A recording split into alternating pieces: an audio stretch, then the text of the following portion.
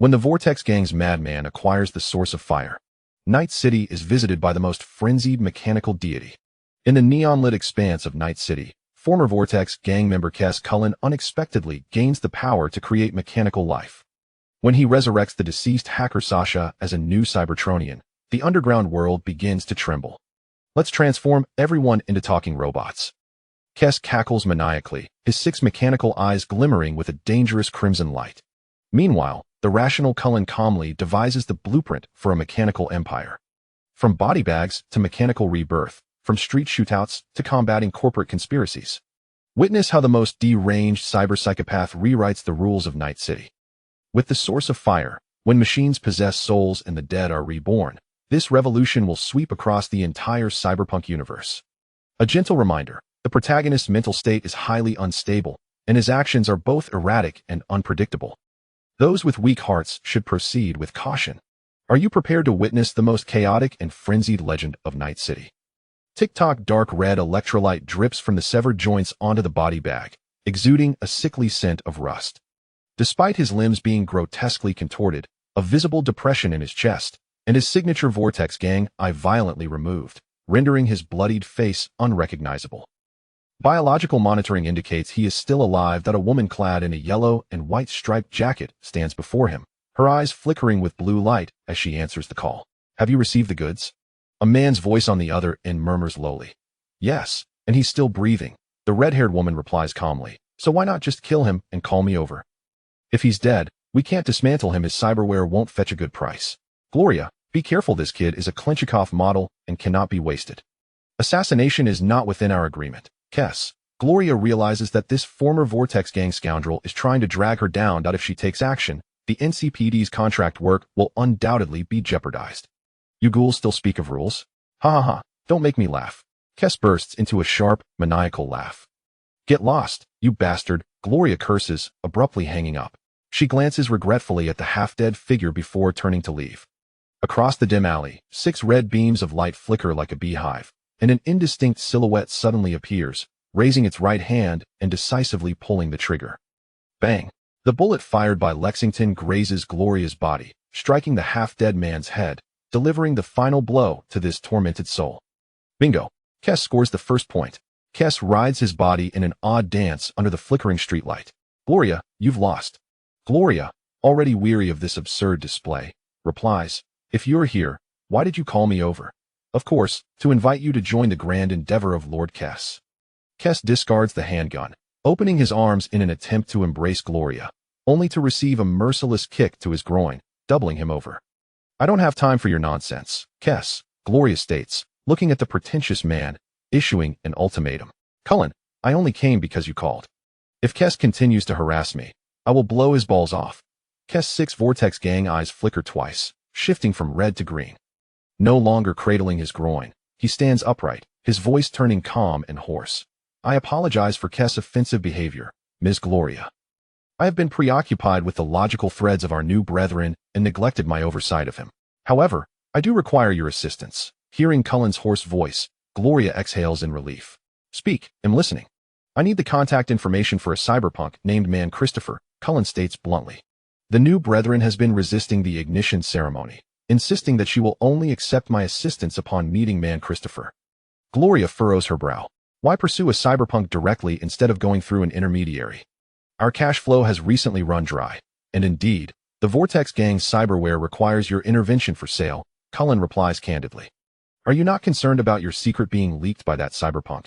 Gloria regards Cullen, silently reflecting that if not for David, she might also be tempted to divulge his secret to the corporation. This is a risk I must take, Cullen states, his cybernetic eye flickering from green to red as Kais' irritating voice resurfaces. No. This is not a risk, it's an opportunity to acquire new toys. Kais caresses his face, exclaiming in ecstasy. Tell that big oaf we know what leverage that darling obtained from biotech. Have him come over, preferably with his equally dim-witted girlfriend. With just 1 electromagnetic bullet, we can procure 2 new life-sized action figures. Woohoo! Kais' mechanized eye suddenly brightens, screeching like a banshee. Cullen, you truly are my other half. This plan is splendid. I can hardly wait to savor this pain. Cullen, a frustrated Gloria shouts back. Gloria, you always recklessly squander my affection. Kais' words barely escape when Cullen forcibly takes control of his body. Kais may be unusually excitable today due to the addition of a new companion. Please disregard his mad ramblings. Gloria narrows her eyes. Though Kais is a pervert, a fool, and a scoundrel, he has yet to deceive me. So Cullen, you seek man's contact to transform them into the new Cybertronians you speak of? Cullen remains silent for a moment, slowly shaking his head. If you oppose this, then the feasibility of this plan is nullified. Ms. Gloria, the birth of the new brethren holds immense significance for me. I am willing to take any risk and pay any price for this. Will you assist me? Gloria studies Cullen, yet from the cold gaze of his mechanical eye, she finds nothing. Unlike the seemingly mad Kais, she senses only mechanical indifference from Cullen. Ultimately, she concedes and provides man's contact information. My collaboration with him is limited to 2 cyberware sales. Gloria adds, there is no foundation of trust between us, so it would be best if you do not mention my name too. Complicate matters. Cullen nods in understanding, then retrieves the Lexington discarded by Kais, gestures toward the body bag, and departs, everything left unspoken. Kais appears to lose interest after Gloria's departure, allowing Cullen to return steadily to his current stronghold, an abandoned auto factory. Upon opening the door to the assembly workshop, which Cullen has transformed into a studio, the lights automatically illuminate with his entrance. In the center of the studio lies an operating table, draped with a white cloth, yet it is evident that a person is resting upon it. On the surgical table lies the adorable Sasha. Yarovskova, a cherished memory for Kais, and the first new Cybertronian he wishes to transform. Once a skilled netrunner, she met her tragic end by leaping from a high building, forced to do so after uncovering the hidden secrets of a biotechnology firm during a data theft. Operation IT was Gloria who collected her remains, taking note of the name Sasha, which Kais had deliberately chosen to protect, leading her to Kais Cullen. Utilizing the power of the spark, Kais transferred Sasha's lingering consciousness into a meticulously prepared mechanical body. However, communication with Sasha hit an impasse before the ignition ceremony could commence. Upon returning to their base, Cullen ceased to suppress Kais, allowing him to eagerly approach the surgical table, his eyes alight with excitement. Naturally, this fervent display prompted Sasha, lying there, to break her silence and warn him through gritted teeth, if you dare take another step, I will immediately format myself. Kais's predatory advance faltered, and he swiftly slid to a halt before the table, hands clasped in supplication. Please, do not do that.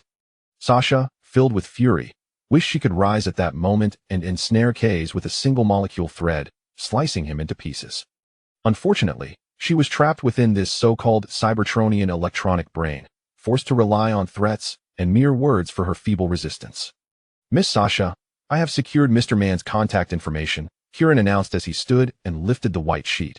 Will you accept the ignition ceremony and become one of us? The figure on the surgical table was not a clumsy, brutish security robot, but rather a delicately constructed body, smooth and human-like. To soothe Sasha's emotions, a significant sum was spent on high-quality synthetic skin, accurately replicating her previous appearance. Of course, Kais's whimsical desire to adorn her with cat ears, paws, and a tail was dashed against her vehement objections. Sasha found herself torn. She had contemplated pretending to acquiesce to Cullen, activating her body to escape later. Yet, Cullen seemed aware of her thoughts and persistently inquired, prompting her to suggest contacting Man in a bid for outside assistance. Our condition is simple. I will agree to you once I meet Man. Sasha stood firm, leading Kais to consider swapping the prepared cat ears for donkey ones instead. I believe you understand the significance of my resurrecting you, especially for the company. Cullen pressed on, unwavering. Accept the ignition ceremony and be reborn as a new Cybertronian. It would be to your benefit. Yet your resistance perplexes me. For the inhabitants of Night City, discarding an old body for a new one should be commonplace. Cullen, you saved my life, and I owe you a debt, but I am still a cyberpunk. If you want me to work for you, I will risk my life to fulfill your requests. However, if you intend to cage me like a canary, I would rather you had not saved me at all. Kais. Cullen's usually calm and gravelly voice betrayed a hint of frustration. I cannot help it if I've encountered my dream lover, Kais retorted, attempting to deflect. Perhaps I am being a tad overzealous. Miss Sasha, Cullen interjected forcefully. Accepting the ignition ceremony does not equate to becoming a caged canary. New Cybertronians are not slaves. I merely wish to gain a compatriot, someone to share in the experience with me. Kais, you are nothing more than a randy dog.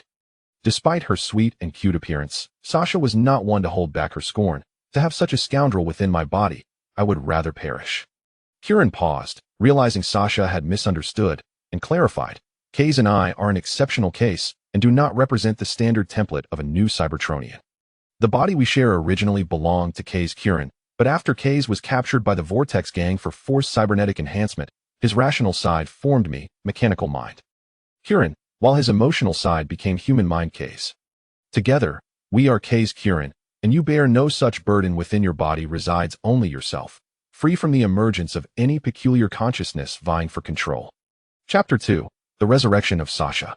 In the bar, Man and Dorian sat together, engaged in quiet drinking. Have any hackers approached you lately? Dorian asked, breaking the silence as she observed the pensive man. Other than the recommendation from Ms. Rogue for Kiri, no one has contacted me, Man sighed, still grappling with the memory of Sasha's death before him. As the team leader, he could not afford to show weakness, striving to cover the team's vulnerabilities. Is that so? Dorian, not particularly loquacious herself, felt compelled to act, driven by her affection for Man. Suddenly, a blue light illuminated Man's eyes as a call came in, the name of the caller making him widen his gaze in disbelief. Sasha? At the mention, Dorian's pupils dilated slightly, but she discreetly glanced around before pulling Man's hand and kissing him. Man regained his composure, responding warmly to Dorian while answering the call. Sasha's holographic image appeared before him, her body unchanged as always. Man, she addressed her old friend, suddenly at a loss for words. After a brief pause, she said, I am alive and well, but I must withdraw from the team. As the team leader, Man was too astute to directly inquire about Sasha's miraculous return. He exchanged glances with Dorian and urged Sasha, Sasha, everyone in the team misses you dearly, especially Rebecca. She has been staring blankly at your favorite whiskey for days, and your mother has been inquiring about your well-being. I owe her an explanation. Man, there's no need to probe. Sasha shook her head. I am not being coerced. Rebecca and I prefer cola, and my mother, she hesitated. She died because of a drug developed by the biotechnology bastards. I am still the Sasha you remember, but I can never return to the past. Sasha, Man, our time for communication is limited. Sasha grew serious. There are several things I must tell you. Do not seek revenge against the biotechnology company on my behalf. I will handle that myself.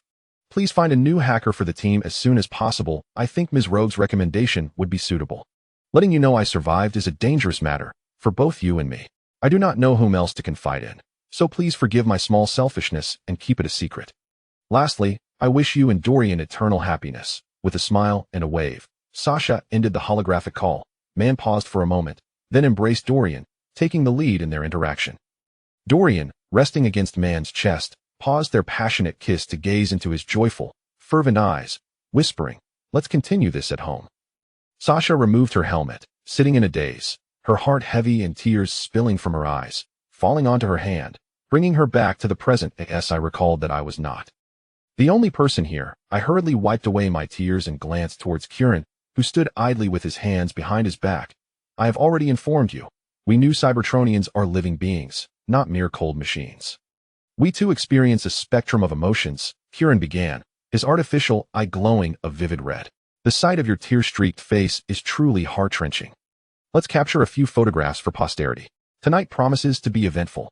Kais, must you always be so insufferable? Sasha exclaimed, exasperated at his foolishness.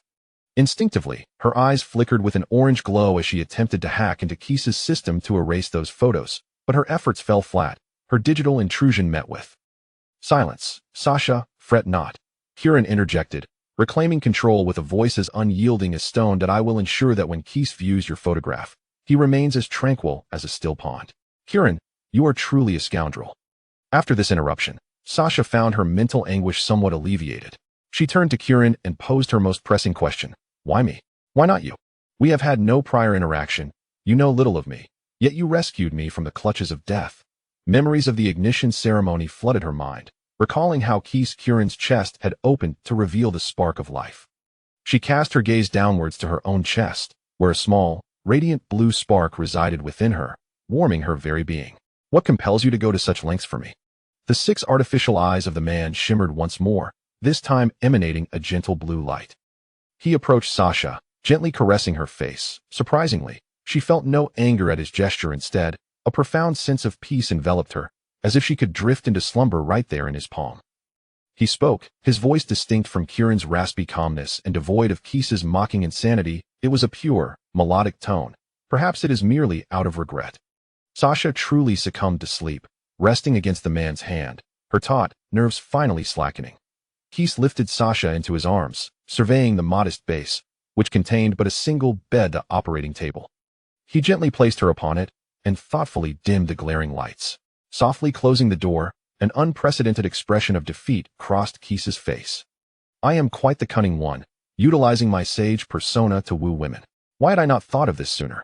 If only I could, I would have swept the bases clean.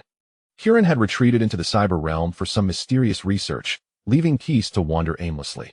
Unlike the vibrant neon of the corporate plaza, the factory district of Arroyo was devoid of such light pollution. Naturally, his typical Vortex Gang attire, especially with those 6 artificial eyes, drew attention like a beacon in the night.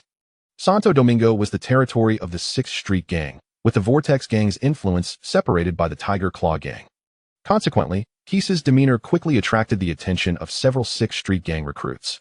Hey, loser, a group of 5 or 6 recruits surrounded Kais, one particularly spirited fellow clad in military-style pants and sunglasses stepping forward with a whiff of hostility. Get back to the muck of Watson. We don't sell protein bars here. Laughter erupted among the 6th Street recruits. Kais remained unfazed. If one were to become incensed by a mere taunt in Night City, they would surely exhaust themselves with indignation. Believing himself a member of the Vortex Gang, he resolved to act according to their logic. The laughter seemed to embolden the spirited fellow, who stepped closer and seized Kais by the collar, attempting to deliver a scathing remark. But Kais merely grinned, raised his right hand, and delivered a resounding slap across the young man's face.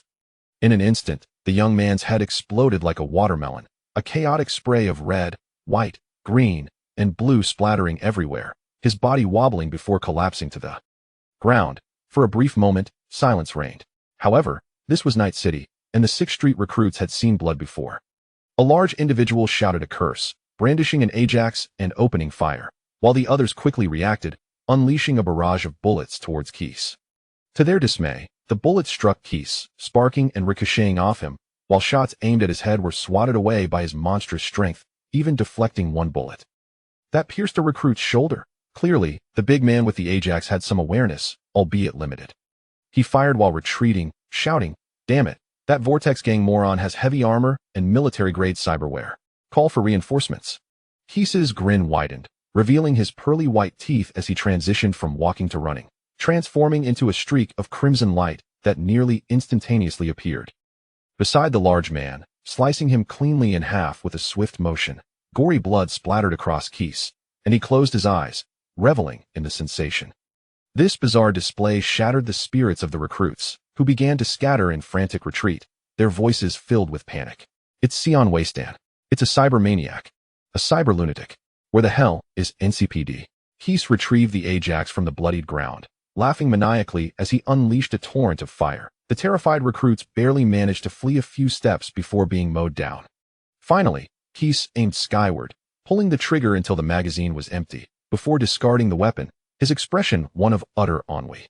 The Arroyo was the stronghold of the 6th Street Gang, and they responded swiftly. The deaths of a few recruits hardly stirred the interest of their leader, RYK Mortan. Soon, while Firepower arrived with a cadre of elite 6th Street Gang members at the scene of the massacre, the underlings prepared to open fire, but while Firepower, having read the distress signal, halted their reckless actions. Before them stood a cyber maniac adorned with Sion Wasteland and heavy armor, likely equipped with additional military-grade cyberware. His hacker was sweating profusely, while the opposing figure remained steadfast and motionless. While Firepower began to doubt whether he had been tricked, fearing his boss intended to use him as a pawn in a greater game. Hey, you there with the sunglasses? Kais, feeling a twinge of boredom, decided to check on how Sasha was faring in her slumber, glancing toward the man hiding behind a vehicle. This new group of fill-line babies had been brought in by him. You're not a cybermaniac. Well, Firepower was astonished that Kais retained his faculties. Kais rolled his eyes. Am I not mad enough for a cyber lunatic? Come over, and he'll show you a treasure. Do you take me for a fool? Chapter 3. New Cybertron Cullen. Lend me a hand. Keith tapped his head. I am not as adept at deception as you are. The artillery gazed into the eyes of the cybernetic madman, watching as the crimson hues transformed into a verdant glow, his heart racing with trepidation, poised to activate the Cyan at any moment. Yet, the other party refrained from aggression, instead unveiling an extensive list of cybernetic enhancements. Cyan Crunchikov, Divergence, I, self-IC, micro-rotor. Dense bone marrow, bioconductor, hemodynamic pump, noise-canceling device, gyroscopic stabilizer, pain editor, secondary heart, nanofibers, subcutaneous armor. Will the artillery swallowed hard? This lunatic must idolize Adam the Hammer. His physique devoid of flesh. However, since he had yet to strike, it indicated a chance for dialogue. Perhaps he would not meet his demise after all?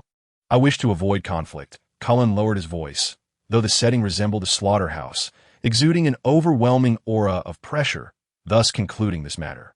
Alternatively, you may attempt to kill me here. Well, the artillery and his 6th Street gang stood awestruck, rendered speechless as Cullen swaggered away, a collective sigh of relief escaping them. Brother Artillery, you are truly remarkable, facing such a formidable cybernetic lunatic without flinching. Will's underlings did not see his composure as cowardice, but rather as an embodiment of courage. After all, joining a gang was merely a means of survival. There was no need to court death unnecessarily. Such a man, equipped with a plethora of military-grade augmentations, warranted intervention from the Tactical Terror Response Team, not an attempt by the 6th Street Gang to play the part of a tough guy. One of the underlings promptly recorded the incident and uploaded it to the 6th Street Gang's internal network, particularly highlighting the list of Cullen's cybernetic enhancements. Any skepticism towards what was obliterated in the face of that extensive list, inadvertently elevating his status within the gang. Such is the nature of gangs. As long as one demonstrates the capacity to inflict pain or injury, their inherent fear of the strong will emerge, rendering them cautious in their actions. The progress of constructing the data barrier paused once more. Keith, I require a substantial portion of computation power. Do you not have Sasha to assist you? Utilizing her as a resource should liberate your computational capacity. After all, she is a local hacker in Night City. It remains uncertain whether our new compatriot can still connect to the network.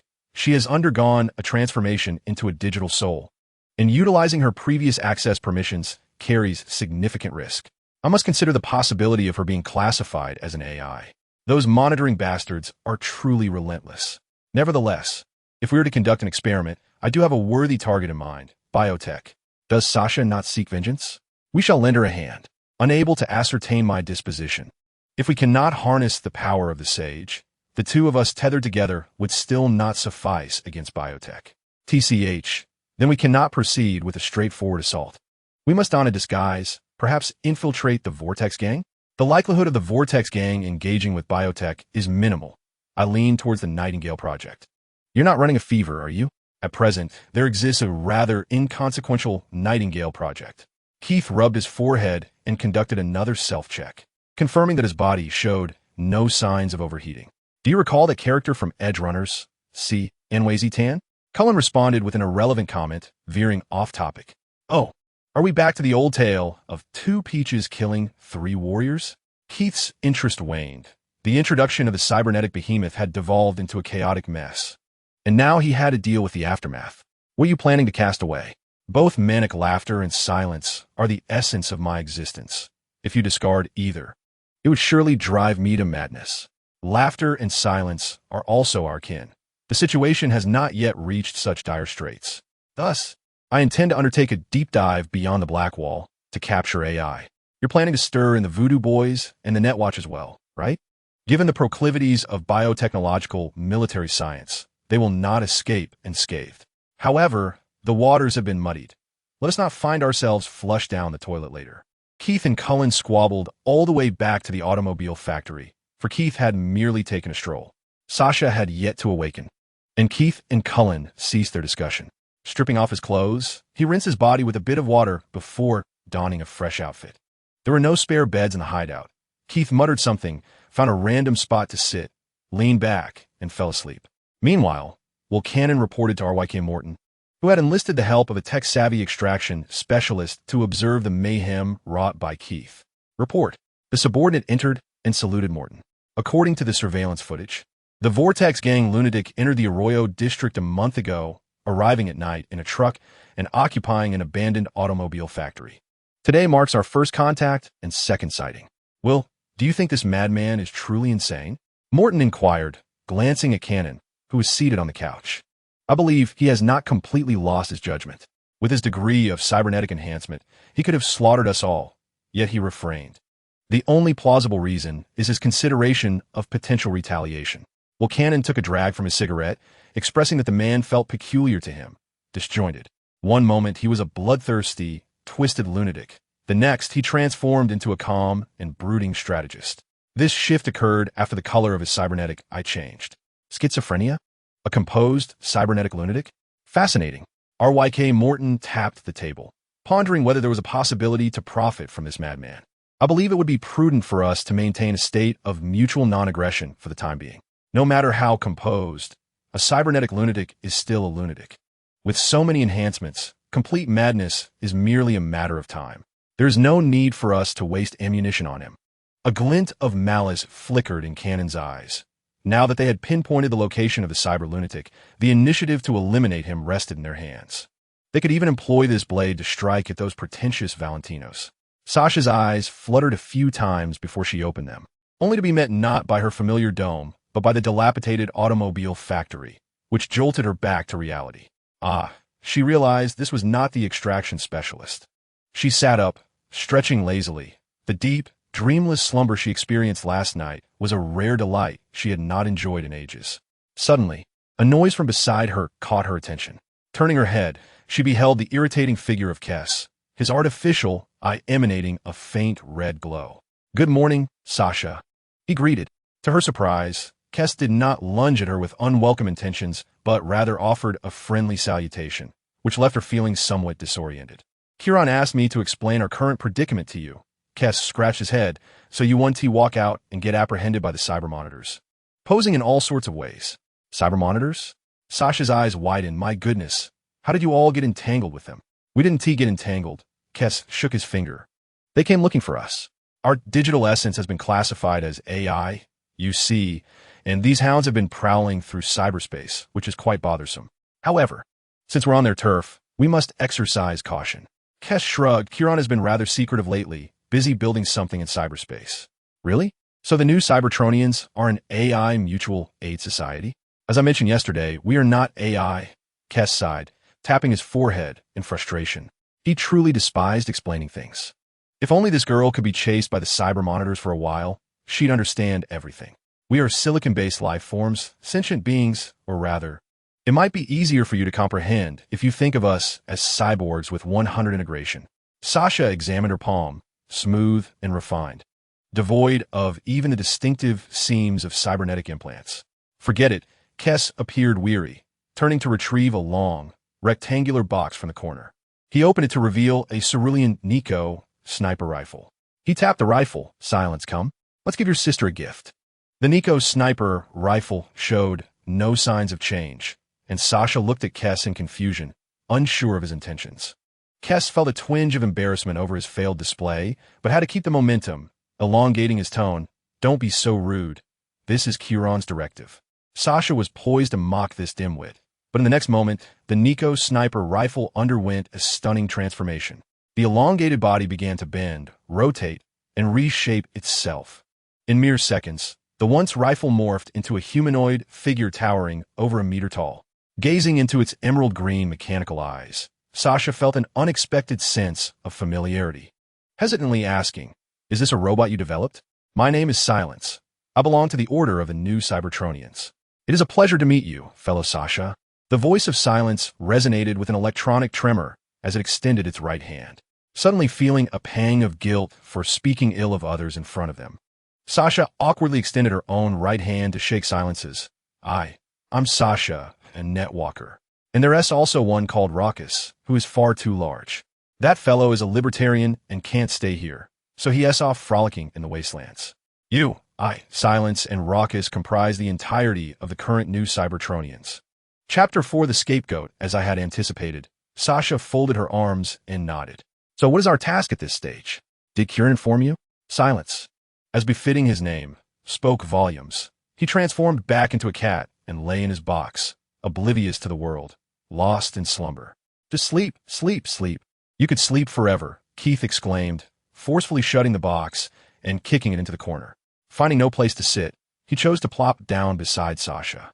She frowned slightly, but made no effort to shove him away, merely shifting a bit to the side. "First and foremost, Kieran requires your assistance." Neither of us possesses independent computational power. We rely on the strength of the sage. However, the sage's power is exceedingly unique, limiting its full potential. Sasha was aware of the sage, as the spark within her was bestowed by it, yet she was uncertain why there was reluctance to utilize its might. The sage could grant mechanical life. An excessive reliance on its power within cyberspace could precipitate an event akin to the Bartimus Voyager. Keith's tone carried a distinct malevolence. What if every vehicle on the street possessed consciousness? What if all firearms transformed into silence? Even more unnerving, what if each individual's cybernetic body came to life? Despite her mechanical form, Sasha felt a chill run down her spine. While Kieran and I are indifferent, the sage, even devoid of consciousness, still wields a certain inclination. Kieran had been constrained, like toothpaste squeezed from a tube, in utilizing the sage power. Only when we united did the sage unlock all permissions. What is it that I must do? Sasha steadied herself, striving to dispel apocalyptic associations. Well, the matter requiring your assistance will be addressed later. First, we need to conduct an experiment to ascertain whether your network permit will be traced by the net monitor. My network permit is still valid? Sasha inquired, puzzled. Just yesterday, she recalled her anger over the voyeuristic antics directed at her. Her face flushing red as she grabbed Keith's collar. Delete those photos from yesterday. She had already attempted to use her puppet, yet the pervert remained unresponsive. I want to delete them, not even under duress. Keith sniffed at Sasha's wrist, but alas, there was no enticing fragrance. After all, this was not her original body. Disgusted, Sasha pushed Keith away, feeling helpless against his persistence, and threatened fiercely, "If you dare to leak anything, I will turn your brain into roasted brain matter. And you're not permitted to use my photos for lewd purposes. I would love to charge in." Keith retorted, somewhat flustered. "I could charge in all night." That cold-hearted Kieran deleted the drive from my big cannon. Realization dawned upon Sasha. The tranquil demeanor was indicative of a deeper meaning. With her anger dissipated, she thought, "Well done, Kieran. Hello, everyone. Here is WNS News, bringing you an important announcement. The pain relief medication Securison, developed by a biotechnology company and widely acclaimed, has provided solace to numerous veterans in their twilight years. However, according to reports from our journalists, this medication harbors significant safety risks, particularly its side effect of neurological degeneration, which has left countless distinguished veterans bedridden and ultimately led to their sorrowful demise. The following is the clinical trial report of this medication." The voice of the host echoed in the office as the director of the Night City branch of biotechnology, Eltonham, fixed his gaze upon the safety supervisor, squeezing out words between clenched teeth. "Did you not assure me that the little wretch only communicated the information to News Channel 54? Did you not guarantee that the little wretch was dead and gone? Did you not promise that there would be no issues whatsoever?" The safety supervisor's cybernetic heat vents visibly exhaled vapor, clearly indicating his extreme anxiety. "Give me a day, and I will locate that little wench. We are uncertain if she possesses any further information, so we must see her alive or her corpse. Get out." Eltonham watched the safety supervisor scuttle away from his office and sighed. He then answered the phone, preparing to face the inquiries of the military technology overseer. Dexter Deshawn paused his gesture of lifting the wine glass, glancing at the caller ID with a confident smile before answering. "Ah, I should have bought today's death lottery tickets. It is a pleasure to hear from you, my old friend Andre." Dexter's voice was warm and inviting like a breath of spring air. "However, I am not pleased, Dexter Andre." The safety supervisor of biotechnology had no patience for this facade. "You need to find a hacker named Sasha Yalovkova, dead or alive, for a bounty of 100,000 euros, with a specific location for 50,000 euros. Andre, it is not that I do not wish to assist you."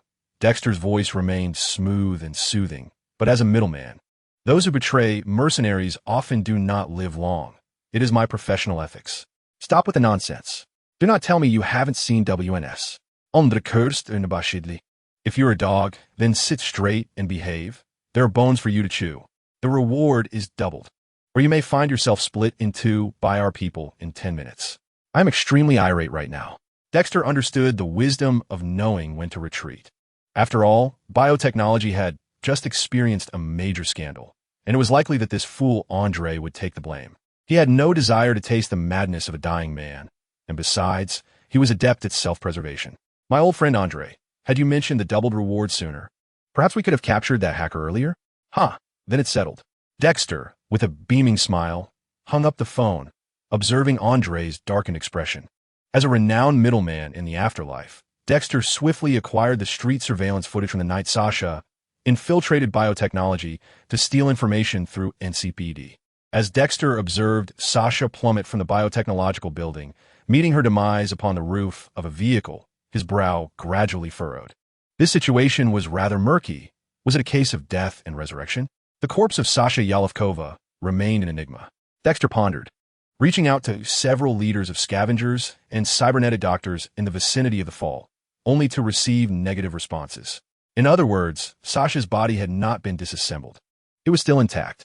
This implied that the NCPD's contracted morticians had removed the body. Curon, you scoundrel! Gloria screamed hysterically, striking Curon across the face before delivering a kick to his groin. When he showed no sign of reaction, she resolutely drew a jade pistol and pulled the trigger at his chest. Bang!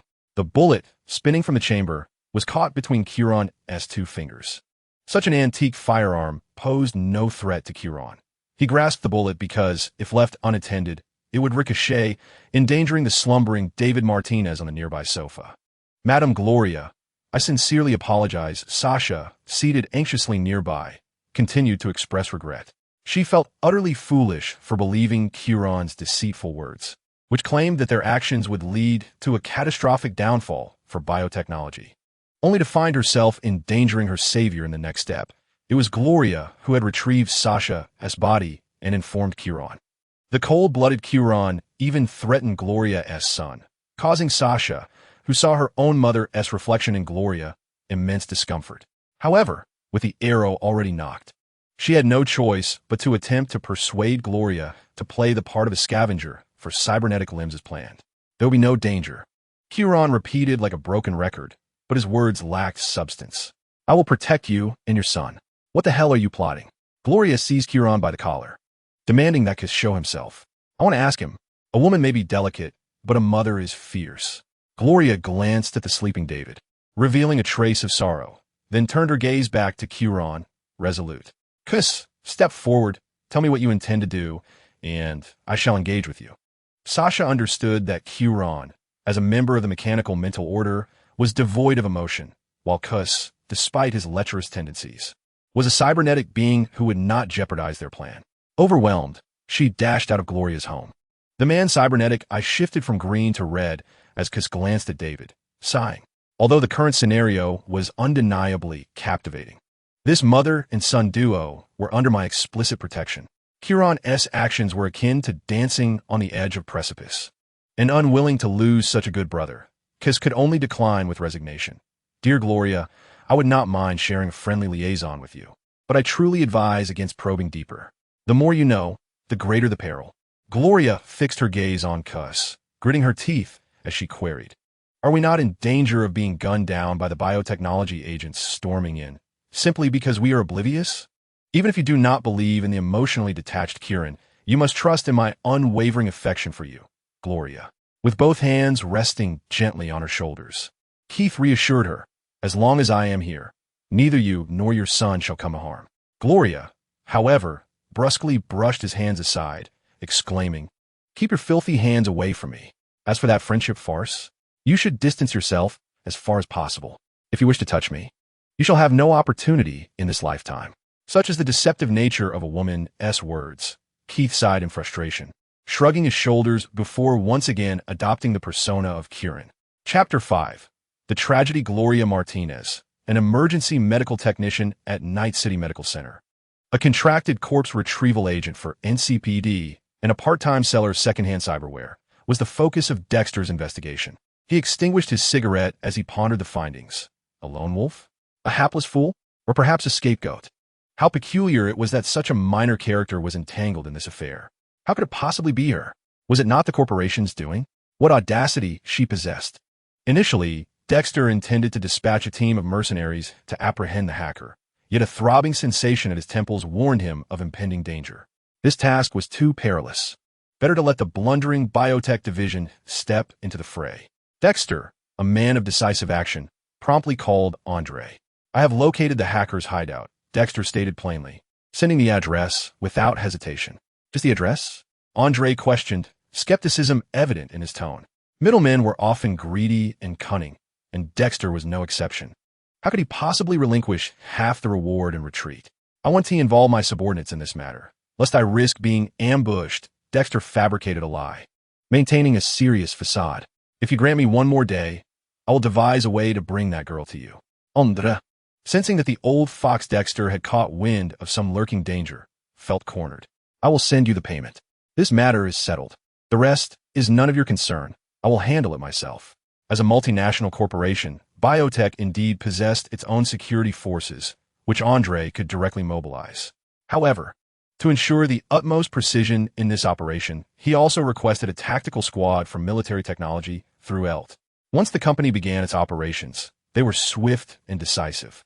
Within 30 minutes, 2 military-marked Emperor 720s and 2 Byman trucks barreled toward the H4 skyscraper. Biotech security robots swiftly secured the ground floor exits of the skyscraper, while the tactical squad from military tech streamed inside. At that moment, within Gloria's home, the atmosphere was palpably tense, with 4 individuals sitting silently on the sofa. David Martinez had regained consciousness, yet he was furtively stealing glances at the 2 unfamiliar faces across from him, his eyes filled with curiosity. They had arrived. Sasha's eyes glimmered with an orange light as she discerned the presence of the military technology tactical team through the gradually dimming surveillance cameras. The next step was straightforward. "Sasha," Cullen rose from the sofa, "eliminate them. I shall remain here to safeguard Gloria and David." He paused, finally willing to elaborate. "Your original body was entrusted to me by Gloria. If we do not extract her, we face greater peril. This is our opportunity." Sasha cast a surprised glance at Cullen, uttering no further words. Instead, she inspected her pink Omaha handgun, preparing to spring into action. "Your handgun cannot penetrate the enemy's subdermal armor." Cullen indicated the elongated box in the corner. "Take the silencer with you." Gloria watched Sasha depart and calmly inquired, "What should David and I do?" The objective of the biotech sector was Sasha, or more precisely, the detrimental secrets she harbored concerning biotech. Despite the tight collaboration between biotech and military technology, they would not wish their dark secrets exposed to outsiders. Hence, the individuals entering this room would inevitably belong to the biotech faction. "I possess the capability to eliminate everyone who enters this room, but it would be futile. Therefore, I will infiltrate their system and provide the orchestrator of this operation with a false narrative that you are not involved in this matter." Gloria pointedly remarked that Cullen's notion was utterly fanciful. "You are wagering our safety on the conscience of biotech. Wasn't it your team that leaked the WNS news this morning? Do you truly believe they have a conscience?" David stood by, taken aback. It was the first time he had witnessed such a sharp side of his mother. While he remained completely in the dark about the unfolding events, "If you wish to conceal a leaf so that no one can find it, where would be the optimal hiding place?" Cullen answered his own rhetorical question. "In the forest. I cannot divulge the forthcoming actions, but I assure you, both you and David will remain safe." Andre sat within the military technology's Emperor 720, watching as hackers continuously vied with Sasha for control of the skyscraper's local network. Feeling increasingly agitated, this hacker, Sasha Yalyevkova, was merely a low-tier cyberpunk. Why could even the military hackers not subdue her? Had she perhaps implanted military-grade electronic countermeasure units? Hellhound 03 reports engagement with the target. The military technology communication channel finally relayed good news. The target is armed solely with an Omaha handgun, posing a low threat. Should we eliminate her or attempt to capture her? Andre felt uneasy. Had the opponent refrained from hacking? Is it confirmed that it is Sasha Yalyevkova? The adversary's hacking attempt was intercepted by the self-ICE system. Their biological and signal characteristics align with the mission target. Confirmation is assured. Then capture her. Command acknowledged. Tracking initiated. Closing in on the target. The grass is a damned cat again. In the communication channel of the military technology tactical team, chaos erupted unexpectedly as 2 red dots representing biological monitoring signals vanished in an instant. "Damn it, what's happening?" Andre cursed angrily, swiftly commanding the biotechnology robots to advance. Yet, in that fleeting moment of distraction, the military hacker, adorned with a deep-sea helmet, let out a blood-curdling scream. What the hell is a hellhound doing here? She shrieked. The hacker's deep-sea helmet sparked with electricity, overwhelmed by the sheer number of threats. Help! There are too many. Despite Andre's prompt reaction to remove the hacker's helmet, it was too late. With a sharp crack, the orange glow in the hacker's eyes faded, her artificial eyes bulging out and breaking through their sockets, as her brain emitted wisps of smoke, leading to her untimely demise.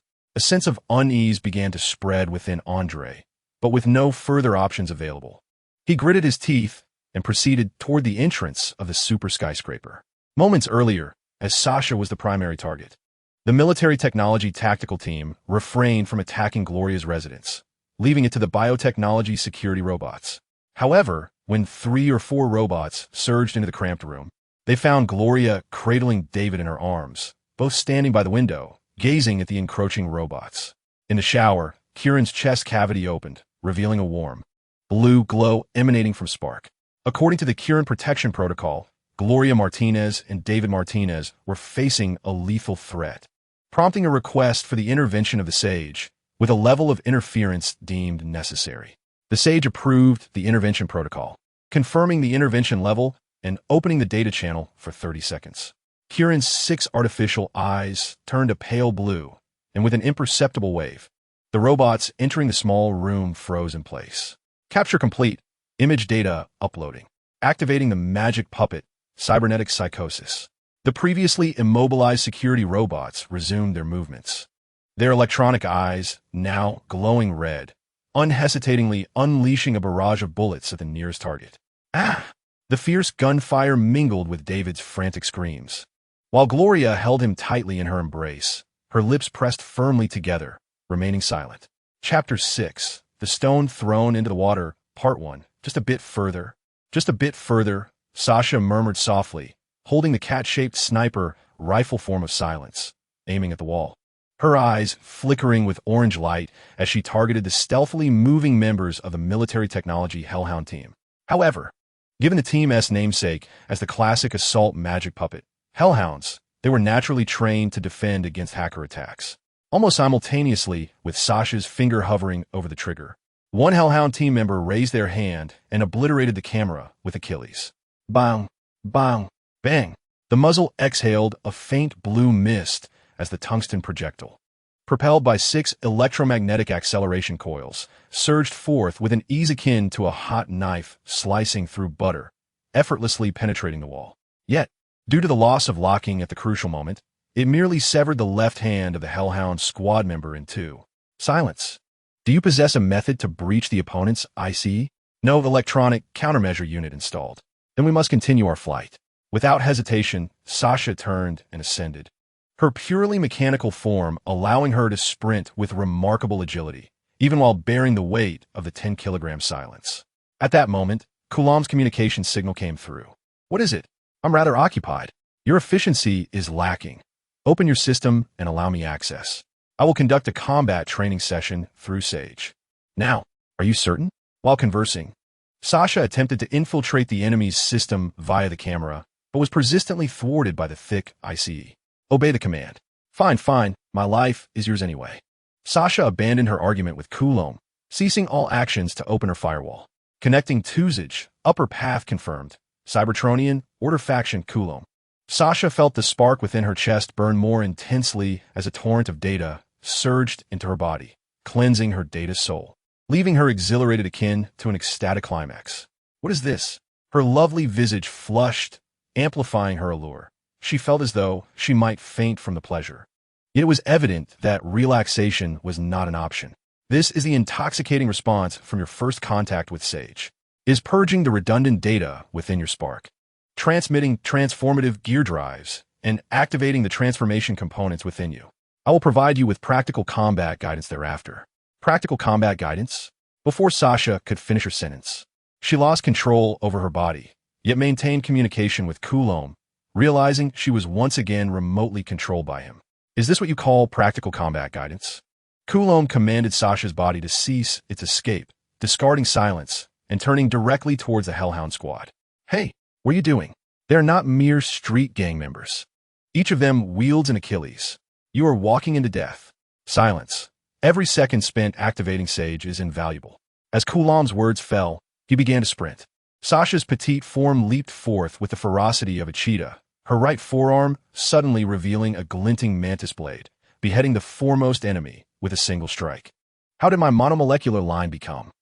Sasha's confusion remained unvoiced as Coulen raised his left hand, the artificial skin of his palm splitting to reveal a dark, gaping muzzle. Projectile emitter. Boom! The detonating projectile rent through the enemy's body, resulting in a violent explosion. In the confined space of the staircase, a shower of blood fell like rain. Yet the adversaries were not merely passive recipients of the assault. The Achilles gun, with its fiery breath, sought to eliminate Sasha Cullen on the spot. However, their reactions were sluggish. Sasha's figure vanished in an instant, only to reappear behind one of the squad members. With a slender golden thread extending from her right hand, she ensnared the enemy's neck and, with a forceful tug, the severed corpse thudded heavily to the ground. Activate the Cian waiststand, bellowed the squad leader, as the luminous spine prosthetic on his back illuminated, allowing him to finally perceive Sasha's movements. The Cian waiststand was indeed a remarkable invention. Prior to understanding this technology, I had never realized how astonishing the potential of machinery could be. Gracefully manipulating the monomolecular line with her right hand, Sasha seized the Achilles, aiming it at the other foes who had yet to activate their Cian waiststand. With 5 rounds remaining in the magazine, a fleeting azure glimmer sparked in Sasha's eyes as she locked on 5 targets. The squad leader, in a state of frenzy, raised his own Achilles, aiming at Sasha's forehead and frantically pulling the trigger. Yet, within his desperate gaze, Sasha's form glided forward like a specter, moving a meter to the right. The Cian waiststand had concluded its function. Accompanied by 5 gunshots, 5 skulls were sent soaring into the air. Sasha discarded the empty weapon, and her hands once again brandished the electronic mantis blades, her posture bending low as arcs of electricity crackled around her. This time, the remaining individuals finally managed to activate their Cian waiststand, but even within the realm of slowed time, Sasha's movements were astonishingly swift. All bore witness as she danced through the dense web of gunfire with the elegance of a ballet dancer, the mantis blades casting blue glimmers as heads ascended like fireworks. Time felt both fleeting and prolonged. When Sasha withdrew the bloodied mantis blade from the squad leader's chest, a mere 15 seconds had elapsed. Suddenly, Sasha regained control of her body, the power of the sage receding like a tide, leaving her with an overwhelming sense of emptiness. Yet, being a person of resolute will, she cast off this emotion, disdainfully shaking the blood from her mantis blades. The next step required her to take the head of the biotechnology safety officer hostage and infiltrate the biotech building, where they would rendezvous. Along with the communication came the cautious, dazed visage of Andre. As Sasha wiped the blood from her mantis blades on the corpse, she frowned at the flickering blade, pondering how she might reclaim it. Use the power of the spark to drive the transformation unit, she mused. The access to Sage is about to conclude. I have a few matters to wrap up. Utilize the power of the spark. What difference does it make, really? Sasha muttered under her breath. Use it just as you would the network access pod. The sudden emergence of Silent voice startled Sasha. I hope you can learn quickly. Silence manifests in the form of a robot, and the forthcoming battle will be even more arduous. Following Silence's guidance, Sasha indeed activated the arm's transformation unit, releasing the mantis blade's transformation, and turned to gaze at Silence. This is the first time I've heard you speak voluntarily. I detest meaningless exchanges. Silence replied as he walked towards the descending staircase. Must you be so aloof? Sasha pouted and followed him. Chapter 7. Pebbles Cast Upon the Water's Surface. Part 2. 2 squads, in an instant, flooded Andre's retina with a multitude of crimson warnings. He scrutinized the biotechnological security robots surrounding him, but felt no semblance of safety, causing his emotions to spiral out of control. Which company is this? Is it Arahisica? It must be Arahisica. Elt. Arahisica has intervened. Both squads have been utterly decimated. He connected to the communication line of the director of Biotech Night City, his voice frantic. I need backup. All right, I'll be there to assist you shortly. Just stand still, one TU. A woman's teasing voice chimed in, and Andre realized that Elt's holographic image was merely a shadow. His communication had been hijacked. You are Sasha Yalevkova? Andre forced himself to regain composure. Your target shouldn't be me, right? A mere security supervisor shouldn't warrant Arahisica's full force. If you believe it's Arahisica, then it must be, Sasha replied lazily, losing interest in taunting the corporate hound. I need you to take me into the biotech building. I can masquerade as your captive. Is the target ELT, or the volatile component currently under testing? Andre's mind raced. Recalling the last time he had to think this swiftly was when he dealt with the former security supervisor. Yet it made no sense. Ever since the catastrophic loss of biotech's major project during the Arahisica nuclear explosion, the headquarters had forbidden the transfer of critical projects to Night City. Despite it being the finest product testing ground. 5 seconds have passed. Have you made your decision? Sasha's impatience began to show. Bringing you back would be tantamount to delivering death. We would perish together. Andre forced himself to remain calm. ELT isn't foolish. Both squads from military tech have been obliterated. How could I possibly bring you back to headquarters unscathed? What would that rely upon? These iron scraps. Are you attempting to negotiate with me? You must divulge your intentions if you wish for my assistance. Andre remained resolute. I recognize that my life is currently in your hands. The military tech hackers have been neutralized. The last time you infiltrated, you employed the cyber psychopath puppet, and these incompetent robots surrounding me are merely your toys. However, dying here amidst chaos and returning to headquarters to meet the same fate are both death. There's no distinction. Sasha abruptly ceased her dialogue, which left Andre exceedingly anxious. He gripped his weapon tightly. Now, it was a test of patience. The first to falter would concede. Well, my intention is to secure reimbursement for the researchers at your cutting-edge laboratory. However, should you choose to collaborate, I would not mind assisting you in resolving your predicament. Given that you have already taken matters into your own hands, it appears you have willingly accepted the role of scapegoat. Surely, you do not wish to be treated as a mere disposable rag. But what if the director of the biotechnology division in Night City were to perish? What if you were to rally and maintain the stability of the entire division? What if the news of this director's demise overshadowed the prior biotechnology scandal? Bring me to your headquarters, and I shall help you deal with your superior.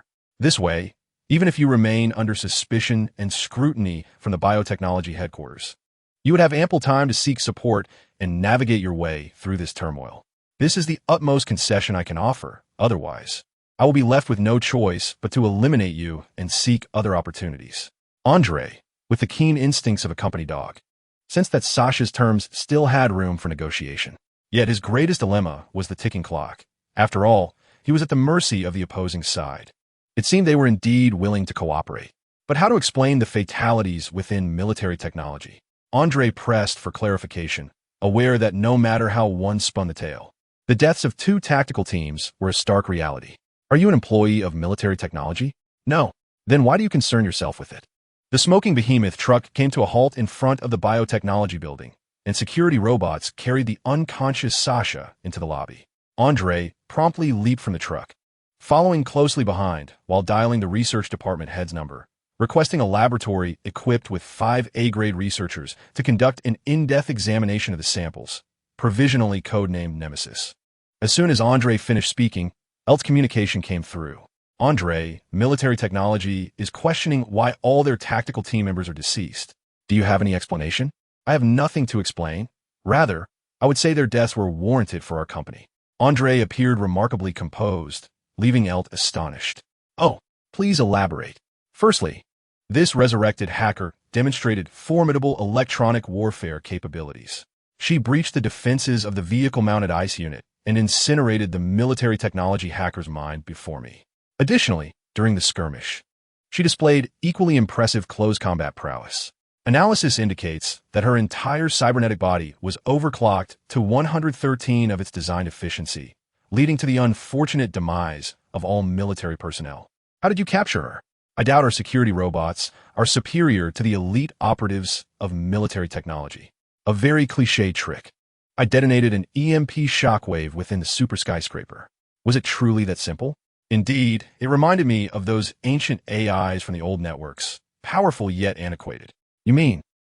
ELT's pupils dilated slightly as he promptly cast military technology from his mind, instructing Andre to organize all documents pertaining to this operation and deliver them to his office within 3 minutes before abruptly ending the call. 3 minutes, is it? Andre's face, usually calm and serene, now bore a hint of anxiety. Time was of the essence. Of course, Sasha had not truly been incapacitated by an EMP. She merely disabled a portion of her systems, creating the illusion of having been rendered unconscious by an electromagnetic pulse. The security robots escorted her to the 26th floor, where she was promptly received by 2 bioengineering security experts and taken to a pristine laboratory.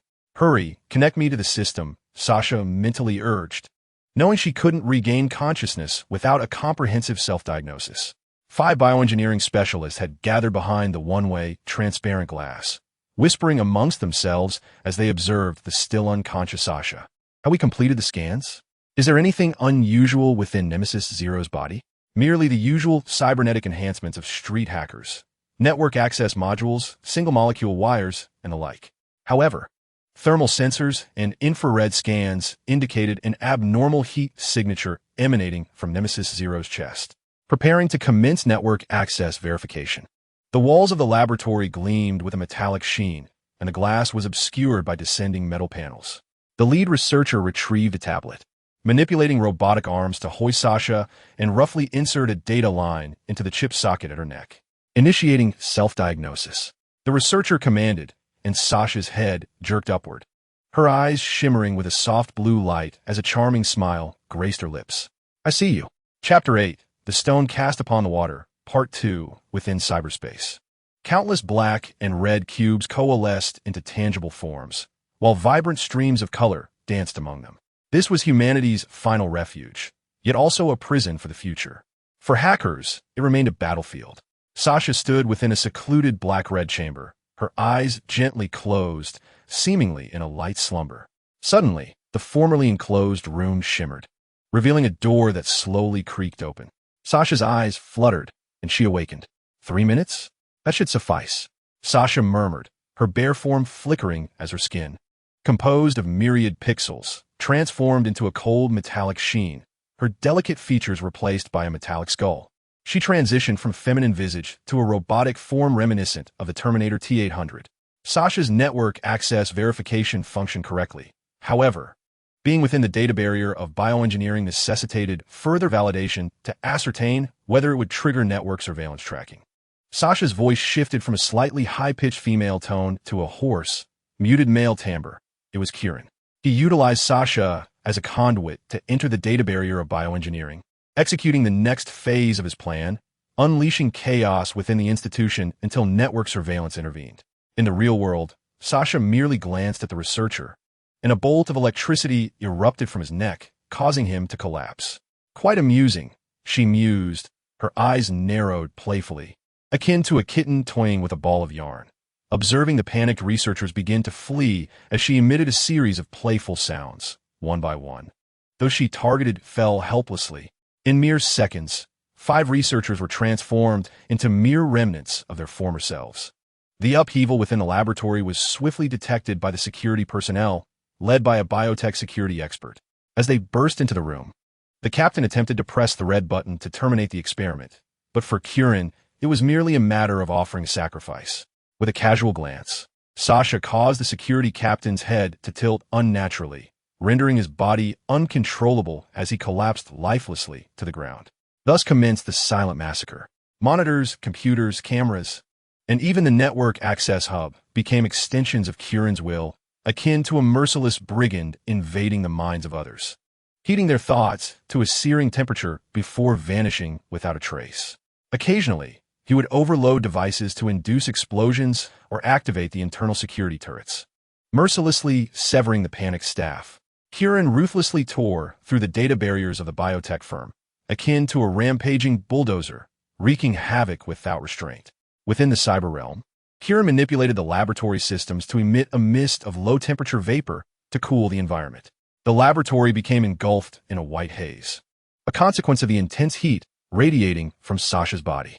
Director Elt of Biotech City received an urgent alert from the research area leader. However, before the tech supervisor could utter even 3 words, Kieran obliterated his head before Elt's eyes. He attempted to reach Andre, but communications remained unreachable. Had it not been for the biometric monitoring signal indicating his survival, Elt would have presumed him deceased. "Director, the hovercraft is ready," Elt's secretary announced as she entered, urging him to evacuate temporarily. "Our hackers have yet to contain the individual wreaking havoc within the company network. The network defense experts have been striving to resist. Yet the adversary's computational power seems inexhaustible. For network defense specialists have already perished. The intruder is systematically eliminating company personnel, ascending from the 26th floor. With an 85% likelihood that you are the intended target, please board the hovercraft and exit the company's network coverage to thwart his schemes. Is there truly no possibility of capturing him? Elt queried, a twinge of reluctance in his voice. If he could apprehend this aggressively mobile AI, he could not only secure his position, but even ascend further within the ranks. As for the deceased employees, who cared for those who could not contribute to the company's profit? Regrettably, no, the secretary asserted firmly, shaking her head. Very well, Elt replied, rising from his chair and departing his office to notify network surveillance. At this moment, the individual Elt was most concerned about was Security Chief Andre. Unreservedly, it could be said that either Elt or Andre was destined to meet their end that day. Ideally, it would be Elt. Thus, as Elt moved, Andre immediately grew anxious. Hastily dialing the communication channel provided by Sasha. Why are you moving so slowly? Elt is making a run for it. In the realm of the holographic telephone, Sasha languidly toyed with her fingers, displaying no hint of tension, rather responding with a casual air. Are you ordering me? Upon hearing this, Andre immediately realized he had erred in his haste. The initiative was no longer in his hands. He swiftly adopted a sycophantic demeanor. My dear, I merely feared for your plans. Rest assured, he won't escape. I have already breached the firewall of the biotechnology headquarters. What else could possibly impede me? You would do well to find a way to extricate yourself. I have no inclination to salvage a worthless pawn. Andre, perceiving Sasha's impatience, refrained from further inquiries and promptly terminated the communication. Meanwhile, Sasha pondered the rationale behind sparing Andre's life. Once inside the biotechnology building, he would become an obsolete piece. Yet Kieran had unexpectedly altered the plan, instructing her to placate Andre. Unfortunately, Kieran was preoccupied with calling out names within the internal network of biotechnology and could not address her queries. Her role here was akin to that of a mere processor, liberating Kieran's boundless computational power, transforming him into a cybernetic superhero, delivering a startling spectacle reminiscent of a cybernetic transformer. Just as Elt's secretary reported to the network surveillance agent stationed in Night City about the rogue AI wreaking havoc within the biotechnology building, Kieran unhesitatingly obliterated the source, preventing premature intervention from the network surveillance. Bored and restless, Sasha finally received Kieran's signal. Prepare for extraction. Are you still capable of action? The control over Sasha's mechanical limbs had long been revoked, and the data lines from the chip slot in her neck had been severed. As Kieran gradually reduced his activities in cyberspace, the tumultuous data exchanges calmed, and the intense heat that enveloped Sasha's surface began to cool. She attempted to move. Apart from a disorienting sensation reminiscent of intoxication due to excessive threat occupation, she encountered no further issues. What the gift you promised me? Sasha inquired, stepping out of the laboratory and pouting at Kieran. As you wish, he replied. A radiant smile graced Sasha's face as she gazed at the retreating biotechnology hovercar, extending her hand to crush it. The explosion erupted, resplendent like fireworks. Chapter 9. The escape. I adore this gift, Sasha mused, watching the remnants of the hovercar engulfed in flames plummet downward. Alongside the elation of revenge, a tinge of melancholy lingered within her. She leaned against the floor-to-ceiling window, staring blankly at the ceiling. Never had she envisioned such an exhilarating form of retribution against the corporate hounds. In her contacts, Kieran's avatar dimmed, entering deep dive mode. Rendre une communication impossible. A self-deprecating smile crept onto Sasha's lips. Kieran had instructed her to evacuate, yet no arrangements for extraction had been made. Where could she possibly flee? Having inflicted such a significant loss upon biotechnology, they would undoubtedly seek retribution, especially with the looming threat of the network surveillance. Thus, she resolved to remain here, fulfilling the final mission of a discarded pawn. In this moment, Sasha desperately yearned for a cigarette. Yet a thorough search of her person yielded no trace of a cigarette case. Just then, a hand extended a cerulean cigarette case towards her. Thoughtfully retrieving a slender lady cigarette, Sasha took the cigarette, placing it between her lips as the hand eagerly ignited it for her. What brings you here? She inquired, taking a puff, yet experiencing no sensation, for the body of Cybertron lacked lungs, depriving her of the pleasure of nicotine. The unsophisticated Kieran had cast the charming girl aside to await her demise. This was intolerable to her arms master, Kais, who vociferously denounced Kieran's actions, declaring his intention to rescue the damsel in distress. "My lovely lady," Kais stepped back, grasping Sasha's hand and bending to plant a fleeting kiss upon her knuckles. "Would you care to elope with me?" "Why not?" Sasha nonchalantly discarded the tasteless tobacco, acquiescing to Kais's proposal. Kais rejoiced, rising to envelop Sasha in his embrace. Their faces mere inches apart. Yet, before 3 seconds had elapsed, Sasha delivered a punch squarely to Kais's face. "No, regardless of how romantic this may be, your visage is simply too unappealing, especially your expression. It's downright lewd." She mercilessly critiqued him, leaving no aspect unscathed. In this era that prized appearances, Kais, whose grip on Sasha remained unwavering, spoke with a slight mumble. "I'm weary. Let it all end." With that, he swiftly lifted Sasha, cradling her back and legs, and, bending slightly, charged towards the floor-to-ceiling window, shattering it upon impact. The two of them burst through the broken window, plummeting earthward, propelled by the inexorable force of gravity. "What the hell?" Sasha screamed, utterly astounded that Kais would take her on such a perilous leap. "This is my escape route." Kais laughed maniacally, exhilarated. "You must be drenched in sweat now, little sister. This is no mere height like the last time you jumped." They had leaped from the director's office on the top floor, a staggering 50 stories high, lacking the anti-gravity technology of the body augmented. And with no sloped landing to cushion their fall, they could not land unscathed like David Martinez or Atom Smasher. Even though her mechanical form felt no dopamine rush, the howling wind and sensation of weightlessness incited both fear and a thrilling excitement that ignited the embers within her chest. Her cheeks flushed, and her eyes danced with myriad lights and shadows, the vibrant hues stretching the entire night city into a two-dimensional silhouette. She unleashed a wild scream, venting the pent-up emotions within her. "I shall reduce this city to ashes." Kais bellowed exuberantly into Sasha's ear as he released his grip on her legs, pressing his hand against the swiftly passing glass of a building. The intense friction from their high-speed descent scorched the nano-coating on Kais's hand, revealing the intricate mechanical structure beneath. Sasha sensed a tendency to drift away from Kais after he released his grip, and immediately wrapped her arms around his neck, ceasing her screams. Gazing at the deranged man, she shouted, "Are we going to die? Death! We can all die, ha ha ha!" Kais, in a fit of mania, bellowed, "Everyone must perish. Arasaka, Junkie, Heavy Hammer. None of them shall survive. Ha ha, the boss speaks true.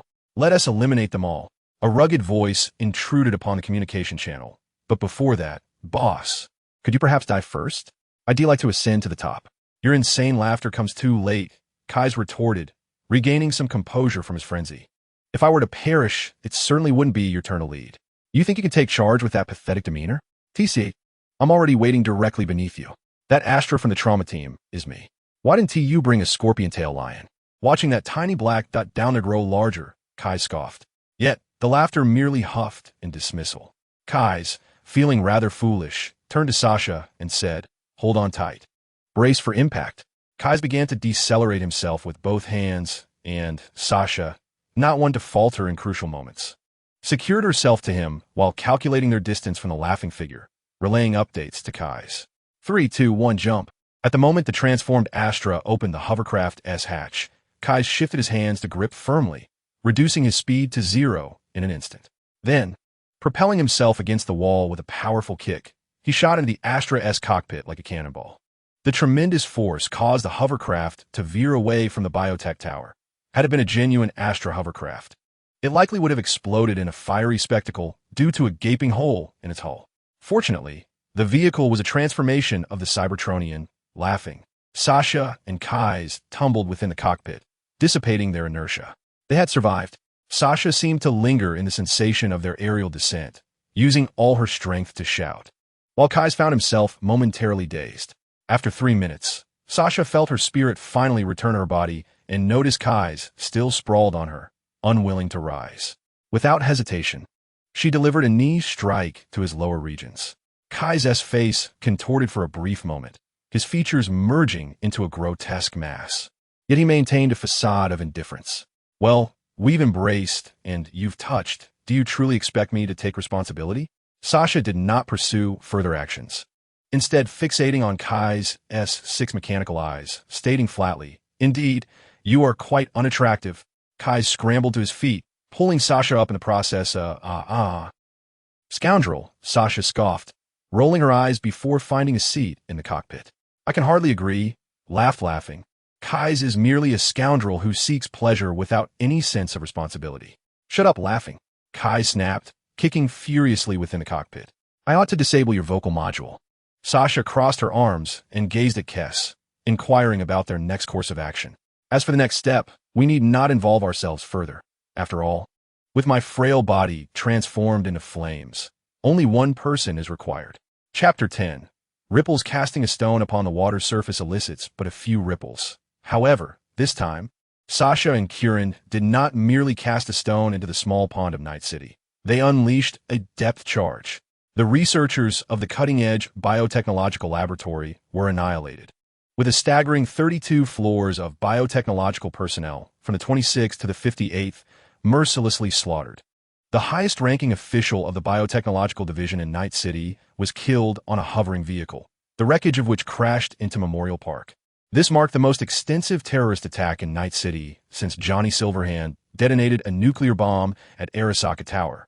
The cyber surveillance unit received word of the incident first, yet they were the last to arrive. Arasaka Tower, being in closer proximity to the biotechnological building, dispatched agents ahead to ascertain the situation. Subsequently, 2 tactical teams were lost, inciting furious reactions from military technology.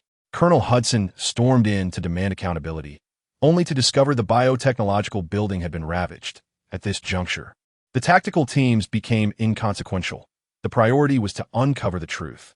Upon reaching the biotechnological building, Agent Moan Du Bois of the cyber surveillance unit witnessed the security chief, Andre, caught between Arasaka and military technology personnel, their tension palpable. For the first time, Andre found the cyber surveillance agents endearing and hurriedly approached, exclaiming, "Mr. Du Bois, you have arrived. What is happening?" I received reports from biotechnology regarding a rogue AI. Moan, uninterested in the apparent rivalry between Arasaka and military technology, directly addressed the core issue. A rogue AI? Oh, yes indeed. A rogue AI. Andre stammered, momentarily taken aback, before suddenly realizing that it was not merely a rogue AI. But there was a significant possibility it was an SPI, an AI consciousness that had been replicated by a soul killer. Take me to the node where the AI first initiated its destruction, Moan asserted decisively. I require the data characteristics of this AI for tracking. Right this way, Andre replied, resembling an eager subordinate. The heads of the Arasaka Intelligence Division and the Military Technology Operations Department understood the situation upon witnessing the cyber surveillance unit's intervention and felt a surge of delight. If it were merely a straightforward terrorist attack, they would gain little advantage, especially since it was not the European headquarters of biotechnology that had been destroyed. However, if it were indeed a rogue AI, they would have a legitimate excuse to linger within the biotechnological building for an extended period. After all, both Arasaka and military technology were quite interested in the ferocious cybernetic components being tested by biotechnology in Night City. Thus, without hesitation, they followed Moan. Moan led the group to the elevator, where hesitation lingered among the others. What if the hacker had compromised the elevator, subjecting them to a free-fall experience? Yet, seeing Moan and Andre enter the elevator without a second thought, the others had no choice but to follow suit. The origin of the outbreak can be traced back to the laboratory on the east side of the 26th floor, which is the latest research project of our company on biological prosthetics, codenamed Nemesis Zero. Andre spoke nonsensically, yet our volunteer for the prosthetic implantation began to exhibit uncontrollable behavior. An AI emerged from her mind, initiating a massacre of our staff. Due to the urgency of the situation, we had not yet had the opportunity to clean up the bodies of our employees. However, this inadvertently facilitated Moan, who crouched down to pry open the head of a corpse, revealing the charred slot for the separation chip. He meticulously scanned each one, discovering that the cause of death for all was extreme cerebral incineration. Moan stood up and gazed into the observation room, where the mist had yet to dissipate. He entered, greeted by a wave of heat, and retrieved a tablet from his pocket, proceeding to the center of the observation room to connect a data cable. initiating the network monitoring tracking program. Synaptic melting? This is one puppet? Moan raised an eyebrow, continuously manipulating the tablet. I observed the upload counts. 1, 2, 3, 4. This truly exemplified the typical mannerisms of AI. The same puppet had uploaded over 1,000 times. Yet, from where did it acquire such computational power? It not only breached the data barriers of biotechnology, but also hacked into the armed personnel SIC, and ultimately overcame the military-grade firewall of the hovering vehicle. Suddenly, a large red box labeled error popped up on the tablet. Moan furrowed his brow, swiftly disconnecting the data cable. But the tablet incessantly displayed error, refreshing repeatedly until the screen was entirely consumed by it, rapidly heating up. Without hesitation, he hurled the tablet to the ground. Within mere seconds, the device erupted with 2 arcs of electricity, emitting smoke, rendering it completely inoperative. This could spell trouble, Moan murmured softly to himself. Wishing fervently that he had misread the situation, he might have glimpsed the data spores of the black wall. Exiting the observation room, he turned to Andre, the head of biotechnology. The danger posed by this rogue AI is extremely high. I implore you to divulge all information related to this incident, particularly concerning the subject that escaped from the laboratory, Nemesis Zero. Andre felt the weight of Moan's piercing blue gaze, sensing immense pressure. Yet if he spoke, the image of the flaming, hovering vehicle would resurface in his mind. Nemesis Zero was originally a corpse, Andre replied slowly and laboriously, continuously swallowing hard. She was already dead, but then she came back to life and killed us all. She is an electronic specter. Upon uttering these words, he suddenly collapsed, gasping for air. 2 squads of military tech soldiers were annihilated within 15 seconds, and all I could see was a sea of red. I had never witnessed such a ruthless being, devoid of any emotional fluctuation in her gaze, even as she smiled while crushing other skulls. Moan extracted a pneumatic injector filled with a neural stimulant from her person and plunged it into Andre's neck. Discarding the syringe, she crouched down to fixate on Andre's eyes, demanding valuable information, such as how they managed to exit the biotechnology building. The adversary had executed their plan with precision. All surveillance footage had been obliterated, and the data was irretrievably destroyed. Andre, having been injected, pounded his chest as his eyes bulged. Evidently, the hacker's stimulant was too potent for him. She broke a hole in the glass of the director's office on the top floor and jumped out from there. Jumped? From the 58th floor? With a parachute? No. I don't know, Andre gasped, his heartbeat racing. We only discovered strange scratches on the outer glass where she leaped, indicating she attempted to slow her descent. However, we found no debris around the building, not even a trace of blood. Moan nodded, turning her gaze towards Arasaka and the military technology personnel. You have all heard the basic intelligence I have gathered, so I shall not reiterate. I merely hope that Arasaka and the military technology team will assist me in capturing this rogue AI. Subsequently, I shall inform the other enterprises and the government of Night City. I trust that none of you will hinder our efforts against a common enemy. Chapter 11. The Vagabond the Sun, a long-lost companion, shone brightly as Sasha donned her lady sunglasses, seated in the passenger seat of a Gudra 66 Model 640 TS, casting her gaze out towards the desolate expanse. If the wasteland had such splendid weather every day, I wouldn't mind residing here. Weren't you just lamenting about not wanting to eat sand here 2 days ago? The raucous laughter from the driver pierced through Sasha's pretentiousness. You're insufferable. How much further until we reach the client? Sasha retorted, awkwardly shifting the subject, irritated by the incessant jibes of her companion. 670 meters.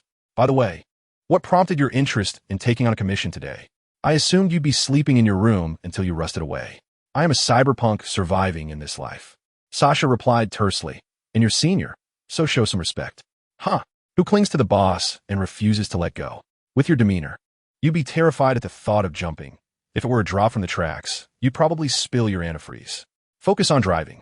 Sasha retaliated, kicking a few times, which silenced the laughter. The Gudra 66 soon halted in front of the Sunset Motel. Sasha grabbed a suitcase from the back seat, opened the door, and made her way towards the motel. This establishment, consisting of merely 2 stories, boasted orange walls and a blue roof, exuding an aura of cheapness. Yet it was one of the few decent places in the wasteland. It provided not only shelter from the elements, but also a chance to enjoy a drink or two with a little extra cash. Sasha ascended to the second-floor bar, scanned the room, and settled into a seat on the right side, placing the suitcase on the table. "Your goods," she stated, pushing the suitcase towards the man in a short-sleeved black jacket seated opposite her. Was the journey smooth? The man took the box without bothering to inspect its contents. "What issues could there possibly be?" Sasha retorted. "What problems have you concocted? Is it the Border Patrol or the Night Stalkers?" "Haha, that's not what I meant." The man waved his hand dismissively. "You're overreacting." "Well then, this deal is done."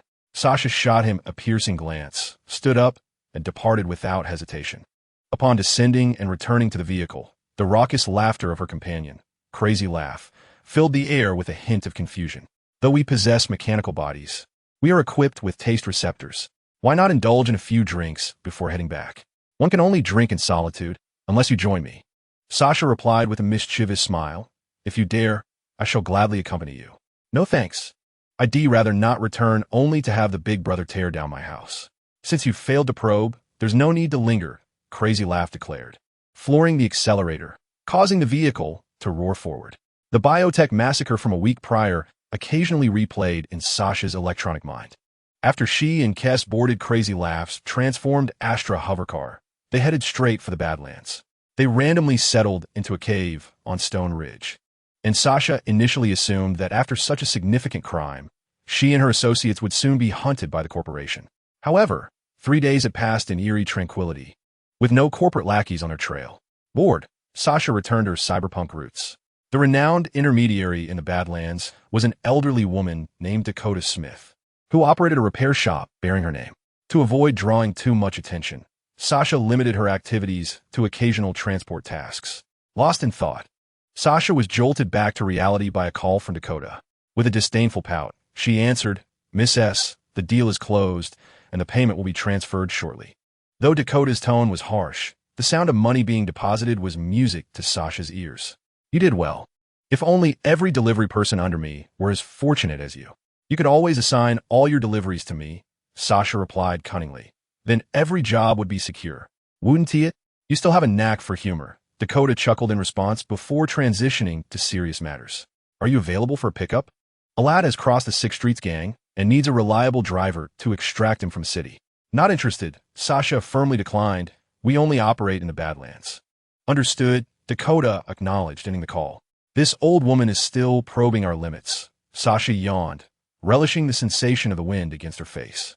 "Perhaps I should suggest a moonless night for Crazy Laugh to make a menacing proclamation," she mused.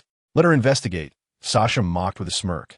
It would be ideal if she could trace it back to the biotech firm, only to have agents extract memories from her severed head. Upon returning to their base, Sasha observed that it had been impressively constructed by Kieran and Silence. A gate had been installed, along with surveillance cameras and a generator source from an unknown location. The interior was partitioned into functional areas using processed metal panels, and their new home was beginning to take shape. Sasha pushed open the car door, alighting from the vehicle with a flourish, and approached Cullen, who was engrossed in cutting a metal sheet. Behind her, the figure of Kron morphed into a robotic form. Kron's robotic visage was predominantly dark red, with a robust physique and an imposing stature. His left hand bore a colossal hand cannon, exuding an aura of power and intimidation. "Have there been any new discoveries today?" Cullen inquired without lifting his gaze, continuing his task. "Dakota is probing our limits again," Sasha replied, crossing her arms as she observed Cullen's unwavering focus. "But that's not of paramount importance. What matters is that I've uncovered this."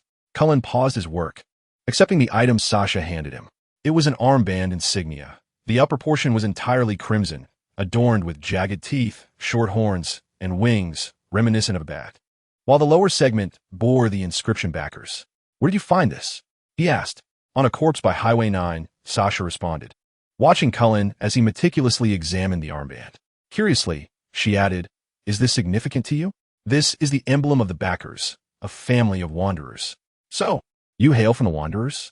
Is this backer family where you were raised?" Sasha's curiosity about Cullen's past was palpable. "No, I'm not a wanderer," Cullen shook his head. "But this insignia may be linked to a highly important figure." "What important figure? Another Neo-Cybertronian?" "No, he or she's not a Neo-Cybertronian." Cullen's reply was interrupted as Kess suddenly interjected. "She is even more than a Cybertronian." "Kess, gleefully twirling with the armband in hand, laughed heartily. Who would have thought that after such a long search, I would find this without any effort? His eyes gleamed with fervor as he gazed at the insignia, as though it allowed him to glimpse another being. White hair, red eyes, voluptuous form, V Thunder. Kess began to chuckle uncontrollably, nearly drooling. My V Thunder wife. Chapter 12. Commission. A good Samaritan's endeavor stop acting foolishly, Sasha admonished, snatching the Backer family armband from Kess's grasp. Dakota does not possess the military-grade radar we require. We must seek alternatives. Information is the lifeblood of a middleman. If Dakota operates as a middleman in the Badlands, he surely possesses what we need. Kess, no longer fixated on the armband, hopped onto Kron's shoulder. I'm contemplating whether to eliminate her and seize her resources. Let us not discuss how much of her resources we could acquire in this unfamiliar territory. What comes next after her demise? Sasha countered. Is your plan merely to rule over the Badlands like a local tyrant? I would prefer to wait for my beloved V here, but Cullen has other plans. And I'm a loss with him, Kess remarked, patting Kron. Didn't you just wander around here? Share your insights. This wretched place, the Badlands, is where those with even the slightest ambition are reluctant to linger. Wanderers, the Chaos Blades, corporations, and drifters. There are so few of us in this forsaken land, Kron shrugged. Our options are rather limited. The Ruan Dao Society need not be mentioned. They are merely a band of impoverished souls, lacking a unified organizational structure, vastly inferior to the gangs within the city. The notion of robbing a corporate convoy is indeed a promising idea. However, we find ourselves devoid of the most crucial intelligence regarding when and where the convoy traverses. Only the local insiders possess such knowledge. Thus, our sole option remains the Wanderers. I propose we directly seize their assets, as it entails minimal risk. That is out of the question. Keith dismissed this suggestion. As it stands, RV is most likely of Wanderer origin.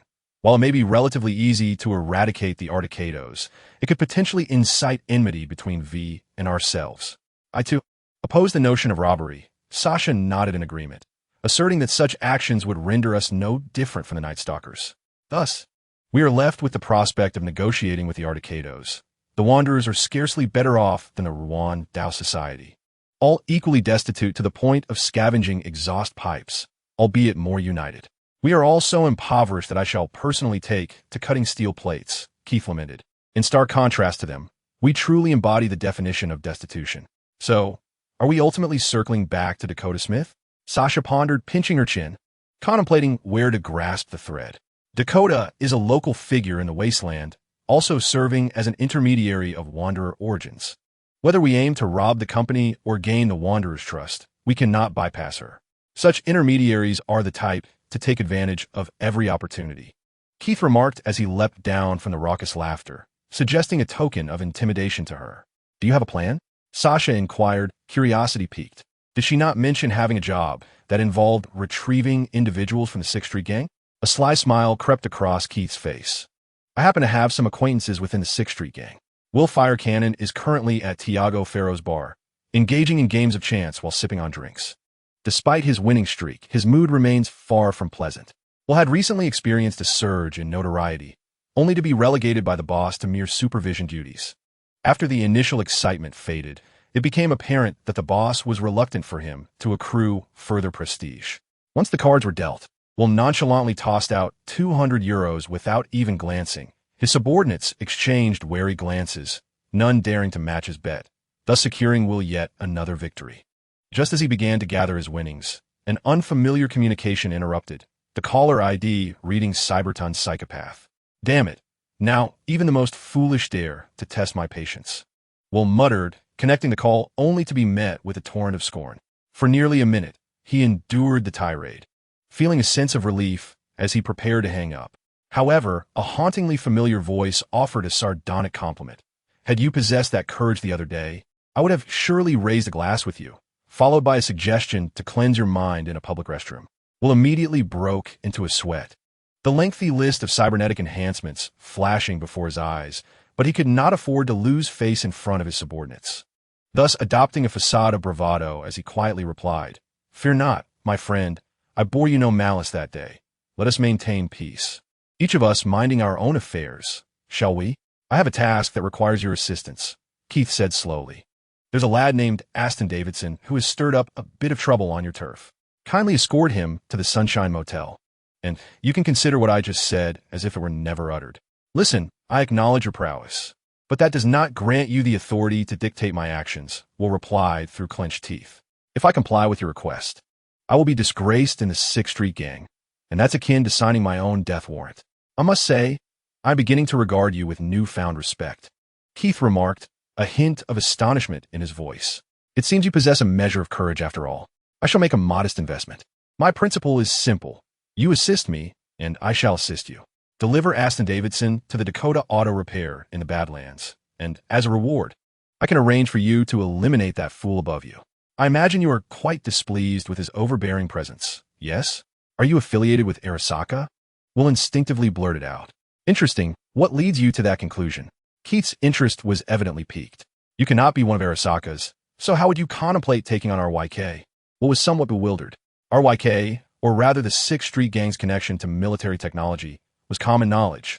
Only Arasaka dared to confront such forces in Night City. You truly are a remarkable individual. Keith laughed heartily. I've made my decision. You shall become the leader of the 6th Street Gang. Await it. I shall have a head delivered to you tonight. Wait, Will began, but Keith had already terminated the communication. Frustrated, he stood up, only to find that his call went unanswered when he attempted to reach out again. Damn it, that lunatic wouldn't dare to confront RYK, would he? Even if he did, it doesn't mean I would become the leader. To claim that Will had never fantasized about leading the 6th Street Gang would be a falsehood. Who hasn't indulged in daydreams? However, ascending to leadership was not merely a matter of eliminating the previous leader. The gang had many brothers who would not easily accept him, and ultimately, it was the stance on military technology that mattered most. Unaware of the collaborative projects or agreements between RYK and military tech, he feared that if RYK were to perish and he was forced into the leadership role by that cyber psychopath, military tech could easily select another representative and usurp him. That would be an unjust ascent. No matter how extensive the cyber psychopath's augmentations or how formidable, could he truly rival a tactical response team? Could he stand against an army? At this juncture, self-destruction seemed the only option. Will gritted his teeth and made his decision. Boss, someone is plotting your demise. Chapter 13. Communication in the Badlands. The makeshift hideout of the Neo-Cybertronians operated from a cave, codenamed. Is this your idea of camaraderie? Sasha grasped Keith by the neck and shook him vigorously. Oh well, this Will fireball was destined to eliminate his leader and ascend. I merely expedited the process, Keith retorted, justifying himself while extending his clenched fist, his thumb and forefinger parting slightly to reveal a minuscule gap. Truly, it was merely a matter of timing.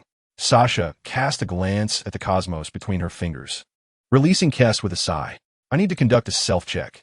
Can it be that I've been infected, believing your nonsense? We have navigated the realm of biotechnology with deftness. Why should we fear such a trivial street gang? Kess, perplexed, could not fathom what troubled Sasha. To be honest, I never intended to emerge alive from that biotechnology venture, Sasha remarked, her gaze lingering on the raucous laughter. In this cyberpunk existence, we live for the day, not for tomorrow. Yet upon returning, I found myself gripped by fear. Fear of biotechnology, fear of the mercenaries we encountered, and most of all, fear of you. Kess scratched his head in confusion. Surely, you do not still harbor sympathy for those in biotechnology? I would retch at the thought. You are mad, Kess. So is Cullen. Have you truly been infected? Kess approached, reaching to touch the data port on Sasha's neck, his right hand attempting to probe her chest, as if to insist she permit him a physical examination. Do not digress. Sasha protected her chest, glaring at Kess. You possess a craving for attention that I cannot comprehend, while Cullen exhibits an extreme inclination towards self-destruction. You disregard everything, corporations, lives, seeing them as no different from the wraps in a vending machine, mere disposable resources to achieve your objectives. You both resemble directors setting the stage. While I am the tree relegated to the corner, the shattered vase, the gun hanging ominously on the wall. You should not have revived me, nor should you have extracted me from the biotechnology tower. Sasha gazed intently into Kess's eyes, but the fiery ocular implant merely reflected a cold, indifferent red glow. Without hesitation, she withdrew a data cable from her wrist and forcefully inserted it into the chip slot at the back of Kess's neck. Within my spark resides the hope you bestowed upon me. Do not trample it, will you? Kess, observing the earnest expression on her face, grasped her chin gently. You are mistaken, my dear. Were I the director, I would have long since taken advantage of you. I am merely a bumbling fool in a farcical play, while Cullen is a madman intent on dismantling the set. I crave the spotlight, while he seeks to shatter the entire scene in the shadows. In this absurdity, everyone lives for themselves. Do not let it devolve into a melodramatic saga akin to the Saigon Sisters, for that would be the death of me. The raucous laughter of the audience danced in delight as they observed Sasha and Kais, their eyes glimmering with mischief, evidently recording the scene. The leader was unexpectedly engaging in theatricality. This black history was far more explosive than Watson and Dragon. Sasha, that young woman, would surely fall under the leader's sway. Cullen's message arrived, his monotone voice swiftly dissolving the somewhat whimsical atmosphere. Well, has reported to Rick Morton. We can proceed to the next phase. Sasha and Kais naturally parted ways, their expressions unchanged. Sasha set about preparing her weaponry, while Kais relished the sensation of exchanging data with Sasha, delivering a kick to the raucous laughter. Enough of the filming. Take us to Santo Domingo.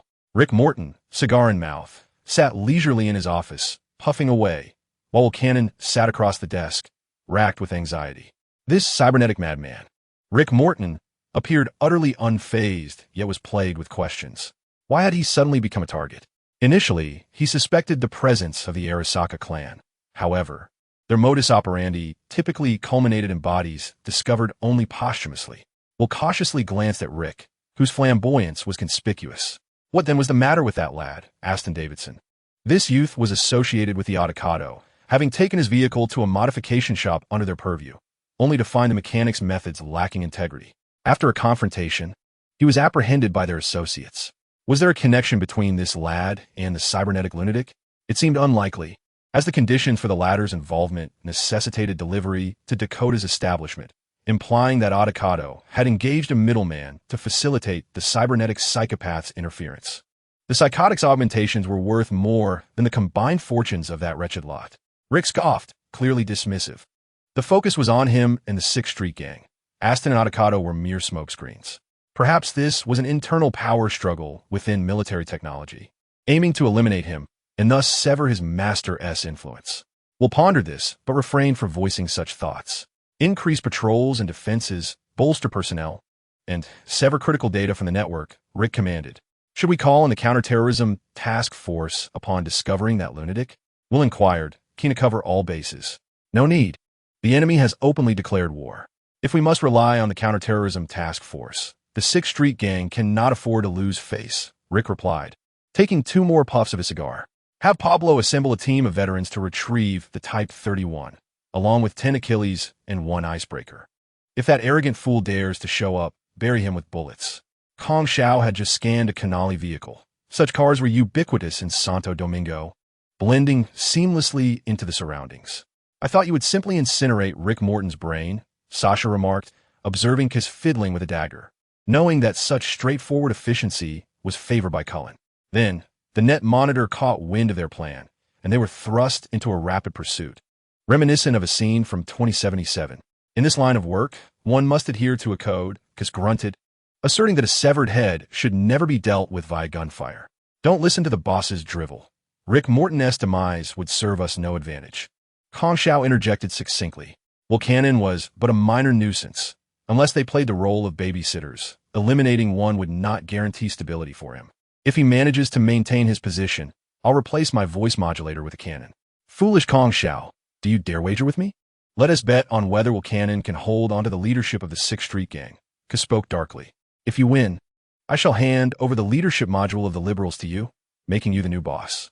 But if you lose, Kong Shao fell silent, immersing himself in the role of a mere driver, only to accelerate abruptly, showcasing his frustration. Coughing softly, Kais cleared his throat. Though the boisterous laughter of his companion was nothing but foolishness, there was a modicum of truth in his words. Reluctantly, he decided to spare the life of RYK Morton's dog, hoping that his mercy would be understood, albeit the price of granting such a reprieve was exorbitantly high. Chapter 14. A flawless infiltration. The backbone of the 6th Street's gang consisted of veterans from the 4th Corporate War, comprising individuals of various ethnicities, white, black, Latino, and others, whose initial aim was to uphold stability in Santo Domingo and protect its inhabitants. However, as the gang expanded, it devolved into a ruthless entity thriving on extortion, loan sharking, and arms trafficking, a malignant force that had once been expelled from Santo Domingo, only to return under a different guise, oppressing the very people it had once sought to defend. While the entirety of Santo Domingo fell under the dominion of the Sixth Streets Gang, the River Valley District was an old industrial area characterized by an aging nuclear power plant, several robotic factories, a logistics center, and a massive landfill.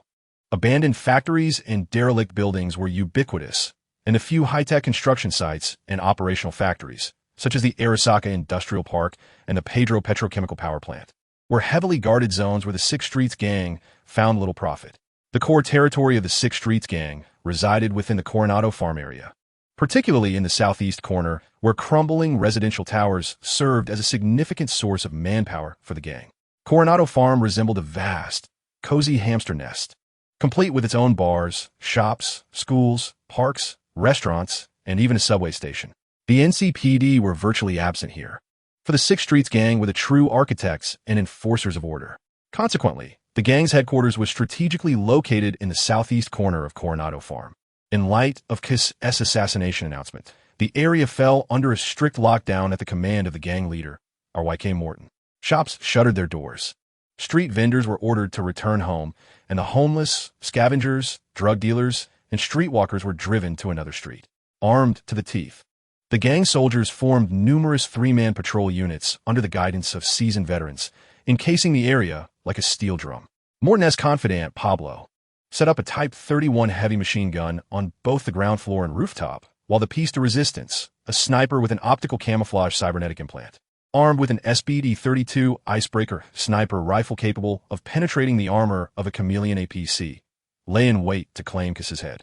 Seated on a sofa, R.Y.K. Morton toyed with a self-modified Malorian Prelude revolver, puffing on a cigar as his gaze fixated on an electronic map before him. The map was dotted with red points, marking locations where the Sixth Streets Gang had encountered friction and skirmishes over the past 6 months. Observing the overall distribution, the red points were most concentrated in the Legion district, which belonged to the Haywood territory and the Valentino Gang, with the Valentino spokesperson recently incarcerated. His underlings busied themselves vying for territory. Morton's attention drifted to Charter Hill, where the number of red points paled in comparison to those in the Badlands.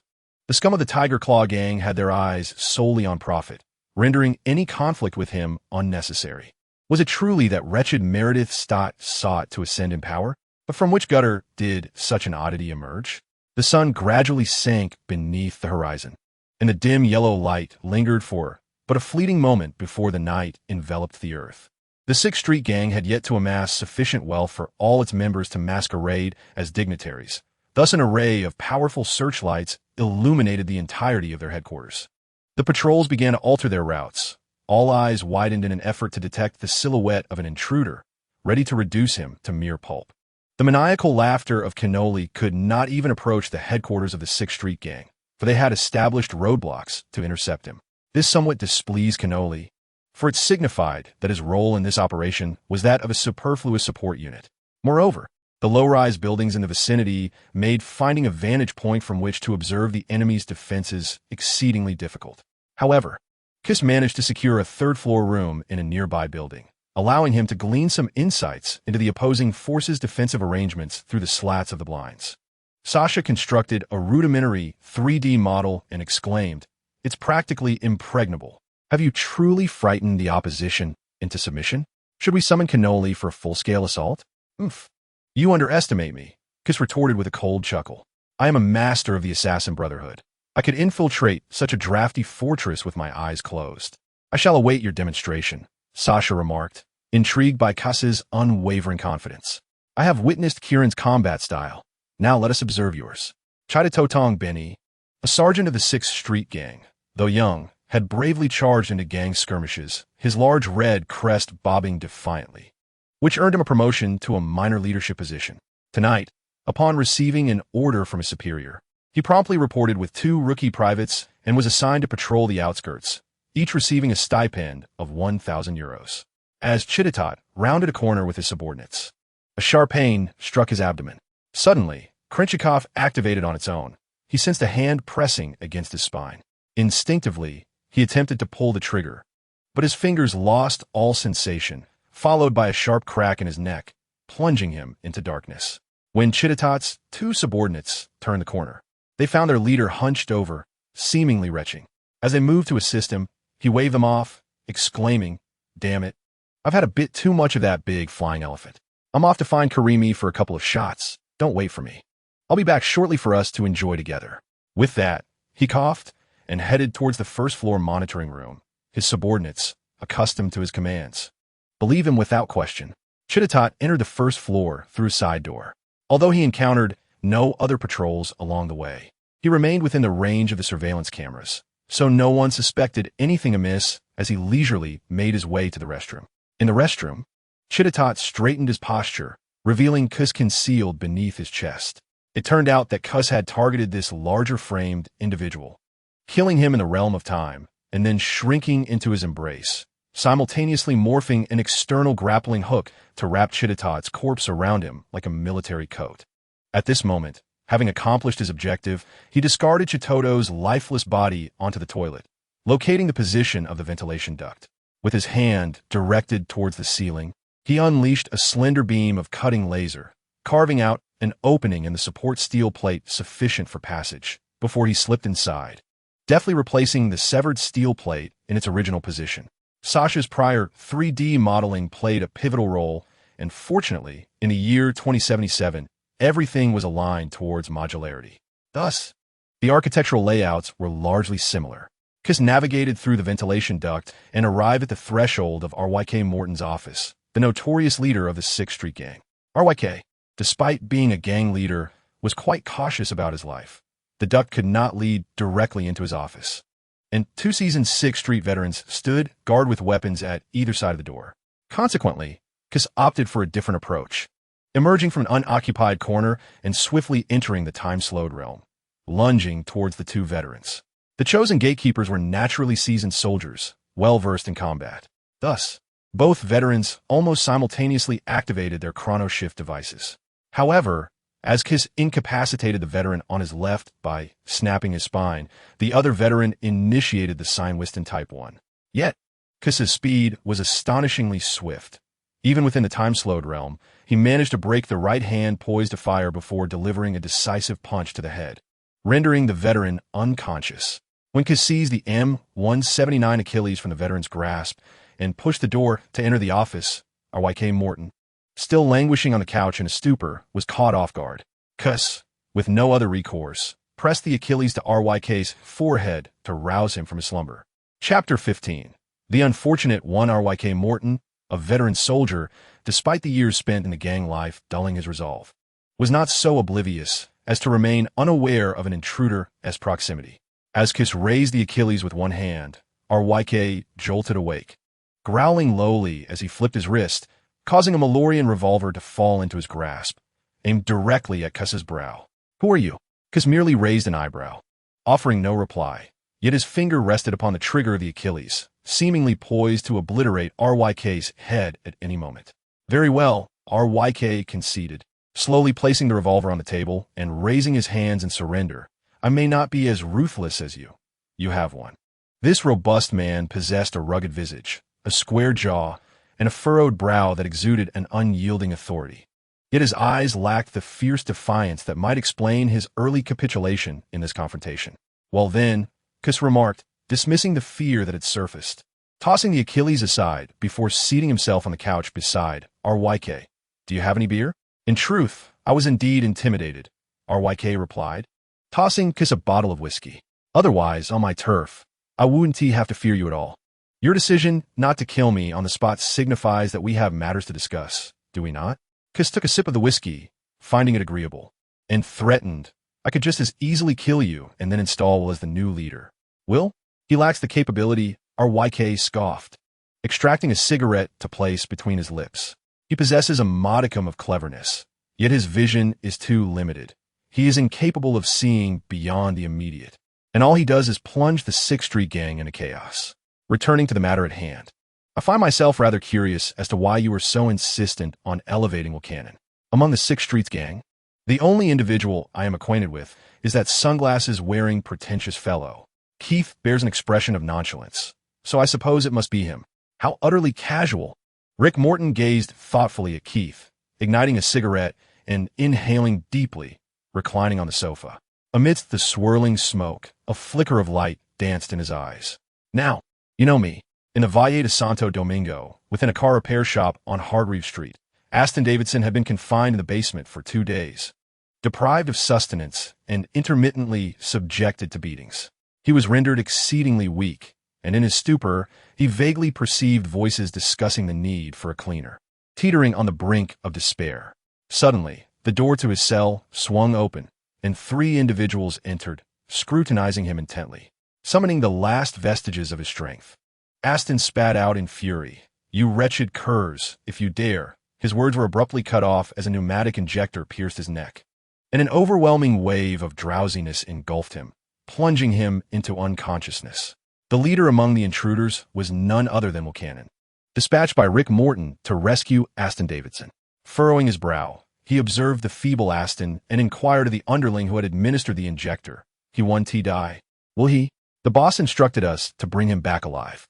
This injector contains not only anesthetic but also other medicinal components," the underling explained to Will.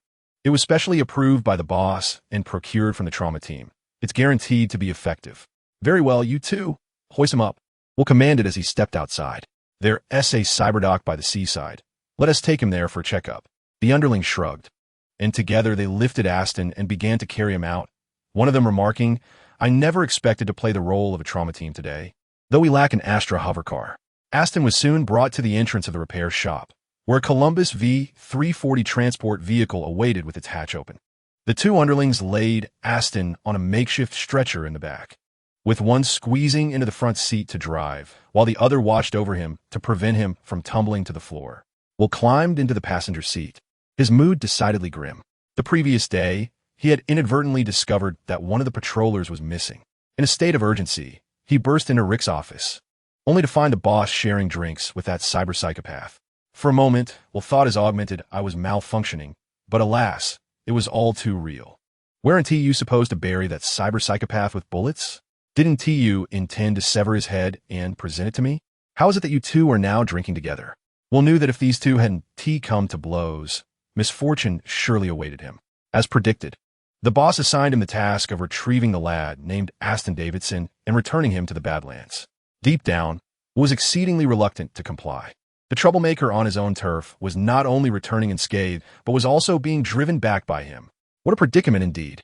Although the brothers in the gang do not openly express their sentiments, they likely refer to him derisively behind his back, as his reputation has been tarnished and his aspirations of leadership have been irrevocably dashed.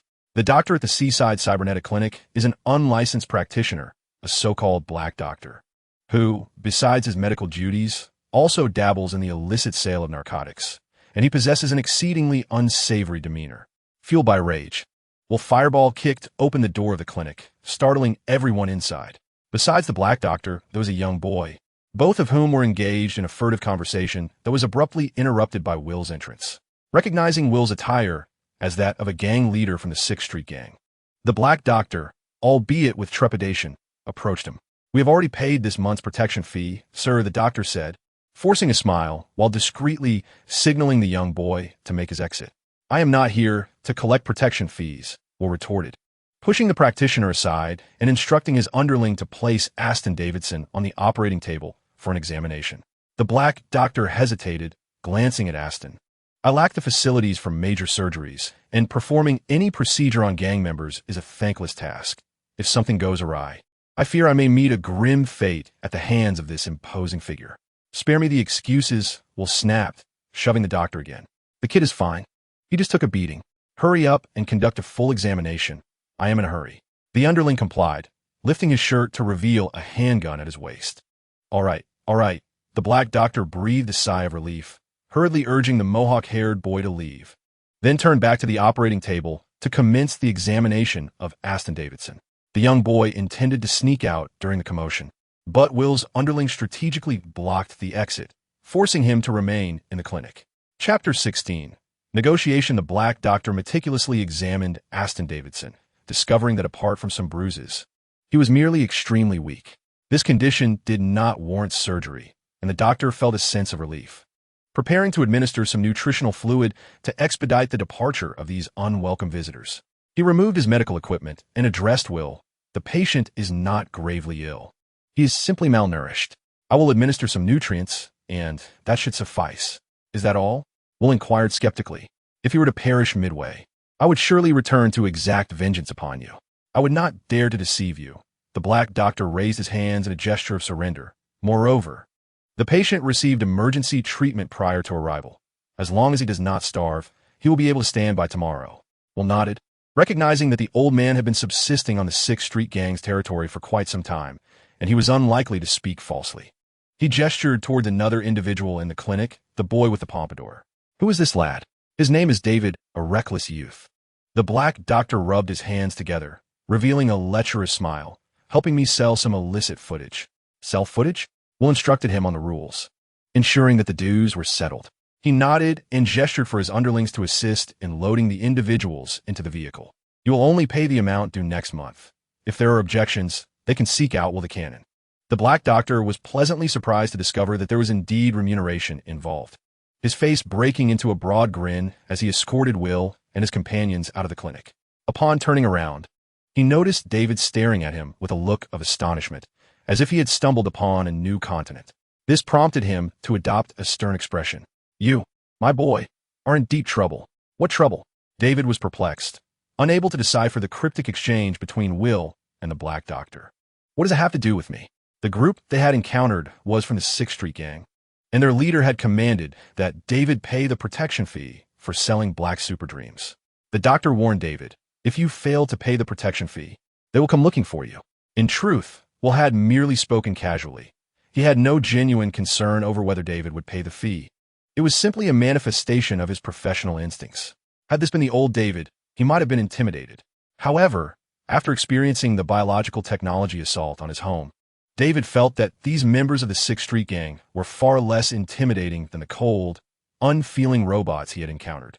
Nonetheless, living in Santo Domingo, David had a certain understanding of the 6th Street Gang and refrained from dismissing them outright. Even if there is trouble, it is your problem, not mine, David replied, crossing his arms and casting a sidelong glance at the Black Doctor. This was clearly a figure of authority, and his time was far more valuable than the few euros owed in protection fees. Don't say I didn't warn you. The Black Doctor chuckled ominously. The leader may be indifferent, but some individuals relish wielding power over the insignificant. You should inform your mother, lest something happen and she remains oblivious to the instigator. In the desolate wasteland beneath a gray, overcast sky, rolling hills undulated across the horizon, punctuated by drought-resistant shrubs and cacti amidst the vast expanse of arid desert. The industrial zones and towering edifices seemed distant and remote. Yet in this increasingly desolate land, there remained those who tenaciously clung to life, the wanderers. The Columbus freight truck sped along the highway, and in the distance a Dakota billboard with an arrow pointing right came into view. The 6th Street Gang member driving the truck veered right, entering the access road, and gradually approached the automotive repair shop, guided by a garage sign. The repair shop, a quaint old red brick building, featured 2 rolling doors for vehicular access beneath a large Dakota sign. The truck bore the classic faded American flag and the blue skull insignia of the 6th Street Gang, drawing the attention of the shop's personnel, who gathered around the vehicle. Will stepped out of the truck without a hint of trepidation. I am with the cannon of the 6th Street Gang. I seek Dakota Smith. The crowd fell silent for a moment before a distinguished old woman, sporting an asymmetrical haircut and adorned with an oxygen tube and mask, emerged from the throng. I am Dakota Smith. Speak your purpose, little one from the 6th Street Gang. Will squinted his eyes, yet refrained from losing his temper. Instead, he spoke in a matter-of-fact tone. I am here to return Aston Davidson. He assaulted someone on the turf of the 6th Street Gang. Initially, the intent was to take one of his hands, but upon the request of Ms. S., whom you commissioned, I retrieved him. The boss instructed me to return him to you. The brevity of his words carried significant weight, causing Dakota's pupils to dilate slightly. However, as a seasoned intermediary in the underworld, she maintained a stoic facade and calmly inquired, "Where is he?" Will snapped his fingers, and one of his subordinates brought the composed Aston Davidson down from the vehicle. Surrounding wanderers immediately approached to take him, and one of them conducted a cursory examination of Aston's vital signs, nodding towards Dakota to indicate he was still alive. With that, Will made a decisive gesture and returned to his vehicle, departing swiftly. Dakota watched the Columbus delivery truck vanish into the distance and turned to her companion, instructing them to contact Hatchie for a remote examination of the little scoundrel, just in case any issues arose. She returned to the workshop within the auto repair shop, sat in contemplation for a while, and dialed the communication number left by Sasha. The call connected promptly. Dakota spoke in an exceptionally calm tone. "Ms. S. You executed this commission splendidly. I shall transfer your remuneration immediately. Will I receive compensation even though I did not accept this commission?" Sasha inquired with curiosity. "Although you did not formally accept it, you effectively completed it, so it does not violate any protocols. Is it truly that simple?" Sasha's voice revealed a clear sense of disappointment. "Indeed it is." Dakota maintained her tranquil demeanor. "Aren't you curious about how we negotiated with the Sixth Streets gang? I will investigate through my own channels, but if you, Ms. S., are willing to share, I would be all ears. Then do your own investigation." Sasha expressed some frustration towards Dakota's impenetrable nature. "I have decided to expand my business. My current operational scope includes Santo Domingo. I wonder if there are any commissions you might assign to me? Intermediaries share an unspoken understanding. At present, Santo Domingo is under Faraday's control, and I cannot overstep my bounds." Dakota gazed at Sasha's blurred profile and shook her head. "I currently have no suitable commissions for you. Should any arise, I will contact you immediately." With that, she abruptly ended the call. A sense of urgency loomed. Dakota picked up the mask resting on her chest and inhaled deeply, filling her lungs with pure oxygen to stimulate her mind, uncertain whether the situation was friend or foe. Chapter 17. Intentions within the confines of the new Cybertron base. The previously chaotic construction site had begun to take shape, with the essential work and living areas established and delineated. In a modest meeting room, Sasha hung up the call and turned to Kais. "Your inept scheme has failed," Sasha remarked with evident irritation. Dakota was not intimidated in the slightest. "She does not care about your ties to the Sixth Streets gang. Did she not also mention Faraday?" Kais appeared indifferent. She even remarked that we should not overstep our bounds and was unwilling to bestow upon us new commissions, implying that we might need to seek out Faraday, as she preferred to avoid trouble.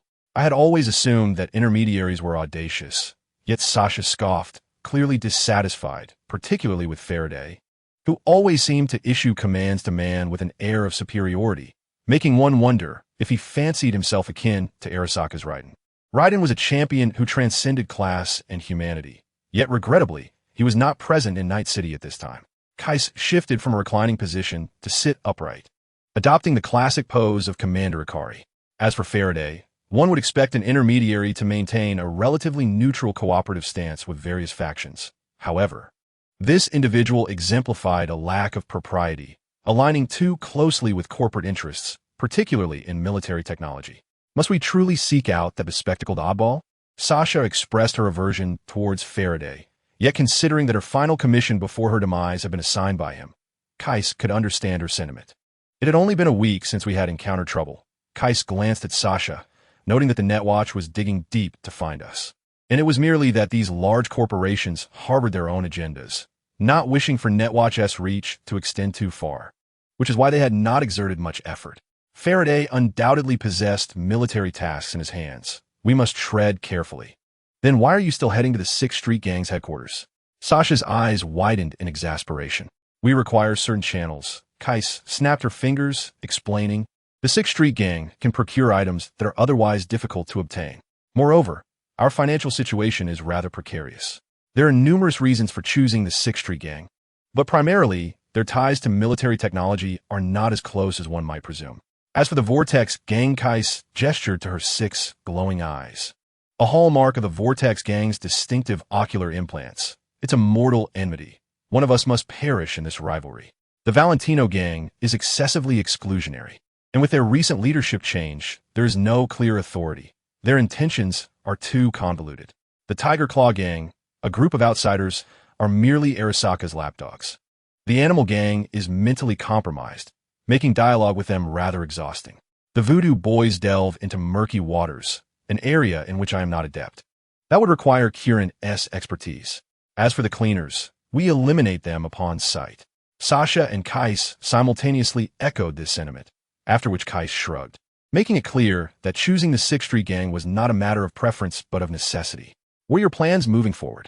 Sasha inquired, observing Kais's composed demeanor with surprise at his clarity of thought. Next, Kais pondered, how about we seek out the Night Stalkers for some amusement?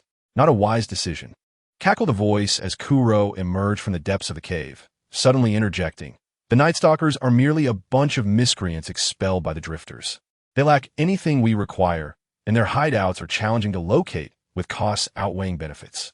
You are mistaken, Kais countered, shaking his finger. The Night Stalkers, much like the cleaners in the city, are resilient in their existence, which indicates they possess their own means of survival, namely, acute instincts.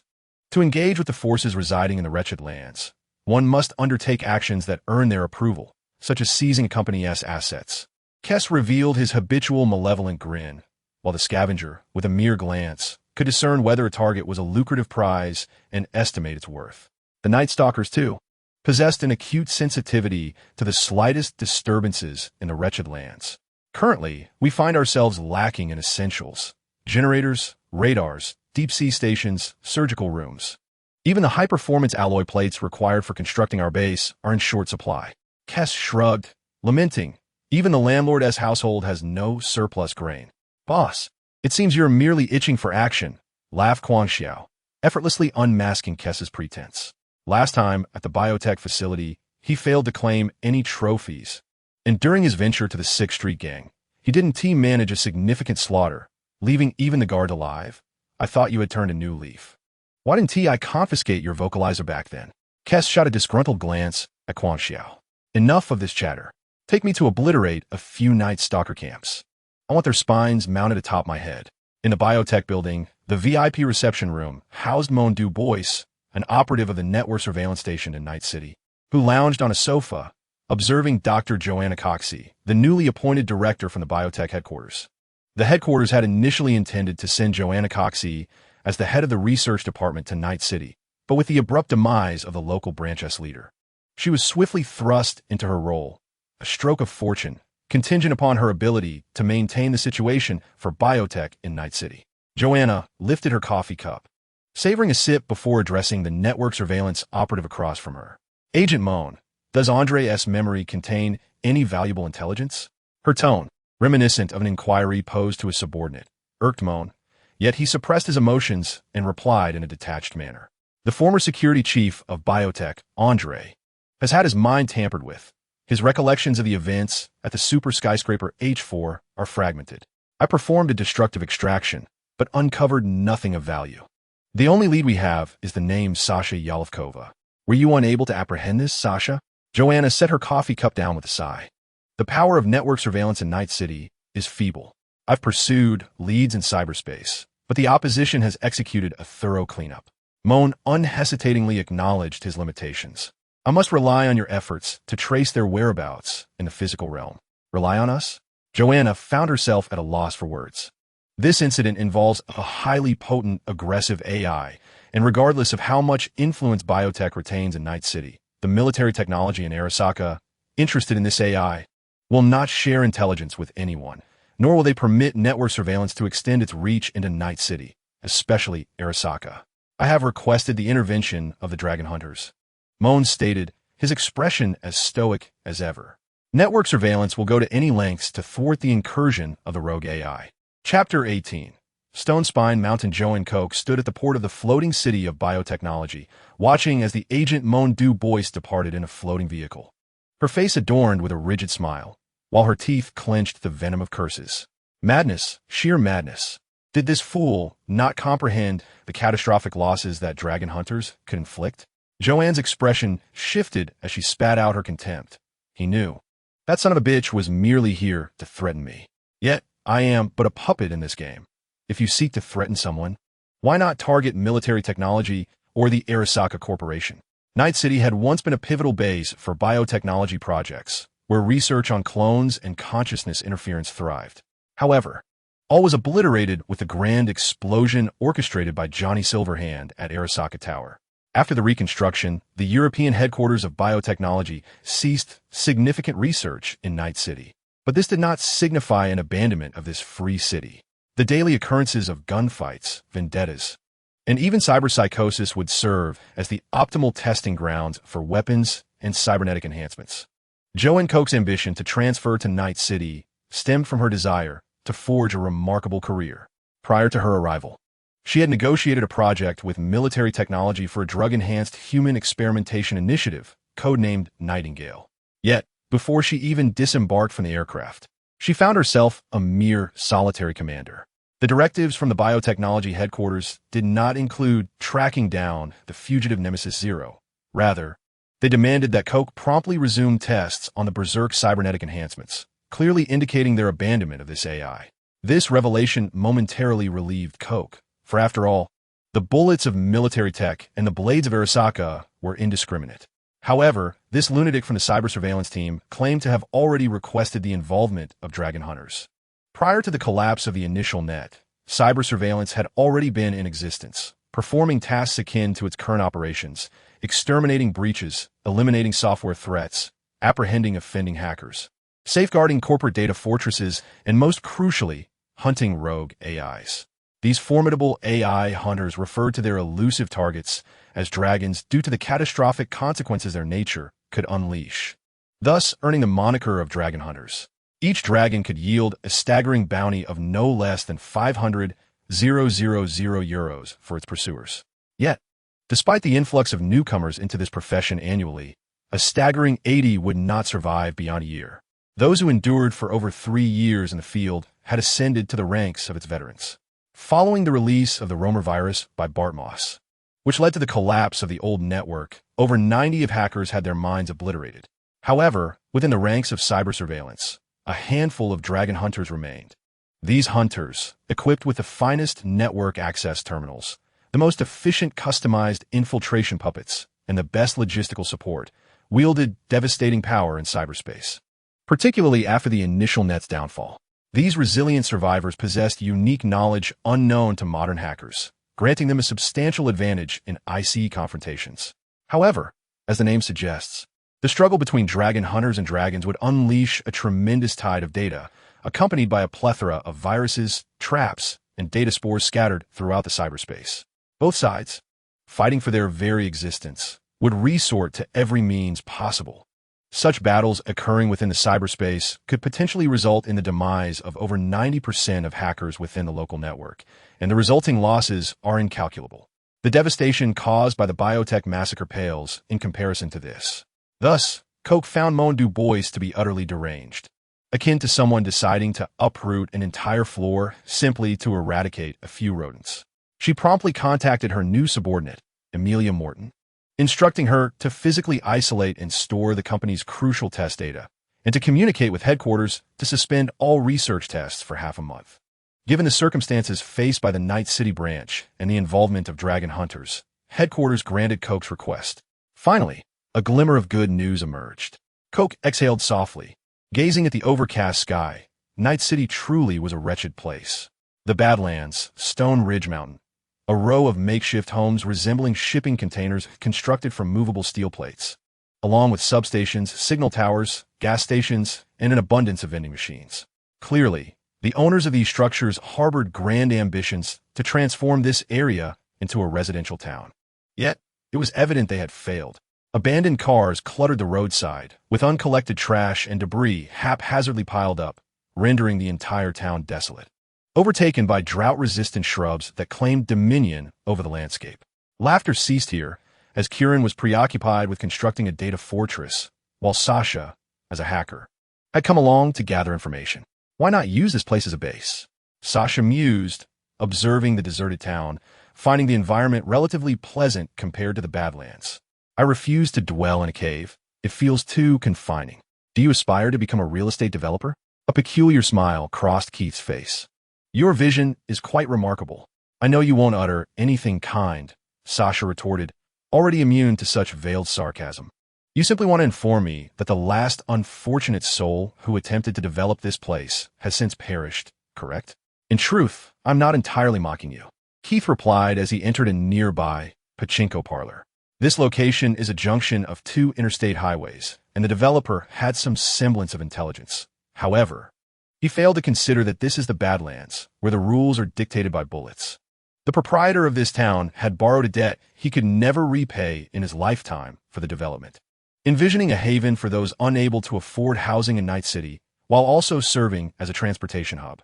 Yet, he lacked the means to arm himself, refused to be subordinate, and had no funds to hire mercenaries, thereby drawing the attention of Night Stalkers. Thus, it lay abandoned. Sasha clicked her tongue in disappointment. I recall that the patrols and maintenance of order in the Badlands are managed by military technology.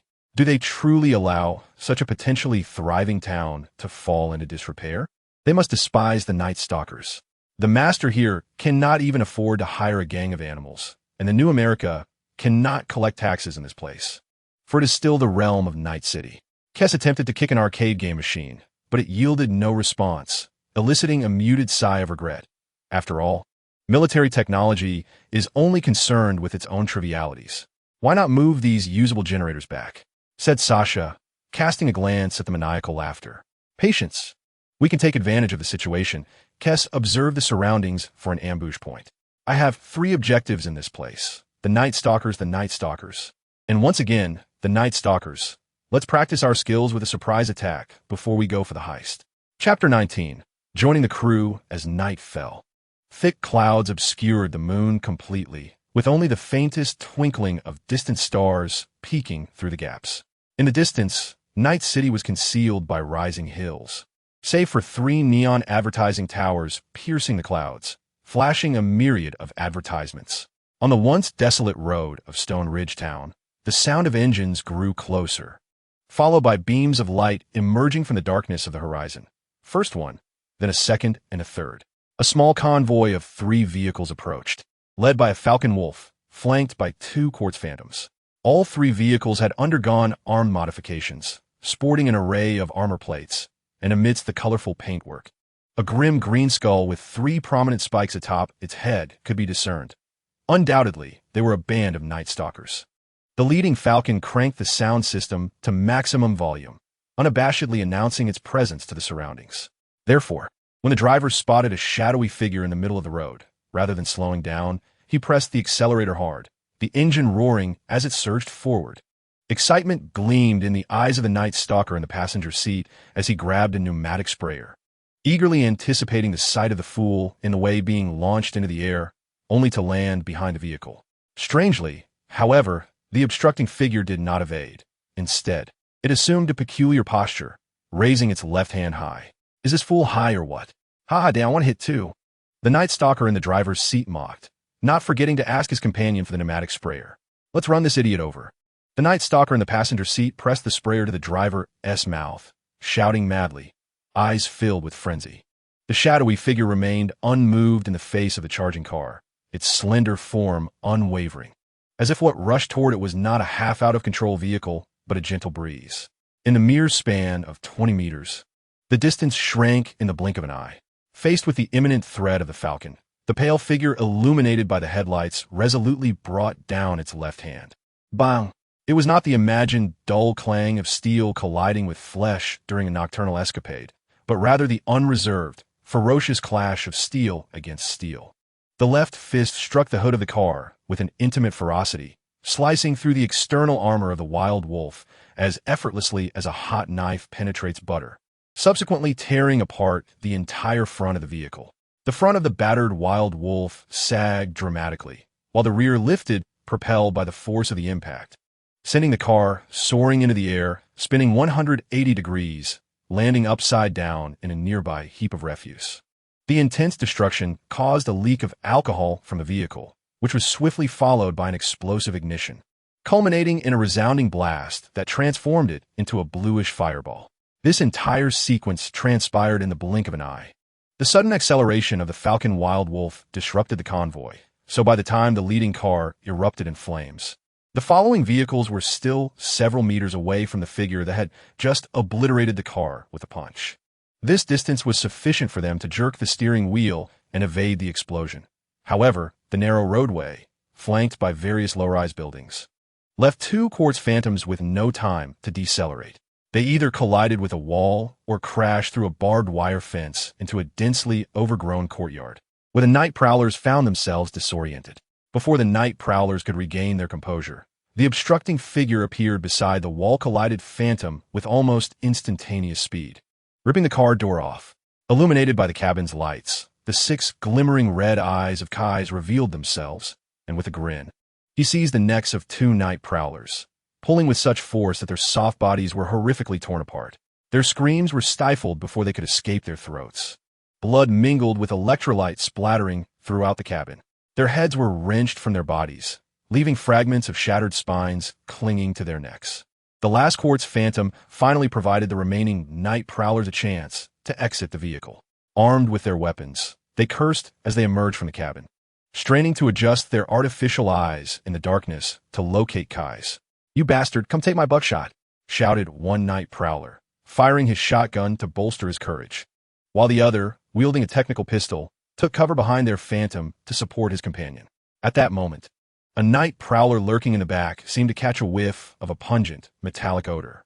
This scent was all too familiar, reminiscent of the iron tang that clung to him after assisting the gang's cyborg dismantler. It was the scent of blood. A flash of red illuminated his vision, revealing 2 bloodied heads still attached to fragments of spine, abruptly appearing before him.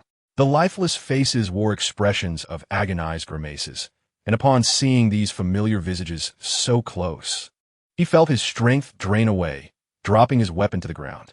However, before he could emit a scream, the crimson-eyed demon forcefully kicked the chassis of the Court Spectre, causing the steel to groan under the onslaught. The entire vehicle was shoved sideways by Kess's overwhelming strength, and with a muffled thud, it crashed against the wall. Meanwhile, the other Spectre on the opposite side had its lower half completely crushed, its mechanical eyes bulging as blood gushed from its orifices, resulting in instant demise. At this moment, the sole surviving Spectre regained its composure, gazing at Kess, who held 2 severed heads. It let out a piercing shriek and furiously aimed its slaughtering shotgun at him, unleashing a barrage of shots.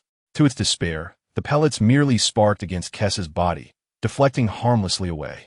The shotgun's magazine held only 4 rounds, and as the yellow shells clattered to the ground, it quickly ran out of ammunition.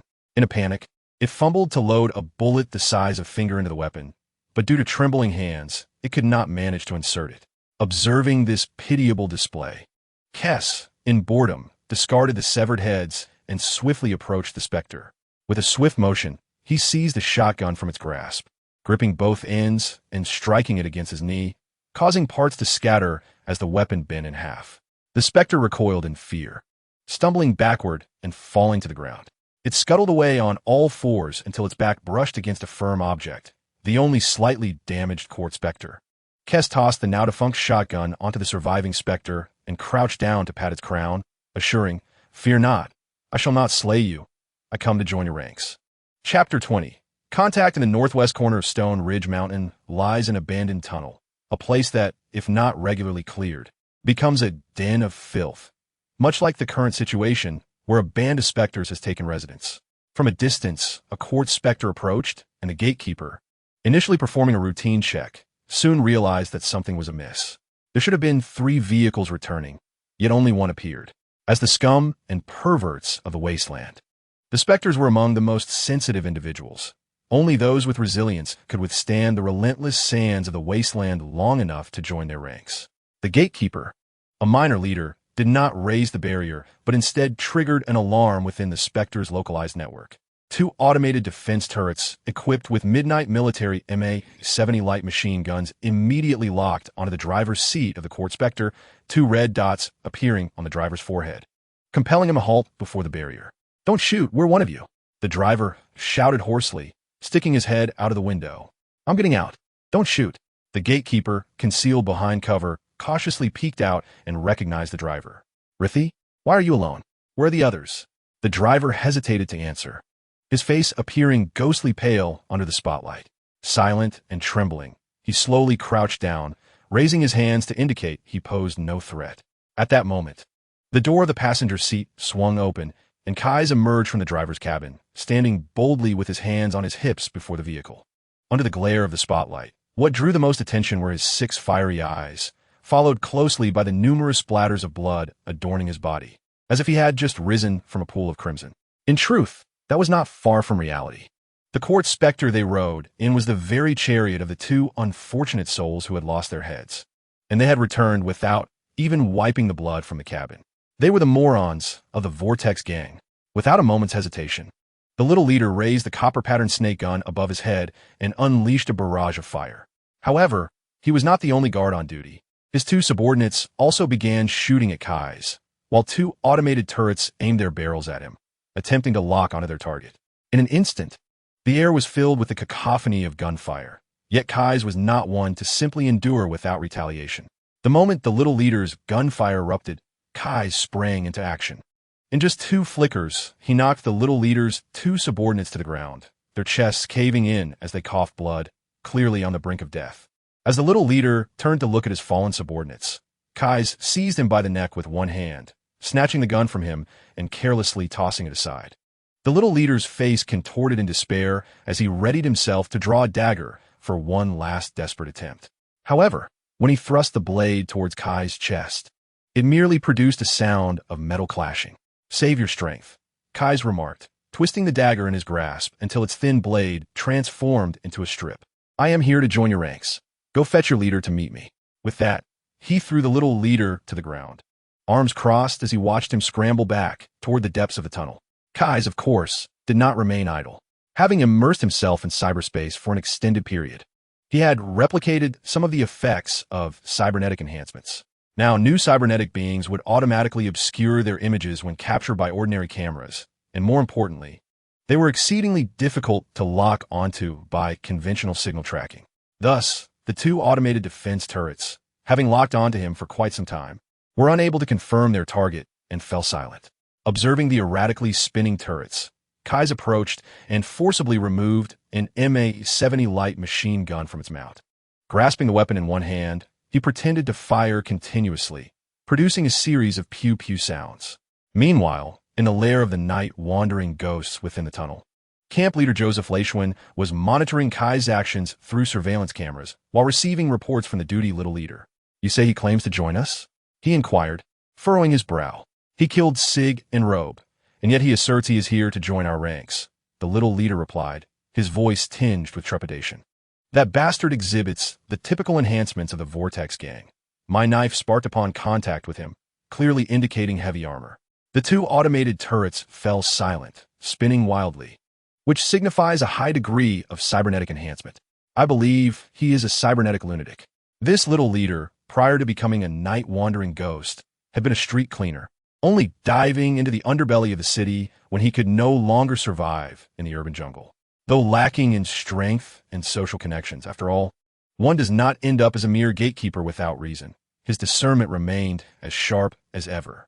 The scene unfolds with an air of absurdity, reminiscent of those who indulge in protein bars.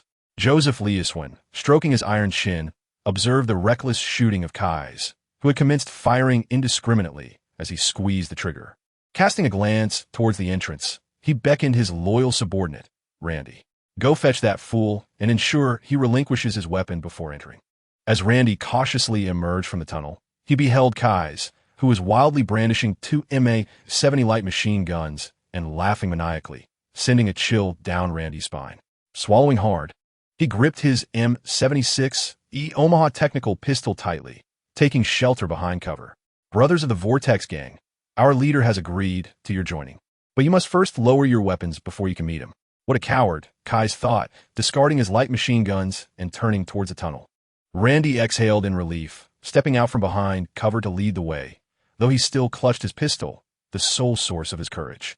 The unfinished tunnel twisted for 5 or 6 kilometers, not originally intended for transport, as evidenced by the 2 robust yellow pipes running overhead, likely meant for fuel transport, abandoned for unknown reasons. This might explain why some astute individuals sought to establish a thriving town at Stone Ridge Mountain, had the tunnel been completed. The tunnel's rugged rock walls were adorned with enormous cables utilized by the Nightwalkers to power various lighting devices. Scattered along the way were remnants of abandoned construction equipment and protective barriers, indicating that the tunnel's neglect had not occurred overnight. Fortunately, the gathering place of the Nightwalkers was not far from the exit near Stone Ridge Mountain. Randy silently led the way, while Kais showed no inclination to converse. After approximately 13 or 14 minutes, they arrived at a somewhat spacious area where the massive pipes diverged, flanked by two steel-constructed two-story chambers that likely served as the control room for the entire construction site. Chapter 21. Dialogue upon reaching this open space. Randy hurriedly retreated to the awaiting Nightwalkers, who stood guard near the two small structures, each armed with an array of weaponry. They presented a tense atmosphere akin to a banquet of doom, albeit with Transformers as the guests instead of Liu Bang. Joseph Leiswin, the leader of this Nightwalker camp, remained seated in the control room on the second floor, showing no intention of descending for negotiations. To him, Kais had effectively delivered himself to their doorstep. However, Kais remained unfazed by the imposing display. A quick scan through the NCPD database had revealed a litany of the Nightwalker's transgressions, though his purpose here was to discuss joining their ranks. Who calls the shots here? Kais posed with a classic stance, hands on his hips, flashing a healthy smile. Joseph rose, eyeing Kai's foolish grin with a hint of admiration for his audacity. Are you part of the Vortex Gang? He inquired. Was it due to that prosthetic eye? It was indeed perplexing. Kais, slapping his forehead with an expression of exasperation, remarked, I detest explanations. As soon as the words left Kess's lips, Joseph found that time around him began to slow, his surroundings suffused with a faint green luminescence, evidently triggered by Crunchikoff, thrusting him into the realm of temporal deceleration. Alarm bells rang in his mind as he observed Kess, with a foolish grin, ascend the staircase with remarkable speed within this alter time frame. Without hesitation, Joseph activated his Type 2 Sandwiston.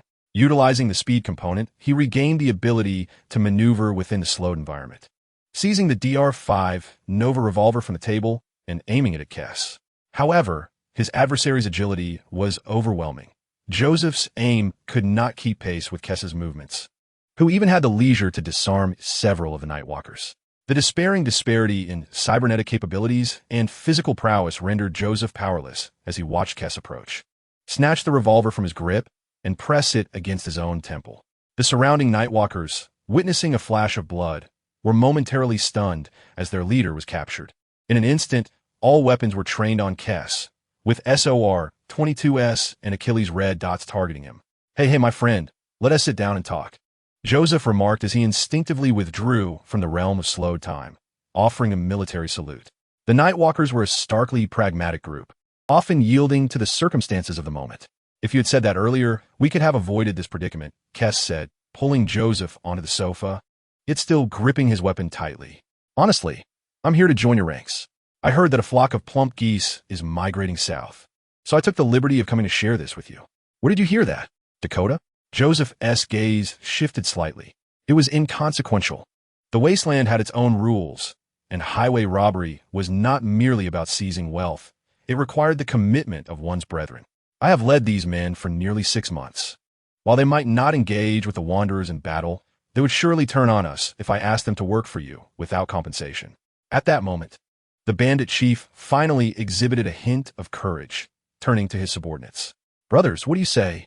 Yes, absolutely. The Nightwalkers responded in a disordered chorus, their weapons still firmly in hand. Ultimately, the Nightwalkers were a self-interested coalition, their unity born from necessity, and one could not hold their character to high standards. Nor could one overestimate the significance of their leader. Truly frightening, Kess recited monotonously, the gun unwavering in his grip. My strength is undoubtedly superior to all of yours. I could methodically eliminate each one of you with my Sandwiston. Moreover, Kess pressed the revolver beneath his chin and pulled the trigger, resulting in an explosive discharge. Steel shards splattered across Joseph's iron jaw, emitting sparks. However, when the smoke cleared, Kais did not exhibit the expected gaping wound atop his head, but remained entirely unscathed. This revelation profoundly astonished Joseph, for his modified firearm was designed to unleash tremendous force at close range, capable of penetrating heavy, subdermal armor. Yet, the pristine condition of Kais's chin utterly shattered Joseph's worldview. The surrounding Night Stalkers exchanged glances, lowering their weapons in unison. Do you see? What you wield is mere child's play to me. Kais released Joseph and approached the table, lifting a cup to his lips and taking a sip, only to spit it out in disgust upon discovering its lime flavor. Given your advanced equipment, "What brings you to such a wretched place?" Joseph inquired, perplexed. "With such formidable combat prowess, one could easily ambush a corporate convoy." "I have my eye on your attire," Kais remarked, gesturing to the Night Stalkers ensemble. "In Night City, it's a matter of steal or be stolen, a characteristic of the locale." Joseph comprehended that Kais's reference to attire implied a plan to rob the corporate convoy under the guise of a Night Stalker. It seemed evident that a certain corporation was poised to clash with military technology, most likely Haruka. Robbing convoys was not an unfamiliar endeavor for them. Military tech, from kinetic to Dylan and respectable logistics, had been targeted before with a few successes, yet most had ended in failure. Thus, the abundance of lice did not itch, nor did the accumulation of debt cause distress. However, Joseph's ability to keep his men alive to this day was no mere whim. He contemplated the necessity of clarifying this deranged individual's intentions, lest he find himself abruptly abandoned after a confrontation that could cost him such a valuable stronghold. "Our wasteland has its own peculiarities," Joseph cautiously probed Kais. "What is it that you covet so desperately?" "A new type of surveillance drone, primarily intended for the NCPED and security firms," Kais replied, though he was uncertain of the convoy's actual cargo. However, he did mention that a lucrative target was expected to pass by. He lamented with uproarious laughter about the increased presence of military patrols compared to when he had previously roamed freely in the wasteland. Dakota had recently issued few contracts, opting for a period of dormancy, with her most frequent contacts being smugglers under her command, clearly advising them to lay low to avoid calamity. Joseph refrained from inquiring which company Kais represented, nor did he desire to know. Instead, he weighed the situation and demanded that Kais not only participate in the battle, but also agree to a 70-30 split of the spoils. 70% for me? You want 70%? They both widened their eyes in disbelief, clearly taken aback by the audacity of the other. Chapter 22. Ambush Wasteland I-9 Highway. The blazing sun distorted the air, rendering even the drought-resistant flora limp and lifeless. In the profound silence, only the distant rising dust hinted at any vitality. The Emperor's 620 of military technology roared in mass, the thunderous engines breaking through the oppressive heat as they drew nearer. This is a military standard transport convoy consisting of 9 Emperor's 620 vehicles, carrying 42 combat units. Among them, one vehicle has been specially modified to serve as a battlefield command center and an electronic warfare unit. 2 heavy behemoth trucks, equipped with reinforced armor plating and reactive armor in critical areas, are capable of withstanding attacks from small-caliber rockets. Indeed, such a transport convoy resembles a porcupine bristling with spikes, embodying resilience that would deter any impoverished souls attempting to hijack it. At the very least, Joseph, after surveying the convoy's configuration via drone, began to reconsider. This task was beyond the capabilities of his crew. The Night Stalkers had gathered behind a small hill along the roadside, with over 30 members crammed into 6 vehicles, 66 Type Shirei, Canali Geckos, and a hodgepodge of illegally modified Columbus 430s. Only Keith drove the Quartz Phantom alone, for he had recently engaged in a confrontation within that very vehicle, leaving no one willing to accompany him. In the Night Stalkers communication channel, a few individuals were sharing crude jokes, but upon Joseph sharing the drone footage, silence enveloped the group. The protective force of military technology was formidable, with combat units outnumbering their would-be assailants, prompting the Night Stalkers to exchange uncertain glances, ready to retreat. Old K, as Keith referred to himself, asked Joseph if he had any plans. "This situation is dire. Even if we risk our lives, we won't be able to breach their defenses." Joseph contacted Keith, pondering if his request for collaboration indicated that he had an insider within the convoy. "Plans? No, none are necessary." Keith's hearty laughter was infectious. "We simply need to charge in, intercept them, and keep your fingers on the triggers. Leave the rest to me." Randy, the lackey seated next to Joseph in the passenger seat, acted as the fire support and, upon hearing Keith's declaration, turned to Joseph in a hushed tone. "Brother, this fool has lost his mind." A flicker of ruthlessness crossed Joseph's eyes. The Vortex Gang truly bred fools. If the landmines failed to activate, they would sacrifice this fool to cover their retreat. At that moment, the distant convoy was nearing the minefield that the Night Stalkers had set up in advance. Although referred to as a minefield, it consisted of merely 5 or 6 landmines, initially intended to flip the lead vehicles of the transport convoy and block the road, allowing the Night Stalkers to close in for a close-quarters fight, thus avoiding a direct shootout with the military personnel, a certain path to doom. However, it was evident that the technical skills of Joseph's crew were lacking. They had failed to properly replace the software on the mines, leading to their early detection by the military vehicles on board radar. The leading two 620s did not slow down. Instead, the passenger door swung open, and two soldiers leaned out, brandishing their Saratoga rifles to fire at the location of the mines. Judging by the intensity of the gunfire, it was apparent that they had activated their advanced targeting systems. Simultaneously, the hacker within the command vehicle initiated their operations. Given that these landmines were products of military technology, the remote infiltration posed no significant challenge. With a series of explosions, the convoy remained unscathed, while the landmines were rendered useless. Just as Joseph was about to immobilize the driving system of the vehicle belonging to Kais, he witnessed the Quartz Phantom surge forward with the ferocity of a wild stallion. Racing over the hilltop and charging directly towards the military technology transport convoy, his thoughts raced. Instead of immediately ordering a retreat, he commanded the Night Stalkers to start their engines, curious to see if this cyber lunatic could conjure a miracle. On the other hand, the military technology convoy remained remarkably composed. Although taken aback by the solitary vehicle that emerged from ambush, it did little to deter them from engaging the foe. They swiftly adjusted their positions, prioritizing the elimination of the enemy. The Quartz Phantom descended from the left flank of the convoy, prompting the two frontline Emperor 620s to sharply maneuver their steering wheels, directing the gunner in the passenger seat to face the threat. A torrential barrage of bullets rained upon the Quartz, shattering its windshield. However, it was devoid of occupants. Vehicles A-02 and A-05 activated the St. Ambus tank, positioning themselves behind the enemy, while E-01 halted the advancing vehicle. Within the communication channel of military technology, the commander's cold, methodical voice relayed orders. The hacker aboard the vehicle, faced with a target lacking any ICE protection, swiftly took control within seconds, subsequently locking down the driving system. The sudden deceleration, combined with the vehicle's descent from an elevated position, resulted in a roll due to inertia. The vehicle soared into the air, and in that fleeting moment, two elite soldiers from military technology activated their St. Ambus tanks.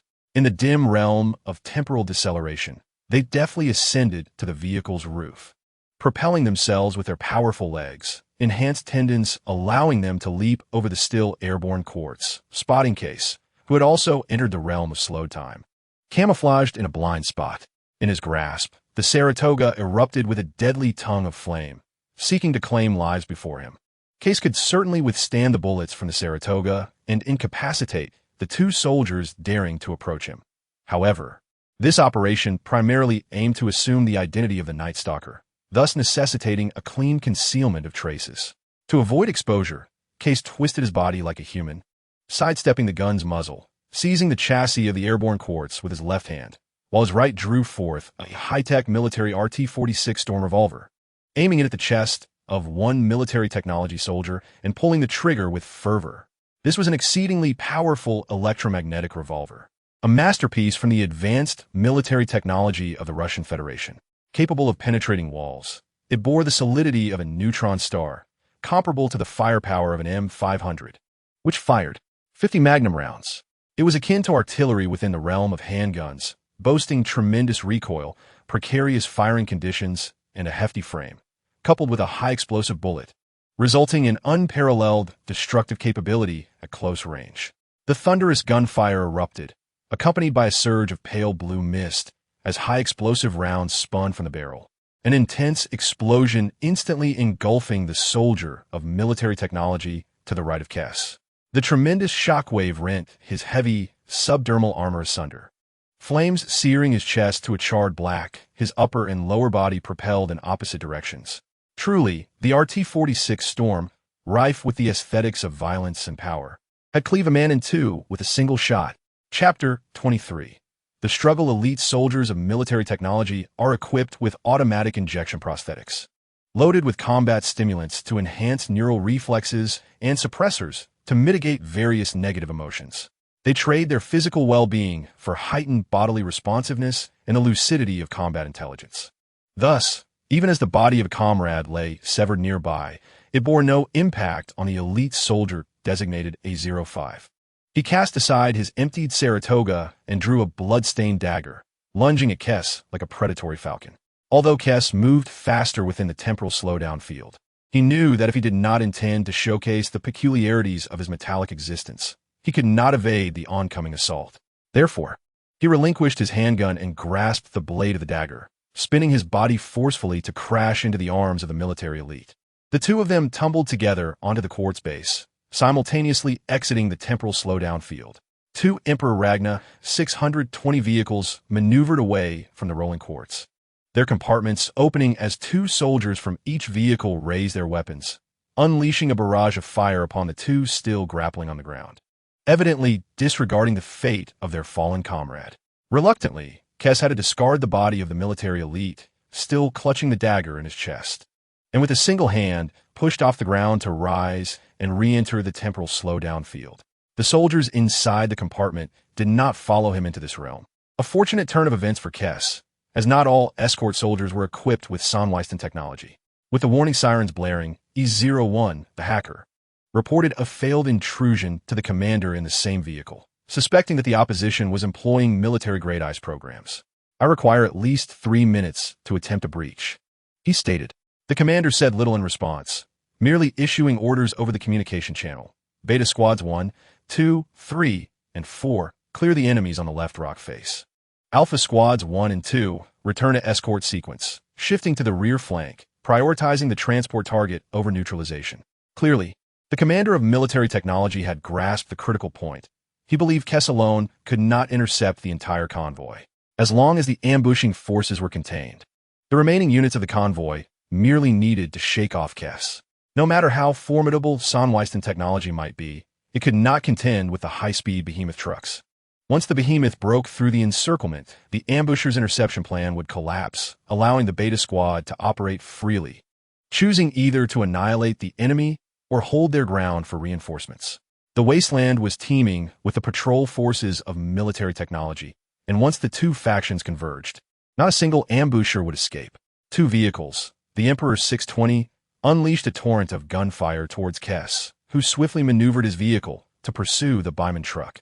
The soldiers aboard, equipped with advanced military technology, continued to fire at Kais's fleeting shadow, but he effortlessly evaded their onslaught. The resolute demeanor of the military commander, however, astonished Kais, as it was evident that the adversaries recognized his lack of alignment with the Night Stalkers. Had they united, the ensuing dogfight would have wrought catastrophic devastation upon Kais. As Kais piloted the Sonweisten, he hastened after the convoy, extending his left arm. The bionic skin on his forearm opened, revealing a compact and exquisite projectile launcher, which he aimed at the left side of the Emperor 620. He released a high-explosive round, which, trailing a fiery plume, struck the vehicle's compartment. Accompanied by a thunderous explosion, a surge of electricity and pulses erupted, instantaneously annihilating all occupants within, causing the vehicle to veer erratically into the arid expanse. Upon witnessing this, the soldiers inside the Emperor 620 scrambled to enter the cabin and shut the door. But they were far too sluggish. Kais, with a sudden surge of strength, propelled himself into the vehicle, breaking free from the time-slowed realm. The soldiers inside were thrown into disarray, the immense force elevating the rear wheels off the ground and causing the entire vehicle to lurch forward. Within a 6-meter radius, Kais was invincible. The monomolecular line slipped silently from his right hand, dismembering the emotionless military scientists into grotesque chunks within mere breaths. Viscous streams of red, white, and blue fluids oozed from the cabin. The driver, realizing the impending doom, yanked the steering wheel to the right and kicked open the door, shielding his head as he rolled out, seemingly resolved to fulfill his mission, even if it meant not returning alive. However, Kais had no time to spare on him. He seized the roof of the vehicle and flipped onto it, glancing down at the wayward vehicle before locking onto the Byman truck, a mere 10 meters ahead. Utilizing the rooftop once more, he leaped into the air. Yet, in that moment of suspension, an individual suddenly emerged from the centrally protected and modified Emperor Ragna 620, leaping onto the roof, as well, brandishing an Achilles M179. A chilling red dot appeared on Kais's face. The warning of being targeted by a deadly weapon flooded his electronic mind. Suspended in the air, he seemed trapped in an inescapable predicament. But, the military commander, wielding the Achilles, detected a cruel smirk on Kess's face through his high-precision optical targeting system. Kess's body coiled slightly, then explosively extended, remarkably shifting forward in midair, traversing an unexpected distance. This advance was brief, a span of only 3 meters. Yet that distance represented the chasm between heaven and earth, life and death. In an incredibly short span, Kess entered the time-slowed realm for the 3rd time. Despite the pharmacological suppression of negative emotions, the military commander felt a surge of terror. What manner of beast was this? Could it be a cyborg from the Arasaka Corporation? However, regardless of his thoughts, as he simultaneously activated the Type 2 Sion Waystand and triggered the Crunchikoff, he cast a menacing grin at Kess, who was charging towards him like a cheetah. "Let the slaughter commence," he declared. He alighted atop the front of the heavy Buyman truck, wielding the Achilles rifle with one hand while drawing a dagger with the other, prepared for close combat. Kess, meanwhile, landed on the roof of the rear Buyman truck, feeling the pressure mount. Even the most advanced Sion Waystand could not match the speed of a fired electromagnetic projectile, and facing an experienced combat veteran, Kess swiftly vaulted over to the side of the heavy truck, utilizing a fleeting visual blind spot to evade the enemy's fire. The Achilles M179, renowned for its precision, faced criticism for its meager 9-round magazine, a compromise for its formidable penetration and stability. As Kess performed acrobatics to reach the front of the truck, the enemy's magazine ran dry. Although reloading required merely 4 movements, the military commander discarded his weapon, deeming those movements excessive. Chapter 24.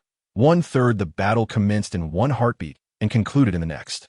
In the dim realm of temporal suspension, the moment their figures collided, Kess's fist pierced through the military commander's chest, delivering a fatal blow. The remainder of the skirmish was unremarkable. Within his invulnerable zone of 6 meters, Kess, able to repeatedly enter the time-slowed domain, remained unscathed. Even with 2 technologically enhanced soldiers equipped with Sion Y-stands at his disposal, the military tech hacker continued to attempt breaching Kess's firewall, but it was merely a honeypot discarded by Kieran. Out of regard for his intricate apparatus, Kess chose not to obliterate the command vehicle. Instead, he gently snapped the hacker's neck. The 2 Buyman heavy trucks were also brought to a halt.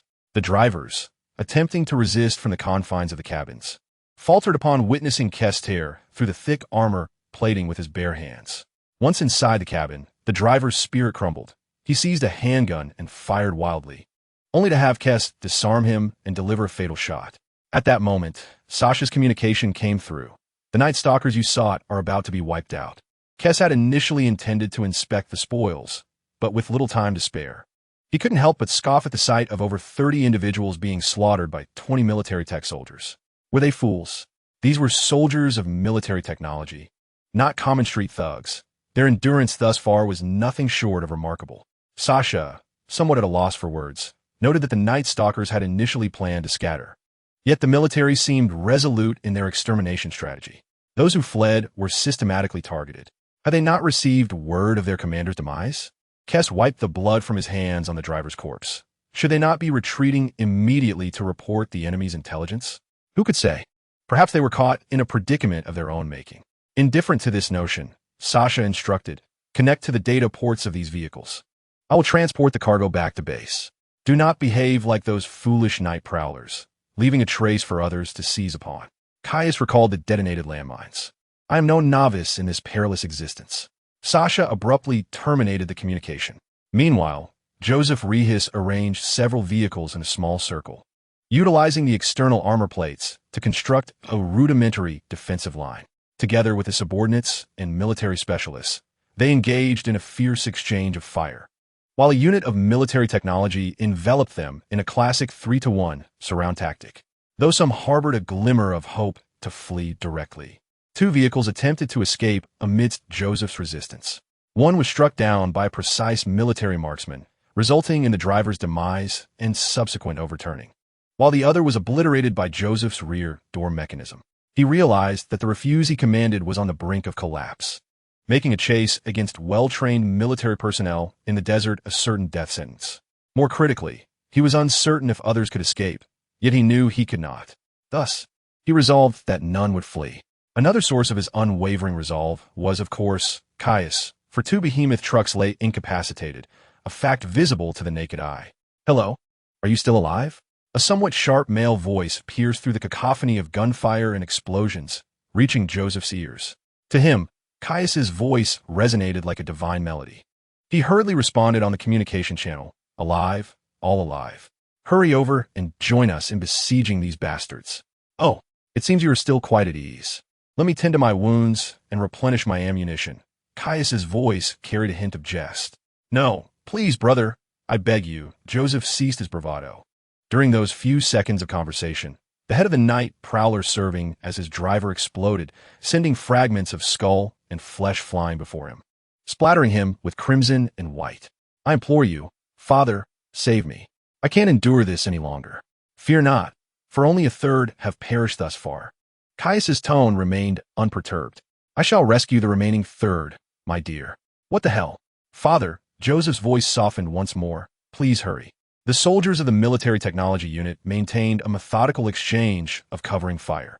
The firepower of the Saratoga combined with the precision of Achilles had rendered the night prowlers hesitant to expose themselves, forcing them to raise their weapons overhead for indiscriminate firing.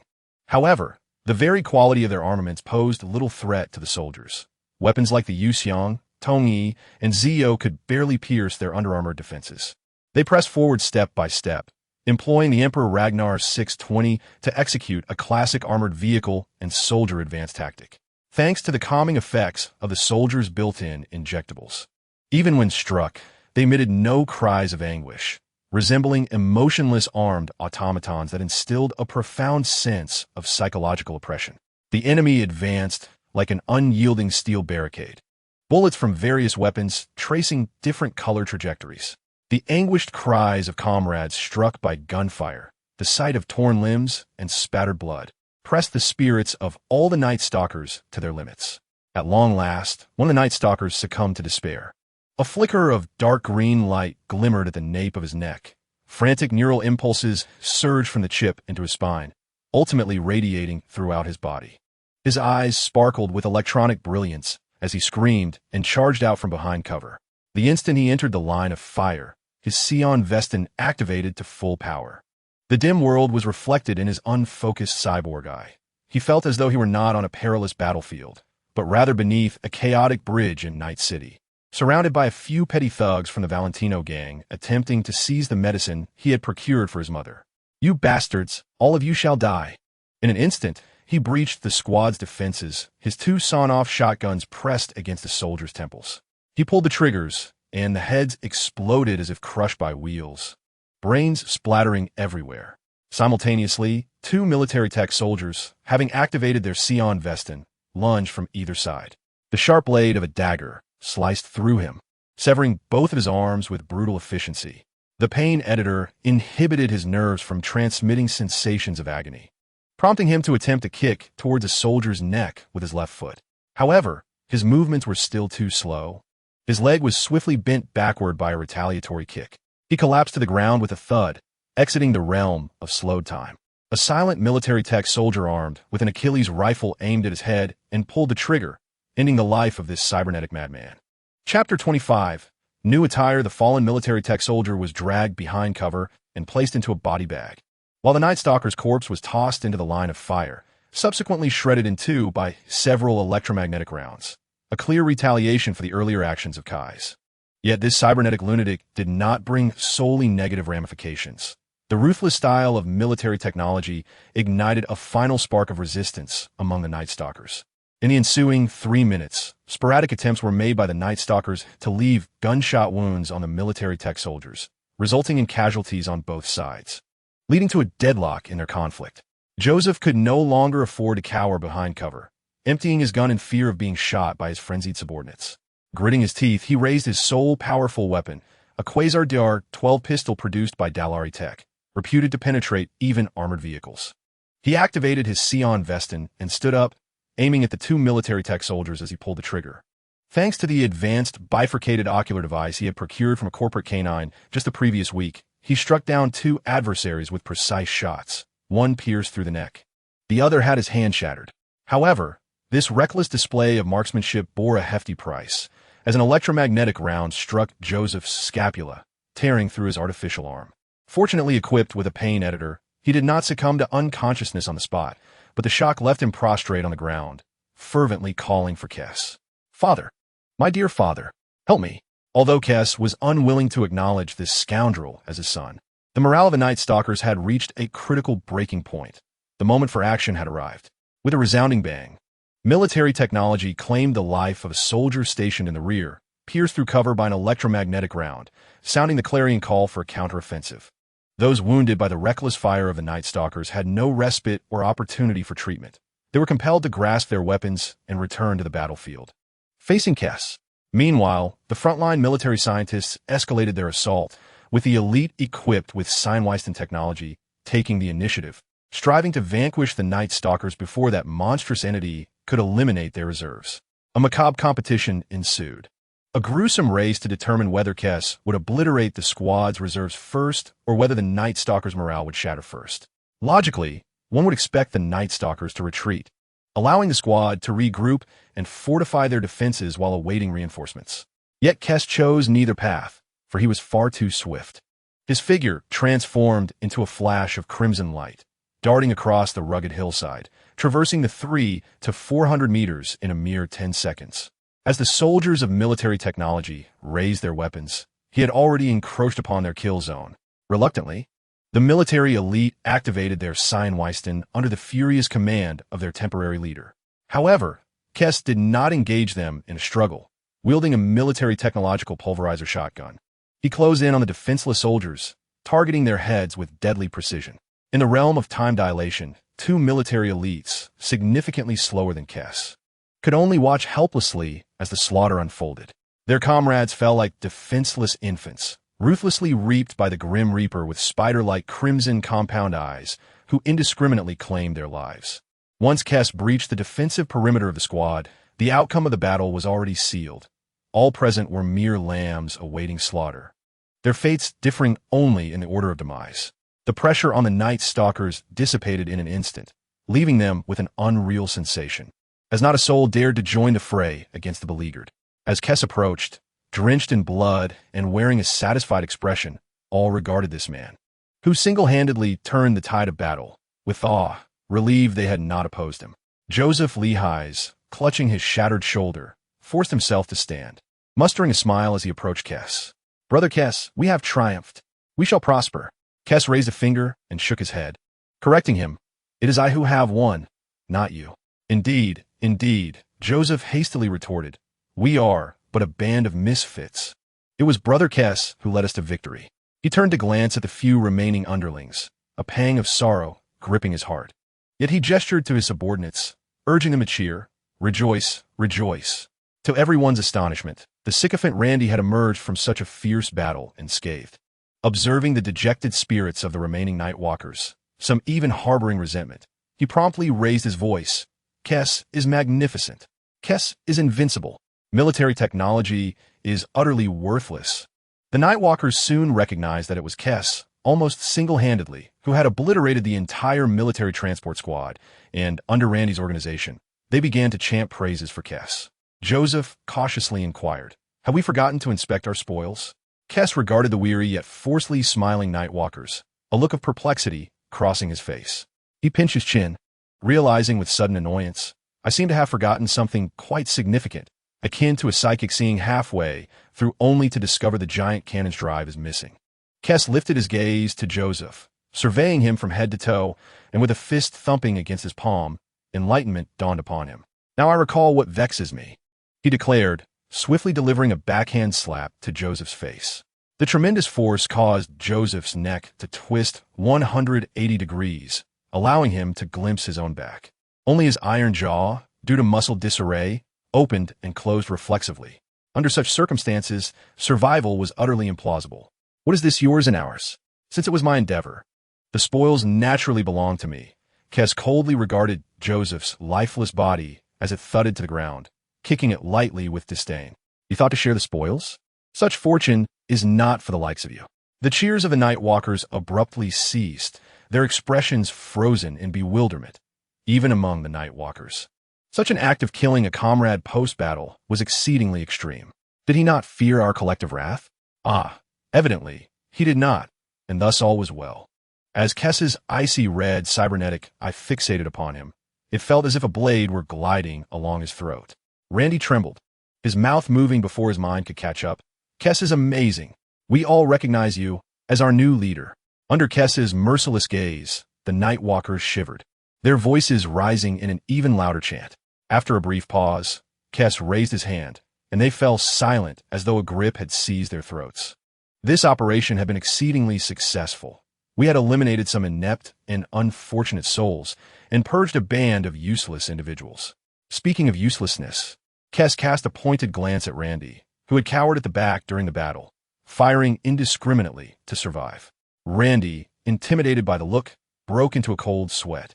Most importantly, we had vanquished military technology and acquired a trove of valuable goods. My rule is simple. Only those who work deserve a feast.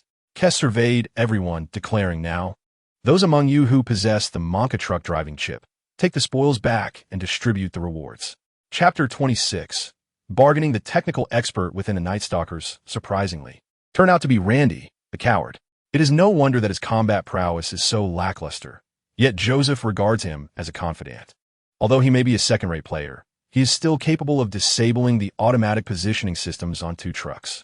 Otherwise, returning so brazenly would have been folly, as the scorpion-tailed lion of military technology would undoubtedly reach the lair before the Night Stalkers. 10 minutes after the Night Stalkers' retreat, several military patrol vehicles gradually arrived at the scene, albeit too late to intervene, yet still in time to collect the fallen. Their delay was not due to sluggishness, but rather because Sasha utilized maniacal laughter as an amplifier to disrupt military communications and positioning. Otherwise, they would have been cornered long ago.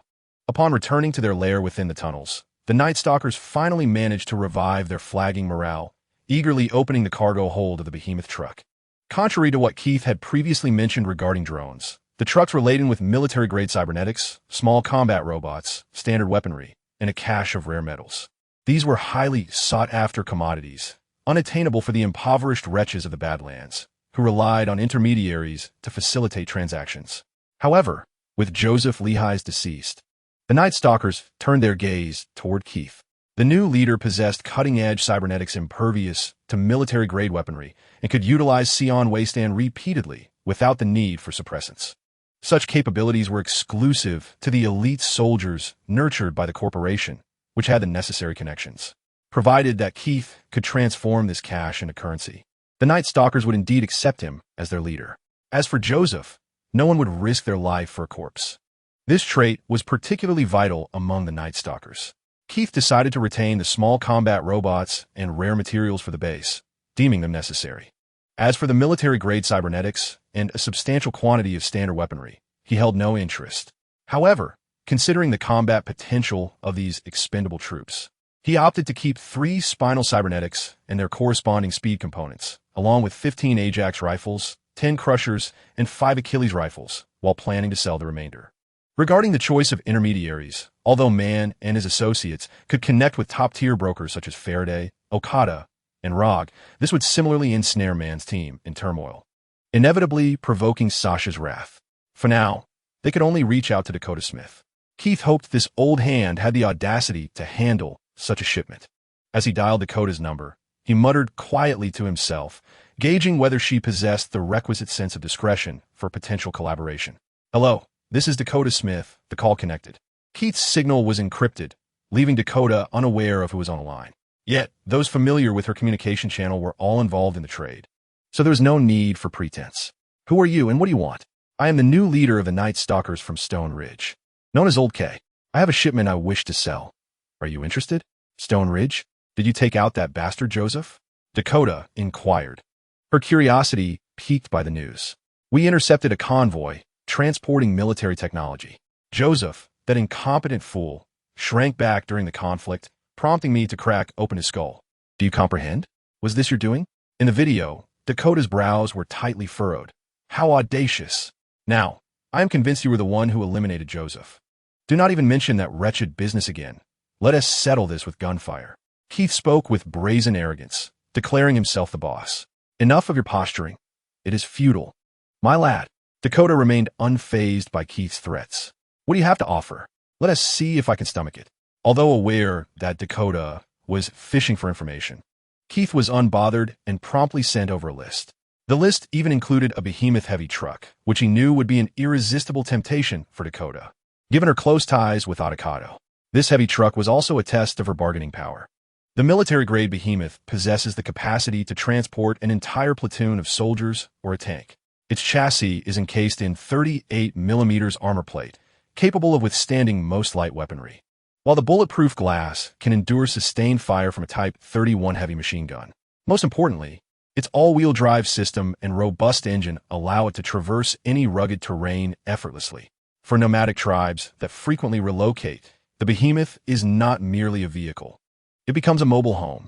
However, if Dakota is not inclined to purchase the behemoth, it signifies that she prioritizes her tribe over the company, prompting the consideration of completing this transaction and then dismissing her to directly engage with the nomads. Military-grade Krenchikov, Stannis, military technology parallel line, Ajax, Saratoga, Crusher, and even the Type 31 heavy machine gun.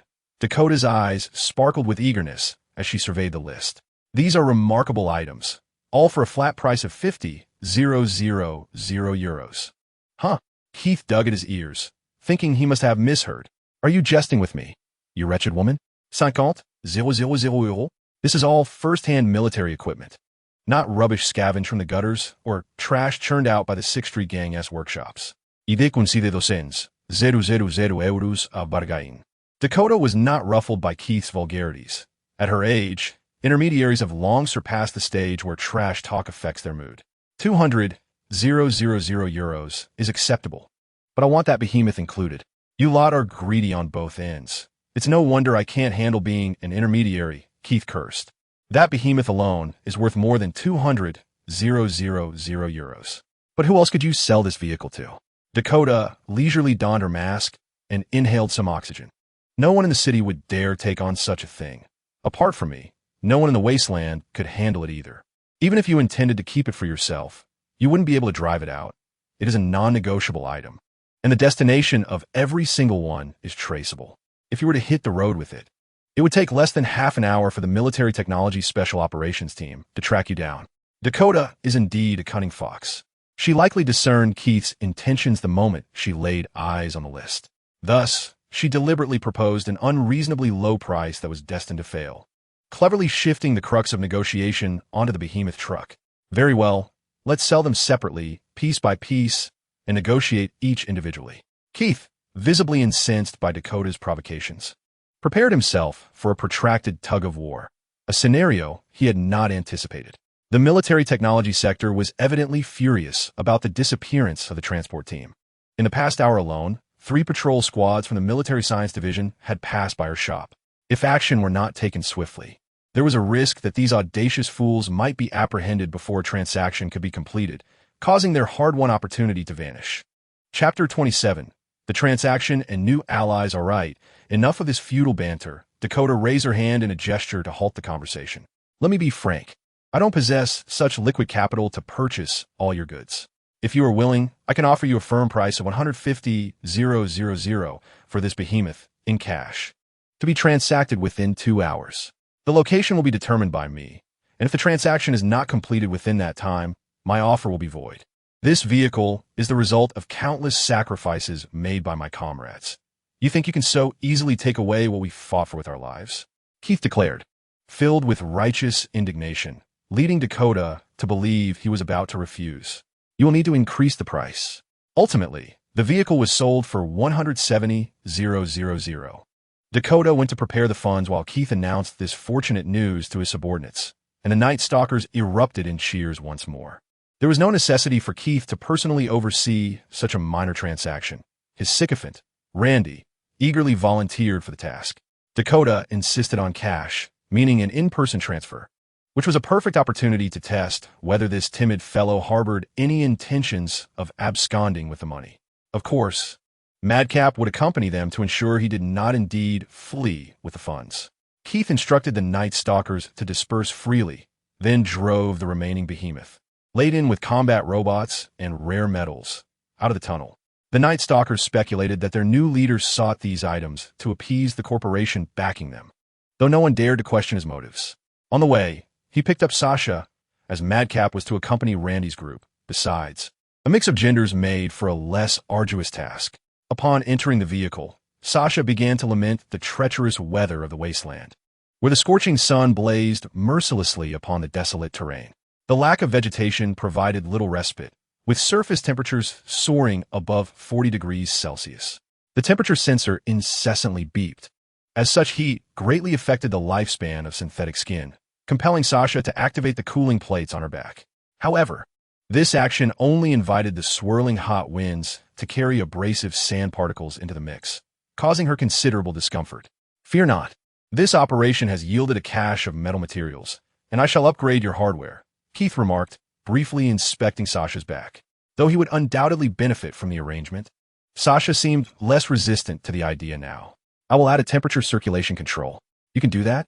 Sasha inquired as she settled into the passenger seat and closed the door. My transformative abilities stem from the Sages and Cybertronian technology, relying on transformation gear components. Kais connected the wrist data interface to this truck and subsequently activated the driving system. Your previous form had not awakened its transformation capabilities. Thus, it was solely reliant on Kieran. Once the transformation components are activated, I may further enhance you with the aid of the Sages. However, given that your spark is not native, it may not reach the standards I and Laughing Mad, Silence and Joy. But that is of no concern. Sasha is indifferent. After all, I am a hacker, and since becoming a Cybertronian, my computational power has exponentially increased. This sensation is truly exhilarating for me. Would you care to indulge in this thrill? Kais digressed. You? Sasha cast a disdainful glance at Kai's lower half, retorting, let me know when you reattach your big cannon. Kais, feeling disheartened, pressed the accelerator, and Behemoth barreled through the wasteland recklessly. Meanwhile, the sycophant Randy, brimming with enthusiasm, brought 3 Night Stalkers, with whom he shared a closer rapport, into the driver's cabin. Steering towards a designated location by Dakota, an indentation located 2 kilometers north of the Sunshine Motor Lodge on the eastern slope of Stone Ridge. Laughing Mad's transformed broken Connolly followed closely behind, struggling due to the inability to take the main road. Fortunately, Randy's combat prowess was rather lacking, and one could only surmise the caliber of Night Stalkers who would band with him. Nevertheless, Dakota refrained from engaging in any underhanded dealings during this critical juncture of military technology-enhanced patrols. A few wanderers arrived in a Machino to trade with Randy. However, they were miserly and did not leave the Machino behind. Thus, although Randy's group acquired some money, they lost their mode of transportation. Just as they found themselves in a state of confusion, Laughing Mad leisurely halted before them. The group exchanged glances, and considering the lack of alternative transportation in this desolate area, they reluctantly decided to board the vehicle. After a smooth transaction, Randy reported the entire process to Kais, who unhesitatingly deducted 100,000 euros, leaving the remainder for Randy to distribute upon his return. Such generosity from their leader solidified Randy's determination to remain a sycophant. Wasteland, new Cybertron base. Kais had already parked the Behemoth truck at the entrance of the base. Sasha stepped out and stretched, genuinely feeling that this base provided a comforting sense of security. Upon turning around, she noticed Silence unusually present to welcome their return, prompting her to jest. A rare visitor indeed, so enthusiastic. Does this cargo contain materials you can upgrade? Silence's electronic eye flickered twice, silently following Kai's lead to unload 4 boxes containing small combat robots from the cargo area, systematically unveiling each one. The boxes contained a series of compact combat robots, each equipped with 4 distinct tactical standard operating drives: assassination, intelligence gathering, covert sabotage, and battlefield assistance, making them exceptionally suited for Night City. Though the raucous laughter of the past has not returned, it seems he is quite indifferent. Keith, hands on his hips, gazed with satisfaction at the newly activated small drones before him, instigated by Sasha. We shall not remain in this desolate land forever. Ultimately, we must return to Night City. Thus, the emergence of our new brethren is imminent. Are you referring to them? Sasha inquired, observing the small drones scanning their surroundings. Do you intend to transform these four into Cybertronians akin to silent laughter? You've overlooked a detail, Keith interjected with a snap of his fingers. Our new brother number 5. Not 4. The behemoth embodies the romance of Transformers. With that, Keith removed his jacket, revealing his bare torso. Suddenly his chest opened, revealing a blue spark encased within 2 grips and an orange circular restraint device, pulsating with a golden glow akin to a heartbeat. Keith, leader of the Liberals, requests activation of the Sage. Access verification complete. Key 12. His ocular implant flickered twice, transforming into a verdant hue. Cullen, leader of the Order, requests activation of the Sage. Access verification complete. Key 22. The Sage activated, locking onto the capable entities. 55. Both Keith and Cullen's eyes were suffused with a cerulean light as their bodies slowly lifted off the ground.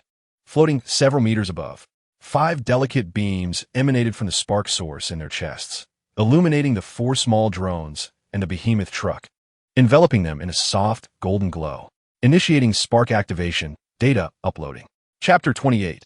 A failed dialogue, order through tyranny. Power is freedom. A powerful cacophony resonated from the roars of the selected 5 machines, interwoven with the might of the Sage. Under its influence, the large and small bodies began to transform. Within the cocoon of light, their forms shifted. Seamlessly interlocking metal plates fractured, transforming gears and electrical circuits sprang to life. And the symphony of steel clashing produced a delightful harmony. The essence of metal ignited from a single spark, consciousness awakened, and new brethren were born. The behemoth truck morphed into a colossal robot towering 5 to 6 meters above silent laughter, its mechanical arms clad in massive alloy armor, each shoulder mounting a cannon, exuding a formidable and volatile presence. The 4 smaller spider-like combat drones, upon becoming humanoid, stood half a meter tall, their inverted triangular heads gleaming with crimson compound eyes. Small laser weapons adorning their forearms.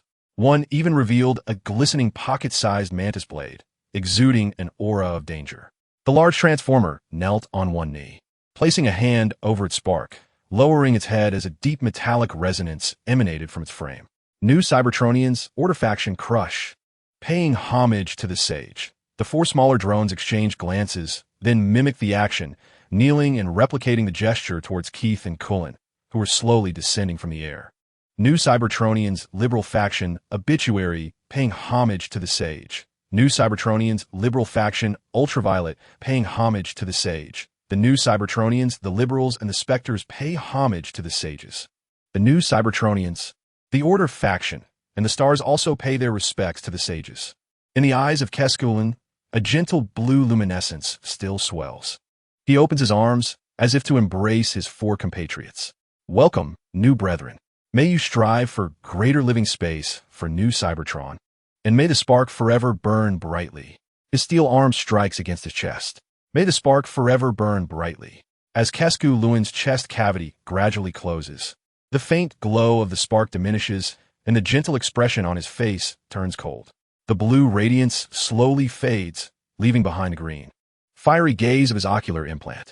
The 5 newly birthed Transformers rise, beginning to engage in normal discourse with Lewin and Sasha.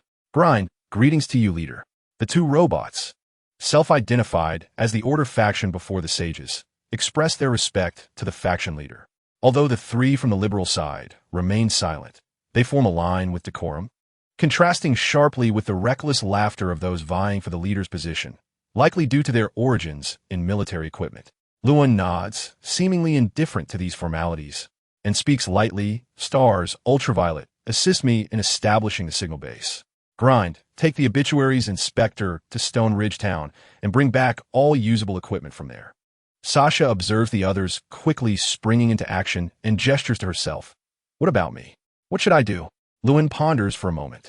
It seems Sasha may not be essential for the internal construction of the base. It would be unwise to leave such labor untapped.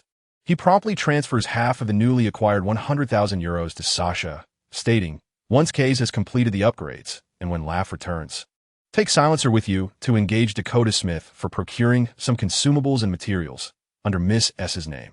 We still need to win over the Wanderers. Having endured your turmoil, she likely harbors suspicions regarding my identity, and while Sasha is not optimistic about this task, recalling the previous probing that Kais subjected her to. It bears no impact on the plan. She knows to feign ignorance, as Luan remains calm. Intermediaries thrive amidst information gaps. She would not actively disrupt this tacit understanding. Rather, the more we engage in the harsh lands, the safer she becomes. We possess power, technology, and, most importantly, demand. We are her ideal mercenaries. She can delegate the laborious tasks to us, and we accept them gladly. After all, in this barren land, only the law of the jungle prevails, and we happen to be the mightiest. She can cast the choicest morsels our way, provided we are undeterred by the prospect of losing our teeth. Sasha is dissatisfied with Luan's reasoning, perceiving it akin to man being led astray by Faraday and Kogitsu in the city. We do not care, Luan asserts, fixing his gaze upon her, his green fluorescence betraying a mechanical coldness. Our purpose is to enact order and embrace freedom. This is the truth of the Neo-Cybertronians. I sincerely hope you can grasp our objective. Embracing order while cherishing freedom may signify the imposition of tyranny for the Neo-Cybertronians. The cost of freedom manifests in the exercise of dominion. Sasha appeared to be a vessel of pent-up frustration, unleashing a torrent of words akin to a rapid-fire barrage. To be candid, I am not particularly invested in these matters, as I have only one life to live. My emotional module has become less sentimental than the original brain. Yet I still harbor a unique fondness for you and for the sage. However, what you articulate often diverges from your inner truth. A sentiment I discerned during our last encounter at the biotech tower. Kais exhibited a profound indifference, yet an undeniable yearning for attention, performing the role of a madcap jester with deliberate intent. In contrast, beneath your aloof exterior lies an uncontrollable fury. You seem intent on annihilating everything, including yourself. I am compelled to inquire, what is it that you are truly doing? Appointing you as the team's filter was indeed a miscalculation, for your talents in this regard are excessively formidable. Cullen remained unperturbed by Sasha's words, maintaining his impassive demeanor, but regrettably, I cannot divulge any details to you. This would contravene the Kais Cullen protection protocol I share with Kais. The lethal bug we have contained within these walls threatens to terminate both Kais and me. Thus, until the protocol is lifted, I strongly advise against broaching such topics again. Sasha bit her lip, clearly taken aback by Cullen's candidness regarding the gravity of the situation.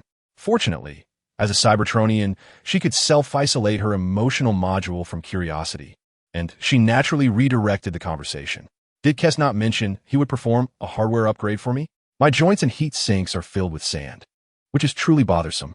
Cullen fell silent for a few moments, evidently surprised by Sasha's understanding, yet Kais would not relinquish the opportunity to cozy up to her. He brusquely pushed aside Cullen's consciousness, displaying a somewhat sycophantic smile towards Sasha. My girl, this way, please. Chapter 29. Aftershocks, Part 1. Military Technology Special Operations Officer Meredith Stott was on the verge of madness. 9 vehicles, equipped with a command vehicle for battlefield operations, and 40 active-duty soldiers of military technology, including net runners and elite soldiers armed with Sion Vistan, were sufficient to conduct a purge in the wasteland.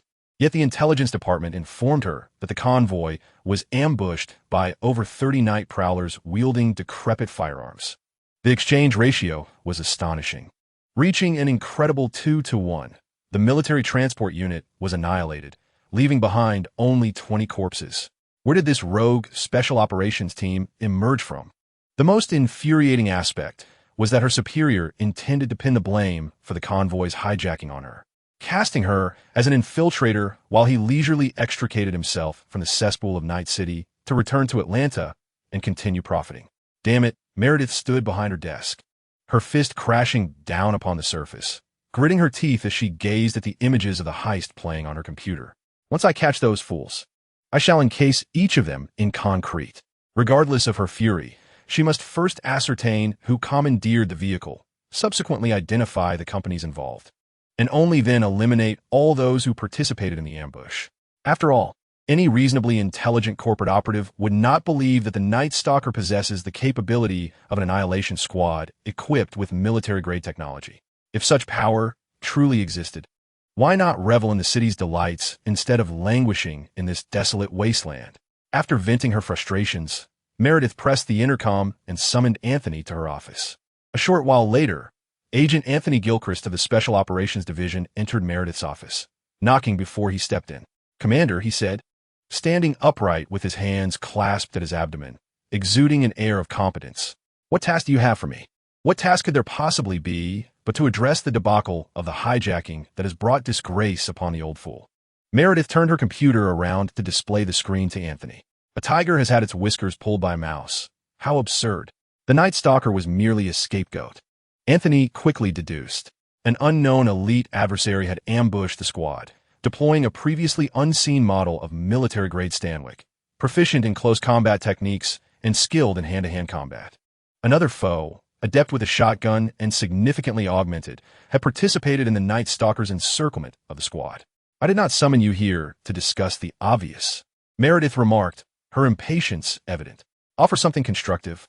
Bloodshed in the wasteland would undoubtedly attract the vulture-like scavengers." Anthony's mind raced, the vents on his head working overtime, betraying his anxiety. In this desolate land, the vultures acted as intermediaries, never missing an opportunity to profit. "Are you suggesting we utilize those unscrupulous mercenaries?" Meredith's demeanor softened slightly as she contemplated the feasibility of this approach.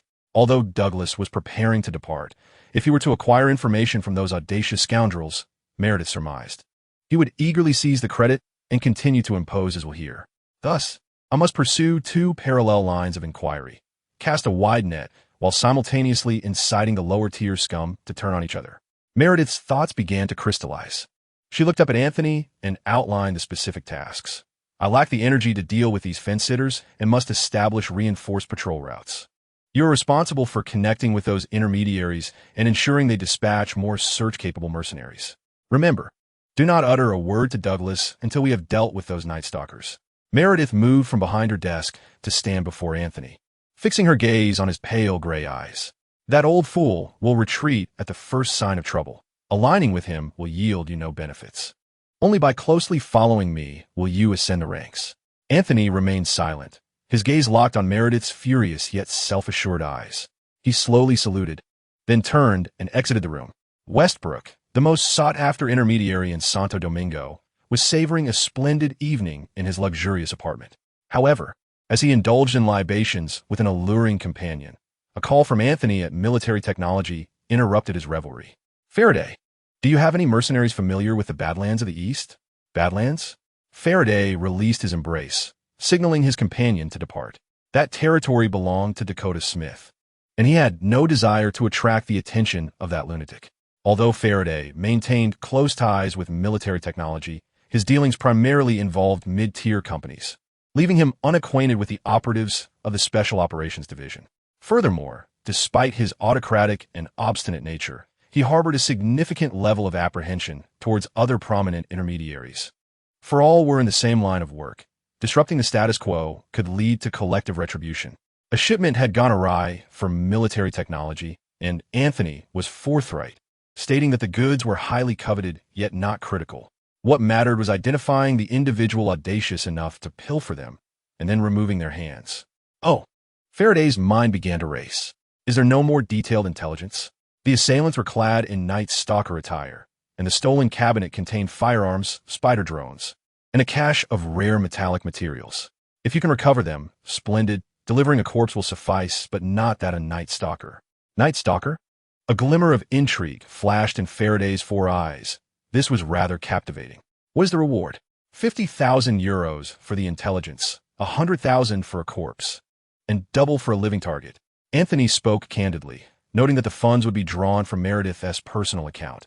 If routed through the company, Douglas, the miser, would never approve a single euro. "No cap.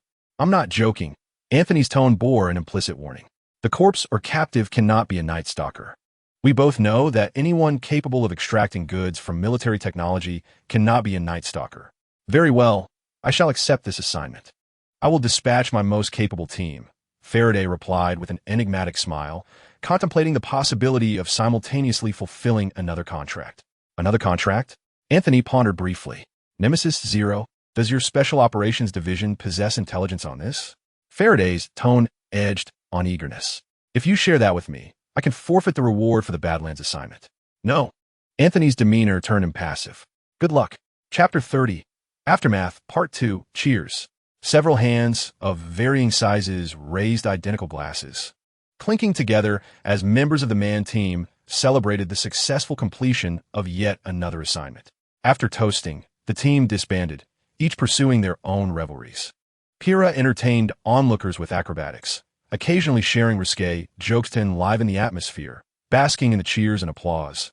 Man and Dorio leaned against one another, engaging in a casual drinking contest while sharing whispers. Rebecca, watching Pyrrha's antics, skillfully tossed her empty drink bottle on her brother's head. Typically, at this hour, Chiwei would quietly sit alone by the round table.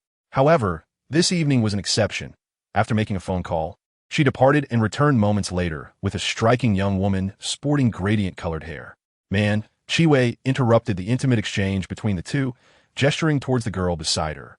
"This is Lucy, a fellow netrunner like myself." Turning to Lucy, she continued, "And this is Man, the elder brother of our team." Man, crossing his robust arms, looked puzzled and inquired, "What is her purpose? A client?" "No." Chiwei shook her head. "She is a reserve hacker I found for the team. This girl has just arrived in Night City and is in need of a job to survive." Man furrowed his brow, speaking without restraint. "Chiwei, I respect you as a reliable hacker, but that does not imply this is a daycare. We already have one hacker in the team, and there are currently no contracts that necessitate multiple hackers. The rest of us, including myself, do not desire to share the earnings with an extra member. Moreover, we are cyberpunks, engaged in a line of work that demands our lives. I do not wish for her to be thrown into danger unnecessarily." Chiwei remained silent, lighting a cigarette as the girl named Lucy appeared dissatisfied with Man's assessment. Lucy flashed a manic smile, her eyes shimmering with streams of data. Within moments, Man suddenly perceived his surroundings becoming pixelated and flickering, only to be alerted that a cybernetic I was being compromised, culminating in a blackout as it was forcibly rebooted. The disorienting loss of vision combined with the nausea of an invasive breach compelled Man to cover his mouth with a hand to suppress a gag, while his companion, Dorio, instinctively drew a handgun towards Lucy's forehead, only to be halted by Man. "Such a feisty little spirit," Man remarked, pushing down on the gun in Dorio's hand while observing the girl who mirrored his previous stance, arms crossed and chin slightly raised. She indeed possessed some skill. "Have you truly considered this?" Man leaned down, firmly pressing his hand on Lucy's head to compel her gaze to meet his. "Our last hacker perished not long ago during a contract. She fell from several stories high, crashing into a vehicle, blood streaming from her mouth like water. I had to watch her die, helpless to intervene. Knowing this, do you still wish to join us, little one?" In Lucy's eyes, there was neither fear nor trepidation. She forcefully removed Man's hand from her head and defiantly lifted her chin. "Don't try to intimidate me. You Night City folks always act as if only this place is hell, viewing outsiders as innocent flowers who have never encountered corpse. But to me, others are hell." "Ha, what a distinctive little spirit you are," Man laughed heartily. "I accept you, then, welcome aboard."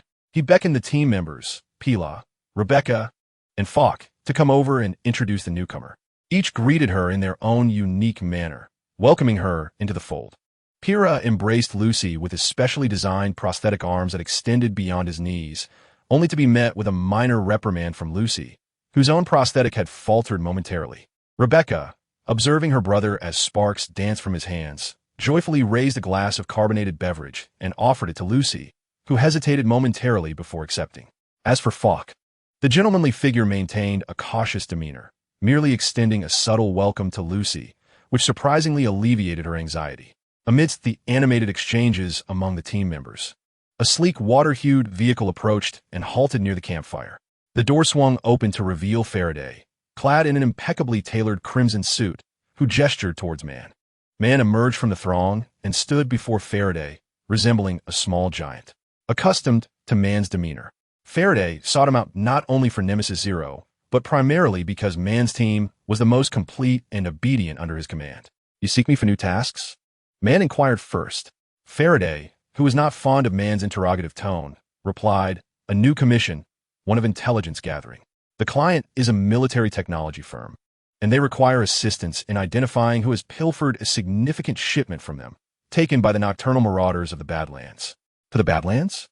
Man donned his stylish sunglasses again, his tone brimming with refusal despite his concealed gaze. "The military technology firm has invested considerable effort into this matter. They do not require violence, only information regarding the marauders. The reward stands at 50,000 euros, Faraday proclaimed, revealing Anthony's offer. This was not a gesture of altruism, but a strategic move, considering Mann's team was integral to the intelligence concerning Nemesis Zero. However, the military technology firm's internal frustrations were palpable. They had placed a bounty of 100,000 euros for the heads of the two leaders among the marauders. A tempting proposition, though Faraday cautioned against rash actions. It is rare to hear such detailed intelligence from you, Mann remarked sarcastically, taking the separable chip containing the specifics of the commission from Faraday's bodyguard. He inserted it into his own slot to begin extracting the data. Faraday observed Mann's actions, a glimmer of intrigue in his eyes, and nonchalantly stated, "This commission has a deadline of 1 week. I await your favorable news." With that, he returned to his vehicle, his bodyguard shutting the door behind him, and the car swiftly departed. Mann's mind raced with images of the military technology vehicle heist, his demeanor shifting from disdain to caution. Yet, upon turning to face his team members, who were all intently watching him, he decided to momentarily set aside this matter. Let us indulge in the present, for tomorrow's troubles can be faced when they come. Chapter 31. Aftershocks, Part 3. Today, not having to attend classes at the Arasaka Academy was a rare respite for David.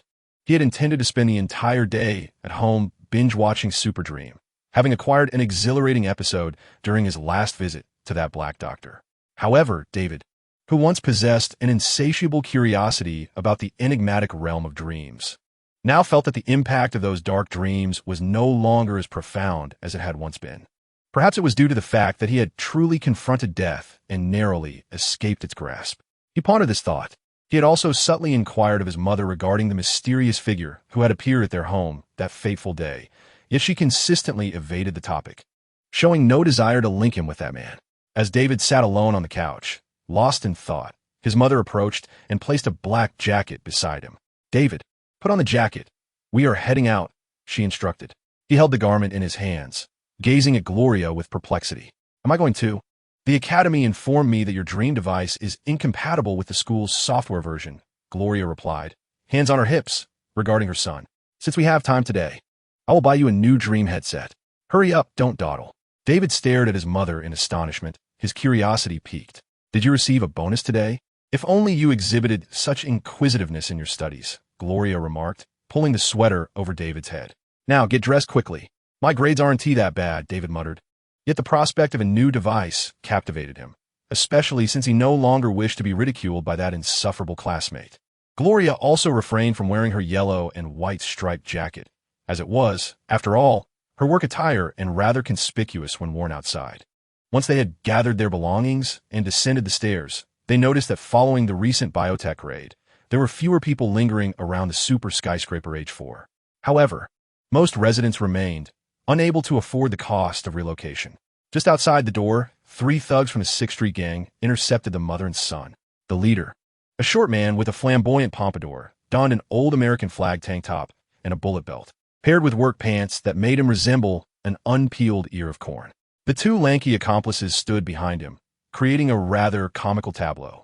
"David? David Martinez?" The short leader squinted at David, nodding slightly. "I'm Monty, the one in charge around here. Kid, last time Big Cannon sent word. He expected you to settle your dues. It's been days and I haven't seen a trace of you. Are you looking to get yourself killed, David?" Gloria instinctively stepped forward, shielding her son. "I believe you have the wrong person. David is merely a student. Are you unaware of what he does?" Monty's eyes widened, and with his mouth adorned with 2 bullet hole-like scars, he feigned ferocity. "Big Cannon said this kid needs to pay up, so he must pay. Or are you implying that Big Cannon made a mistake?" As Monty cast such accusations, the 2 lanky thugs subtly revealed their weapons in a show of solidarity. David recalled who Big Cannon was and was about to offer an explanation, but seeing these thugs intimidate his mother ignited his fury.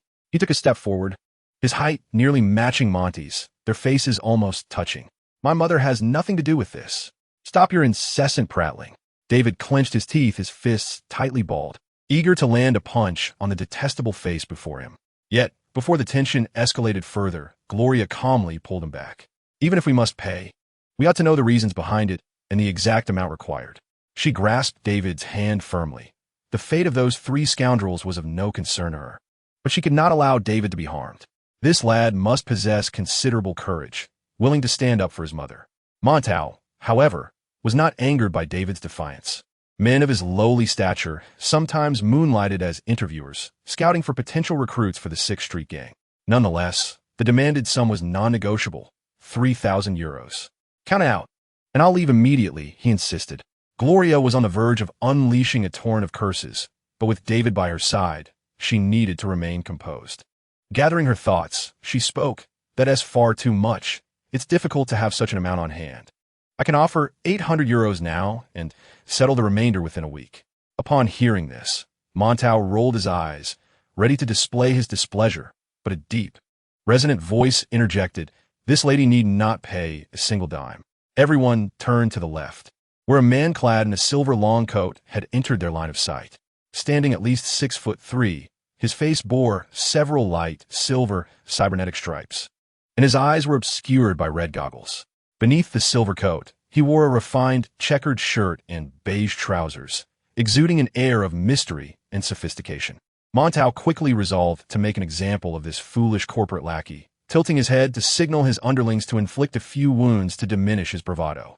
However, his subordinates remained motionless. Puzzled, he turned around only to find 2 of his men aiming their pistols at his own chin.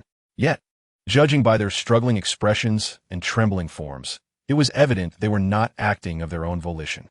The arrogance on Montauk's face evaporated in an instant. He swallowed hard, quickly deducing that the corporate lackey was behind this turn of events. He swiftly drew his sidearm, trembling as he aimed it at the approaching man in the coat. At that moment, 2 gunshots rang out, followed by the thud of 2 corpses hitting the ground. Montauk's face contorted with horror, yet he lacked the courage to pull the trigger. The dread of death seized his mind, leaving him in a state of blankness. He began to forget the 2 subordinates forced to commit suicide, forget that he had come to gamble with the Martinez mother and son under the orders of superiors who had no affinity for firearms, even forgetting how to shoot, and ultimately losing all recollection of his name and past. His will began to crumble. Self-termination, system collapse, memory erasure. These 3 terrifying mantras shattered the resolve of the 3 thugs from the 6th Street Gang. Yet, the one who wielded such power had no interest in glancing at them. The man in the coat walked directly towards Gloria, extending his right hand in a gesture of goodwill. "Greetings, Ms. Martinez. I am Mon Du Bois, a netrunner. Would you mind conversing with me?" Gloria concealed David behind her, and he could sense the tension coursing through her body, more intense than when she had been threatened by thugs moments earlier. Yet her voice remained remarkably calm. "I suppose I have no authority to refuse. But surely we cannot discuss this here. You wouldn't mind if I visited your home, would you?" Gloria naturally withdrew her hand, showing no sign of discomfort at the lack of response. David was curious to see what enchantment lay in the places that intrigued Nemesis Zero. Chapter 32. Aftermath, Part 4. The Badlands, Neo-Cybertron Base. Just as Mon Du Bois entered the Martinez residence, far away in the Badlands, Kais suddenly jolted. Leaping from the car's roof, his eyes flooded with a crimson cascade of data. A high-threat target was approaching Gloria Martinez. Another high-threat target was nearing David Martinez, triggering the Kais Cullen protection protocol. Warning: the threat level of the target is nearing the threshold. Please prepare for immediate support. Request for Sage intervention submitted. Sage activated, evaluating. Intervention request denied. Target poses no threat to the protected individual. Please retry. Are you blind? Kais erupted in frustration. A net-watching mutt. And you call this no threat to the protected individual? What kind of absurd agreement did I create? And it even stipulates that I can't die. Then I might as well go die. What agreement? Sasha inquired, intrigued by the commotion. It must be quite outrageous if it has you this riled up. Outrageous doesn't he even begin to cover it. It's nothing short of a contract for servitude. Kais replied, still seething. The terms are insane. A net-watching mutt picks up on the scent and, in front of the protected individuals, eliminates 3 brainless members of the 6th Street Gang using self-termination, system collapse, and memory erasure. And yet the protocol's risk assessment concludes there is no threat. Damn it, what an idiot. Protected individuals? Sasha queried, intrigued by the peculiar information. Are you referring to the creators of Sage? No, Kais reflective. Realizing Sasha was one of their own, and it would be prudent to clarify. The Kieran Protection Protocol was established when Kieran and I were still intact. Its purpose is to safeguard specific individuals at designated times, such as the Martinez mother and son, and you. So that's why I was revived, Sasha mused, resolving a small mystery in her mind. However, she was less concerned about it now, as the mere opportunity for a new beginning felt dreamlike. At that moment, Kais recalled something important. The backdoor he had left within the biotechnological network had proven useful. As an ally to military technology in Night City, he was keenly aware of its movements. Faraday had begun making waves. He had sent your old teammates to the Badlands to investigate us, specifically regarding the military technology we had previously seized. Find an opportunity to meet with Man and the others, and urge them not to get involved. Is Faraday backed by military technology? Sasha squinted mischievously as she settled beside Kais, a sly grin playing on her lips. Indeed, we had inadvertently stepped on their tails, employing every trick in the book. Remember, refrain from using the previous communication channels. Your comrade serves both as a pawn in Faraday's game and as bait for fishing. It would be prudent to meet in secret and clarify matters.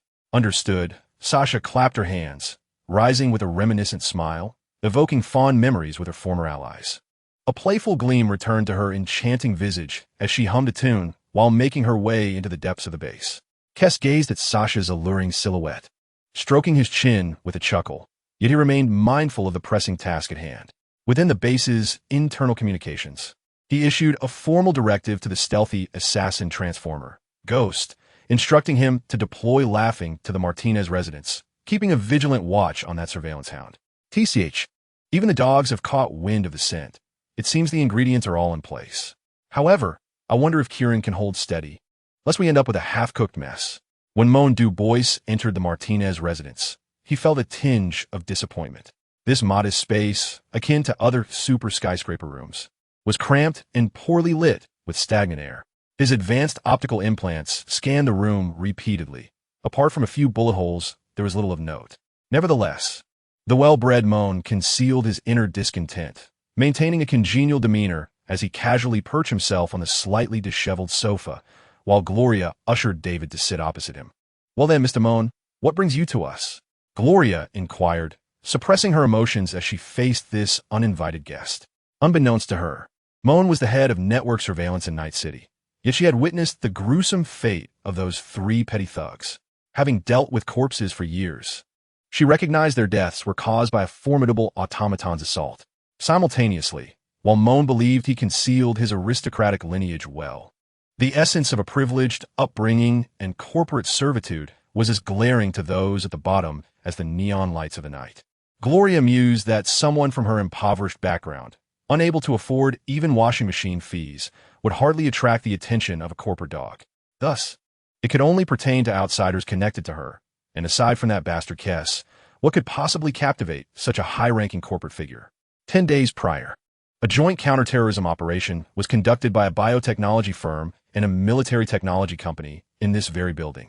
Moan clasped his hands, his dark gaze piercing through the crimson-tinted lenses, fixated on the woman before him, who feigned strength. A team of security battle robots from the biotechnology company had been swiftly neutralized by terrorists in this room, despite my technical analysis of the combat footage revealing nothing amiss. His voice turned low and frigid. "Then why are both of you still alive? Biotechnology is no mere benevolent enterprise." And former security chief Andre would hardly regard the two impoverished souls as equals. The appropriate course of action would be to eliminate all personnel associated with Nemesis Zero. Thus, when Moan, amidst the chaos, stumbled upon the seemingly inconspicuous Martinez mother and son, who fortuitously survived, he realized he had grasped the thread of the entire affair. Nemesis Zero is suspected to be a highly aggressive rogue AI. However, the fact that Andre managed to bring it back alive to the biotechnology building suggests that there exists a certain potential for communication with this AI. Moan is no ordinary Netwatch operative. His position as a leader in Night City is secured not only by familial influence, but also by his considerable capabilities. He understands that within the Netwatch, the approach to AI is not solely one of hostility. Rather, Netwatch has been diligently working to eradicate the Bartmoss roaming network virus, striving to return humanity to the pastoral era of the early net, which is the promised land for the netrunners. Yet, Gloria does not cooperate as Moan anticipated. She tightly presses her lips together, remaining silent. This demeanor is the most vexing of all conceivable interactions, indicating that this woman is astute. Chapter 33. The first encounter. Intelligent individuals are indeed a blessing. Moan appreciates their presence, as such interactions are far less laborious and do not necessitate the degradation of dignity through violence. He tapped his fingers on the table, shifting his gaze towards David. David, I learned before my arrival that you attend Arasaka Academy and have achieved commendable results. David felt the pressure emanating from the calm man before him, while also sensing the inner turmoil of his mother. In this moment, it was his duty to protect her. Exhaling softly, he focused intently on the man clad in silver. Indeed, I study at Arasaka Academy. I imagine that Ms. Gloria has faced considerable additional stress in sending you to Arasaka, including some rather questionable efforts, Moan remarked, interlacing his fingers and reclining on the sofa. David fell silent. His excellent performance at Arasaka Academy had never been indicative of foolishness. Rather, he often shied away from confronting certain realities. Yet now, confronted by this man, he was compelled to acknowledge the truth. It was not that David held any particular reverence for the so-called law. After all, for those born in Santo Domingo, the law is but a mere scrap of paper. However, the fact that this corporate lackey had chosen to mention it hinted at the potential for his mother to lose her job, an unbearable burden for a single mother. And it implied that she would no longer be able to support David's education at Arasaka Academy, thereby shattering her long-held ideals and expectations. You are as shameless as that bastard, Gloria murmured, her voice hoarse and low. Moan smiled once more. As long as Gloria was willing to speak, it indicated he could obtain more valuable intelligence. Since that entity was using David as leverage against her, why continue to shield it? As we are all still human, this signifies that we fundamentally stand united. With that said, I must reintroduce myself. I am Moan, and in addition to being a net wanderer, I serve as the supervisor of the Cyber Surveillance Division in Night City, tasked with apprehending malevolent hackers and reclaiming rogue AIs. This implies that in the course of our investigation, I wield boundless authority. Should you, dear lady, be inclined to assist us, not only will your troubling debts and financial predicaments be adeptly resolved, but I can also preemptively secure an employment intention agreement with David. Upon his graduation from the Arasaka Academy, I shall prioritize his recruitment on behalf of cyber surveillance. Oh, and by the way, should you aid me in capturing this rogue AI, we will compensate you at the market rate, which amounts to 500,000 euros. 500,000 euros? David was taken aback by this figure, involuntarily repeating it. However, Gloria continued to regard Moan with a frigid stare. Her condescending demeanor was utterly repugnant. Nevertheless, David must not come to harm. Since it was that bastard Kais who instigated this turmoil, let him bear the brunt of it himself. My encounters with the rogue AI have been limited. I was merely the first human it encountered in Night City. The reason David and I survived last time was not as complicated as you might presume. It was merely a stroke of good fortune. Gloria gestured toward the bullet marks on the floor. That day, a robotic intruder burst in and began firing indiscriminately. I could only shield David tightly and close my eyes, praying for our safety. Is he inclined toward the male persona? Mo nodded. This did not align with the profile of Nemesis Zero. It seems he is not merely a rogue AI. Please, describe the circumstances of your initial encounter with him in greater detail. Gloria pressed her lips together, and after a moment of contemplation, she began to recount her first meeting with Kais Cullen. I first encountered him in an abandoned factory in the Watson North District, where a cyber psycho had unleashed a spree of indiscriminate violence. After the terror response unit departed, I, as part of the NCPD's outsourced recovery team, went to the scene to clear it. The cyber psycho had slaughtered a dozen individuals with a mantis blade, and the area was strewn with dismembered limbs. The blood flowing from the shattered bodies had almost coalesced into streams. Severed heads rolled across the floor like some grotesque ritual from a cult in a dark dream. When I discovered him, he lay at the center of a bloody sigil, resembling a sacrificial victim. His newly installed ocular implants were misaligned, his face smeared with blood, and his limbs were absent, replaced instead by 4 mechanical legs.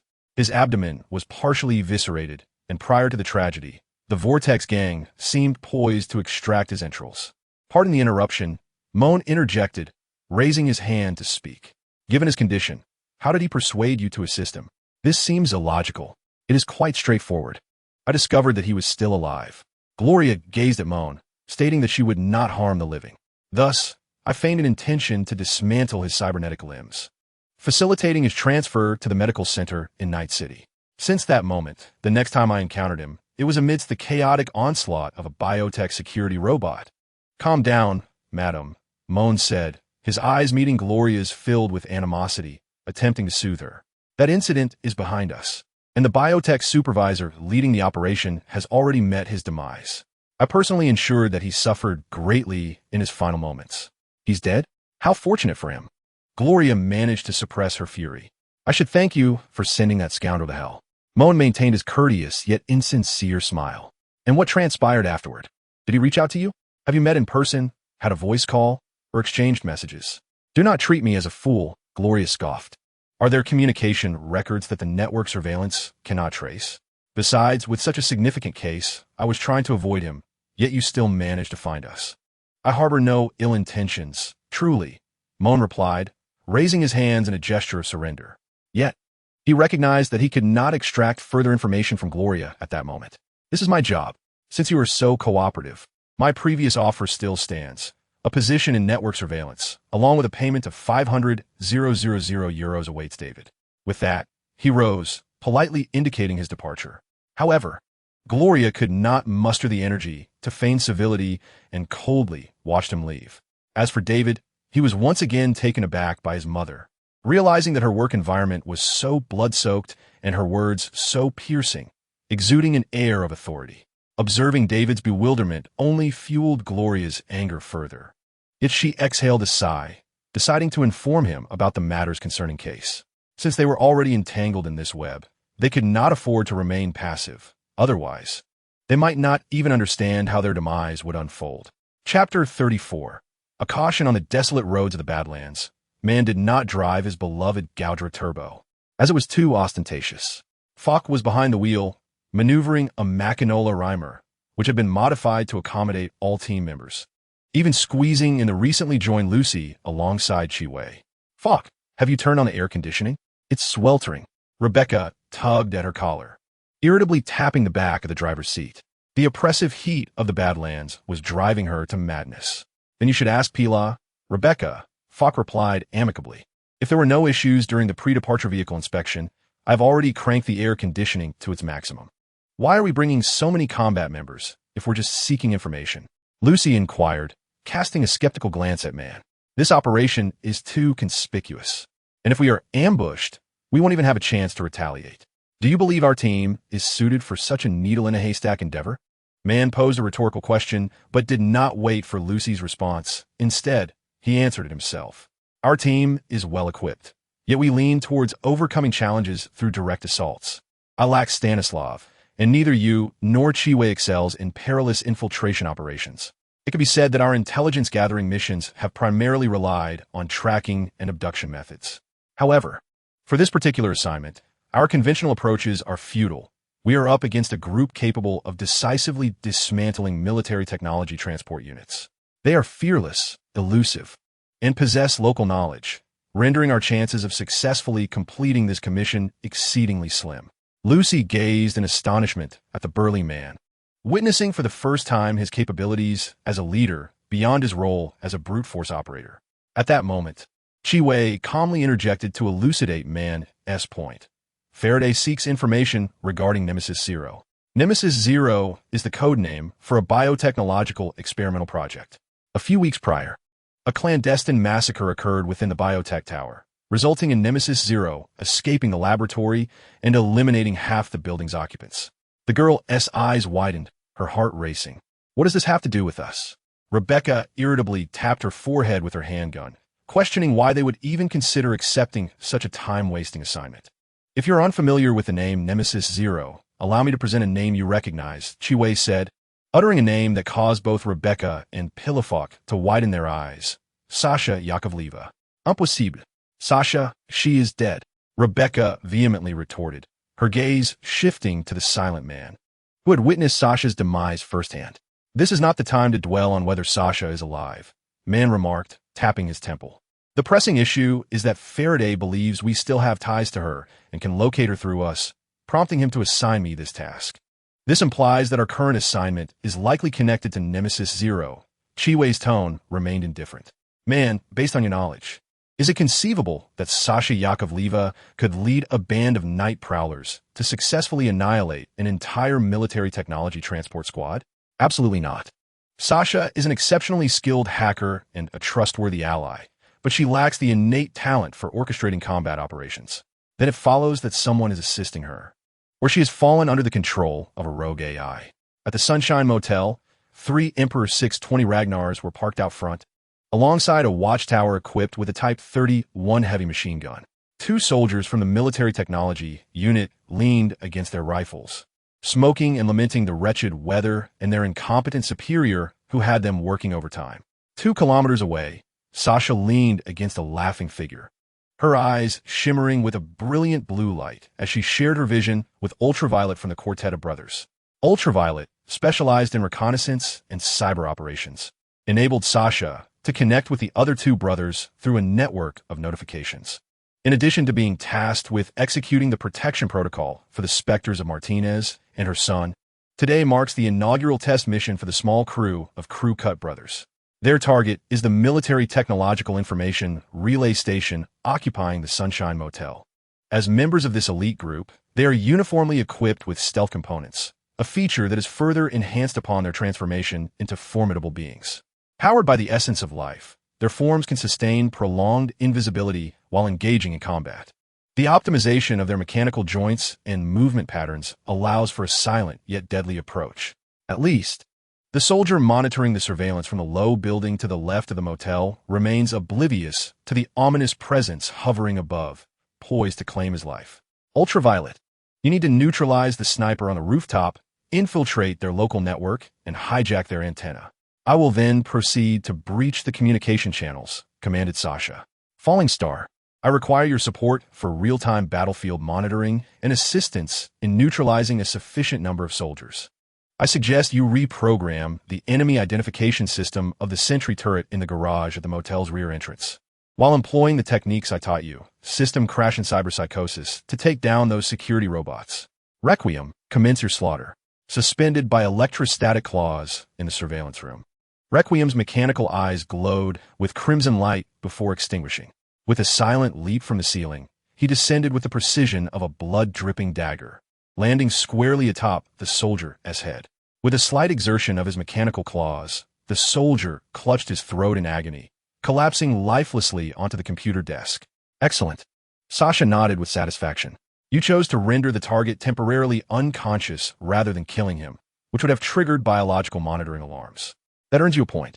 Meanwhile, on the rooftop, Ultraviolet's actions did not unfold as smoothly. Lacking a roof to leverage, he opted to strike the sniper's vulnerable area with an appendage forged from military-grade high-density alloy. Any ordinary man struck by such an attack would have been incapacitated, as the pain would be unbearable even for the strongest of wills. However, Ultraviolet underestimated the pride the men of Night City held in their virility, and thus his brutal assault resulted in a resounding clash, a deep thud echoing the struggle between steel and steel. This sniper was equipped with a formidable weapon. Enemy attack. Alert level 3. In the 5 seconds following the sniper's intense mental fluctuation and the transmission of information, Ultraviolet recognized his miscalculation. Without hesitation, he deftly maneuvered his appendage, aiming a Lexington at the sniper's brow. The bullet spiraled from the chamber, piercing through the back of the sniper's skull a mere thousandth of a second later. Chapter 35. Growth. The sound of gunfire signified the immediate failure of the infiltration plan. Although the manner of exposure had not been anticipated during the operational planning, there would be no repercussions, merely a shift to Plan B. Yet, within Ultraviolet's mind, an unusual stream of data surged forth, compelling him to eliminate more enemies. Had he expressed this sensation to Sasha, she would have smiled knowingly and explained that this feeling is called shameful rage. The information relay station in this desolate land was originally equipped with a team of information support personnel and 2 rapid response infantry squads, totaling an impressive 26 members, complemented by 10 security robots and 3 watchtowers. While it may not be entirely impenetrable, the station could inflict severe consequences on any intruders. be they night prowlers or drifters. However, under the coordinated efforts of 3 agile, optically cloaked mini-transformers, the defenses faltered. The watchtowers and security robots turned against their own. The communication channels were inundated with static, and the once formidable defense line was abruptly torn apart, leaving the stationed military technology soldiers momentarily stunned. Nonetheless, the professionalism inherent in military personnel is unparalleled by mere street thugs. The chaos anticipated in a simulated operation was expected to last 1 minute and 30 seconds. However, upon the convergence of the commanders from the Information Unit and Rapid Response Team, order was restored in a mere 36 seconds. These elite soldiers of military technology adeptly assessed the frequency of the disappearing biological monitoring signals, accurately determining that only 3 enemies were present, and resorted to sign language for tactical communication in the absence of functioning communication systems. Once re-established in their organizational structure, the professional soldiers exhibited remarkable efficiency, exploiting the inherent weaknesses of the security robots, which fought independently, directing them toward the positions of the 2 traitorous watchtowers. Subsequently, sharpshooters were dispatched to eliminate the robots one by one. Apart from the initial 15 seconds of chaos, during which 7 military technology soldiers were unexpectedly neutralized, the 10 security robots achieved no further victories, deviating significantly from the pre-established plan. This deviation from strategy and logic incited an unusual data flow within the electronic minds of the 3 transformers, particularly affecting the architect of the combat strategy. Known as Falling Star, a sensation of frustration coursed through him, identified as a data stream associated with setbacks. A report was issued to Falling Star, indicating that the 2 hostile targets concealed behind the water tower failed to execute their predetermined maneuvers, resulting in a failed ambush and subsequent encirclement by the enemy. Orders for the next course of action were requested. Initially, the plan was to launch a surprise attack on the 2 military technology soldiers, who were isolated from the main force and too intimidated to fire a shot while hiding behind the water tower. However, at the moment of their descent from the tower's apex, the 2 soldiers unexpectedly activated their advanced weaponry, targeting the airborne assailants with fervent gunfire. Even those military technology soldiers positioned at a distance turned their weapons toward the commotion, despite their ocular implants indicating an empty space. They followed their commander's orders to fire without hesitation. In that fleeting moment, these soldiers resembled machines more than the very robots that sought to ambush them. Though the Phantom, Ultraviolet, and the Eulogy could achieve optical invisibility, it remained merely an optical deception. The volume of their collision still existed. The soldiers' weapons spewed forth searing flames, and the bullets coalesced into a torrential curtain of fire. In this moment of no refuge, the Eulogy audaciously relinquished its invisibility. Its form began to contort, transforming instantaneously from a spider into a humanoid figure. It endeavored to contract its body, minimizing its profile, while deftly inserting its slender arms into the water tower. It pivoted midair and leapt towards the rooftop. This spectacle took the military technology commander by surprise, causing them to forfeit the opportunity to seize control of the situation. After a moment of silence, the commander, having assessed the current predicament with clarity, ordered a retreat to the vehicles. He recognized that the enemy's numbers were few. Having disrupted communications, they had specifically targeted their hackers. However, upon losing the initiative, the adversary had not dispatched further reinforcements. This indicated that their original intent was to execute a special operation aimed at annihilating their forces at this transit station. But circumstances had forced a deviation into a full frontal assault. Thus, what the enemy wished to avoid, they must now pursue. Preserving their remaining combat strength was paramount. Ensuring that intelligence regarding the attack was relayed swiftly to prevent higher command from misjudging the situation. The intelligence here, even if lost, was of little consequence, as it could not be deemed vital. The military technology team retreated with resolute decisiveness. This scenario had not been accounted for in their operational plans. Yet this time, the Phantom deviated from the prescribed tactics, for the first time anticipating the enemy's maneuvers. Alongside Ultraviolet, they concealed themselves within 2 Emperor 620 Ragnarok vehicles. While the third vehicle had been sabotaged in advance, its tires shot out and disguised to appear as collateral damage. The commander of the military technology unit, having gleaned insights from previous skirmishes, concluded that the enemy's battlefield commander displayed a lack of military acumen, especially in terms of adaptability. Thus, he harbored no suspicions regarding the fortuitous failure of only one vehicle. However, when the driver ignited the engine, the driving system of the leading Emperor 620 refused to comply with the driver's commands, locking the wheels. The following Emperor 620, without warning, accelerated at full speed, crashing into the rear of the first vehicle. The tremendous force propelled the first vehicle forward, the misaligned steering causing it to collide violently with the guardrail, resulting in chaos within. The second vehicle suffered even worse. Its front end crumpled, killing both the driver and the sharpshooter in the passenger seat instantly, while the soldiers in the cabin were left disoriented, bloodied, and gasping. At that moment, the mechanical eyes of the Phantom and Ultraviolet ignited with a foreboding crimson glow. The battle, no, the massacre, concluded swiftly, with the last soldier abandoning the vehicle being dispatched by the Achilles thrust of the eulogy, leaving only the grim task of securing the battlefield. 3 robots adeptly sorted various supplies and equipment, loading them into the approaching crushed cargo vehicle while simultaneously sabotaging the surveillance data in the area, ultimately incinerating even the bodies. After all, the obituary had inadvertently revealed the truth, and the military-grade cybernetics possessed automatic monitoring functions to prevent military technology from extracting memories from the deceased. Although the battle concluded swiftly and all anticipated objectives were achieved, the 3 young Transformers were profoundly dissatisfied with their first independent operation, particularly Fei Xing, who finally grasped why Lord Kais emphasized the necessity of prioritizing the elimination of the opposing hacker. Chapter 36. Fourth kind of contact in the driver's seat of the Machinola Rhymer. Falk restarted the vehicle as the rear door swung open with a swift motion, allowing man's robust form to enter. He had just met with Dakota Smith, the most capable intermediary in the wasteland, yet he gleaned no useful information. Though man and his team were renowned mercenaries with the credentials to navigate the afterlife, their usual assignments revolved around urban centers, leaving them without established connections in the wasteland.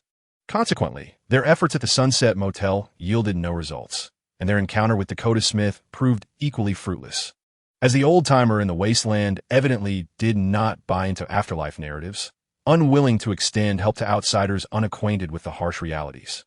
This old woman is truly bothersome, Rebecca grumbled upon returning to the vehicle, her sensitivity to the intentions of others keenly attuned. We are here for intelligence, not to endure her lectures on the history of the wasteland. The education of wanderers is steeped in tradition, and Falk, having previously worked in transport, was familiar with their worldview. No, that's not right, Chiwei interjected, shaking her head. While she spent most of her time in Night City, she had engaged with various intermediaries. They would not casually share such insights without a purpose. She sensed an implication beneath Dakota's words. Although she recounted the power dynamics in the wasteland, her disdain for corporations was palpable. She cited a place called Stone Town, likening corporations to insatiable demons. Yet wasn't this common knowledge in Night City? Rebecca scratched her head in confusion, nearly drifting into slumber as she listened. While she was not surprised by their intentions, Dakota still shared this information. Chi-Wei had initially intended to light a cigarette, but upon observing the cramped conditions within the vehicle, she set the cigarette box aside. The data streams in her eyes flickered, indicating that Stone Ridge Mountain was their target. It appeared that the gang of night dwellers who had seized military technology were also not favored by the Wanderers. Both the intermediaries and military tech seemed intent on their demise. Her insinuations suggested certainty that this formidable group of night dwellers would ultimately face annihilation. Man mentally reviewed Chi-Wei's deductions and with a decisive gesture commanded, Falk, head to Stone Ridge Mountain. At that very moment, Sasha, returning to base alongside the cackling, accessed the communication channel of Dakota Smith through an implanted digital backdoor, thus eavesdropping on their conversation. The cunning old fox, Sasha, though lacking the extensive experience of Chi-Wei, was able to infer Dakota Smith's disposition simply by retracing the outcomes. It was evident that he would relish the opportunity for us to clash with military-grade technology. These intermediaries reveled in the thought of having everyone dance to their tune, and they cackled with delight at having scanned Emperor 620 Ragna, racing across the treacherous terrain with high clearance, an endeavor fraught with peril. Yet Dakota exhibited a modicum of restraint. withdrawing swiftly, unlike the foolish Faraday, who remained oblivious once ensnared in the game. Sasha preferred not to dwell on these matters and decided to leave the headache for Kuss, redirecting her attention to Man. With a playful feline expression, she proposed meeting Man atop Stone Ridge, inviting him to join her to give them a fright. "Are you certain I am suitable to appear before them?" Though Kuss often boasted of usurping Kuss's position and becoming the leader of the liberals, he executed Kuss's commands with the same meticulousness as any other transformer. Man's mind had been infiltrated by Faraday through a monitoring backdoor implanted via a separation chip. Cullen's voice, amplified through the vehicle's sound system, resonated within. He had dedicated a thread to manage this affair, indicating that after Man's interaction, he would assess the necessity of relaying further intelligence to Faraday. "How unfortunate he remains," Sasha mused, a smile gracing her face, yet her gaze had grown cold. "I suppose I must reluctantly lend a hand to this foolish elder brother once more." Kong Xiao sprinted with far greater ferocity than Falk, and Sasha was not susceptible to injury from jostling. Thus, despite departing later than Falk, she arrived first at the desolate town. The once dilapidated settlement had been ravaged by transformers. The usable generators and power transmission facilities had been relocated, and any salvageable alloys were neatly cut and packed into the cargo hold. Even the arcade machines from the game hall had been carted away, leaving only the fully automated vending machines to survive. As the sun dipped low, its golden rays diffused through the swirling dust, casting a gentle hue. Sasha perched atop Kong Xiao's roof, swinging her legs, her shadow elongated behind her. In the distance, the Machino drew closer. Chewing gum, she waved to Falk and Pyrrha in the front seat, her smile as familiar as ever, imbued with a hint of mischief. The Machino gradually decelerated, coming to a halt a few meters from Kong Xiao. The doors swung open, and former comrades emerged one by one, hesitating as they beheld their resurrected friend, unsure of whether to approach. Ultimately, it was Man who strode forth, joining Sasha at her side. She leapt down from the roof, meeting Man's scrutinizing gaze concealed behind sunglasses. "I witnessed you perish before my very eyes." Man's voice was tinged with somberness, devoid of a heartbeat. "The biological monitoring had indicated the cessation of your vital signs.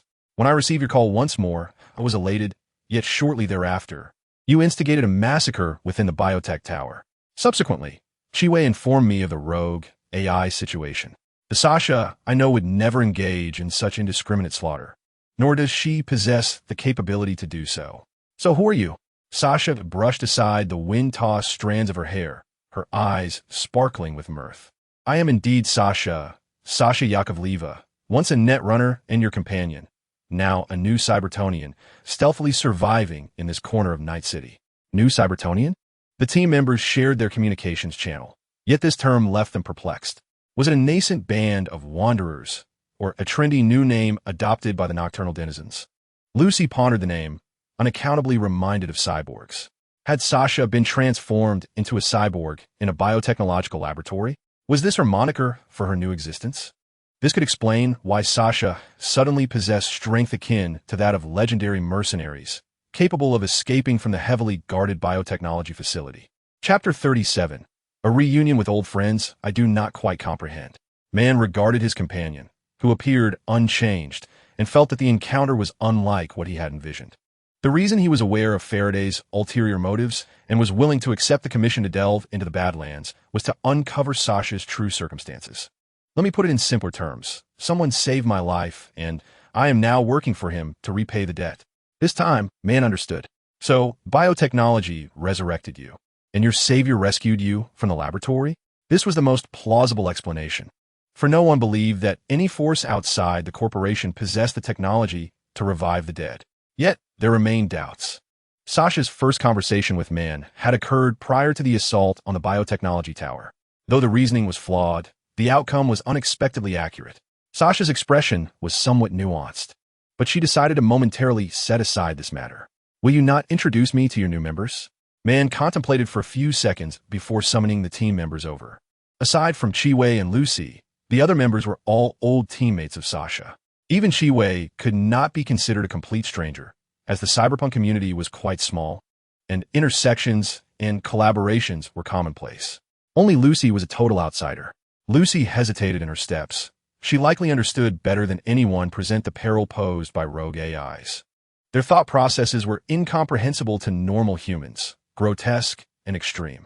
Once they took action, they were ruthlessly decisive, annihilating all threats without mercy. To date, she had yet to encounter a rogue AI that posed no harm to humanity, let alone converse with one.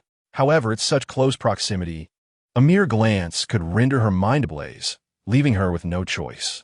Falk was the first to greet Sasha, followed by Dorian, Pyrrha, and Rebecca.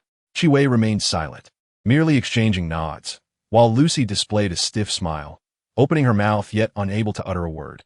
Her demeanor was an unmistakable indicator of trouble. Sasha, with a playful smile, approached Lucy and circled around her. Lucy stood rigidly, her body tense, scarcely daring to move. The little girl was undeniably adorable. Yet I am no monster. I would not devour you. Sasha gently patted Lucy's shoulder, causing her to nearly leap away in fright, but she restrained herself. Sasha then turned to her former friends nearby, letting out a sigh. In truth, my visit here is not solely to see you. I have other matters to discuss. It is time to cease this pursuit. Do not delve any deeper. Man's sunglasses glimmered momentarily as he asked in a grave tone. Was it you who tampered with the military technology? Indeed, given that we have a family to feed, this cursed place offers nothing but the northwesterly wind and sand. You are in significant trouble, Man continued. The military technology has been compromised, and not just us. All the formidable mercenaries in the city have received word. It appears they are serious about this. You are the ones in peril, Sasha countered, shaking her head in disagreement with Man's assessment. All we did was seize a trivial shipment of military goods. Their aggressive response is not due to this shipment. Besides, if we consider the company's losses, shouldn't the biotechnology firm be the first to be irate over half a building being taken from them? Or do you truly believe that the biotechnology firm is as benevolent and kind-hearted as they portray themselves? In addition to the personnel from the military technology firm, agents from the biotechnology sector and the elite ninjas of Arasaka are all searching for us. The most troublesome is the Hound, who possesses limitless authority. Damn it, Pyrrha, as a technical expert, instantly recognized who Sasha was referring to. It's the goddamn network surveillance. Chi-Wei's voice finally changed. What on earth have you done? Have you stolen the genetic sequence data of the Pure 2 wheat?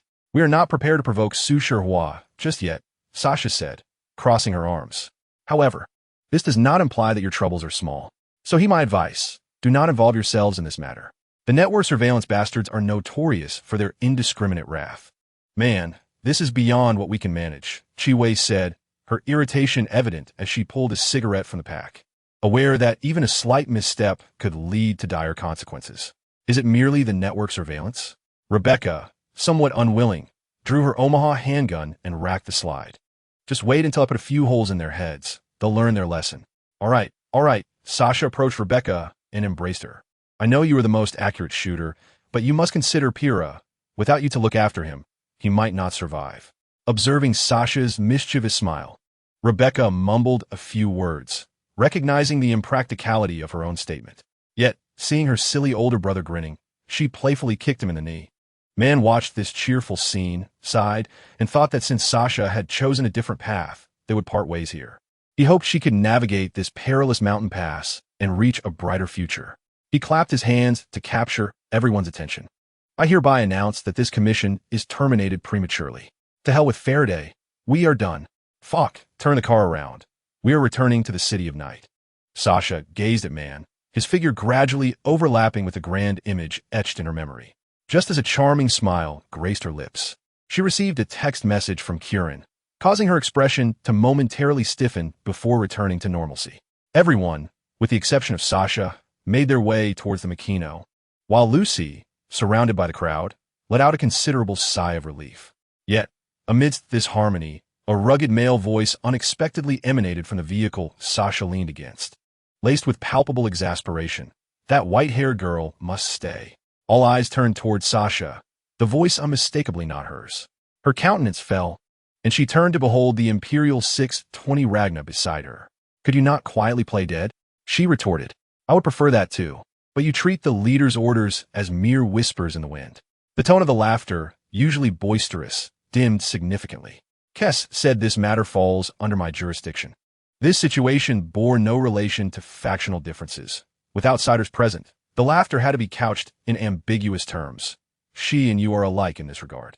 Sasha's complexion suddenly paled. Although she suspected the laughter referred to that perplexing protection plan, she felt a visceral sense of loss, as if something personal had been stripped away. To that individual, she was neither unique nor special. Chapter 38. Laughter, what on earth are you prattling on about? You self-righteous fool? Rebecca was the first to express her discontent. She stormed over, grasped Sasha's hand, and with her small fist, struck the front cover of the Laughter's vehicle with considerable force.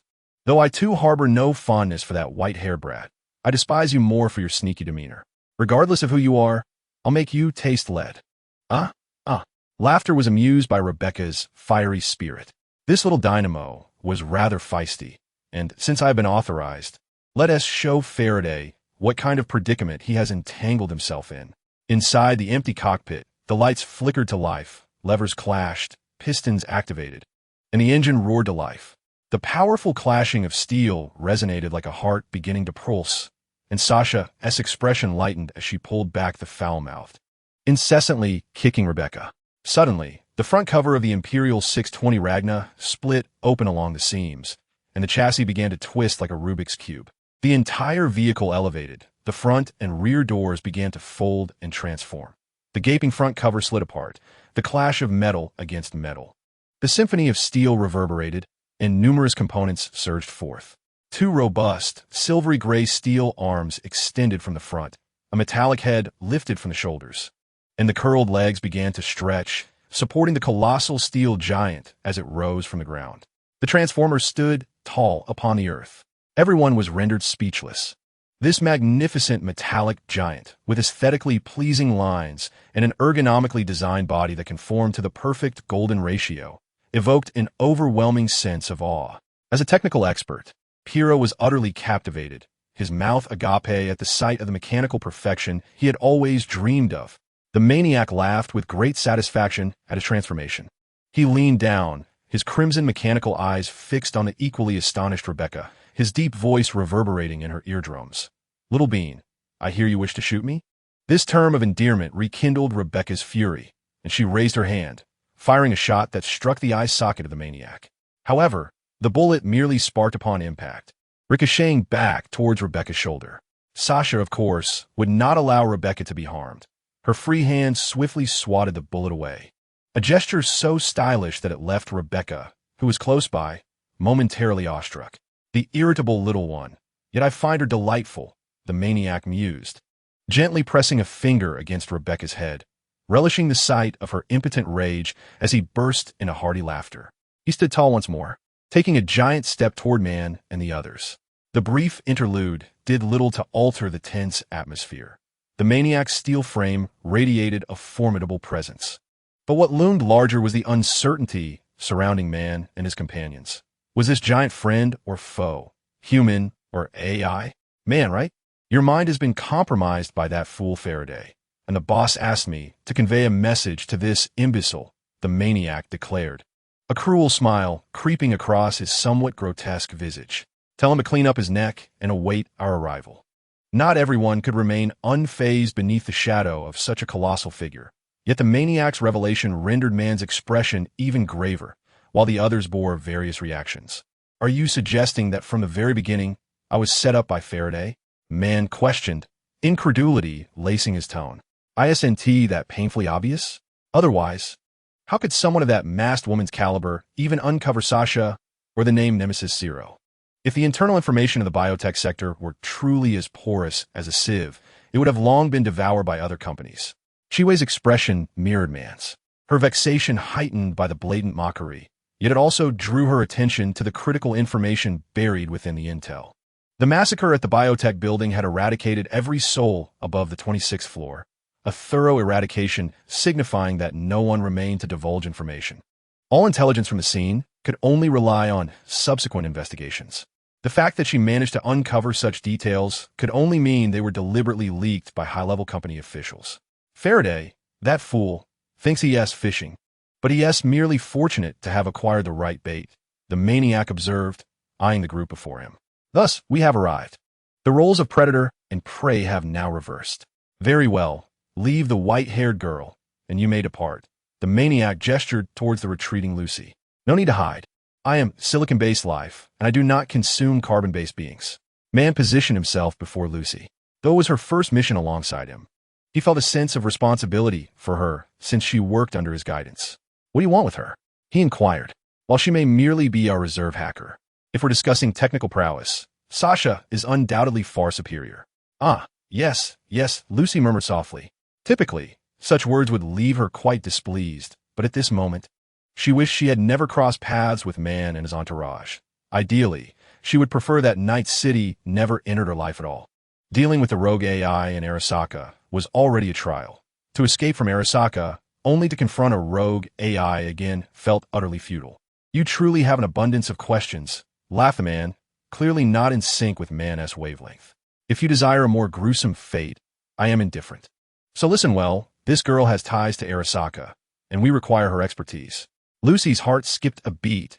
Overwhelming fear gripped her, rendering her body rigid. Does it know of my connection to Arasaka? Does it require my skills? Is it demanding that I continue to excavate data in the initial network? No, Lucy screamed, launching herself away from maniacal laughter, sprinting in the opposite direction. Her capacity for rational thought was nearly extinguished. This was the Badlands. Where could she possibly run? How far could she flee on foot alone? Thus, the man felt no concern, instead watching man with keen interest, eager to discern his choice. Sasha, aware of the man's sadistic tendencies, sought to prevent man from becoming ensnared in such a dilemma. She pulled Rebecca closer to man, reassuring him, do not worry. This fellow will not harm Lucy. Besides, I will accompany her to ensure her safety. Man exhaled with relief, maintaining his trust in Sasha. He nodded, signaling everyone to prepare for departure. It was evident that the expressions of Dorio, Falk, and even Kivi had softened, except for Rebecca, whose grim demeanor persisted as she struggled to usher the reluctant Pyrrha into the vehicle. The maniacal laughter crouched low, beginning to transform once more. Amidst the dazzling clash of shifting gears, the Emperor 620 Ragna reappeared before them. No matter how many times one gazed upon it, its marvel never ceased to astound. Pyrrha clutched the car window tightly, mesmerized by the mechanical wonder before him, his mind captivated by the magnificent transformation. Chapter 39. Uneased Lucy sat in the back seat of the manic laughter's vehicle, with Sasha beside her, holding her hand. Yet, a chilling void enveloped her heart. The man did not violently seize her. Instead, he leisurely trailed behind, observing as her pace diminished. Despite her habit of daily jogging to maintain fitness, she could never hope to match a vehicle's endurance. Eventually, exhaustion overwhelmed her, and she collapsed onto the ground. The man came to a slow stop beside her, opening the door as if to mock her silently. Although this creature, named Laughter, possessed a wretched disposition, surprisingly, he alleviated a significant portion of Lucy's fear. Thus, when Sasha extended her hand to assist her, Lucy did not refuse. Sasha, too, scrutinized the girl beside her. It was undeniable that Lucy was indeed beautiful. However, in the era of customizable appearances in cyberpunk society, this was not an extraordinary trait.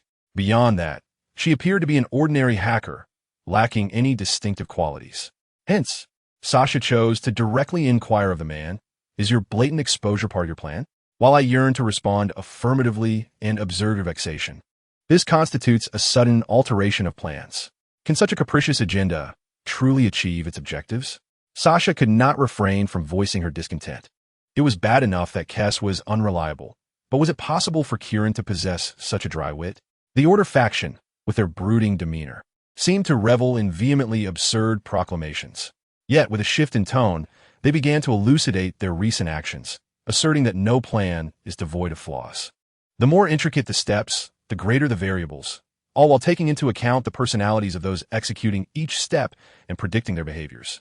If anyone were truly capable of devising such a plan, they would have reached a level of foresight akin to predicting the future. Therefore, do not blindly adhere to preordained plans, Kong Xiao advised, for we, who excel in rational thought, must be particularly wary of falling into such traps. Being earnestly admonished by a robot to refrain from relying on rationality left Sasha at a loss for where to begin her critique. This is precisely why we exist as genuine beings, not mere constructs of binary code. Kong Xiao asserted with a tone of conviction. The spark of life is not only our source of existence, but also the essence of our souls. As a unique balancer, you should especially remember this. The peculiar rapport between Sasha and Kong Xiao eased Lucy's tension. The AI she had previously encountered were solely focused on swiftly extinguishing human minds or amplifying certain traits to extremes. Such AIs, regardless of their subjective intentions to harm humanity, would crush humans beneath their feet like ants. All right, enough of the lecturing. At least allow me to maintain some dignity in front of my juniors, Sasha said, ungraciously kicking the driver's seat. What makes this young lady so exceptionally special that you all feel compelled to bring her back to the base? This girl seems to fit the boss's peculiar preferences. White hair, heterochromia, a lowly figure with long legs. TSK, TSK, TSK. Kong Xiao began to ramble nonsensically. No, considering Kessa's depraved persona, perhaps it's merely the unvarnished truth. Upon hearing the conversation return to her, Lucy's body involuntarily tensed once more. But what does a robot know about peculiar preferences? Is the leading AI merely a grotesque anomaly from a club's headliner? Sasha covered her forehead, knowing that even if she relayed these remarks to Kess, it would only subject her ears to his maniacal laughter. Why are all the libertarians so twisted? Only the newly joined trio could salvage some reputation for the libertarians. All right, no more nonsense, Kong Xiao concluded, sensing the appropriate moment to withdraw. She was indeed one of the objectives under the protection plan. But Kieran sought her not merely for her protection. There was a genuine matter requiring her assistance. Let me think. After we annihilate the biotech tower and seize the military tech convoy, our next step is to prepare for the assault on Arasaka, correct? Sasha slumped back in exasperation, contemplating whether to create a grand spectacle reminiscent of the infamous Johnny Silverhand. And then what? Should they blow up the petrified factory of Pedro? I have no qualms about making enemies everywhere, yet my leader harbors a different view. I have always perceived him as overly cautious. We should set fire to that damn company, igniting them one by one. Laughter, tinged with frustration, fills the air. We undeniably possess the power to alter the world, yet we remain confined in this small corner of Night City, restrained and powerless. Sasha remained silent, but deep within her, she too wrestled with this dilemma. Transformers are born warriors. Even civilian vehicles can manifest weapons from within their very beings. While it may not be feasible to activate everyone's cybernetic enhancements into Transformers, merely activating vehicles would wield a force capable of shaking the world. Perhaps the sages are bound by some unknown limitations? Sasha mused privately, but soon shook her head, turning to Lucy to offer reassurance. Do not fear. This fellow is merely formidable with his words. Moreover, he is a silicon-based life form, possessing a different aesthetic sensibility from carbon-based beings. His remarks are merely jest. Lucy managed a faint smile, instinctively tightening her grip on Sasha's hand. The raucous laughter turned to tune into the radio, dialed to 929 Night FM, as vibrant music reverberated within the confined space, occasionally accompanied by the exuberant singing, imparting to Lucy a sense of a delightful excursion. The base was not far from Shurji Mountain. It was initially intended as a temporary refuge, a means to forge connections through Dakota Smith and the nearby Edcardo tribe. However, after seizing a military science asset, the response from the other party was more significant than anticipated, prompting them to settle permanently. Over time, this place began to feel like home to Sasha. The raucous laughter came to a steady halt on the northern slope of a hill. The car doors swung open, and Sasha guided Lucy out. Lucy had expected AI outposts to be situated in junkyards, among the heaps of broken machines, old vehicles, or discarded robots, creating a natural electromagnetic barrier with their chaotic signals. However, aside from the barren cliffs, there was nothing but the howling wind. Did they need to change vehicles again? To her surprise, the Mirage system had been activated so swiftly. Sasha, too, was astonished, realizing that the technology carried by those four little creatures held considerable potential. Sasha, still holding Lucy, made her way directly toward the stark cliff face. Lucy was perplexed as to why they were heading toward the wall, yet she could not wrest her hand away from Sasha's grip. How could such a strong woman possibly be a hacker? Unexpectedly, the seemingly solid cliff felt like water upon contact. Behind the wall lay a hollow space. The shifting light and shadows caused her cybernetic eye to overload and shut down. When her eye rebooted beyond the illusionary wall, she beheld a polished floor, sharply defined wall seams, and a winding silver corridor. Chapter 40. The new face of the base raucous laughter trailed behind the two girls, who stood there, blinking in astonishment, as one of them playfully hoisted each onto their shoulders. The primary force behind the expansion of this base is the formidable duo of maniacal laughter and crushing. The entire facility is constructed to accommodate the towering height of 11 meters, as dictated by crushing specifications. Impatient, maniacal laughter, akin to a caretaker, decides to escort both of them personally. The metallic corridors lie above ground. However, given the needs of these two colossal beings, the modest internal space of a mere hill proves utterly inadequate. The true essence of the base resides underground, currently comprising only 2 levels, with living quarters separated from work areas. After traversing approximately 100 meters, maniacal laughter encounters an enormous metal cylinder. As he approaches, the side of the cylinder opens, revealing an elevator, albeit a rather rudimentary construction meant for industrial use. The first underground level, established first, houses the most critical areas. Upon exiting the elevator, maniacal laughter opts not to proceed to the main control room. Instead, he veers towards the technology laboratory. Cullen has been diligently engaged in extracting Cybertronian technological data from within the Sage, spending countless hours immersed in this endeavor. The entrance to the laboratory is reinforced, utilizing a special alloy on the inner walls capable of significantly absorbing impacts and high temperatures, thereby safeguarding the overall stability of the underground base in the event of an explosive incident. Before entering, maniacal laughter undergoes a full body scan and key pairing, indicating that Cullen's data mining efforts have reached a critical juncture. Upon entering, maniacal laughter finds himself in the operations room, where server arrays stand in meticulous alignment. Ultraviolet and shooting stars traverse the screens, occasionally interfacing with data ports to facilitate direct data exchanges. On the expansive display, Cullen lies peacefully on the examination table, his 6 fiery eyes devoid of luster, exposing his upper torso. Cables connect to his head and limbs, and his chest cavity is open with the Sage, safeguarded by a leadership matrix, pulsating with a gentle golden glow. A torrent of data flows within him like an ever-rushing river, and his task is to cautiously extract the desired information from this data stream. However, Cullen does not fully immerse himself in the sea of data from the Sage. A portion of his threads remains connected to maniacal laughter, so as soon as the trio enters, Cullen's 3-dimensional projection materializes before them. He exchanges glances with Sasha and maniacal laughter, acknowledging their presence before turning his dark green eyes toward Lucy. "Welcome to the base, Miss Lucy," he greets. Cullen's voice diverges from Lucy's expectations, cold and gravelly, with a subtle electronic tremor, devoid of the hysteria typical of an uncontrolled AI, yet lacking the extreme anthropomorphism of standard AIs. She forces a smile, pulling at the corners of her mouth, and replies, "Hello, Mr. Cullen. I have conducted an inquiry into your past, and I am aware that you once served as a hacker for the Arasaka Corporation." Cullen has directly pierced the veil of secrecy, engaging in an open dialogue. "My forthcoming plans necessitate this knowledge, such as the foundational algorithms employed by Arasaka's network, their firewall construction methodologies, and preferences in machine language usage.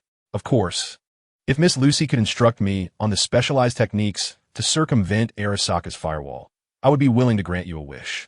However, Lucy has become immune to such grandiose, empty promises. Her greatest desire is for Arasaka to face its demise tomorrow. Is this fellow capable of delivering that? He even requires her to teach him the techniques for bypassing Arasaka's firewall, revealing himself as yet another unreliable charlatan. Even a lesser wish, such as living on the moon, would only elicit laughter. It would be far more prudent to simply ask for some euros. I can comply with your request. However, as for remuneration, the concept of a wish is too ethereal. So let us settle on a sum of 50,000 euros. Lucy does not dare to ask for more, especially with the towering figure of Kieran's laughter looming nearby. Formality outweighs personal strength. Sasha seemed to regard Kieran, whose expression rarely deviates from a stoic demeanor, with a peculiar smile, as Lucy's thoughts appeared to surprise him. Yet in the next moment, Lucy's eyes widened in disbelief when this trickster audaciously transferred 100,000 euros to her. No, This is no mere con artist. This is a paragon of virtue.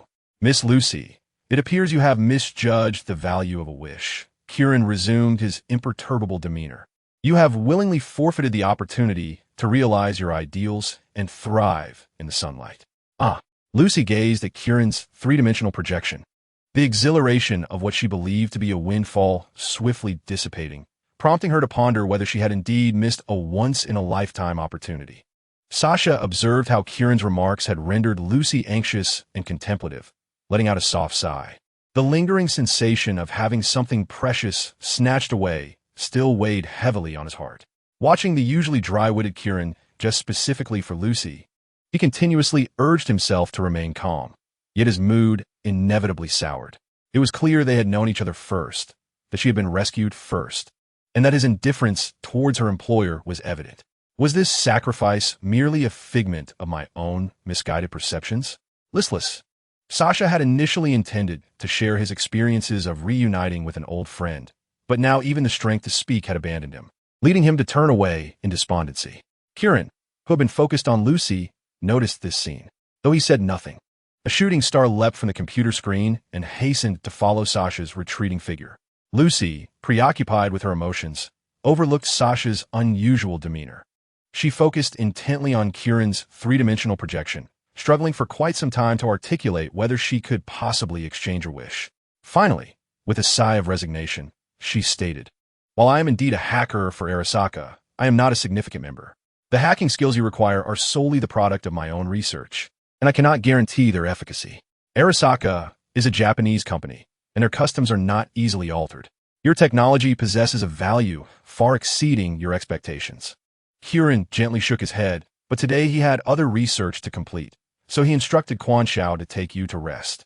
Meanwhile, Sasha was preparing to venture out to speed through the wasteland to clear his mind when he heard the sound of soft footsteps behind him. Turning around, he discovered Feishing following closely, and he bent down to signal. Feishing, originally in spider form, transformed into a robot with a swift rotation of its limbs upon being noticed by Sasha. In a few effortless leaps, it perched itself upon Sasha's shoulder. "Why aren't you assisting Kieran with his research?" it inquired.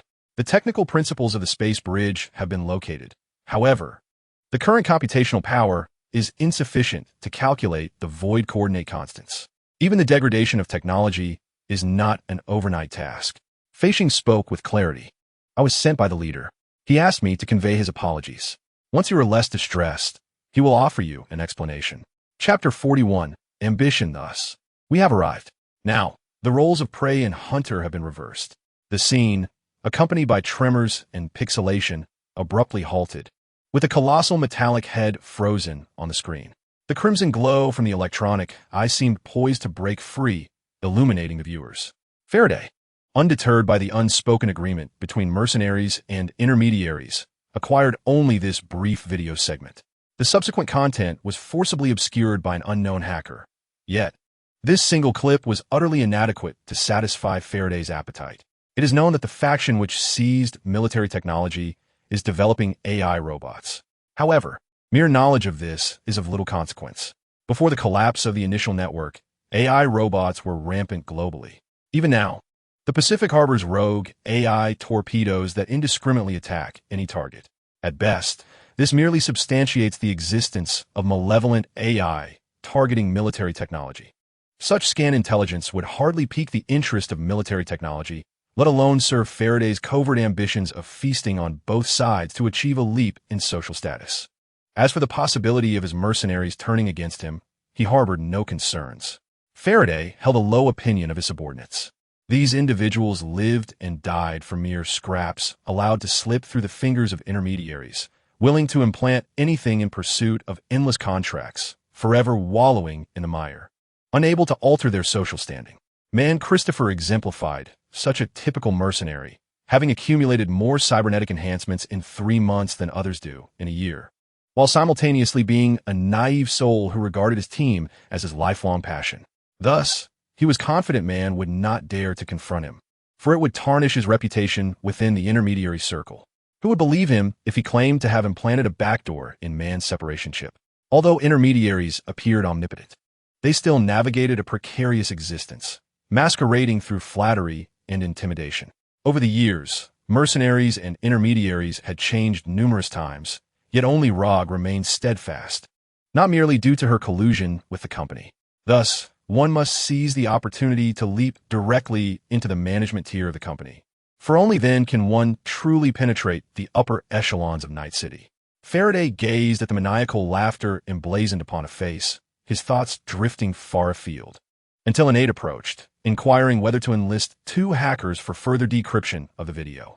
He snapped back to reality, shaking his head in rejection of the suggestion. The footage bore little significance. However, he contemplated procuring a copy of the Super Dream from Man. It was likely that Man would not yield easily. The aide voiced his concerns. Should they perhaps hire another mercenary team to abduct him? It had come to his attention that a group of Russians had recently arrived in Night City, notorious for their ruthless endeavors. Faraday pondered for a moment before shaking his head. No, they were off limits. Rog had signaled that he did not wish for Sioux Petrochemical's influence to infiltrate Night City. The Russians were too domineering, not only with their Arasaka and military technology, but also because although Petrochemical remained discreet, any engagement with them would likely lead to being targeted as a prominent figure. The aide's proposal was dismissed, and silence ensued as Faraday rose from a sofa, caressing the separation chip in his hand, deep in thought. However, since he had been classified as a rogue AI, invoking the intervention of network oversight seemed entirely rational. At the entrance of the H4 super skyscraper in Santo Domingo, an uncommon sight, a Porsche 911 Turbo, was parked at the street corner. Moan Du Bois observed David as he emerged from the stairway, waving him over. Ever since their interaction with the Martinez mother and son, Moan had taken it upon himself to escort David to school daily. At times, he would even take him for a drive around the city, meticulously avoiding any mention of Kessler.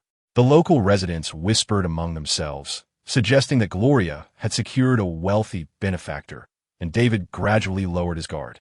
Though his mother remained staunchly opposed to excessive communication with Moan, David struggled to comprehend why his mother insisted on shielding that enigmatic man with such fervor. She had always urged him to excel academically, to gain employment at Arasaka, and to ascend to the pinnacle of the Arasaka Tower. Yet she treated Moan, an employee of the company, with a combination of reverence and disdain to the point of loathing. This led him to occasionally entertain wild thoughts that the man could perhaps be his father. Though Moan was ostensibly the head of the network oversight division in Night City, within this city, far removed from the European headquarters, rife with diverse and conflicting factions, he wielded little actual power. Following the biotechnological Nemesis Zero incident, several companies had adamantly promised to assist in the investigation, pledging timely information sharing. Yet, he had enjoyed a period of leisure. Had he not grasped the lead himself, he would have likely been as lost as a headless fly. Therefore, Moan's interest in Gloria was not genuine. Rather, he had no other leads to pursue. After only a few days of acquaintance, he has developed a fondness for David, this innocent and kind-hearted young man. In the materialistic and deceitful Night City, individuals like David, who are so well protected and embody purity, are rare. Engaging in conversation with someone like David, who openly expresses his emotions, is a refreshing respite from the constant scheming and rivalry of others. As David settled into the car and fastened his seatbelt, Faraday's call was promptly transferred to Moan's retinal interface by the department's automated system. Moan held no particular fondness for Faraday, a clear intermediary aligned with military technology. Upon answering the call, he maintained a businesslike demeanor, inquiring, "Network surveillance, who is this?" "Good day, Mr. Moan. I am Faraday, the intermediary from Santo Domingo." He had done his homework before calling, but this network inspector had been in Night City for several years, remaining largely inconspicuous. Thus, he chose his words with great care. "I possess a piece of highly significant intelligence that I believe will pique your interest. Mr. Faraday, I must remind you that I am currently in pursuit of a highly dangerous rogue AI. If your so-called intelligence leads to a waste of my time, all resultant losses will be jointly pursued by network surveillance and the Night City government. You need not attempt to intimidate me. I have never been one to squander our time with circumspect banter." Faraday paused deliberately, seeking to gauge whether Moan would display any sign of irritation. However, Moan's expression remained as unyielding as a metallic mask, devoid of any reaction. "My team has had close contact with Nemesis Zero." "Continue," Moan prompted. "Is this information not sufficient to demonstrate my sincerity?" Faraday replied with an air of calm, undeterred by Moan's demeanor. It is now your turn to make an offer, Mr. Moan. You should be aware that cooperating with network surveillance to apprehend rogue AI is the duty of every citizen in Night City, Moan stated in a very formal manner. Network surveillance serves as humanity's final protector. The intelligence you provide could grant us an advantage in our confrontation with the AI, thereby ensuring the safety of Night City citizens and their property. In Faraday's investigation, he noted that this network inspector had not pursued any leads in recent days. Instead, he appeared to be engaged in some frivolous affair with a widow accompanied by her child. Regarding Nemesis Zero, there had been no progress whatsoever. Even when valuable information was offered, Moan remained indifferent, seemingly resigned to a state of complacency. This dispassionate demeanor frustrated Faraday, as he had not anticipated that Moan had captured a pivotal individual, allowing him to leisurely await his prey. Yet, Faraday was not inclined to surrender so easily. Among the various factions, Arasaka, military technology, and biotechnology were all formidable companies firmly entrenched in Night City. Faraday's own power was comparatively feeble, and to break the deadlock, he needed to draw network surveillance into the fray, stirring the waters. Unlike Sioux Chemical, network surveillance's influence was already established in Night City, and they bore no fundamental conflicts of interest with the major corporations, rendering them immune to collective opposition. Mr. Moan, you're currently squandering our precious time. The military technology soldiers are conducting a thorough search across the desolate terrain, while the elite hackers of the Wasteland rampage unabated through cyberspace. Our opportunities are gradually slipping away with the passage of time. Moan keenly sensed Faraday's unabashed ambition. His eyes narrowed beneath the lens as he began to confront the shadowy hand of military technology. Even a lapdog can eventually bite its master, can it not? Mr. Moan, I hold you in high regard, and I hope you can extend the same respect to your potential partners. Faraday was growing increasingly irate. He could not tolerate the arrogant self-importance of corporate sycophants, which fueled his determination to ascend relentlessly. Very well, let me rephrase that. Moan acquiesced, his tone becoming somewhat lighter as he deftly initiated the vehicle and activated the autopilot system. What price will you pay for the network oversight regarding this betrayal? This is not betrayal. It is merely a small assistance I provide out of concern for the perilous rogue AI. Faraday corrected Moan's assertion. I have a mercenary team. Nemesis Zero was originally a member of their ranks. After receiving a commission from military technology, I dispatched them to the Wasteland and had close contact and dialogue with Zero. Given your level of investigation, I see no need for network oversight's intervention, Moan replied earnestly, astonished that someone other than himself had grasped an essential lead from a different angle. This reflects the astuteness of a local power.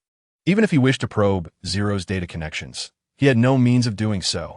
I have gathered a brief video, Faraday stated succinctly, which led to a falling out with his subordinates. The video is short, and many crucial details have been deliberately obscured by hacker experts, leaving only vast patches of raster, white noise, and jarring static. Yet, Moan found himself increasingly restless.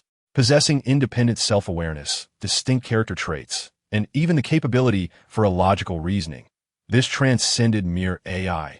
This was genuine intelligent life. He replayed the video repeatedly, perceiving cruelty and mockery in the maniacal mechanical gaze, as if facing a true human being. The network oversight agent, having previously participated in the campaign against rogue AIs, was profoundly convinced that this was not AI at all. It is imperative to ascertain what has led to the emergence of this intelligent life.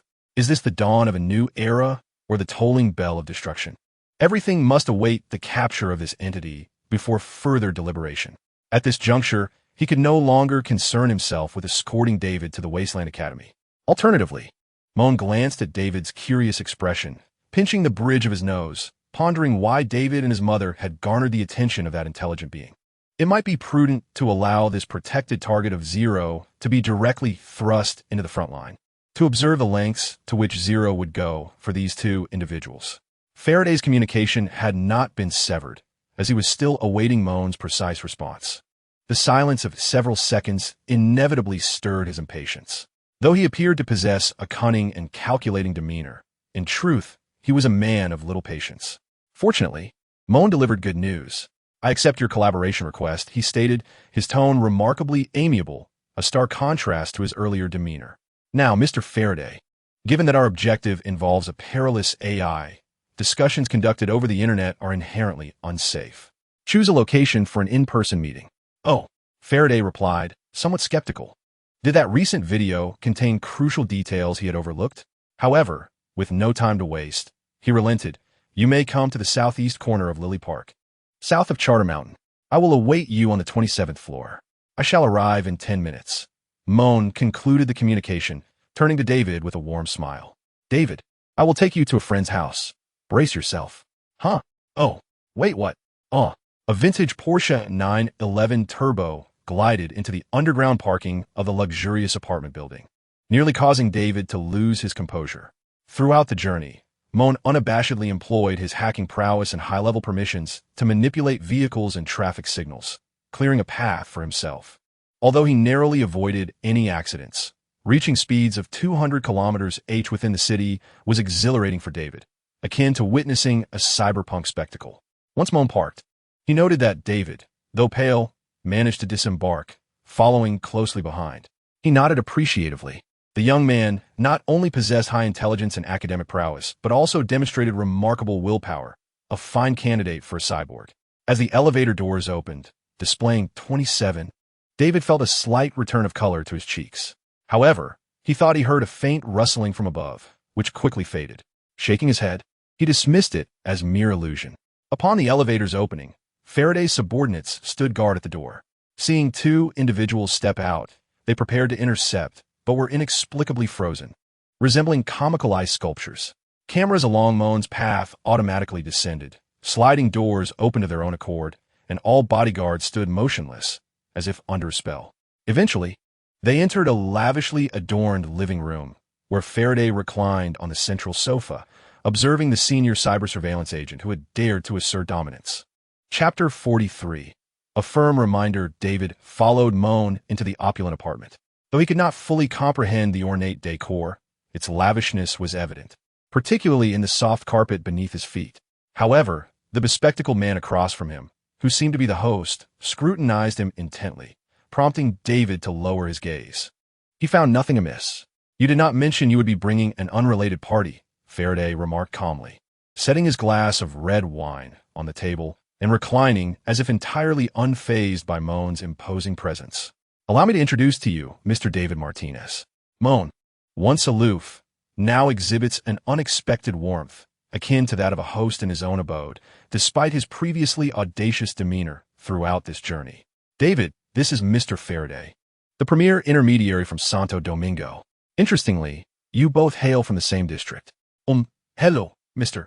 Faraday, David greeted, feeling somewhat awkward as he noticed the somber expression on Faraday's face. Faraday, however, disregarded David's greeting, his gaze fixated on Moan. Their eyes locked in a piercing stare that seemed to penetrate the hacker's protective eyewear, delving deep into his soul. Mr. Moan, have you come here to amuse yourself at my expense? Faraday inquired, his irritation palpable. That was indeed my intention, Moan replied with a smile. The waiting period while fishing is often the most arduous. Thus, I find it necessary to seek some diversion. After several provocations, Faraday could no longer contain his emotions. His triangular eyes sharpened, reflecting his agitation. Are you mocking me? You overestimate your own worth and remain utterly ignorant of true power. Moan's smile faded, his indifference towards Faraday's outburst growing. Do you truly believe that by surrounding yourself with a few subordinates, rogue hackers, or those amateur mercenary snipers, you can assume dominance in our dealings? Do not be foolish. The entity you converse with is not me. It is the colossal beast known as cyber surveillance, of which I am merely a superfluous appendage. Your mortal intellect is perpetually entangled in the survival of the individual. Moan then positioned his right hand, 3 fingers together, with the thumb and index finger extended, aiming at Faraday's brow. Bayou. Red warning symbols cascaded across the lenses of Faraday's 4 artificial eyes, and his contorted face rapidly cooled as his accounts were frozen, assets seized, and his subordinates disconnected en masse. Even his membership in the trauma response team was revoked. In an instant, a montage of his life experiences from infancy to the present played before his retinas, shattering his courage. Feeling calm now? You, who dwell at the bottom, always mistake individual might for true strength, leading to a situation where none can retain dignity, Moan remarked, maintaining his imperturbable demeanor, seemingly oblivious to the inherent inequality between them. Faraday's complexion shifted from pale to red, his hormones surging beyond limits, triggering alarms in his biological monitoring system. In a fit of rage, he seized the handgun concealed in the sofa's crevice, aiming it at Moan's forehead. "You bastard, do you dare test me? I could blow your brains out with a single shot." "Oh, Moan paused, then erupted into maniacal laughter. "You hold a gun to the head of a top-tier hacker, and yet do not pull the trigger immediately? It appears you have been away from Night City for far too long. Allow me to help you recall." In his eyes, a flash of azure data light flickered, and Faraday suddenly realized that his hand, gripping the gun, was no longer under his control. His arm bent unnaturally, and his wrist began to twist. The Omaha M76 ED pistol, intended as a collectible, trembled as it was aimed at his own temple. A self-inflicted demise, a rather elegant puppet show, indeed, to take matters into one's own hands, sparing anyone else the burden, a dignified way to depart from this world. Faraday, in despair, watched as the muzzle drew ever closer to his temple, his index finger applying gentle pressure, yet only a crisp click echoed in the air. "Ah, a weapon malfunction, the puppet of misfortune." Moan observed the incredulity, the feeling of having narrowly escaped death, and the euphoria on Faraday's face, a satisfied expression dawning upon him. "Your value has yet to be fully realized. I cannot truly allow you to perish." He tapped his finger lightly on the table, finally discarding the tedious dance of mutual probing to directly enter a stage of cooperative mutual benefit. Faraday yearned to maintain his defiance, but those who serve as intermediaries are rarely true hardmen. Initially, he had intended to extract the super dream from the minds of his mercenary subordinates and then consult an editor for in-depth analysis. His men were not suited for this task, nor could he find any tight-lipped mercenaries. Thus he hoped that the network surveillance could authorize him to issue a commission under the guise of assisting in the investigation, to capture that group and gradually concoct a plan. A commendable scheme, albeit simple, but with a high likelihood of success. Confining this matter to the streets was precisely what he wished to witness. Moan nodded, stating that he would unfreeze half of the assets initially.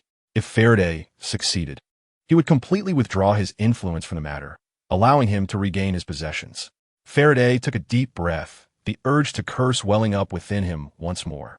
Yet upon glancing at his still trembling right hand, he succumbed. "Thank you, Mr. Moan. Not at all. It is my duty as an ally." David stared in astonishment at Faraday's transformation, feeling his own emotions sway in tandem, when suddenly, the rustling sound he had heard in the elevator grew louder. "Power is freedom." I gained a profound understanding of this adage amidst the harmonious atmosphere. Abruptly, a young man's voice resonated, magnetic and distinctly layered. The three individuals present turned their heads in unison. At the doorway to the living room, a silver humanoid robot, standing about 1 meter tall, strode in with a vigorous gait, its back adorned with 6 metallic appendages resembling spider legs, its body tapered at the waist. Slender metallic legs supporting a somewhat bulky upper body. Its crimson electronic eyes scanned Moan before shifting toward the true target, Faraday. Raising its right hand, a compact and exquisite electronic mantis knife sprang forth from the outer side of its forearm, coldly proclaiming the death sentence.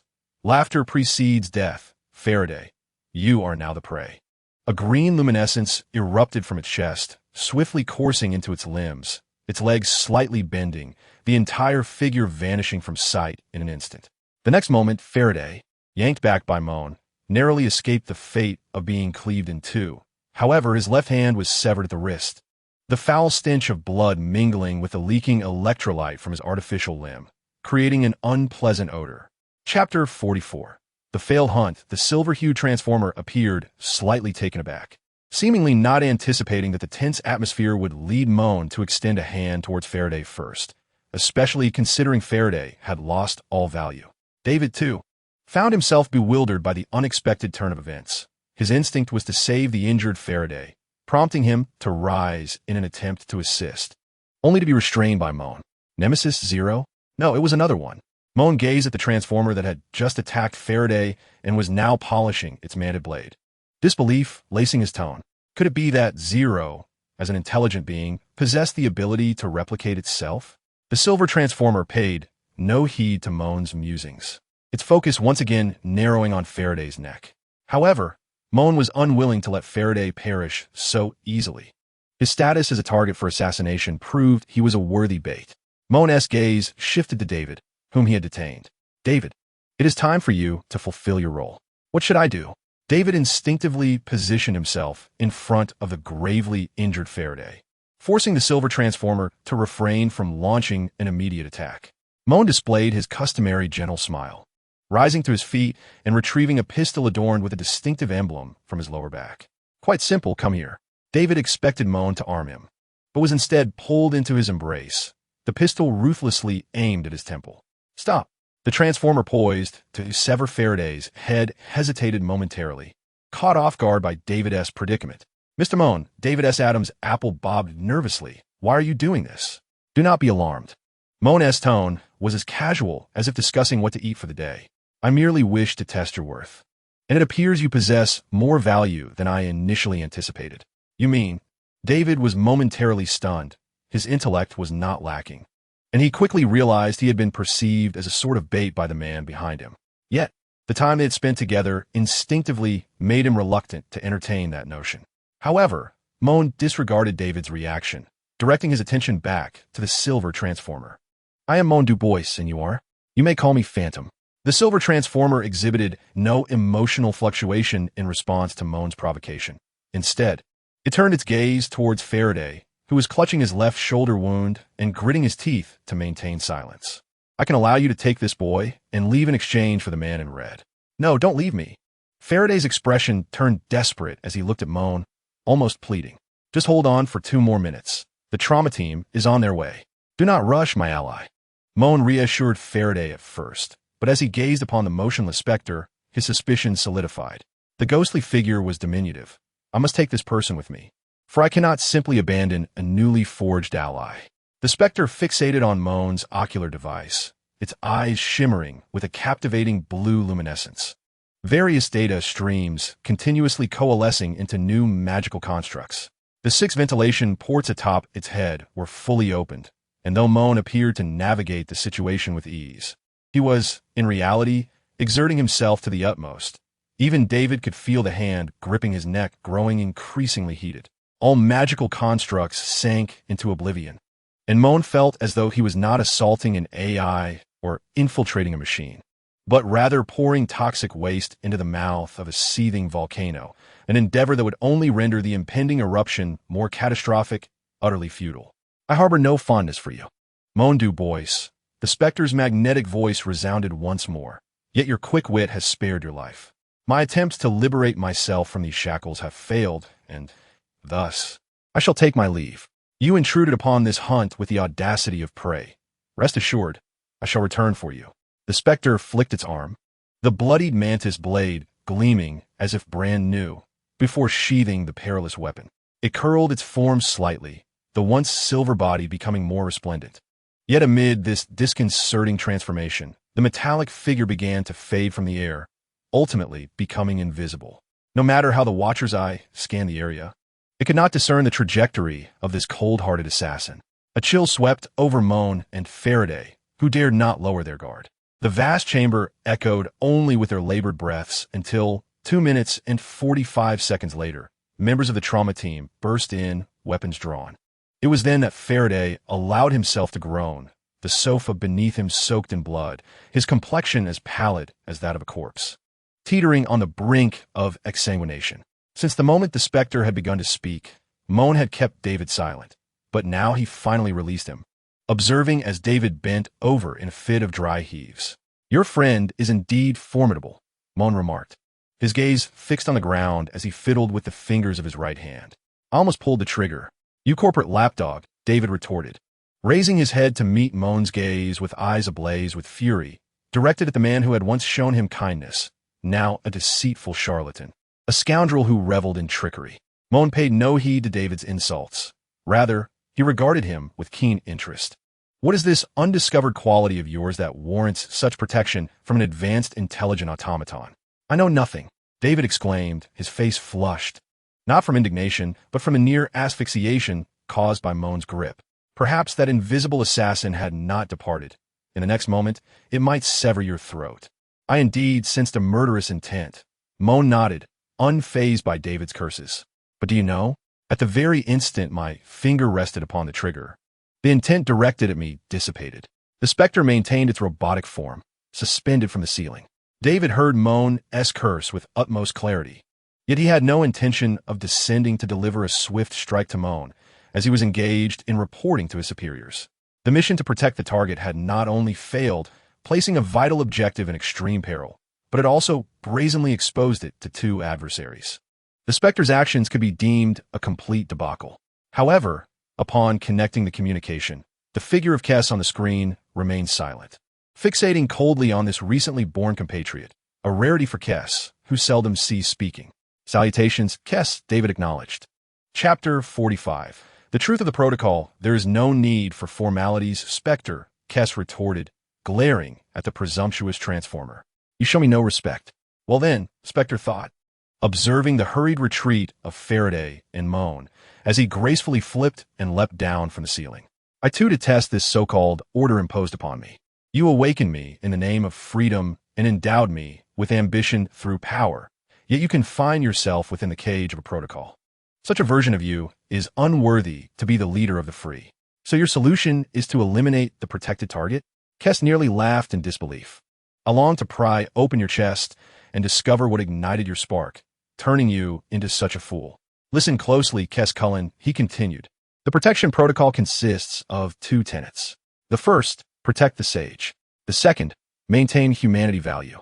The purpose of safeguarding individual humans is to ensure the positive growth of humanity value. It is a means, not an end. Activating the spark to birth new brethren concurrently consumes a corresponding amount of humanity value.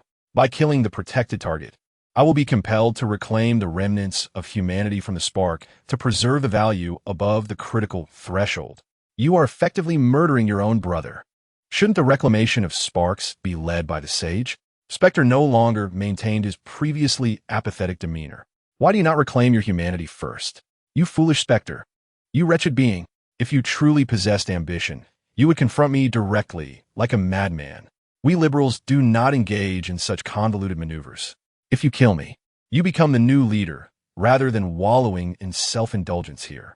I am, after all, a part of Kais Cullen, even if split into different psyches. I remain a fragment of this entity.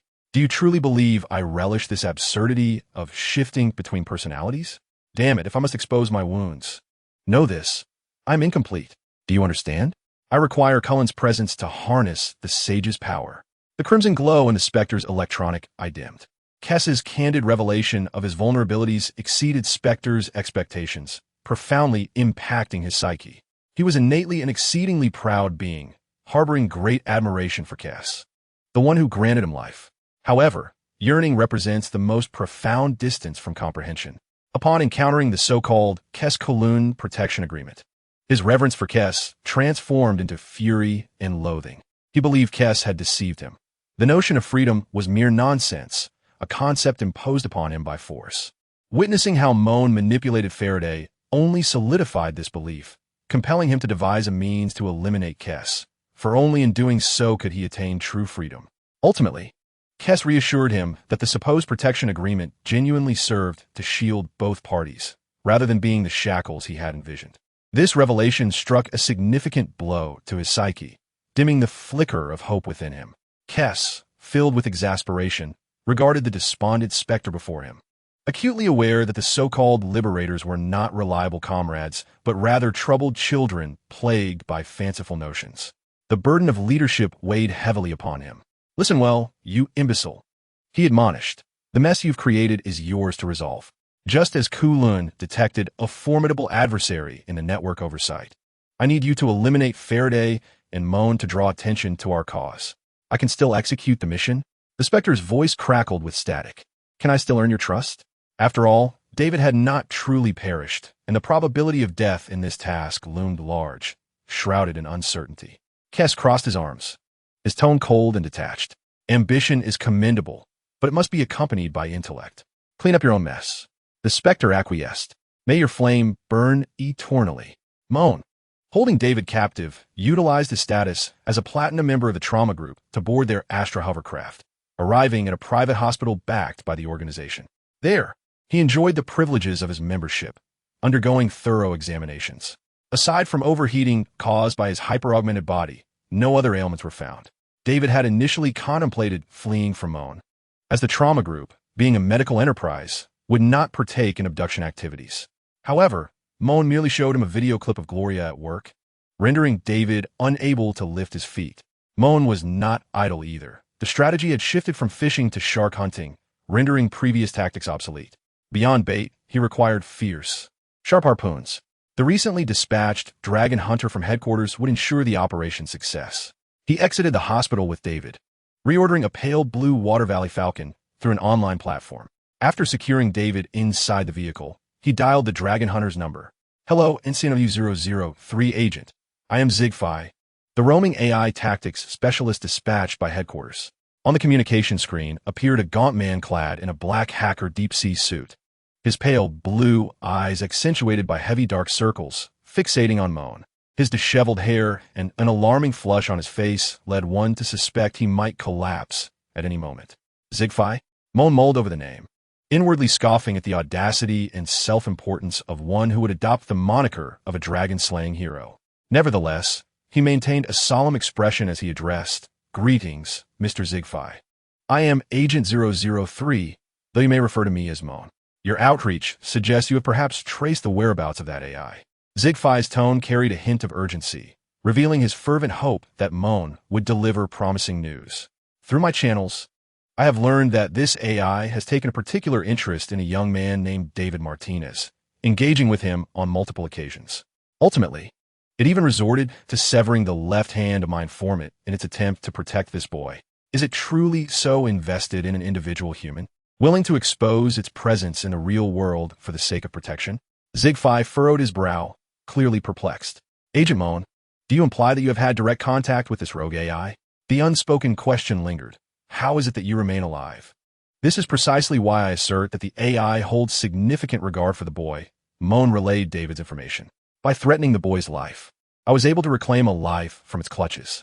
Can you confirm whether its restraint is due to human life in general? Or is it specifically tied to this boy? Is it his status as a minor that matters? Or does it pertain solely to this individual? This AI brazenly killed my informant subordinates and even attempted to decapitate him before my very eyes. Thus, I am convinced that David Martinez possesses extraordinary significance to this AI. The erratic logic of its behavior intrigued Moan, who regarded the furious gaze of David directed at him. It sparked an interest in studying the boy.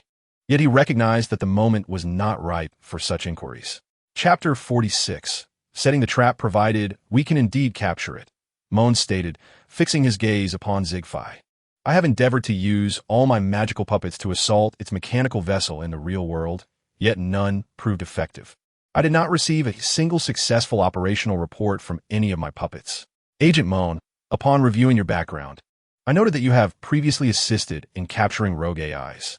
You must understand that the most effective strategy against AIs is to exploit their inherent logical fallacies, rather than confront them head-on in their areas of expertise. You're the expert in this domain. Moan had no intention of engaging in a debate with Zigfi. After his encounters with the Spectre, he was even less inclined to confront an AI directly. I merely wished to fulfill my duty by providing you with any information that could aid in the hunt. My apologies for my earlier enthusiasm, Zigfi said, retrieving a pneumatic injector and administering it to his neck. Instantly, the flush in his cheeks faded, and he visibly relaxed. Please continue.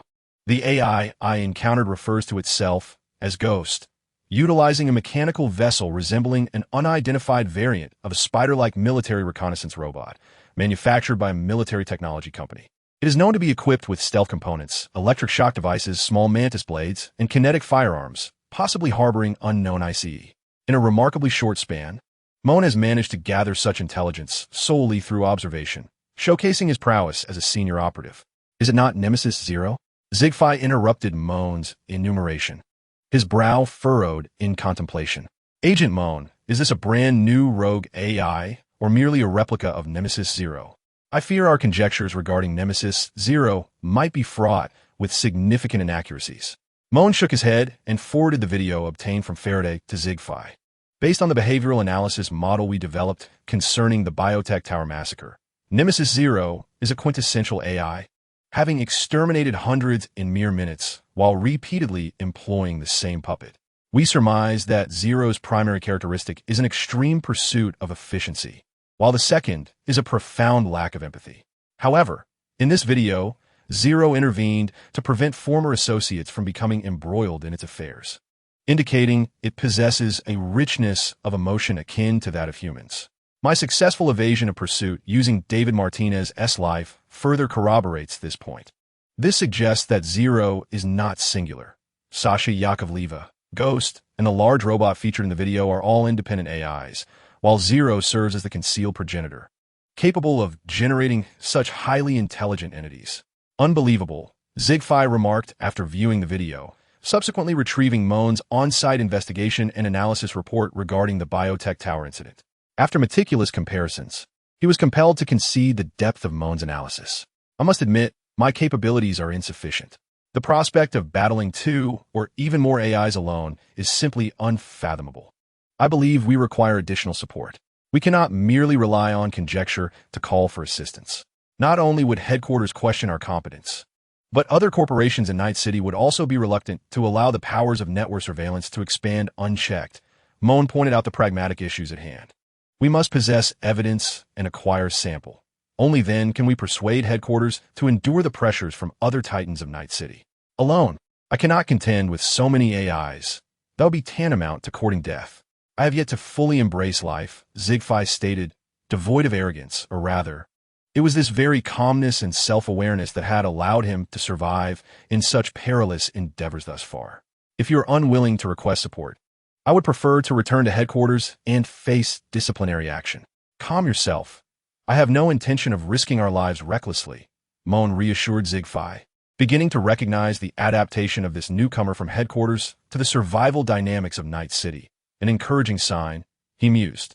If we wish for others to bear the burden of risk, we must relinquish a portion of our interests. No corporation can act with impunity in Night City. Conflict and collaboration are the enduring themes here. We possess bait that Zero cannot resist, while Arasaka and military technology covet this AI, presenting a mutually beneficial collaboration. We stand to win twice. In the wretched land, within the confines of the base's technological laboratory, Kess meticulously dismantled his left arm, directing the mechanical limbs of the surgical apparatus to adjust the structure of his own arm. He was endeavoring to activate his transformation gear component, striving to master his vehicular form, yet he met with failure. His body seemed perpetually oblivious to the mechanics of transformation. The watchdogs of the net had finally resolved to intervene personally.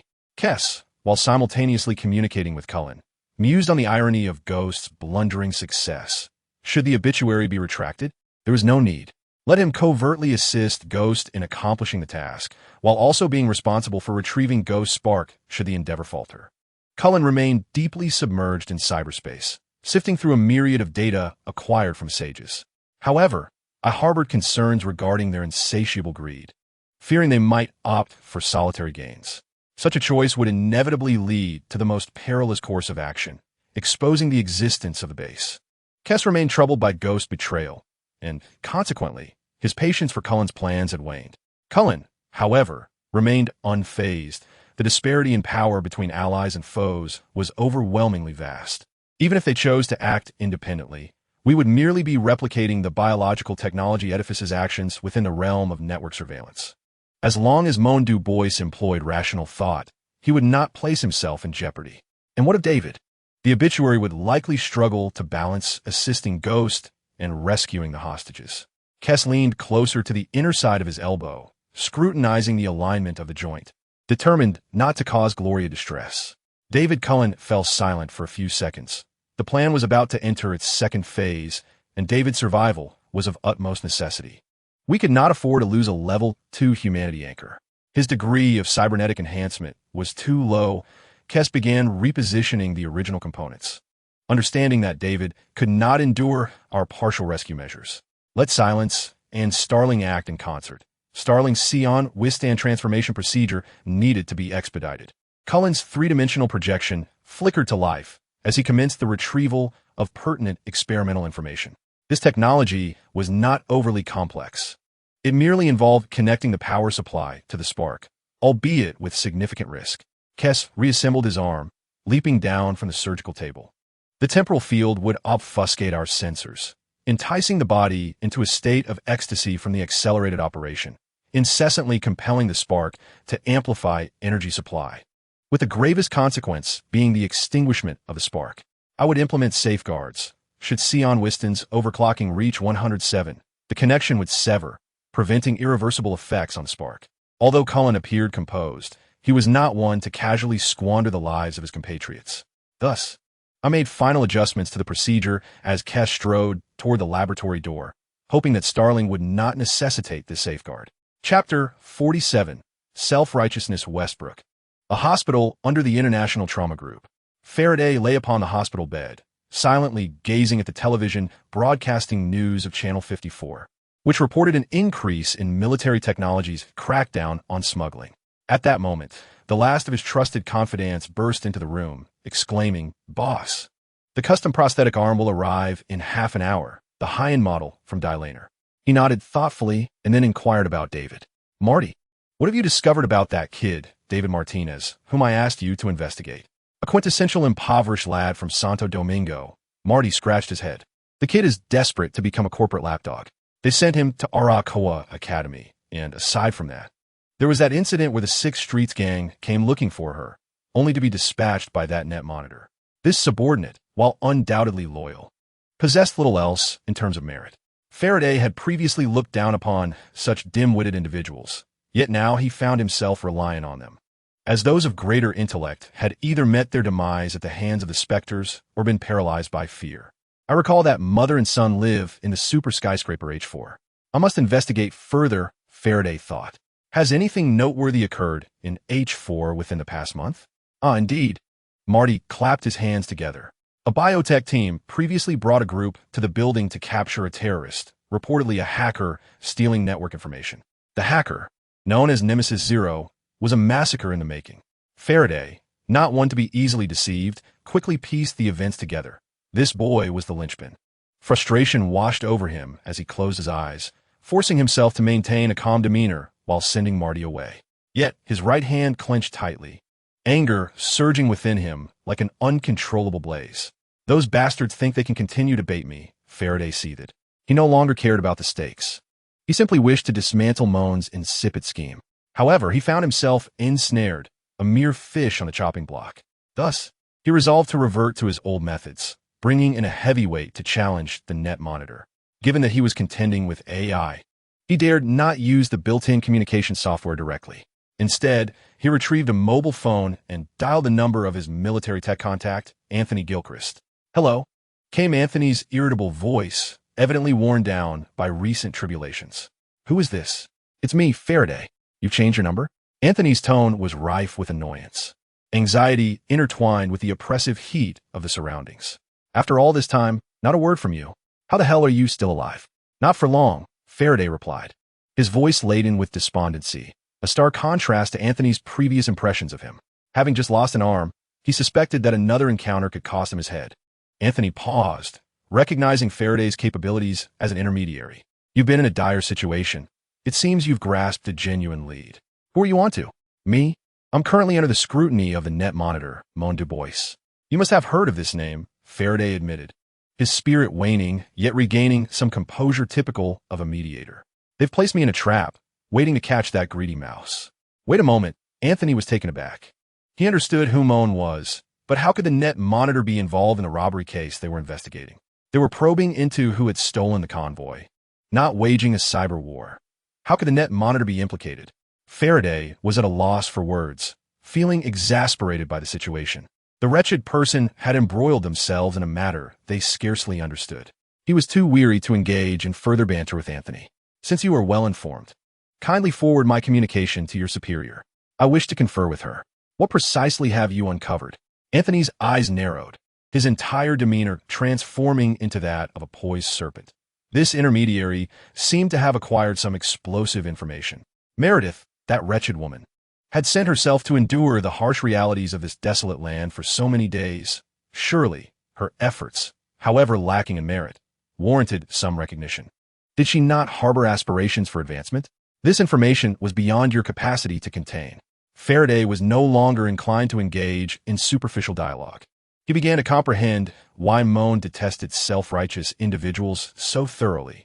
The last person who relayed such information to me was the head of the cyber surveillance division stationed in Night City, and thanks to his meddling, my left hand was entirely severed to preserve my life.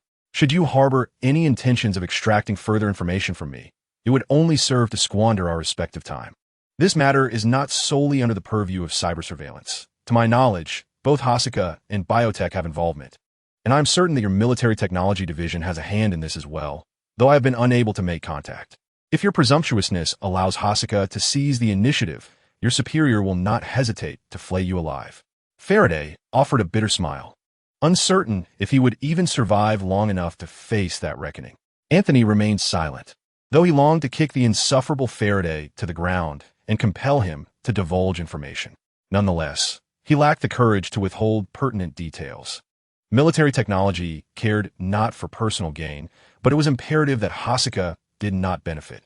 Even as he gripped the electronic pen in his hand until it cracked in two, he still transmitted the communication to Meredith. Beep beep. Hello, this is Meredith Stott. You are the intermediary that the incompetent Anthony sought?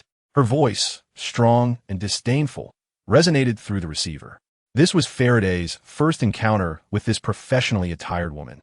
Her hair styled with precision. I am Faraday. I possess additional findings regarding the military technology cargo that was hijacked. Faraday sent her the video he had obtained from Moan. This incident transcended a mere robbery of a transport convoy.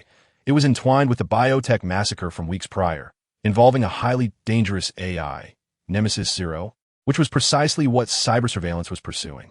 You speak of a rogue AI? Meredith instinctively questioned the credibility of this information, struggling to fathom how an AI could possess the intent to ambush a transport convoy, all while clad in the garb of a Night Stalker. However, she was a woman of results. Regardless of whether it was indeed an AI, it represented a breakthrough in intelligence gathering. Thank you for your information, Anthony. Ensure he receives his payment. Wait, Faraday interjected with a light cough. I do not require payment at this moment. That AI is pursuing me due to my knowledge of this information, and I seek protection from military technology. This intelligence was acquired in conjunction with Moan Du Bois from cyber surveillance, but he has cast me as bait to lure the AI. Meredith's eyes narrowed, the elongated slits of her gaze betraying a depth of thought. Are you not afraid we might consider you as bait? She doubted that Faraday could see through such a simplistic notion. Quite simply, I distrust network surveillance, Faraday replied with unambiguous clarity. Chapter 48. Interception when confronted by that AI assassin. The network surveillance agent, Moan, found himself nearly powerless, making it hard for me to believe they had the capacity to ensure my safety. Faraday hesitated, refraining from voicing the latter part of his thought, for they possessed hostages far superior to mere bait. Meredith sensed Faraday's reluctance to speak further and was poised to apply more pressure to extract additional information. But the call was abruptly severed. Faraday stared at the suddenly disconnected line, bewildered, only to have an unknown communication forcefully intrude moments later. The man who appeared on his retina was tall and robust, clad in a blue-black professional suit that clung to him like restraints on a wild beast. His square face bore a scar that ran vertically down its center, and at its core, a pure mechanical eye radiated a crimson glow, glaring with authority alongside his intact eye, fixated on Faraday. Mr. Faraday, his speech was slow, yet it struck like a hammer on steel, sharp and piercing. I'm Johnson Douglas, the head of the Military Technology Special Operations in Night City. Hello, Mr. Douglas. Faraday regained his composure swiftly.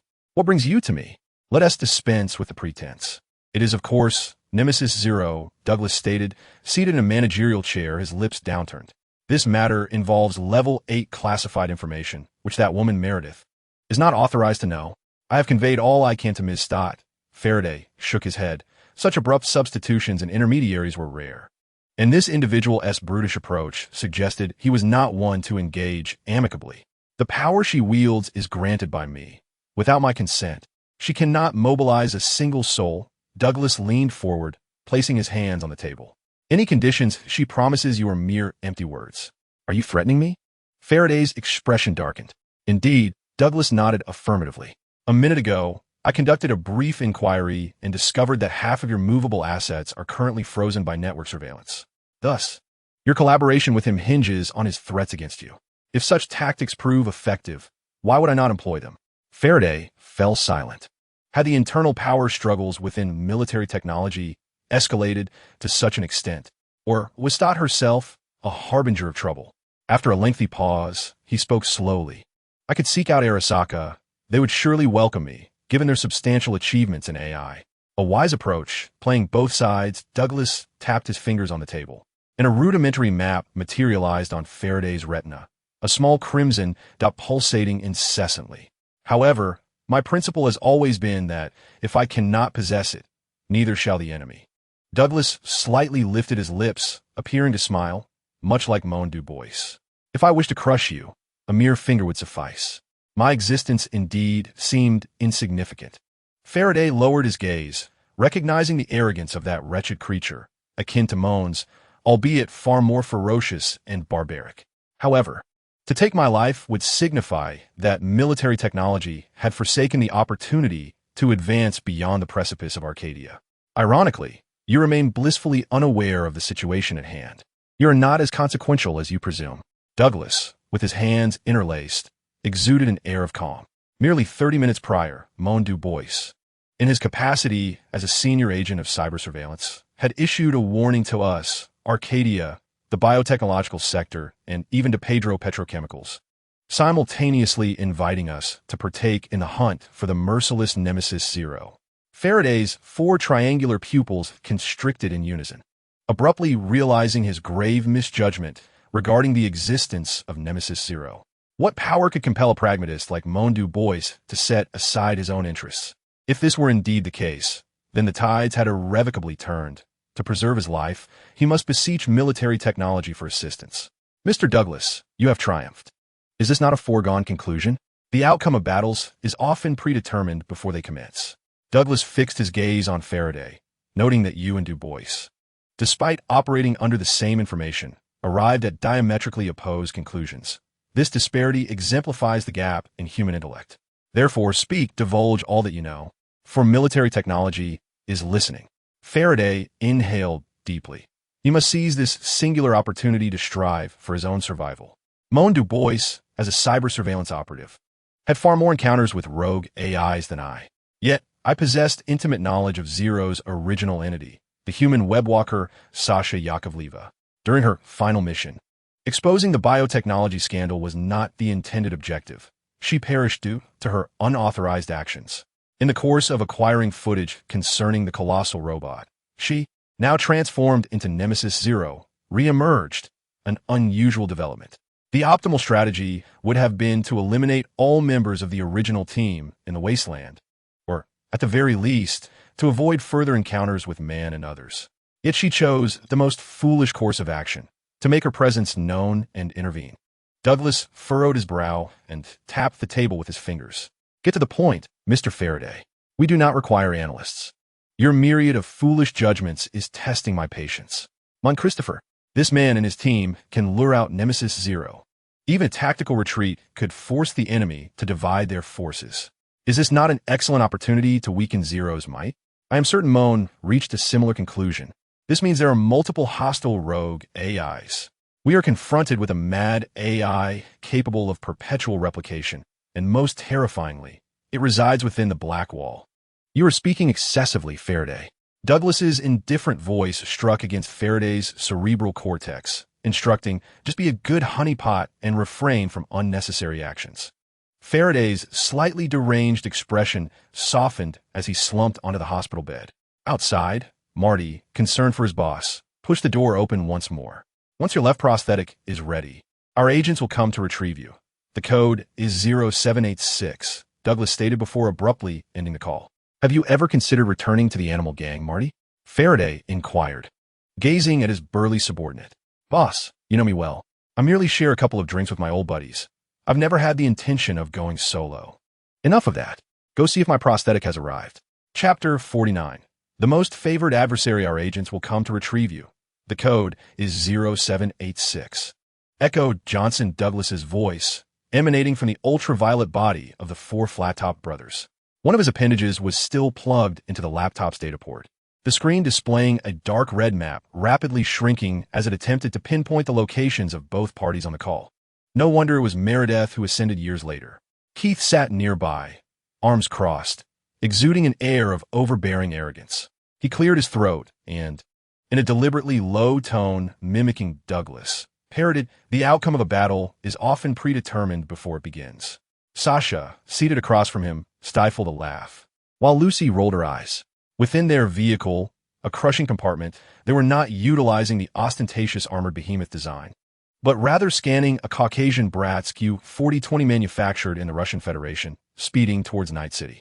Although theoretically military-grade, this robust engineering marvel had long been a workhorse in the civilian sector. I must declare this statement while standing upon his head. It's utterly pretentious. Keith continued to rant about Douglas, lamenting that even Faraday possessed more sense, though regrettably, Douglas likely would not dare confront him. Are we truly going to engage in warfare against military technology? Lucy glanced at Keith, struggling to have sufficient confidence in him. They were behemoths akin to Arasaka. There was no need to face an adversary they simply could not defeat. Miss Lucy, Keith initially intended to tease her, but upon catching a glimpse of Sasha's half-smile, he abandoned the notion. Your perspective is too narrow. We are currently at war simultaneously with network surveillance, military technology, Arasaka, and the remnants of biotechnology. That's absurd. Lucy's voice quivered slightly, her surroundings blurring momentarily. In truth, it wasn't as terrifying as he portrayed it. Sasha squeezed Lucy's palm, as if wishing to impart some courage to her. At the very least, you can extricate yourself. You have no direct conflict of interest with them. But that's the company. We cannot possibly win. The shadows of Lucy's childhood experiences weighed heavily upon her. Had it not been for David Martinez in the original work of Edge Runners, she might have spent her life healing from the fears of her youth.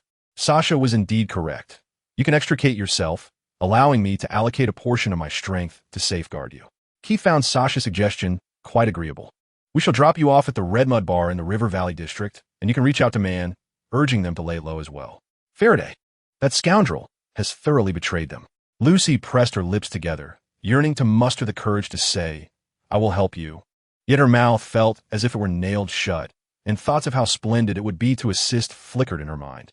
To her, Keith and the others were akin to embarking on a suicidal assault, their recklessness rivaling that of the terrorist Johnny Silverhand, who would detonate a nuclear bomb on Arasaka Tower. Although she despised the flippant and crude Keith, she held a fondness for the gentle Sasha and wished to spare her from a fate of demise. Ultraviolet emerged from the laptop, landing with a thud before gracefully transforming into humanoid form. His physique was adorned with intertwining black and red stripes, and his limbs bore mechanical appendages that had been truncated, complemented by numerous spikes that lent him a wild and sinister appearance. "Boss," he turned to Keith. "The foolish Douglas Johnson's location has failed. His signal vanished near the military technological fortress. To avoid being detected, I refrained from further intrusion. It's advantageous to have such an imbecile as an opponent. Who wouldn't relish a rival as inept as a pig?" Keith retrieved the laptop and placed it on his lap. As for Faraday, had it not been for that little scoundrel Ghost, the obituary would have already seen his head twisted off to serve as a cybernetic alarm clock. Now, he was compelled to dispatch the obituary to assist him. Given this situation, why continue to fixate on Faraday? Our resources are stretched thin. Every additional person contributes to our strength. Sasha could not comprehend Keith's tactics. The enemy aimed to disperse our forces, yet Keith obediently followed their lead. Even if he was not adept at strategizing, he understood that the optimal solution was to consolidate all forces into a singular fist and strike forth. Although the Transformers were few in number, their combat prowess was unparalleled. As long as we maneuver swiftly, we can disrupt the enemy's deployment and seize victory amidst chaos. Such a clever little darling, Keith praised without reservation, then shifted his tone. However, our objective is not to inflict casualties upon the enemy. This serves no purpose. Employees are mere expendables to the company, but every Cybertronian is my kin, and I cannot afford to lose even one. Moreover, Miss Lucy's concern held an element of truth. The disparity in our forces was alarmingly vast, a discrepancy of scale. We could indeed form an indomitable squad of transformers, ready to strike at any foe. Yet this would compel the enemy to unite against us. Strategically, we can afford to disdain our enemies, but tactically, we must regard them with seriousness. We must assume the possibility that they will set aside past grievances and collaborate wholeheartedly. They could blockade us from the skies, the earth, the seas, and the networks. Our counterattacks would only eliminate the endless tide of their cannon fodder. I must concede that, in such circumstances beyond self-detonation, I am at a loss for alternatives. Thus, I must feign ignorance, stepping unwittingly into a trap like a naive swine. It is only in this moment that the facade of their discord will be thoroughly unveiled. At that juncture, I shall transform into a fierce tiger, shattering my confines and severing my chains, leaving them preoccupied and vulnerable to my onslaught. Playing the fool to vanquish the tiger. Suddenly, a voice laced with a hissing tone interjected, to put simply. I cursed, and in a fit of anger, Keith struck the speaker, disrupting the atmosphere with his unwelcome presence. In truth, Keith's argument was a mere sleight of hand, evading the fundamental question, why must we strike? And why at this particular moment? The bounty on Faraday's head could be collected at any time, as long as Keith remained in the shadows, guaranteeing David's survival. Moreover, the so-called corporate investigative coalition, spearheaded by cyber surveillance, could not persist indefinitely, especially given the presence of the antagonistic duo, Arasaka and military technology. Ultimately, even the mightiest corporations are comprised of human beings who are inherently lazy. With the passage of time, not only would the pursuit wane, but the Titans of Night City would also begin to suspect that this was merely a ploy by the cyber watchdog to seize control over the narrative. After all, the existence of rogue AIs is dictated by their whims. Keith's insistence on war was merely a facade, a diversion to mask his true intentions. Chapter 50. Awakening after Faraday made an additional payment. Denara Corporation evidently adhered to a customer-first philosophy, dispatching an aerial vehicle to expedite the delivery of a new cybernetic arm. Time was of the essence, and he was uncertain whether the military technology agent or the transformer would arrive first. Thus, when Ghost arrived at the hospital via the floating subway, he found himself at a loss. Faraday had been whisked away 3 minutes prior by operatives from military technology. He had even expended a significant sum to enlist a cybernetic surgeon to accompany him, and upon reaching the secured area, he immediately underwent the arm transplant. For military technology would not concern themselves with the integrity of him as bait. Standing at the edge of the hospital rooftop helipad, Ghost watched as a military technology, scorpion-tailed lion gradually diminished into a mere speck, vanishing from his sight. Frustration and regret surged within him like embers, and he withdrew his limbs, turning to re-enter the ventilation duct. At that precise moment, a slight distortion in the air materialized. Ghost's body instinctively dipped, evading an invisible blade that threatened to sever his appendages. However, rather than retaliate, he maintained his vigilance and began to retreat cautiously. "It is you, obituary," Ghost called out, identifying his assailant. "Your blade hesitated. Otherwise, I would not have discerned your trajectory." From the shadows of the ventilation duct emerged another figure, identical in appearance to Ghost, but clad in a steel-gray hue. As he solidified, the dangerous monomolecular blade retracted from the appendage he had drawn back. "Ghost, Boss Keith did not order your demise. You should express your gratitude to him. I have once again failed in my task, and Faraday has proven to be more cautious than I anticipated." The Spectre's tone calmly acknowledged his defeat, seemingly indifferent to the failure. However, it was evident that this nonchalance masked an intense disappointment within him. This was precisely the reason for my presence. As I turned to signal the Spectre to follow, the urgency of the situation became apparent. No time remained for further obstinacy. We needed to leverage Faraday's expertise to capture the attention of military technology as effectively as possible. "Provide me with the coordinates. There is no need for you to accompany me to certain demise." The Spectre's voice finally reflected a change, tinged with weariness. "I would only hinder you." At that moment, I halted abruptly, pivoting in anger. My back appendages unfurled violently toward the Spectre. Instinctively, he retreated a step in response to my lunge. His appendages shifted, forming pincers in an attempt to ensnare me, but my speed was too great. I deftly maneuvered into the blind spot of his grasp, altering the joints of my hind legs to latch onto the ventilation duct above. My forelimbs struck at his ocular region, unleashing a cascade of azure luminescence that rapidly spread across his form, rendering him rigid.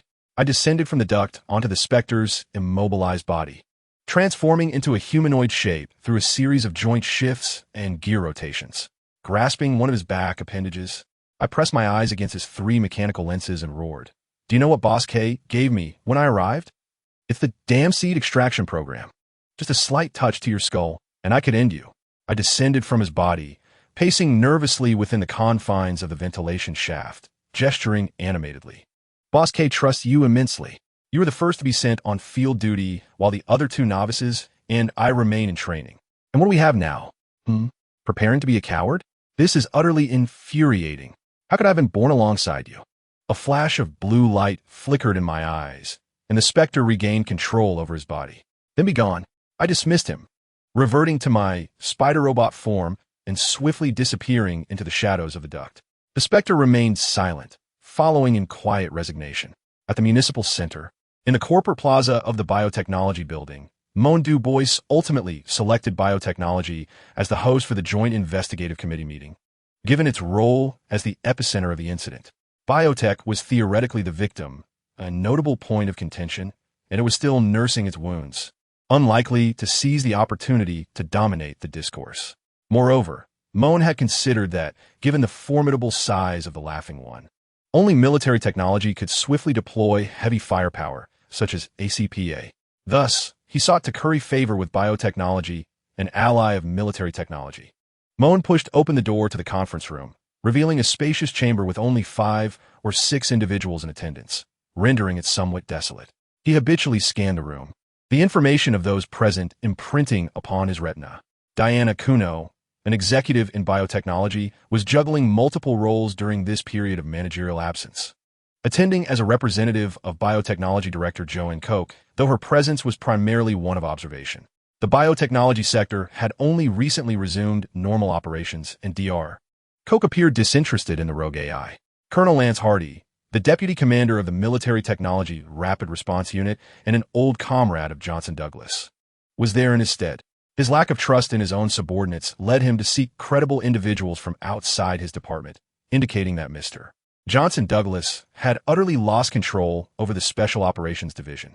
Moan harbored concerns about the military technology's level of support for this matter.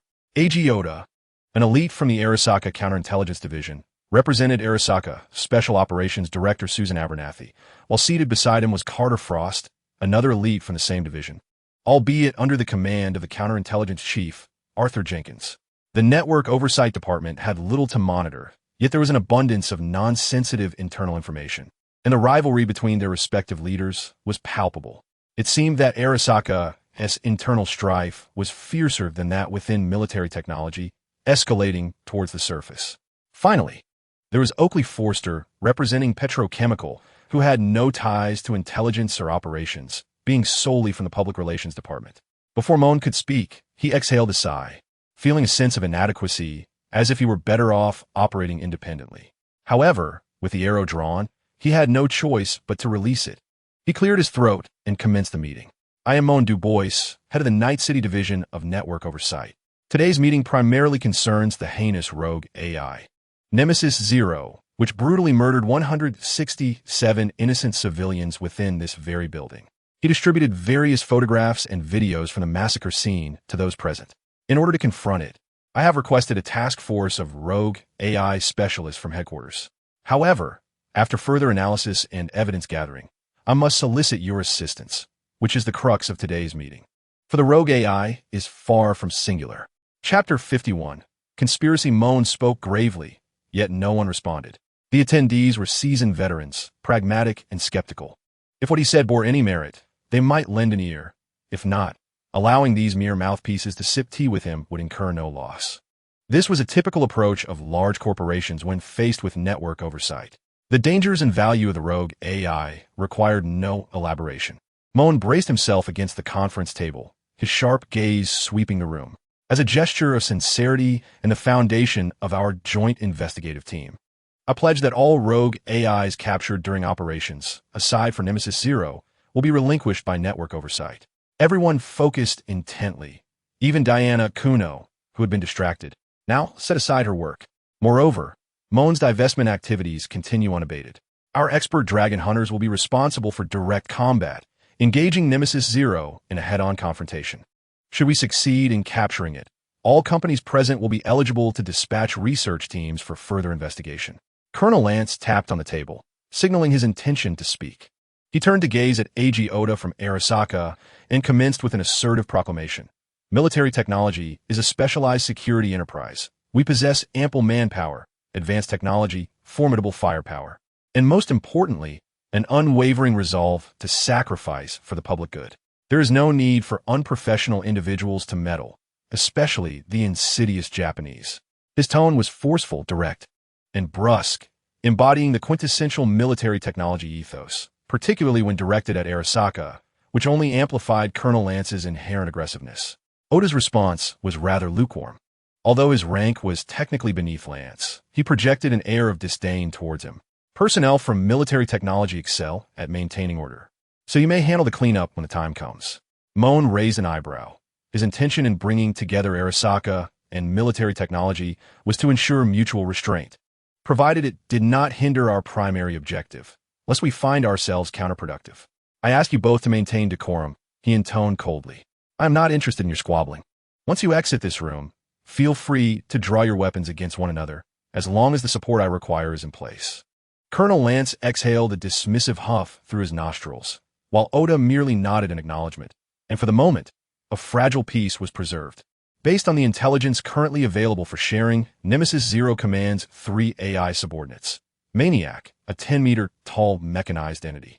Moan's eyes shimmered with a blue light as Maniac's colossal form materialized on the conference table in a 3-dimensional projection, crafted for video content. Sasha Yakovleva, a 16-meter-tall bionic entity, masquerading as a street hacker, and Phantom, the machine assassin I encountered, an 11-meter-tall pure mechanical being skilled in stealth. This serves as ample evidence that Zero possesses the capability to create multiple high-performance AIs. More disconcertingly, we remain in the dark regarding the limits of this capability. In this brief span, has any new AI emerged from its grasp? Thus, we must act swiftly. I recognize this entity, Colonel Lance remarked, his brow furrowed as he scrutinized Phantom's model, his tone tinged with uncertainty. This mechanized body bears a striking resemblance to our small spider drones, particularly with those 6 mechanical legs. In agreement with Lance's assessment, Moan concurred, hence my appeal for your assistance. Cyber surveillance never shies away from battling AI in cyberspace. Yet our formidable selves are as vulnerable in the physical realm as any ordinary person. We cannot simultaneously contend with Nemesis Zero while fearing an unexpected blade descending upon our throats. The spider-like robots are, for us, classified items, unlikely to be released casually. In the past 6 months, there have been no sales records within Night City. Colonel Lance subtly indicated that the last time a transport convoy was hijacked, it included 4 of these small, flat-headed units. This is indeed a significant piece of information. Moan nodded, finally revealing a hint of a smile. We can then assume that there are 3 additional units capable of traversing terrain with ease, equipped with optical camouflage and electronic warfare capabilities, thus clarifying the strength of our target. He gestured and replicated the image of the Spectre 3 times, each in a different color, and requested everyone to discuss the assistance they could provide. We are unable to offer personnel or firepower support. Diana bluntly admitted her own limitations, but we can extend technical and logistical assistance. Since the enemy can cloak themselves and are difficult to detect mechanical entities, we can supply some marking pheromones. Detection of these pheromones in specific areas would indicate the presence of the enemy. Military technology can deploy 6 rapid response teams, including 6 scorpion-tailed lions. Due to the firepower agreement, there are currently no deployable ACPAs in Night City, but we can provide 2 squads of Centaur mechs. Lansadi, the deputy commander of the Rapid Response Unit, spoke with conviction. 6 squads translate to 120 personnel, and the ability to mobilize Centaur mechs suggests that military technology has a higher level objective involved in this matter. Hosaka also has no deployable ACPAs in Night City, yet we can provide 5 squads of soldiers, led by the elite Atom Heavy Hammer from the security department. Military technology is well aware of Mr. Heavy Hammer's capabilities. Kenta Oda, while making a pointed remark about military technology, added that we could also offer 5 cyborg soldiers, possessing high-end combat prowess due to their full-body cybernetic enhancements, sufficient to confront the large mechanical variant. After Oda spoke, Oakley Foster remained silent for quite some time, seemingly listening intently as his superior issued instructions. He eventually spoke slowly. We will not provide firepower or personnel support. Otherwise, we would have to procure supplies from both your factions. He glanced at Lance and Oda, perhaps attempting to lighten the mood with a joke, but awkwardly found that no one cared. He continued, stating that Petro Stone would handle negotiations with the Night City government, Night Corp, and other companies, ensuring that all parties involved in this operation would avoid unnecessary disputes. After all, once we commence action, the entire city is bound to descend into chaos for a time. Should a significant casualty incident occur, we will control the narrative promptly to avert negative repercussions. Finally, it falls to us. While Moan was aware that several companies had yet to reveal their trump cards, the prospect of receiving such substantial conventional support had met his psychological expectations. The Cyber Monitoring Agency will deploy 3 hacker defense teams, led by the Dragon Hunter, Siegfried, tasked with hunting Nemesis Zero in cyberspace. At that point, I advise your hackers to keep their distance. Should they perish, do not blame me. Chapter 52, War Council Santo Domingo, River Valley District, Red Mud Bar. This establishment, nestled along Branton Street, resembles more of a restaurant than a traditional bar, with its low-slung structure surrounded by factories. Yet, within its walls and outside, one can witness the vibrant spectacle of punks dancing fervently to the pulsating music. Clad in a riot of colors and adorned with exaggerated makeup, completely immersed in the rhythm. This bar marks the genesis of the Warrior Band's journey, where they held their inaugural performance, thus beginning a legendary tale that continues to attract pilgrims even 50 years later to this remote corner. Consequently, when Kais and his companions arrived, they drew little attention. Sasha dropped Lucy off, merely uttering a farewell before driving away with a wave. As Lucy watched the vehicle fade into the distance, a mix of heaviness and relief washed over her, prompting her to collect her thoughts and dial Man's communicator. "Hello?" Man's voice boomed, punctuated by the cacophony of gunfire, shouts of anger, and cries of distress. "It's Lucy," she blinked. "Are you on a mission?" "Damn," Man spat blood, his tone softening. "We almost got cooked. We were ambushed by a pack of dogs, lying in wait at Turbo." Before he could finish, he turned and shouted, "Is it ready yet? Chiwe, if you don't hurry, my brain's going to boil." A faint echo of Chiwe's irritated retort reached Lucy's ears. "I've been sent back to Santo Domingo by Sasha and the others. I'm at the Red Mud Bar now." Lucy refrained from asking for their assistance, believing it was safe here for the moment. They could regroup after breaking through. "All right, I'll hang up now." Man seemed to unleash a fierce volley at their adversaries before taking a breath and ending the call. Lucy sighed, realizing that no one could be relied upon from here on out. As they approached the overpass leading to the scenic district, the vehicle, crushed, altered its appearance once more, transforming from a Caucasian Blastuck U4020 into a Meher MT28 coach, a longer, driverless bus. Though uncommon for long-distance transport, it was far less conspicuous than the industrial behemoth it had once been. Inside crushed were only Kais, Sasha, and Ultraviolet, while the Phantom executed its mission, with Madcap tasked with deploying the Stars and Silencer attempting to extract David. However, before the operation commenced, a standard war council was essential. Ultraviolet was responsible for establishing and securing data channels, while Kais presided over the meeting, with Cullen explaining the plan. All Transformers' thoughts were interconnected through the Sage Link, allowing even the Phantom to participate in the War Council. This operation was dubbed Fire of Memory. In the first phase, we must mobilize military technology and the forces of Arasaka as much as possible. During this phase, all firepower restrictions will be lifted, targeting combat personnel and destroying armored vehicles, while simultaneously feigning an assault on the biotech tower. Stars and Silencer will attempt to rescue David, with an estimated duration of 35 minutes. I shall harness the power of the Sages to provide you with support. In the second phase, I must go offline and infiltrate the Arasaka tower, with Kais in charge of battlefield command, requiring us to hold our ground for an hour and a half. During this time, it is possible that the armed forces of Arasaka may choose to withdraw from the tower, fully committing to intercepting or obstructing the enemy. I will utilize the power of the sages to breach the divine vessel and convert all the personality imprints within into embers. In this phase, I will be unable to provide network support, rendering it the most perilous period. In the third phase, I shall open the divine vessel, releasing all the embers and completely liberating the power of the sages. With the aid of these tens of thousands of embers, I will shatter the black wall. The first to voice doubts was the ultraviolet light sitting beside me, raising two uncertainties regarding the plan. First, how to infiltrate the Arasaka Tower amidst combat. Second, whether the personality imprints generated by the Soul Reaper program can indeed be converted into the embers of Cybertronians. The primary contingency for infiltrating the Arasaka Tower involves capturing Adam's hammer, allowing me to retain my combat capabilities while using Adam's identity token to enter the divine vessel without engaging in battle. Personality imprints can be converted into embers. I have conducted conversion tests in the initial network, and the emotional data extracted during the process can restore the humanity value of the Kais Cullen protection protocol. It has been proposed that completely liberating the power of the sages necessitates the termination of the Kais Cullen protection protocol. The ghost's somber voice echoed through the data link, questioning whether this protocol possesses a secure deactivation procedure. Yes, the Kais Cullen protection protocol was designed to safeguard Kais Cullen, whose mind teeters on the brink of collapse. And once sufficient humanity value is restored, he shall be awakened anew, for he is the true master of the sages. Does this mean the disappearance of both you and Kais? The ghost's voice seemed to carry a hint of irritation. What does this signify?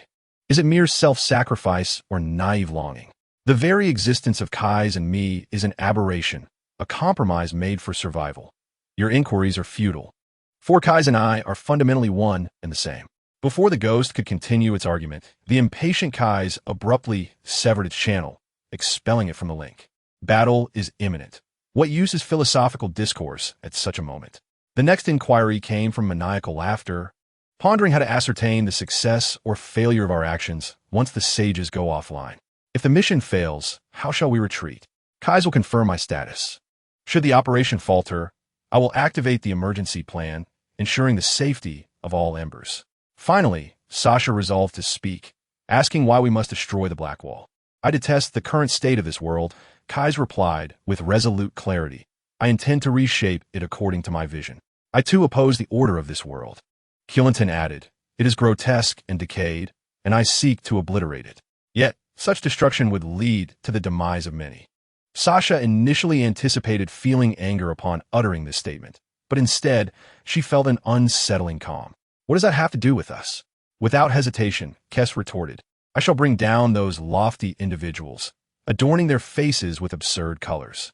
I do this purely because I desire to, I am capable of it, and I possess the power, is my freedom. This world is riddled with wounds. This society has decayed and deteriorated. Kieran organized his thoughts, stating, since humanity's self-governance only exacerbates the world's plight, allow me to inscribe my name upon the throne suspended in the heavens. I am the one who can usher in peace for the world. Chapter 53. The mantis catches the cicada tick-tock, tick-tock. In the dimly lit corridor, the flickering light from a faulty lamp struggled to stay alight.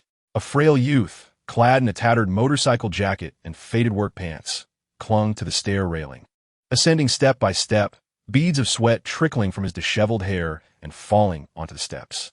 He climbed floor after floor, yet the spiraling staircase seemed endless. His body quickly approached its limit. He leaned against the railing and peered down, finding the once familiar floors devoid of light, resembling an ever-rising abyss, gradually consumed by darkness. In a daze, he spotted two crimson glimmers in the distance. A sense of foreboding gripped his heart. He could not linger and instead pushed himself to ascend with fervor. However, the darkness pursued with increasing swiftness, and no matter how hard he tried, escape was futile. Ultimately, the faint glimmers on his level extinguished, and in the suffocating stillness, only the sound of liquid dripping remained clear. Tick-tock, tick-tock. What was plummeting? He belatedly felt his neck, and in that dense darkness, the vivid red of blood appeared strikingly bright. No. Faraday jolted upright in bed as soft light returned to illuminate his surroundings. Turning to his right, he discovered that the tick-tock sound emanated from the ECG machine. He sighed in relief. belatedly realizing his left arm had been replaced with a prosthetic. The surgery seemed remarkably successful. There was no stiffness in the arm's movement, and the doctor's skill was exceptional, with nerves connected seamlessly. The sudden nightmare left him feeling nauseous, uncertain whether it was the pressure or the integration of the new prosthetic causing it. However, there was no time to dwell on such matters. He was acutely aware that he had not escaped danger. The military technology that saved him was not for charity. They sought to bait him, ensuring he could not be relocated to a heavily fortified location. Their only concern was capturing that assassination robot. As for him, death would be preferable. He was currently situated in a high-rise apartment on Haiyan Street, Republic Road, a safe house he had personally arranged. The interior had been meticulously decorated by him, yet he found himself here unexpectedly after the surgery. Taking a deep breath, he recognized once more the company's unsettling capacity to crush him utterly. Faraday detached the biological monitoring cables from his body and approached the window, where he could still see the lights of the Delamon headquarters illuminating the night. Just as he steadied himself, a military-grade pterosaur drone glided past like a specter, its dark fuselage rendered inconspicuous by the shadows.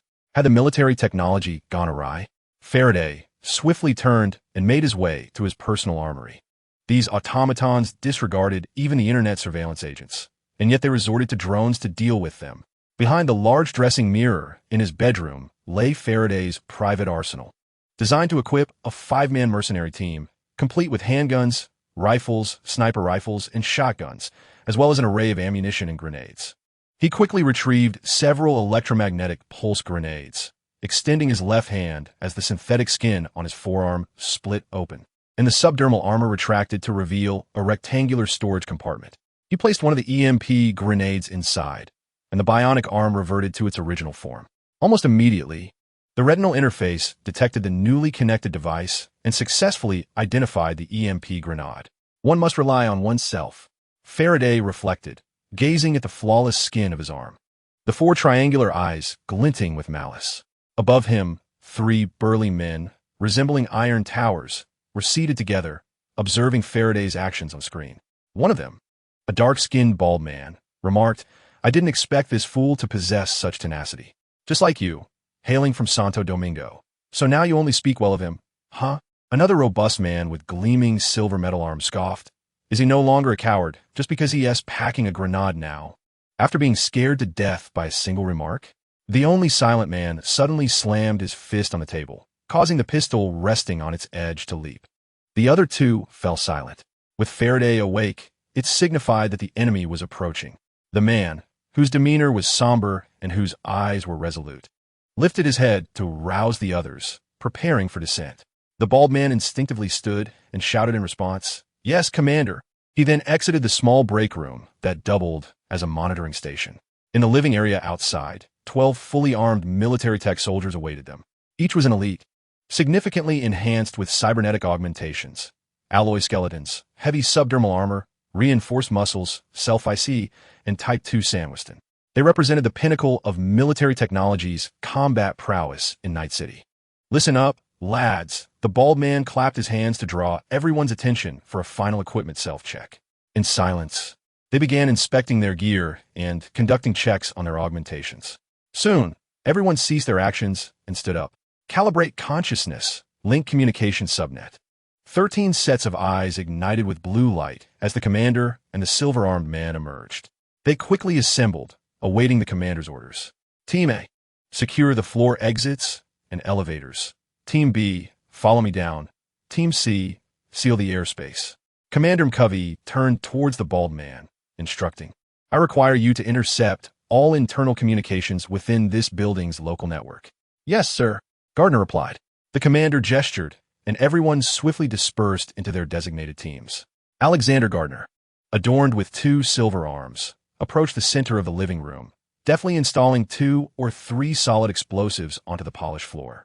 Meanwhile, the commander's retina remained connected to the various surveillance cameras within the Faraday room, patiently awaiting the prey to take the bait. Faraday paced anxiously within the confines of the room, unable to discern the origin of the transformer known as Phantom's intrusion. Military technology had not disclosed the ambush location nor how he should cooperate, and the lack of information gradually accumulated an unbearable dread within him. He began to stack furniture in the living room, arranging it towards the doorway as a makeshift defense. He set trigger bombs at the ventilation duct and severed the power supply to all electrical appliances in the room to prevent remote detonation.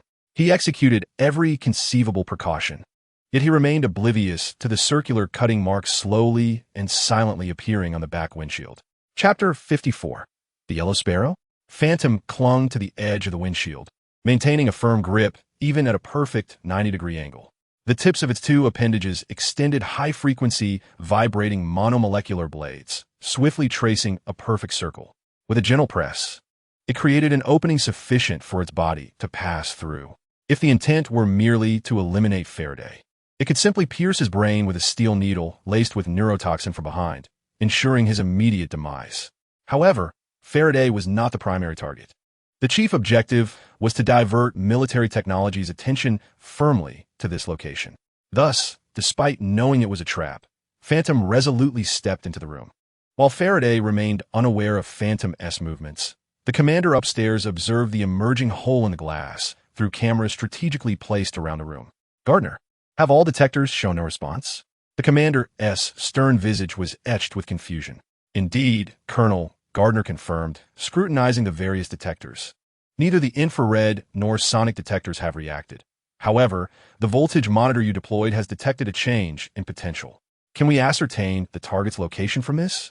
The commander continually zoomed in on the camera feed, his artificial eye scanning repeatedly in search of any flaw in the invisible infiltrator's guise.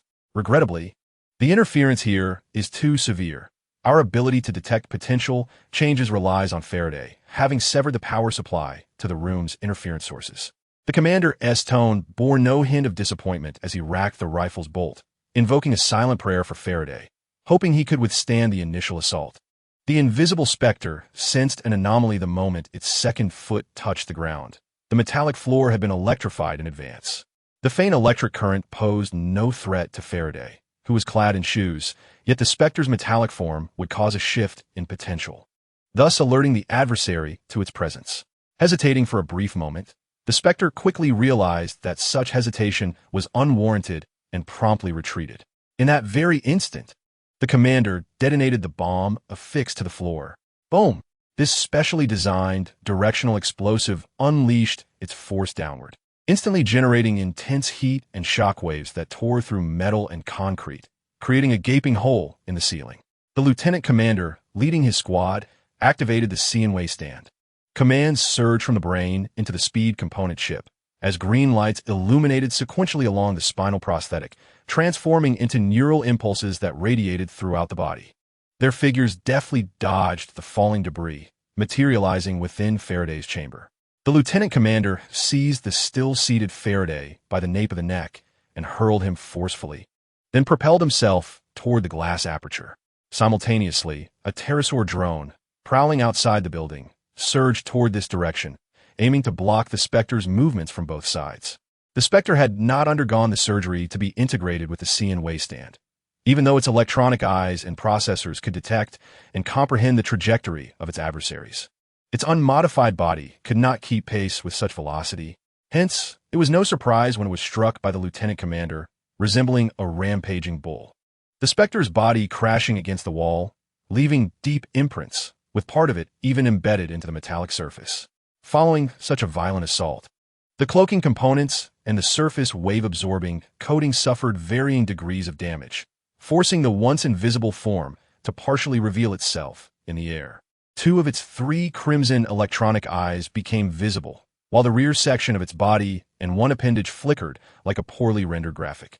The elite members of Team B were not idle observers. Two of them, visibly bulkier, tore away their garments to reveal armor and cables with distinct stitching marks, representing an experimental military technology of a single-soldier linear framework, akin to a Centaur mech, but smaller and more suited for combat in enclosed spaces. They too were activated in the CNWay stand state, positioning their handheld, small anti-explosive shields before them as they charged toward the exposed Spectre. The CNWay stand, after all, was not true temporal technology. Thus, the Spectre, by continuously overclocking its body, managed to raise the still invisible appendage on its back within the brief span of 1/10 of a second. Sparks ignited fiercely, energy surged into the conduits, and heat coalesced at the tip, a scarlet beam slicing through the air and painting a vibrant red streak. Among the two charging figures, the one on the left unexpectedly exited the temporal deceleration field, its heavy body suddenly lunging forward, shaking the entire room, only to be subsequently concealed beneath the fallen debris from the ceiling. However, this did not alter the predicament of the Phantom. Team B's members, numbers 1 and 2, raised their Achilles rifles, utilizing the residual thermal traces left by the tracking laser in the air. Even though the artificial eye could not perceive the Phantom's invisible appendages on its back, they resolutely pulled the trigger, unleashing electromagnetic bullets that whistled through the air and struck the target, compelling it to manifest its true form. The fourth member of Team B, undeterred by the death of his comrade, seized the Phantom's appendage with a firm grip. He lifted it with force and then slammed it down, crashing the Phantom's entire body onto the floor, which warped under the sheer power of his assault. Yet, he was not satisfied, like a madman. He continued to pummel the Phantom relentlessly. The invisible components and coatings on the Phantom were utterly destroyed, with multiple internal circuits severed, particularly in the section that had been grasped, leaving only the joints firmly locked in place, preventing complete dismemberment. This sensation of passive assault left the Phantom in a state of profound discomfort. Although it lacked pain receptors, the incessant internal error alerts plunged it into a rage.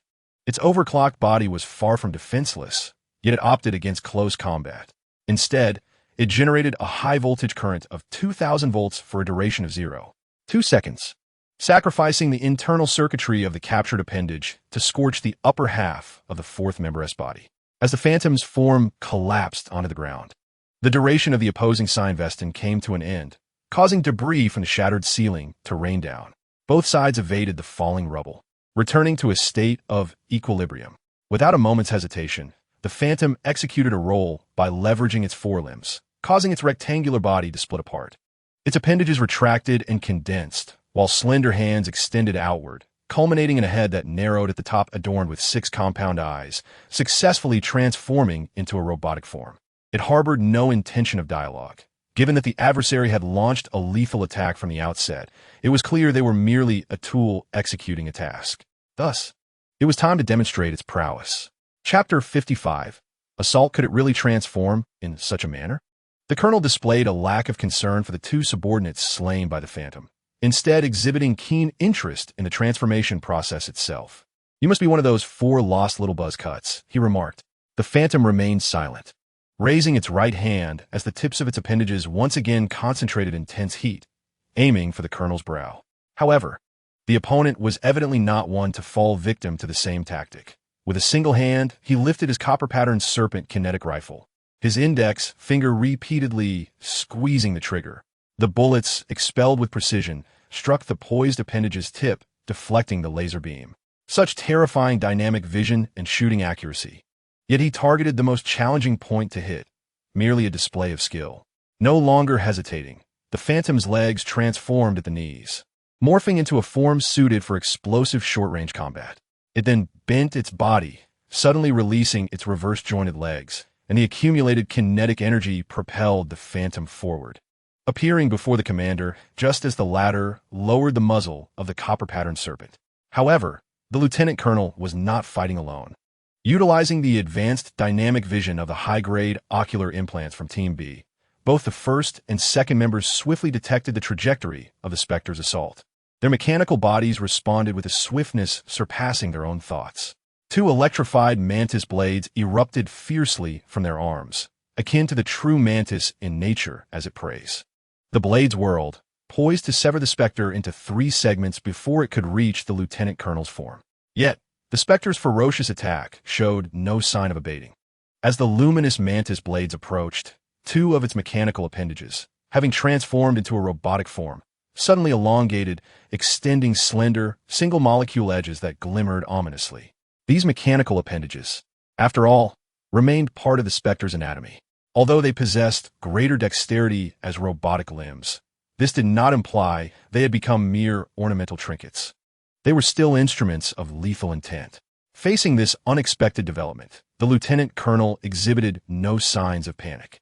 With his broad, dark mechanical hands, he grasped the necks of the first and second members, exerting a powerful pull to wrench them from the icy glare of the blades.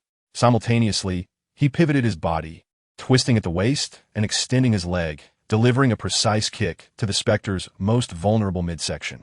The timing was impeccable, as if the Spectre itself had aligned its body with the trajectory of the lieutenant colonel's strike. The Spectre was once again sent sprawling, its body tumbling toward the furniture barricade assembled by Faraday within the room. Despite the lieutenant colonel's intervention, the first and second members could not entirely evade the onslaught. The razor-sharp appendages lashed out like whips, inflicting grievous wounds. The first member's abdomen was breached, while the second suffered a gaping incision, with electrolytic fluid mingling with a pale green lubricant seeping from the elongated lacerations, revealing the artificial membranes inserted to enhance their survivability. The lieutenant colonel discarded the copper-patterned serpent, glancing sideways as he commanded, "Tend to your wounds, and once finished, provide me assistance." After issuing the order, he advanced toward the smoke-filled debris of the furniture barricade. The Spectre had landed quite ungracefully, its body most vulnerable at the juncture of its torso. The lieutenant colonel's powerful kick severed several critical circuits in the Spectre's waist, particularly disconnecting its balance sensors. The entire field of vision began to spin and tremble uncontrollably, leaving it oblivious to the three menacing eyes lurking behind its side. Faraday, meanwhile, sat at home, indulging in a drink and mentally preparing himself for a desperate confrontation with the Spectre. However, he did not anticipate that the military technology would first shatter the ceiling before the robot could even arrive.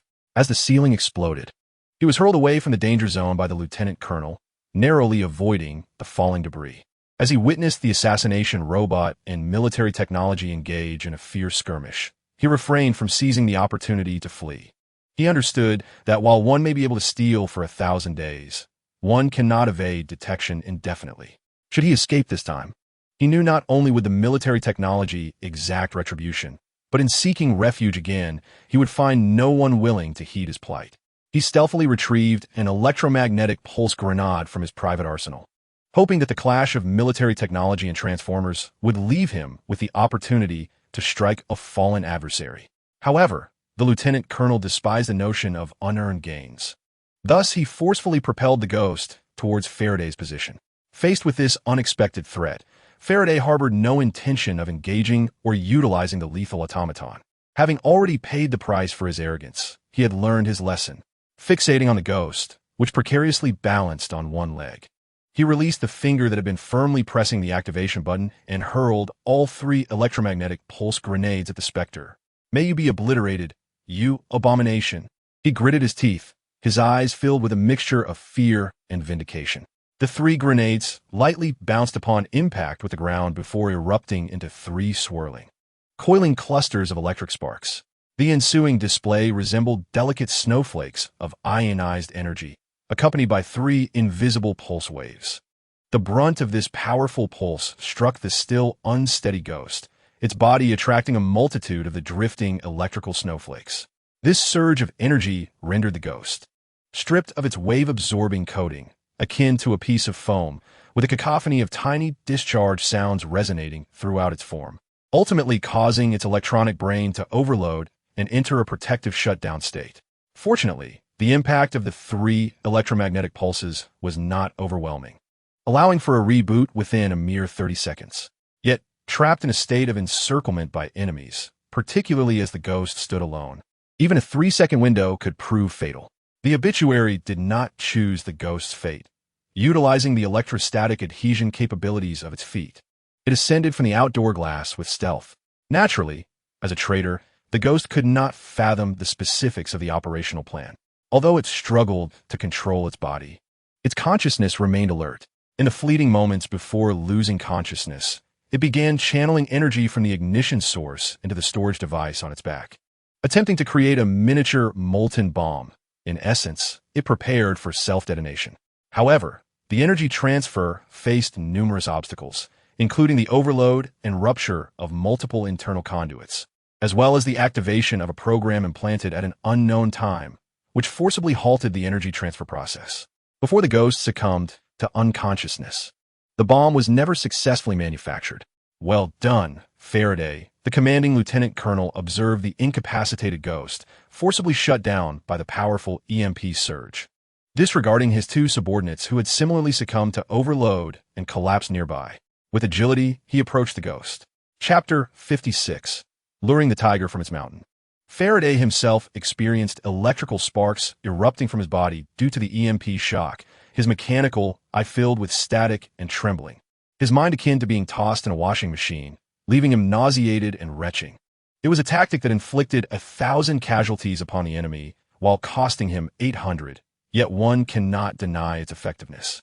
Although the electromagnetic pulse grenade's EMP shock dissipates rapidly in the air, nearly all individuals present momentarily lose their combat effectiveness, with the sole exception of the lieutenant colonel. For him, the EMP pulse is akin to a gentle breeze, leaving his actions entirely unaffected.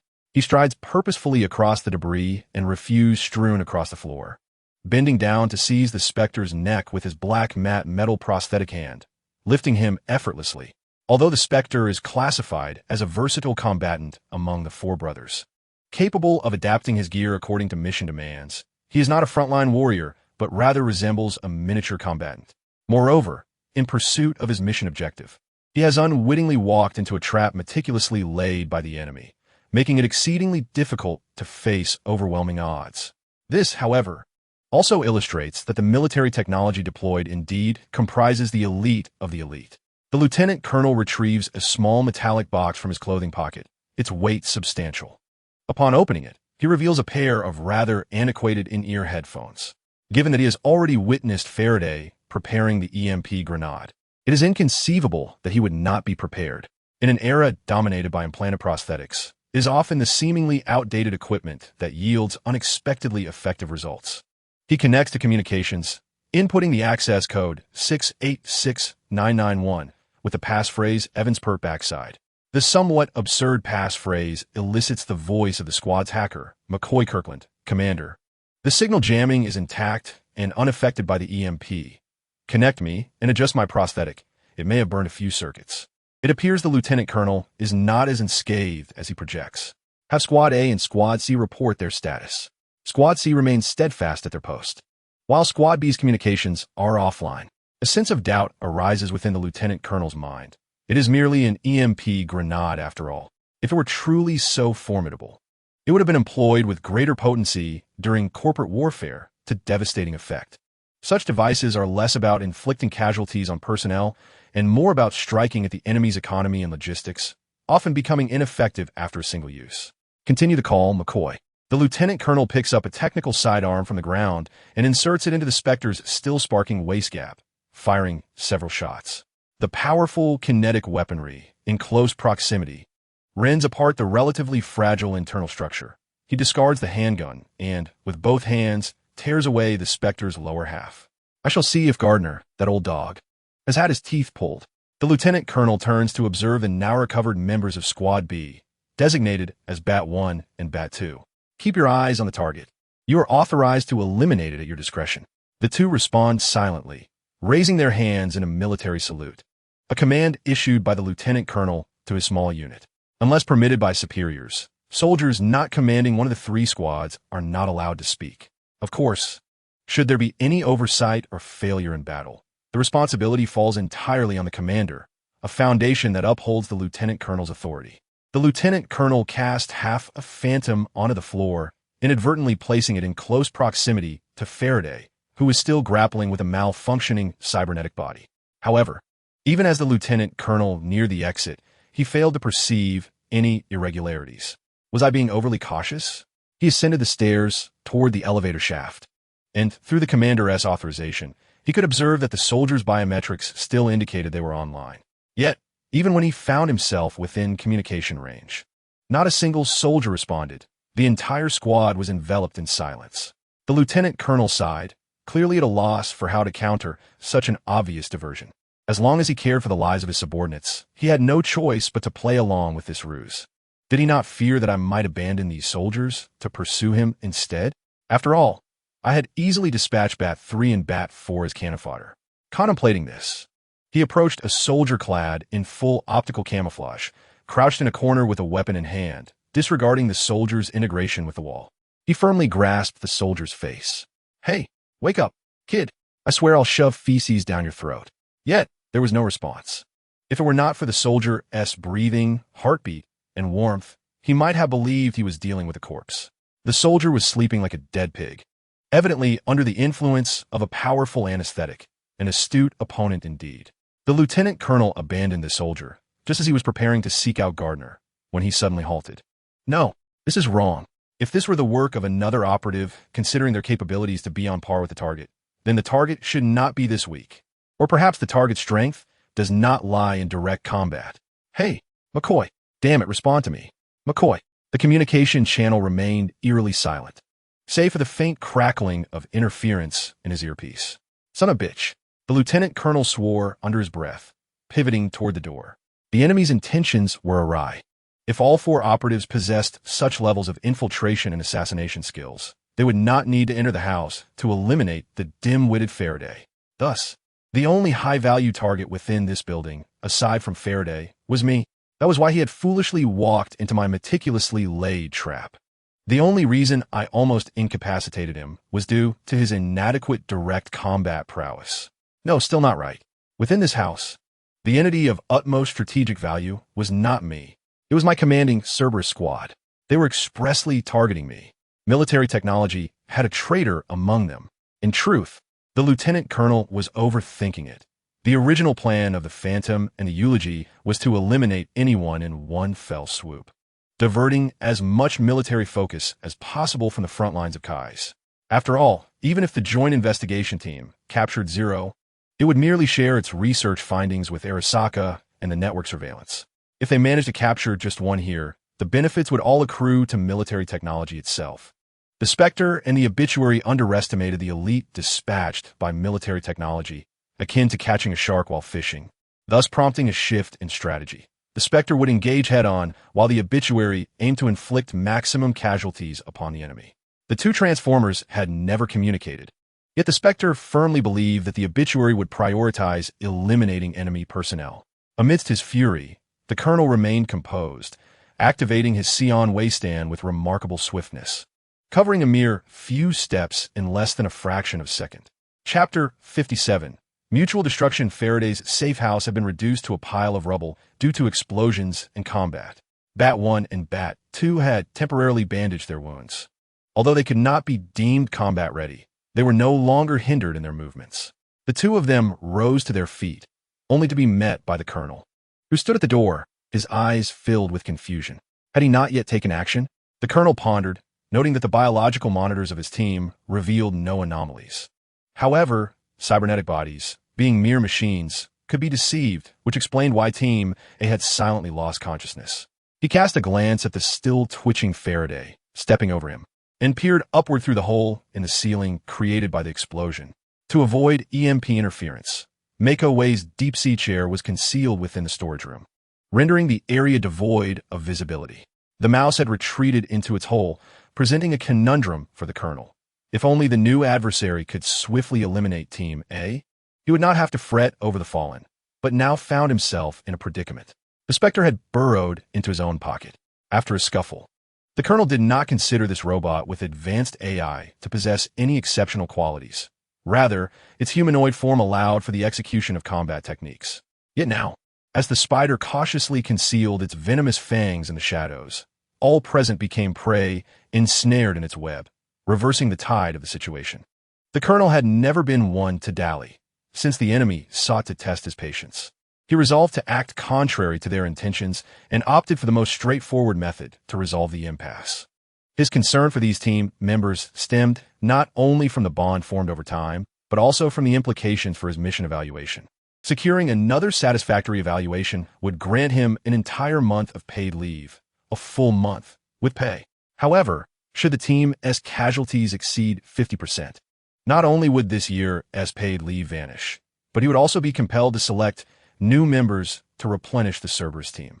The mere thought of training those fools who had their heads up their rears made the Colonel wish to shed his skin and become a lone wolf.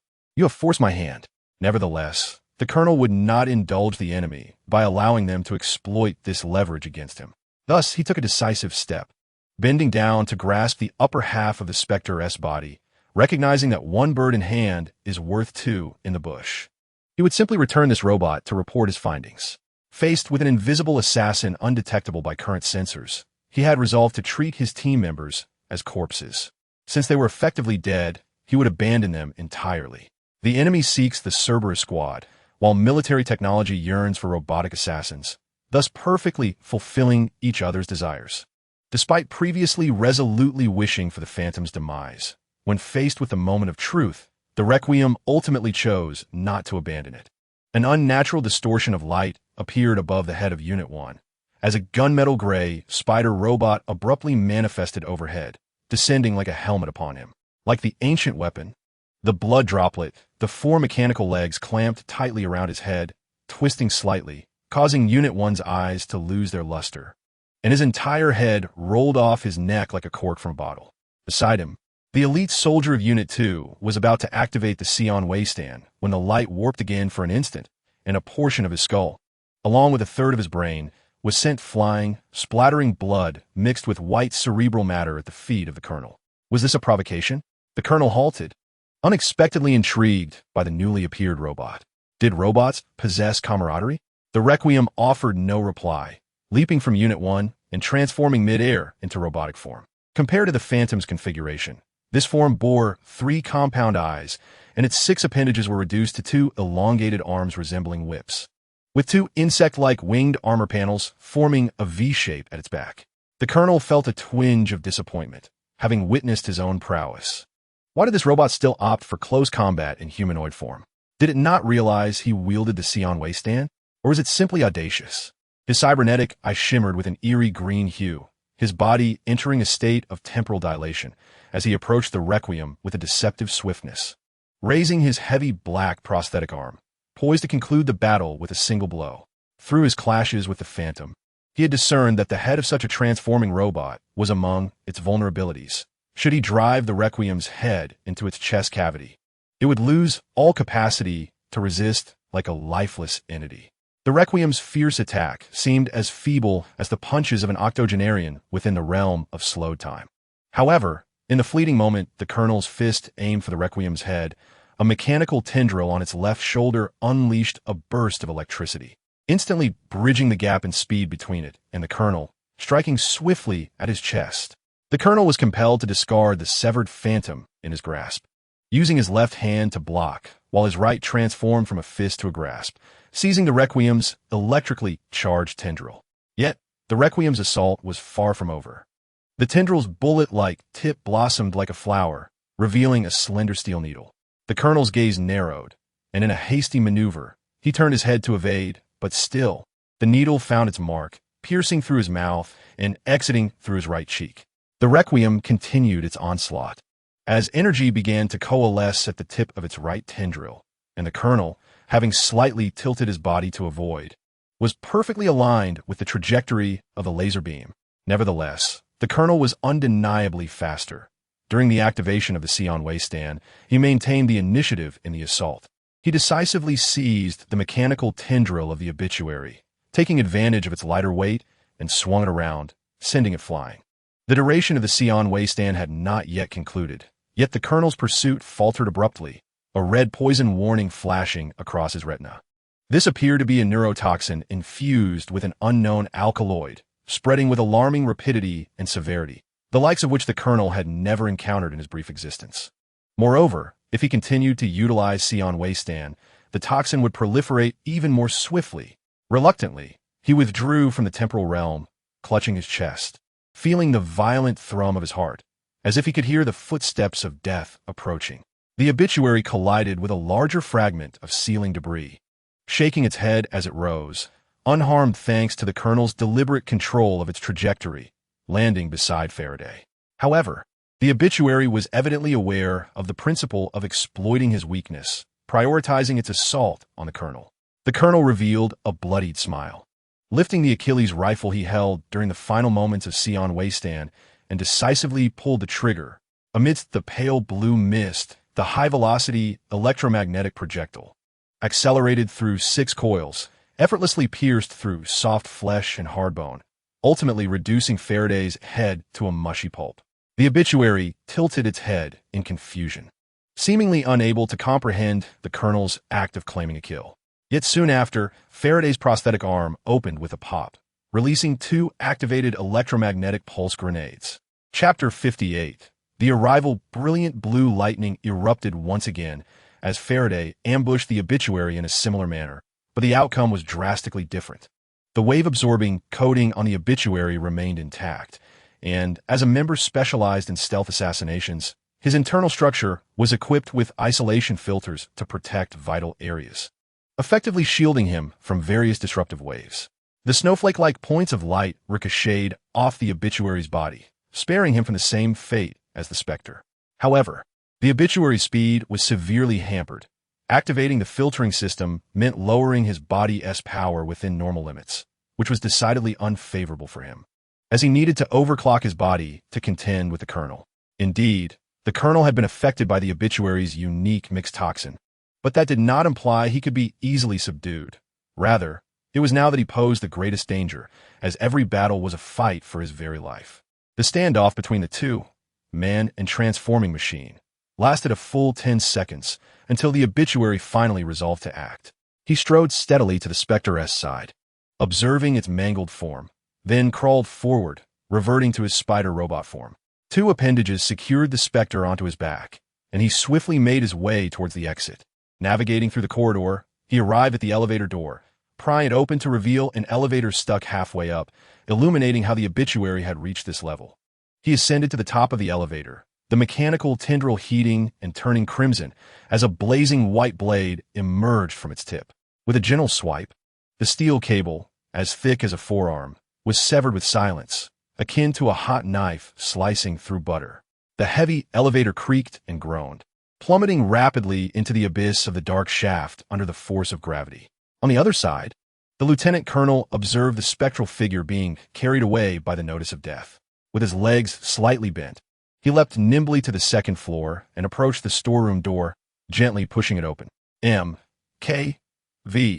Kirkland lay sprawled in a deep-sea hacker chair, connected to a thick data exchange cable at the back of his head, his eyes shielded by military-grade cybernetic combat goggles.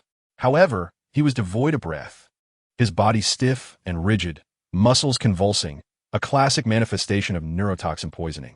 Casting a glance at M.K.V., he swiftly searched for the power line on the side of the hacker chair, yanking it free, which lifted the signal blockade throughout the building. A crisp chime indicated an internal communication had been established, as a somewhat hoarse middle-aged voice echoed in the lieutenant colonel's ear. "Blackhand Colonel, report your mission status. I suggest you prioritize saving my life first." Clausen, beads of sweat began to form on the face of Blackhand Colonel, though he maintained a composed demeanor. Mixed neurotoxin, with unknown organic components. What a nuisance. The source of the raspy voice, a first-level researcher from the Military Technology Research Department, Alan Clausen muttered, before commencing an analysis based on the body data relayed by the Blackhand Colonel. The ratios are quite common. Only this specific organic component seems a bit complex. However, this natural alkaloid is merely a neurotoxic stimulant. As long as you neutralize the neurotoxin, you shall not perish. At worst, it may scorch some synapses. Return to the lab, and I shall assist you with the calibration. Now, gently tap the third molar on the left side of your mouth. The antidote will automatically release. Following the instructions, the Blackhand Colonel complied. Although he felt no discernible effect from his teeth, his body indeed relaxed considerably, alleviating the concern that the vessels at his temples might rupture. "The mission has failed, Clausen," the Blackhand Colonel lamented as he settled onto a high stool, wiping the blood from his face. A gaping wound on his visage left him with the sensation of speaking through a leak. The adversary's combat capability is not formidable, yet their cloaking technology is exceptionally advanced. I suspect the network monitoring personnel are either blind or intentionally laying traps. This is unequivocally a genuine intelligent life form. I care not for the network monitor's sight. My concern lies solely with whether you apprehended the escaped little flat-top. Clausen's tone was unyielding, expressing his dissatisfaction with the Blackhand Colonel's failure. "I captured one." The Blackhand Colonel raised his hands in a gesture of resignation, but they operate in groups. I was pierced in the mouth by another with a poisoned steel needle. Subsequently, they fled. He mockingly raised his wrist, as if the invaluable vintage Cardia mechanical watch still adorned it. At their pace, they have likely exited the building by now. Morgan, Black Hand. Number 3. Clausen articulated each word with deliberate precision, clearly incensed by the loss of the mission objective. Enough, he exclaimed. I do not wish for you to return to my dissection table merely due to a poorly conceived jest. What more do you wish for me to say? The mission has ultimately failed. Colonel Blackhand dismissed Clausen's threats with indifference, knowing that as long as this researcher desired to retain power, he would remain a testament to his accomplishments and a protective talisman. Clausen inhaled deeply, striving to regain his composure. Regarding your team members, you need not concern yourself. Logistical support will handle them.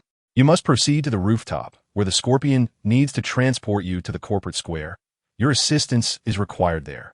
The corporate square, the heart of Night City, has undergone numerous reconstructions, the most recent following the conclusion of the Fourth Corporate War. It stands as a symbol of corporate might, a testament to their strength. Arasaka, Biotechnica, Militech, and Petrochem, the 4 most powerful corporations in Night City, are situated in succession here, their colossal skyscrapers towering like 4 indifferent, merciless titans, silently encircling the Memorial Park. The primary attraction is the Memorial Park itself, a vast circular edifice bustling with activity daily. Not only filled with corporate employees, but also home to the densest concentration of NCPED in all of Night City. Naturally, one cannot rely solely on the police for security. So heavily armed corporate security personnel are omnipresent. Originally constructed to commemorate the victims of the Fourth Corporate War, the park is now ensnared by the towering corporate structures. Akin to demons encircling a platter brimming with souls, a profound irony indeed. The undulating circular walkway surrounds the glass dome, beneath which a ceaseless flow of traffic courses. Amidst a procession of luxury vehicles, an unassuming Mech MT-28 coach defied the flow of traffic, arriving beneath the glass dome. The coach came to a halt, disregarding the cacophony of horns from the luxury cars behind it. Suddenly, the roof split open, unfurling like wings, while the front and rear of the vehicle began to rotate. The chassis inverted, and a pair of robust steel arms surged forth from the doors. The front half of the vehicle stood vertically, while the rear split apart, the wheels retracting to secure themselves onto formidable mechanical legs. As the robot continued its transformation, armor plating gradually enveloped its form, and 2 large-caliber cannons emerged from its shoulders. With the front of the vehicle morphing into chest armor, it descended, while armor and a visor encased the metallic skull, revealing only its glowing crimson eyes. The colossal transforming mech had arrived, ready to crush all in its path. Chapter 59. The Draft. Liam Allen is an investigative journalist employed by the obscure tabloid The Night City Inquiry. Investigative journalism ranks just below war correspondence in terms of peril.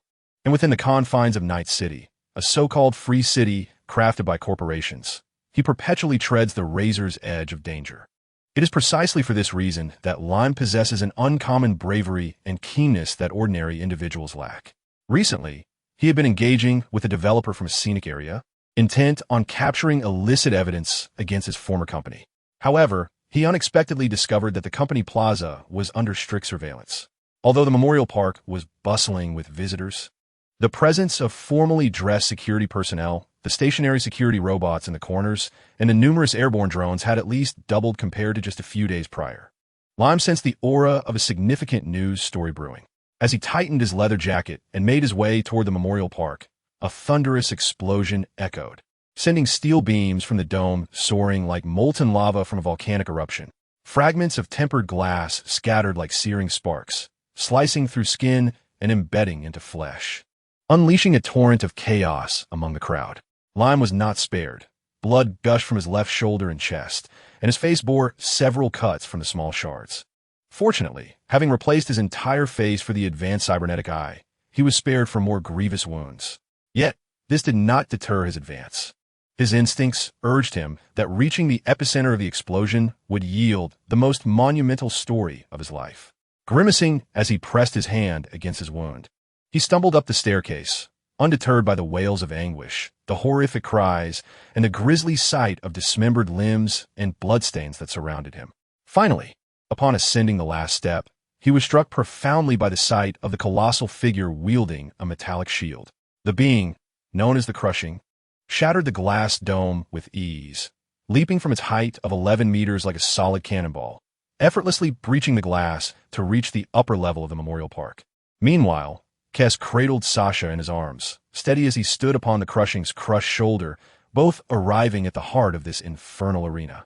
Moan, from a network monitoring team, based on prior encounters, believed that Zero would invariably adhere to the fundamental logic of AI, prioritizing self-preservation above all else. Consequently, he deduced that Nemesis Zero would continue to employ infiltration tactics for covert sabotage.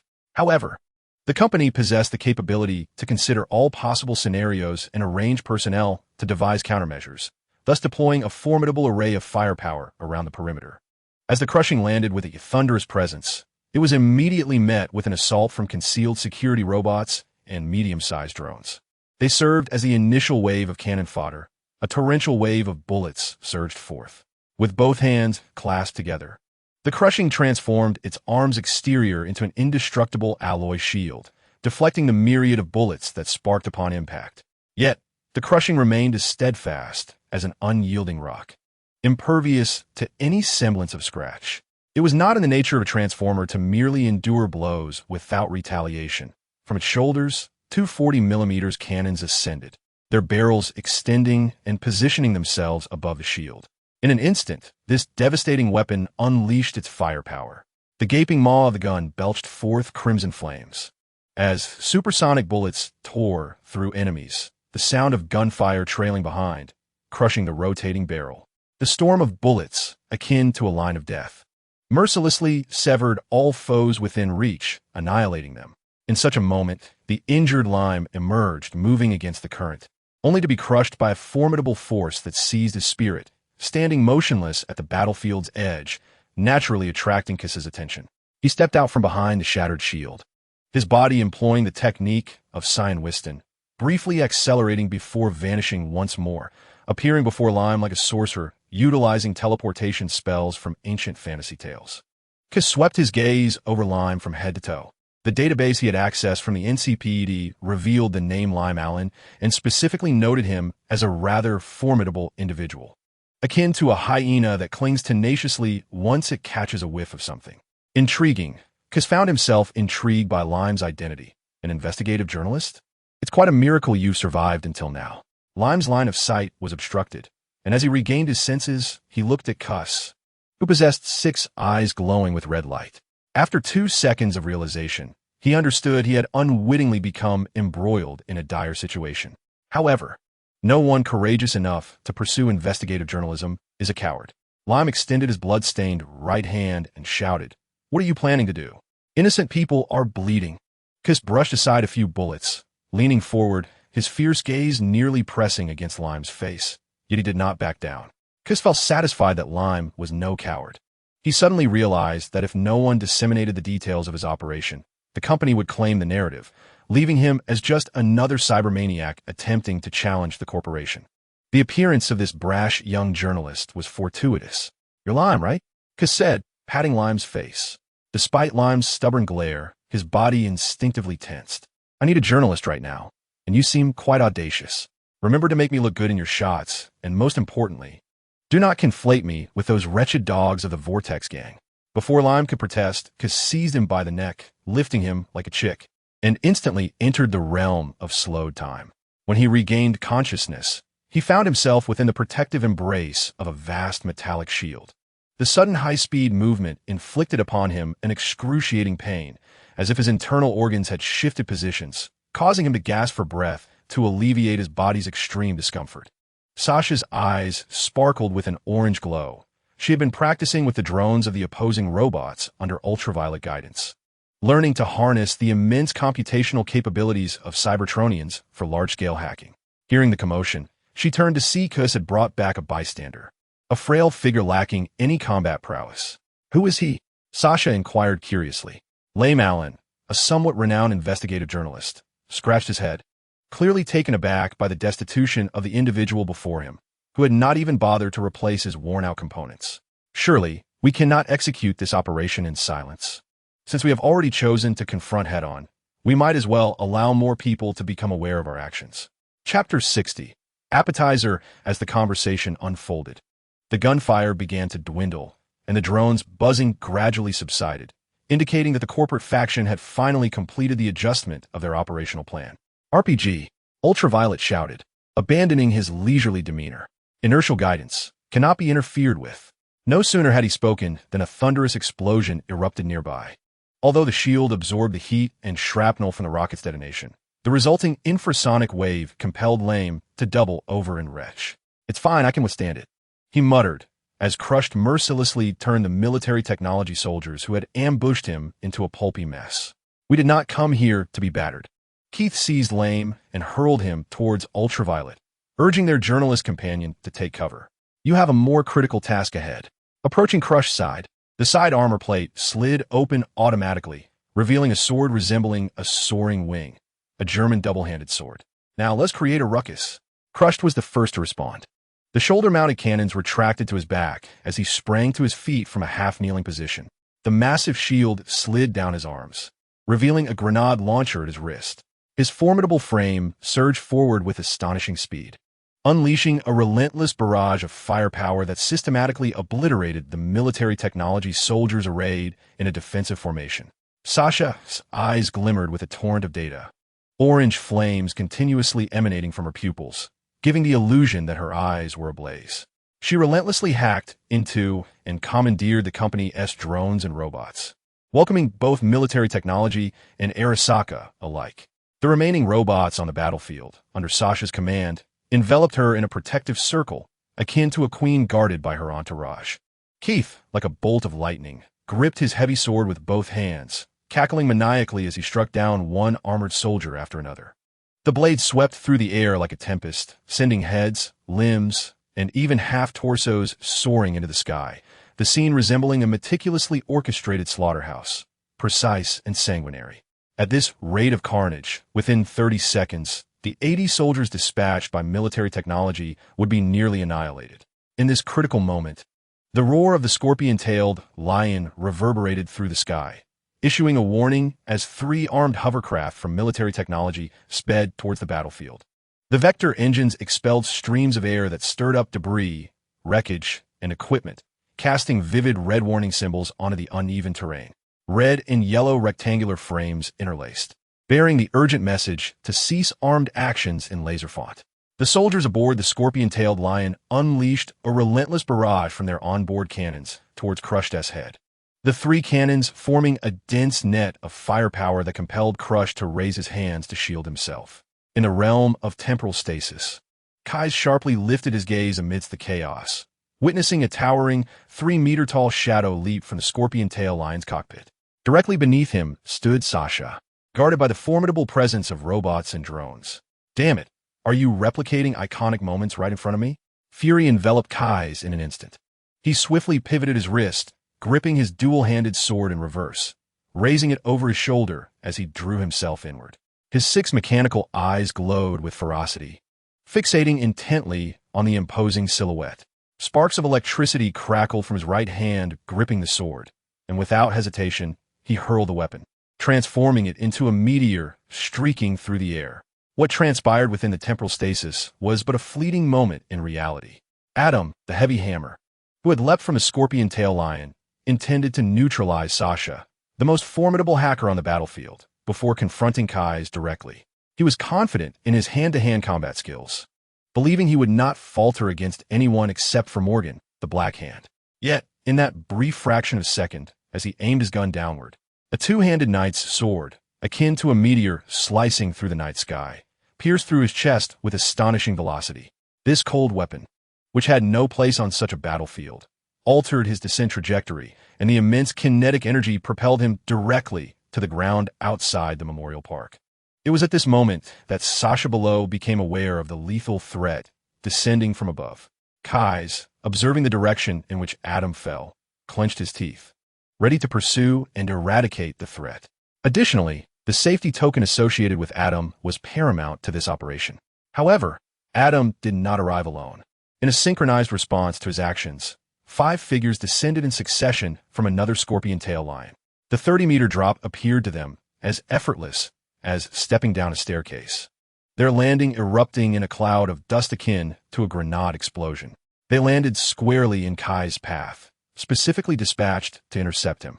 As the dust settled, 5 beings, whose humanity was now indefinable, emerged into Kai's view. Their bodies bore no skin, dismissing even synthetic leather as a disguise, clad instead in silver gray, segmented armor. What could be mistaken for heads atop their shoulders resembled metallic skulls, equipped with antennas and high-precision electronic eyes, exhibiting no trace of flesh. Their modifications surpassed even those of Adam in their audaciousness. These were the full-body cyborgs of Arasaka, or as they are known, cyborgs. Their hollow eye sockets glowed with crimson points of light, fixed unblinkingly upon Kai's, who met their gaze without hesitation, asserting, "My eyes outnumber yours threefold."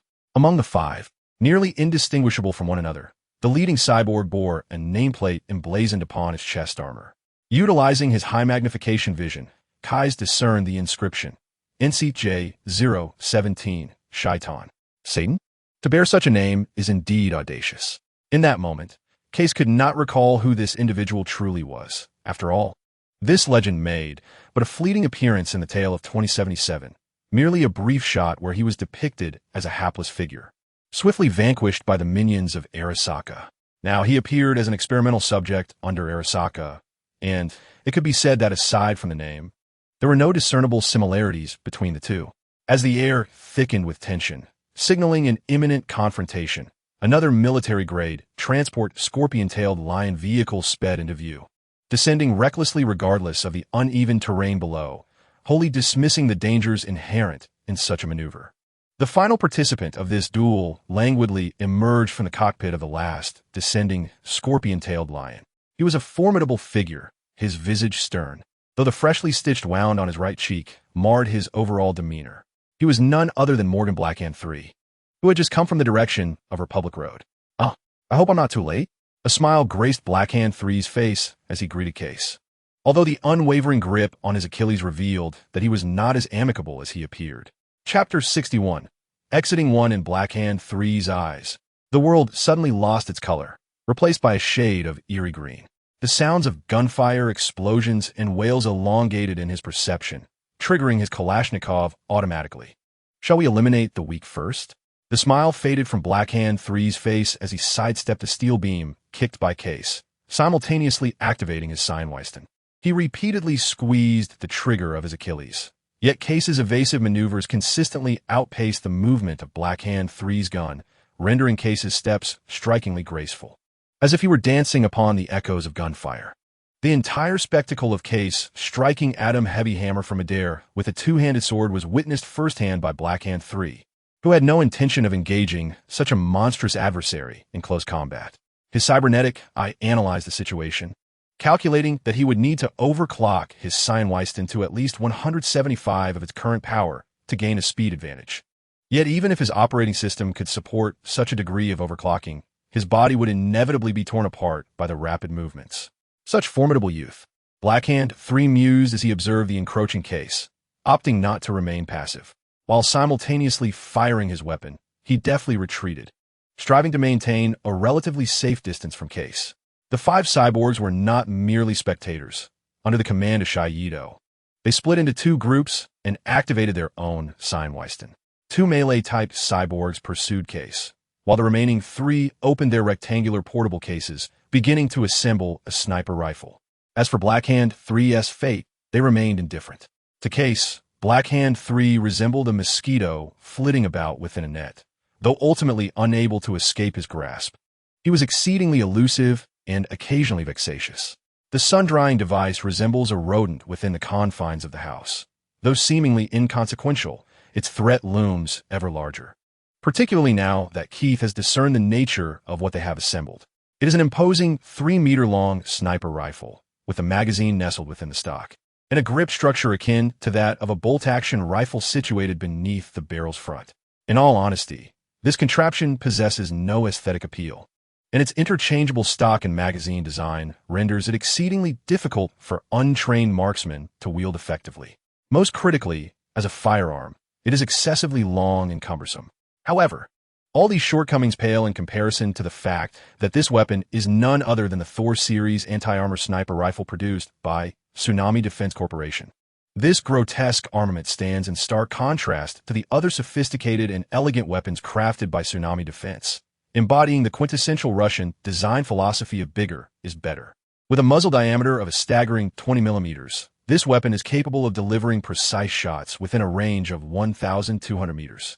Given the sheer power of this bullpup sniper rifle, even a novice marksman could inflict damage on a target within a certain proximity. After all, it is designed for use by individuals towering over 3 meters in height. Such high-threat entities must be neutralized without delay. Keith abandoned the seemingly imminent threat of the Black Hand No. 3 and sprinted towards the sun-drying device. However, the Black Hand No. 3, once wary of him, now pursued closely, locking the trigger of its electromagnetic rifle and commencing its charge. Clearly, the intent of Black Hand No. 3 mirrored that of Keith. Neither would allow the other to strike at the sun-drying device unimpeded. Playing dirty, are we? Keith glared at Black Hand No. 3, visibly annoyed by the adversary's tenacious tactics. Very well, just one move. If you evade my strike, I shall grant you a reprieve. Black Hand No. 3 chuckled, evidently skeptical of Keith's words. For in the brutal theater of war, the only assurance lies within the weapon at hand. Huron, lend me a hand, Keith commanded, reaching down to grasp a steel rebar, weighing it thoughtfully before stepping forward, summoning all his strength. Data flowed within his artificial eye, revealing numerous phantoms surrounding Black Hand No. 3, projections generated by Huron based on previous movements. Yet, Keith frowned, dissatisfied. This adversary was cunning, and his St. Anviston capabilities were at their peak, poised for overclocking at any moment. He was unwilling to engage in a protracted struggle only to be ambushed by a sudden counterattack. Such a narrative was far too predictable. He could not afford to make excessive movements, lest the likelihood of exposure during Sasha and Ultraviolet's camouflage increased by 4134. Huron remained silent. Yet text appeared directly within Keith's artificial eye. Faltering at a critical moment, are we? Keith muttered in frustration, promptly shutting down all combat predictions.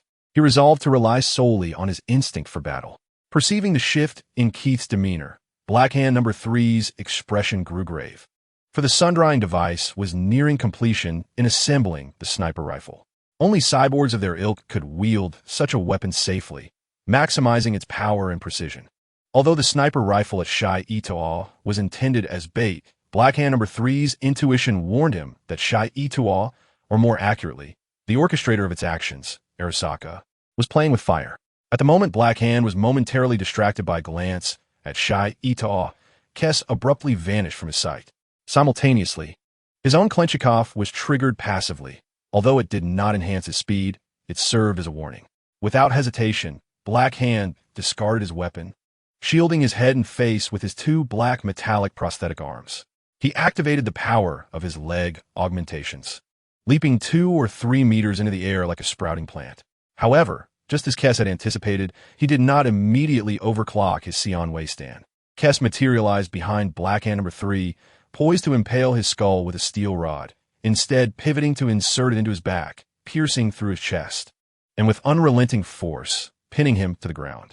The devastating blow incapacitated Black Hand No. 3, causing his Sion waiststand to shut down automatically. Kes, slightly disappointed, missed the opportunity to witness his incredulous expression. Shai Itoa had already readied the sniper rifle. Bad news, Kieran stated calmly. One more shot. Kes turned to search for the rifle discarded by Black Hand No. 3, but Shai Itoa was unwilling to grant him that chance. The sniper rifle was now positioned firmly on his shoulder, the laser sight beginning to lock onto Kes's location. This weapon operates entirely manually.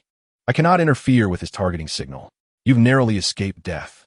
Kes faced 2 close combat cyborgs, their steel fists meeting with a solid thud as he caught them, twisting downwards, causing sparks to fly as their wrists shattered. Yet, these 2 adversaries unhesitatingly grappled with him, performing a joint lock and disabling their own Sion waiststand, forcibly dragging Kes out of the temporal stasis field. This was indeed Shai Itoa's plan. Chapter 62, Injured 23 Seconds. This was the self-rescue time provided by Kieran. The 2 close combat cyborgs weighed nearly half a ton combined, their arms interlocked to form a vice, attempting to suffocate Kes in their grip. Can you take down that sniper? Kes struggled to twist his arm around, grasping the slippery antenna atop the cyborg's metallic skull, attempting to reach for its spine. In sheer strength, these cyborgs were no match for Kes. However, they effectively restricted his limbs, making it difficult for him to exert force. The cyborgs, being impervious to pain, would never release their grip voluntarily. We can take a hit and not die. Kieran coldly rejected Kes's suggestion. Getting hit is preferable to Sasha being struck or crushed. Damn it. Kais, driven to desperation, clenched his right hand into a fist, the flesh around his knuckles contorting as a formidable alloy claw, reminiscent of a steel skeleton, emerged.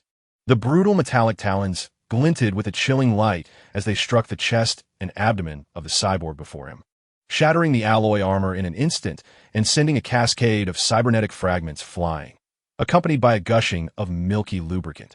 Yet, such injuries were far from lethal for a cyborg. In a frenzied assault, Kais's other hand managed to grasp the cyborg's neck, where his index finger emitted a fine-cutting laser that sliced through the armor plating, allowing him to pry it away with 2 fingers. Freedom was within reach, but Shayatona had already pulled the trigger. The armor-piercing, high-explosive round, having undergone multiple accelerations within the 3-meter-long barrel, erupted from the muzzle at an initial velocity of 1,200 ms, leaving sound trailing far behind. Even within the time-slowing field, Shayatona could only witness a fleeting flash of blinding white fire. Simultaneously, as Kais activated the CN-Weiston, the bullet had already exited the chamber, leaving Shayatona unable to adjust his aim. The projectile, intended for Kais's head, struck his left shoulder instead. This misfire did not come without consequence. The 20mm high-explosive round detonated violently, generating intense heat and shockwaves that tore apart the 2 enemies restraining Kais.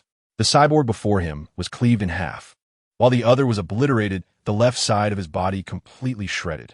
Kais struck directly, found his left shoulder blasted open in a gaping hole, charred flesh revealing a network of electrical sparks, while the artificial leather of his upper body was incinerated, leaving his skin scorched and marred with wounds that exposed the underlying metallic armor. By the gods, that packs a punch, Kais spat, expelling the charred remnants of flesh from his mouth, then seized the neck and remaining shoulder of the cyborg before him, extracting him with brutal force and discarding him to the ground, granting him release. What should have been a guaranteed shot had failed to incapacitate the target. Yet Shayatona remained silent as he reloaded, withdrawing the spent cartridge from the chamber for another attempt. The 2 cyborgs beside him, having reached their limits with the CN-Weiston, were forced to retreat from the time-slowing field, while Shayatona patiently continued to aim at the moving Kais. However, the 2 cyborgs were not idle. During the interval when Kais overwhelmed the CN-Weiston, they raised their authentic HJSH-18 assault rifles in an attempt to suppress him with gunfire. When Kais was not within the time-slowing field, their bullets finally matched his speed. Yet, despite Kais being a non-transformable transformer, his entire physique was composed of high-density alloys. And having undergone the sanctified baptism, his physical strength was unmatched among all existing transformers. Kais simply waved his hands, deflecting all the bullets. Had it not been for the consideration that Shai Itawa's sniper rifle could not choose a direct assault, the bullets from the 2 cyborgs would have merely served as stepping stones for Kai. Soon, the distance between the 2 sides shrank to within 30 meters. The 2 auxiliary cyborgs discarded their weapons and charged forward with clenched fists. The leading cyborg swung a punch, and as Kai prepared to block, a blade, shimmering with electric light, emerged from the outer side of his forearm, striking down towards Kai's extended right arm. The other cyborg, slightly lagging, kneed forward, and a cold mantis blade shot out from above his thigh, aiming to flank Kai. Kai grinned ferociously. His face, with only a few remnants of flesh, resembled a Terminator from classic science fiction films. He transformed his block into a whip-like motion, striking the opponent's knee with a swift lash, breaking the joint with a resounding crack. As for the electrified mantis blade headed his way, Kai met it head-on, opening his mouth to bite down on the edge of the blade. His once pristine white teeth had transformed into rows of razor-sharp piranha-like fangs, and with a powerful clench of his jaw, he shattered the mantis blade with sheer force. This utterly counterintuitive and illogical counterattack caught the 2 cyborgs off guard. One fell victim to Kai's left hand, pierced through the chest, crushing its mechanical heart into pulp, while the other was violently kneed in the chest, causing its torso to cave in, white lubricant oozing from its seams, leading to an immediate shutdown. With this delay, Shai Ituo finally locked onto his second shot. Learning from his previous experience, he chose to pull the trigger at the very moment Kai exposed his heart, aiming not for a fatal blow, but for a shot aimed at the chest, intending to weaken his adversary's combat capability now that close-quarters battle was unavoidable. However, Kai now had far more options than before. In response to Shai Ituo's shot, he opted to catch it with his right hand. As the bullet approached, the armor on the back of his outstretched hand suddenly detached and exploded preemptively, using the blast to trigger the high-explosive sniper round. The result of Shai Ituo's shot was even less effective than the previous one. To make matters worse, Shai Ituo's Cyan Wiston could no longer withstand the strain. The heat vents on his exterior spewed steam, distorting the very air around him, rendering him unable to load another sniper round. In a decisive moment, he discarded the sniper rifle and, utilizing the last fleeting seconds of Cyan Wiston's advantage, grabbed the Hashizaka JKX-2 Kinsen pistol from his lower back, simultaneously activating the landmine trigger buried beneath his feet. Kais Cybernetic I instantly scanned for threats. Even though Kieran was repairing the Cyan Wiston chip, he still managed to handle the threads related to the landmines. Not only did he deactivate the mines along Kai's path, but he also activated the landmine trigger behind Shai Ituo. Beep, beep, beep. Boom. Shai Ituo was instead sent flying by the very mines he had planted. Chapter 63. Crushed them while Kai battled Shai Ituo. He also continued to crush Sasha without pause. Crush found himself besieged by 3 scorpion-tailed armored hovercraft, their heavy-caliber cannons unleashing a relentless barrage against his armored plating, producing a cacophony of impacts that was quite uncomfortable. Drawing 2 short axes from his back, he hurled them towards the nearest hovercraft. The massive alloy axes, over a meter in length, spun gracefully through the air, and even as the pilot desperately adjusted the vector engines, one was still severed at the tail. The crippled hovercraft belched black smoke and made an emergency landing before the ruins of the arid slope tower, with the remaining 2 hovercraft unable to maintain their continuous fire suppression uncrushed. He extended the cannon mounted on his back once more and aimed it at the scorpion-tailed driver, reducing him to a gruesome pulp. Freed from the constraints of the scorpion-tailed craft, Crush prepared to assist Sasha, who appeared to be entangled in a confrontation of her own. However, at that moment, 3 jets of orange-red plasma surged from the distance, striking his breastplate and melting a grotesque rectangular scar into the armor, momentarily halting his movements. Turning towards the source of the assault, he heard the thunderous footsteps of a military-grade mech and a mixed squad of centaurs emerging step by step from the corridor. Beside the leading mech, 3 rectangular laser emitters operated by the centaur squad exuded wisps of smoke. After witnessing Crush's formidable combat prowess, Military Command hastily mobilized a mech squad originally assigned to defend the building and a centaur squad that was to join the conflict. Initially intended to coordinate with the airborne scorpion-tailed craft, the hovercraft group had been swiftly annihilated, forcing the mixed squad into action. Crushed brushed against the wound on his chest, realizing that only the superficial kinetic absorption armor had been melted, giving him insight into the potency of this particle weapon. He extended his left hand, transforming the armor plate on the outer side of his forearm to form a rectangular maneuverable shield that could cover half of his body. Meanwhile, a laser emitter's barrel sprang forth from his right wrist as he charged towards the mixed mech centaur squad. Enemies approaching. Deploy anti-armor mines. Prepare. Launch. The centaur squad readied for a volley. Cover. Cover. All mech units, fire at will. The full coverage walking mechs were significantly larger than the centaur mechs.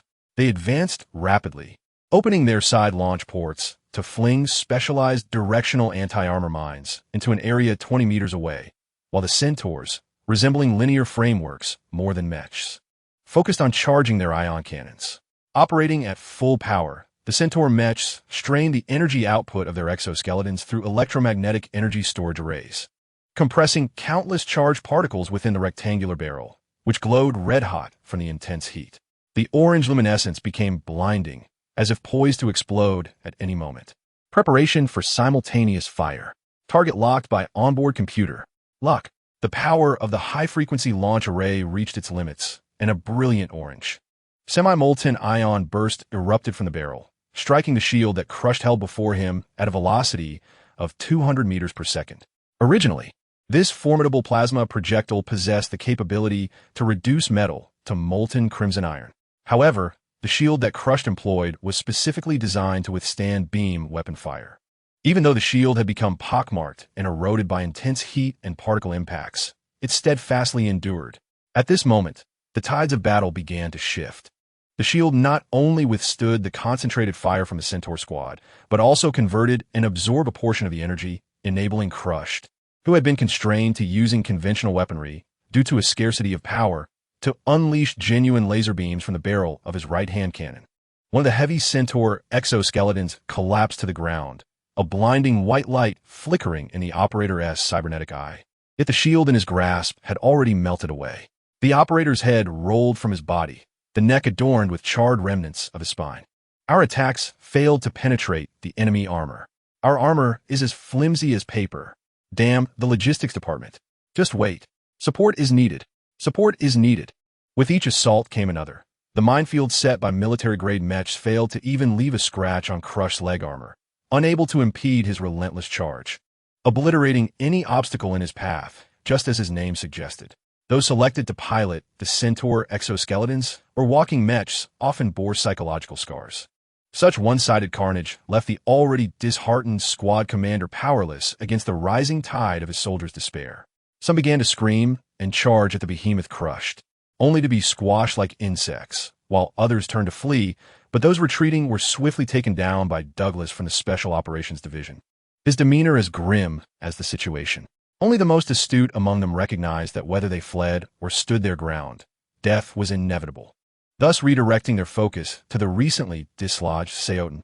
With no chance to fight back or escape, they sought a softer target, reasoning that this slender figure could not possibly be more terrifying than the towering steel giant. Just as Kai was preparing to liberate Saotin from the control of Arasaka, he was alerted by Kirin that he was being locked onto by an ion cannon. Kai had no time to engage. He intended to call Crush to remove the creature that had slipped through, but Kirin intervened. The operation was ready to advance to its second phase. Are you certain? Kai's agility rendered him nearly untouchable by the sluggish plasma cannon, yet they still lacked the secure access token for the heavy hammer. That bastard was impaled by my blade, but he should still be alive. I have a better option, Kirin declared, highlighting the disabled cyborg that Kai had struck. This enemy had been forcibly hacked during their close encounter, originally meant to serve as a surprise asset. But now several clever individuals sought to avoid demise at the hands of Crushed. You can't seriously expect me to let these fools beat me senseless, can you? Kai's gaze fixated on the 3 Centaur exoskeletons and military mechs, his heart now brimming with murderous intent. No, this is utterly illogical and unnecessary.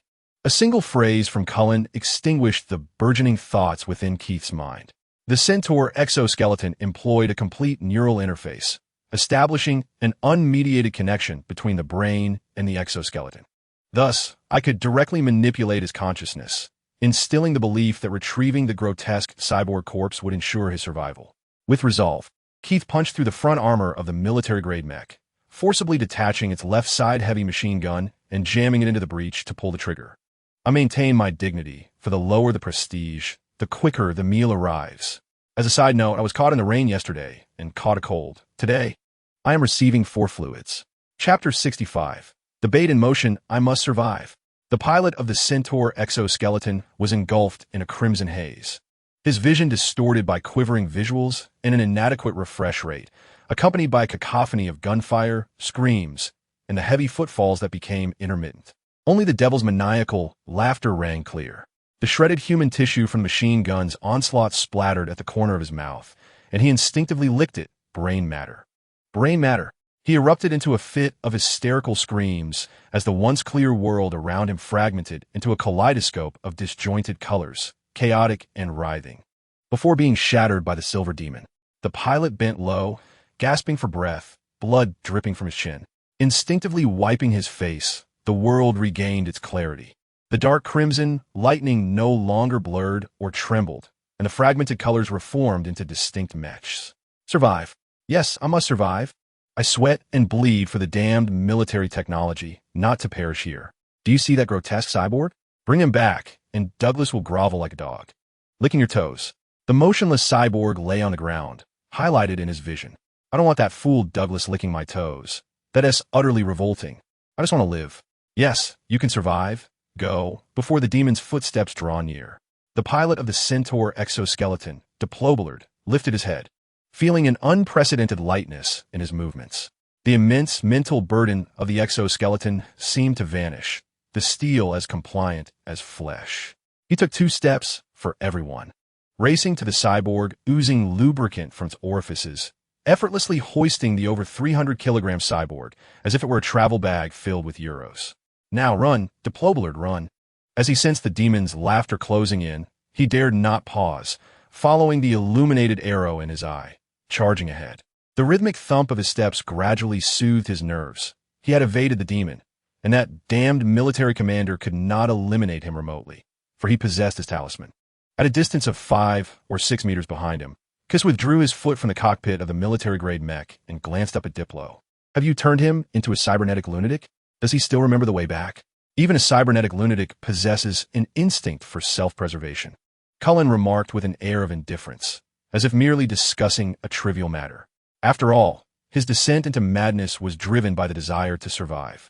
I merely illuminated a path for him. That's troubling, Kais muttered, tapping his head. I recall sending that brute Adam Hammer flying in that direction. He will undoubtedly interfere with the lunatic's actions. I must follow him and, while I'm at it, procure the hammer's head as a trophy. No need, Cullen replied, his tone unwavering. Diplo is merely a diversion.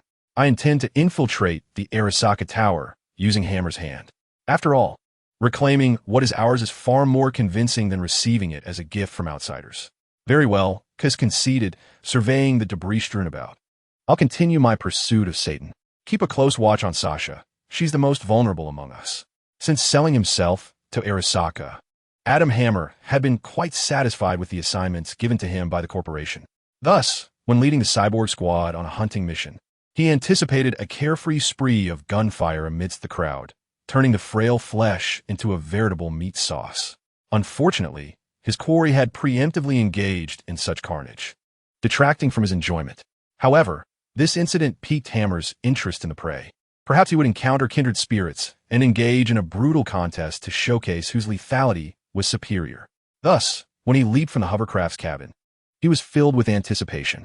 Yet, before he could touch the ground, that anticipation morphed into astonishment as a 2-handed knight's sword was hurled by an enemy, piercing through his chest and pinning him to the ground. With perforations in both his chest and back plating, numerous internal circulation pathways ruptured, and his spinal augmentations sparked with electricity, several alloy ribs severed. While such wounds would be deemed minor for another fully augmented individual, they were merely the enemy's opening strike. Adam Hammer clasped his hands around the hilt of the sword, gradually extracting it from his body. Rising from the ground, he presented the weapon, which was akin to a one-handed sword for him, before his eyes.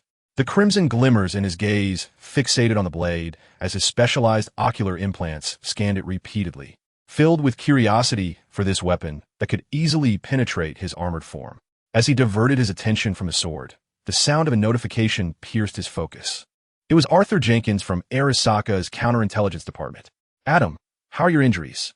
Arthur inquired eagerly as soon as the connection was established, his evident pressure stemming from the operation's apparent lack of success. What? Has Shileto been dispatched so swiftly? Adam Hammer did not express much anger regarding the sword that had pierced through his chest. No, he is still engaged in combat with that unknown humanoid mechanized entity. Arthur instinctively responded to Adam's inquiry, but immediately adopted a stern demeanor. Adam, Arasaka is quite disappointed with your performance. We need you to return to the battlefield promptly. Damn it, Adam replied in a flat tone, clearly indifferent to Arthur Jenkins. I couldn't care less about your struggle with that old hag. But if you intend to use me as a weapon, I shall dispose of you first. Just as Arthur Jenkins's expression shifted, preparing to retort, his voice was abruptly cut off by a higher authority. Susan Abernathy's communication intrusively asserted itself, her face devoid of any extraneous emotion as she stated matter-of-factly, Commissioner Adam, the maintenance drone will be operational in 15 seconds. It will provide you with emergency battlefield repairs. Additionally, the research department requests the retrieval of the intact cyborg. They will conduct urgent repairs on Unit Number 2 to ensure its swift return to the battlefield. Adam nodded, refraining from responding with insolence as Arthur Jenkins had. A clear indication that the impatient Arthur would eventually face repercussions from Abernathy. Soon, an Arasaka transport drone descended from the sky, its hatch opening to reveal 3 mini quadrupedal robots that emerged, tools in hand, and began to ascend Adam's form. However, the military technology researchers would likely erupt with outrage upon witnessing this robot, demanding royalties, no doubt. Chapter 66. Cyber warfare. Kais consistently vanquished 3 lone wolves, wreaking havoc within the enemy's mech formation. But what of Sasha? What role did she occupy in this conflict? This matter is best articulated by Moen Dubois, for he is presently in cyberspace, leading 2 cyber surveillance teams alongside Siegfried as they battle against the colossal pink feline. Cyberspace is a visual realm reconstructed from the vast ocean of data composed of zeros and ones within human consciousness. The data, racing along their respective trajectories, transforms into streamlined beams of light, crafting the entirety of cyberspace. Skilled hackers can weave various constructs within this realm, utilizing their expertise to infiltrate data fortresses, lay virus traps, steal intelligence, and even execute remote assassinations. If hackers in 2077 are akin to technological sorcerers, then cyberspace serves as their web of magic. As Sasha depleted Arasaka and the military's unmanned forces, Moen and Siegfried set their sights on Sasha, designated as Nemesis Zero.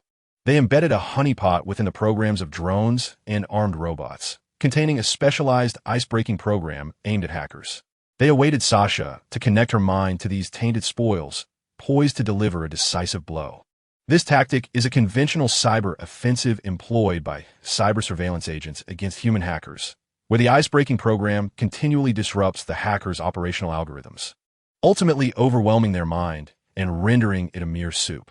However, after Sasha's digital avatar in cyberspace linked up and triggered the honeypot, the ice-breaking program failed to yield the desired results for Moen.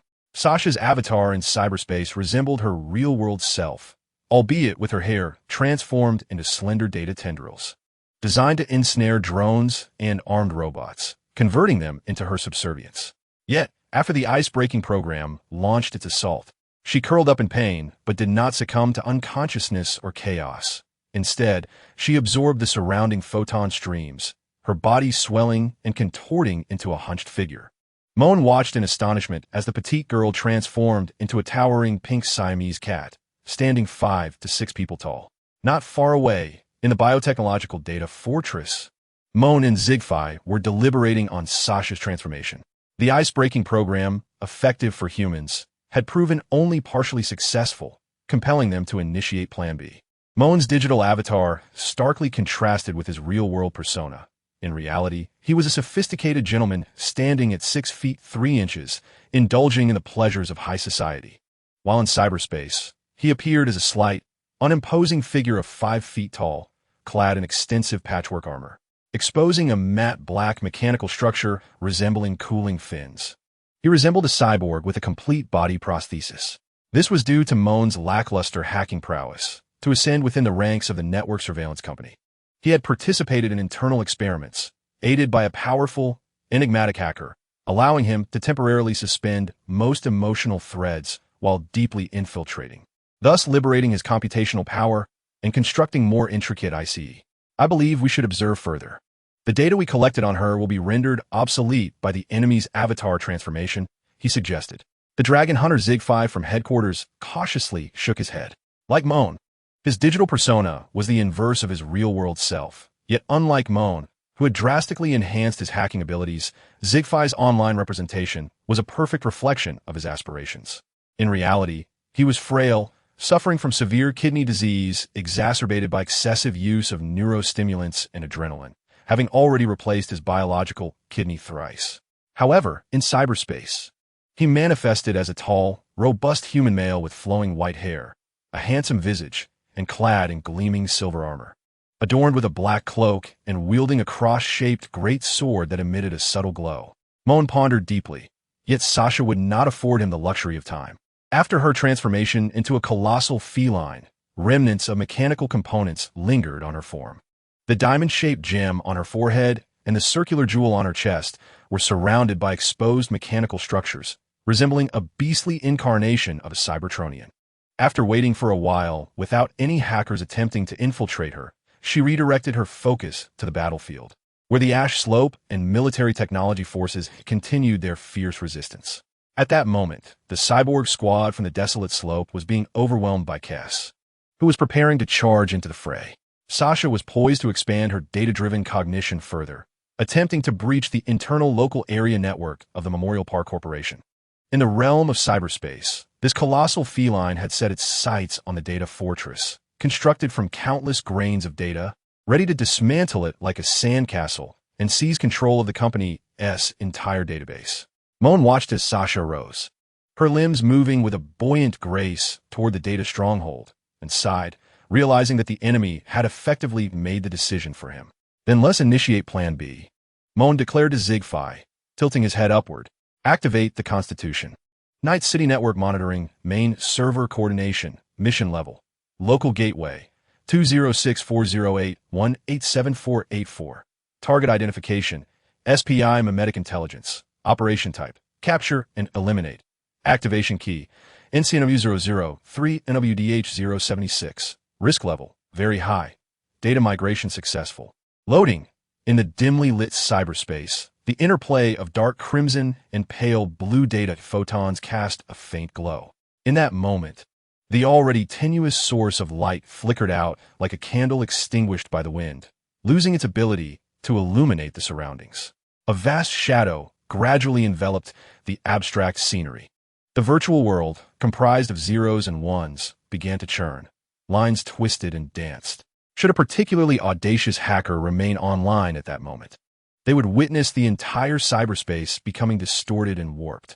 The once orderly geometric lines were disrupted, twisted, and shattered, followed by a colossal surge of data that threatened to overwhelm their mind, pushing it to the brink of overload.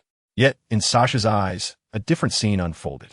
A destroyer over 150 meters long slowly emerged in the skies of cyberspace, its massive form looming, attempting to envelop Sasha's cognitive program with its colossal data structure. Such a crude tactic might suffice against a typical small-scale rogue AI, but Sasha effortlessly evaded the onslaught.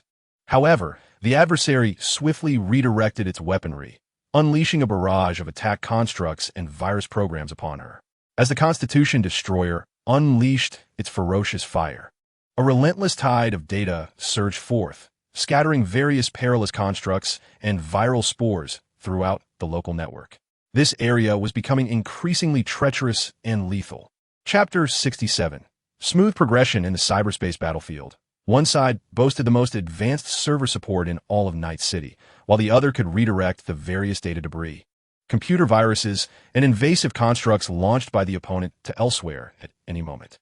The two factions found themselves momentarily locked in a stalemate. The fierce confrontation between the two parties triggered a tumultuous surge of data, sending shockwaves throughout the entire cyberspace region. Exaggerated ripples spread across the digitized Night City, as the turbulence generated within the local network began to seep into the real world. The power systems of the corporate plaza became unstable, and lights on several floors of the corporate building began to extinguish. Meanwhile, the unfortunate souls still connected to the network found their cybernetic eyes flickering with indecipherable patterns. Cascading electronic debris disrupted the functioning of their implants, and some were directly struck by a large invading puppet launched by the Constitution, causing their cybernetic bodies and attached equipment to overheat and seize, resulting in convulsions and fatal blood loss. Sasha was momentarily unable to mount an offensive against a data battleship of such magnitude as the Constitution. Thus, it was Ultraviolet who intervened. Under Moan's direction, the Constitution aimed at Sasha, and the ship's missile silos opened wide, unleashing a volley of harpoon missiles trailing long tails of flame. Just as Sasha prepared to maneuver a nearby civilian data barrier vehicle for protection, a 10-meter-high alloy gate abruptly rose from the ground, positioning itself directly in front of him. With a resounding clang, the gate swung open, revealing only a dark void swirling with black mist. The harpoon missiles, each containing 5 network attack programs, were swallowed one after another by the ominous opening. 10 seconds later, Two robust metallic tentacles emerge from the vortex of black mist, followed by the rest of Ultraviolet's form.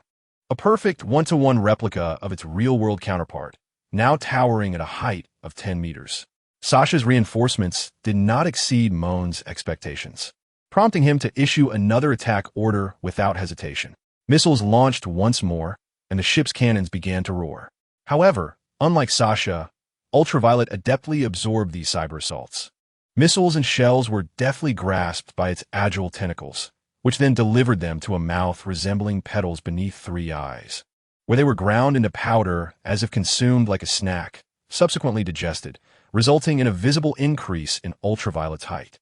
Zigfi watched in astonishment, dropping his ostentatious weapon to the ground.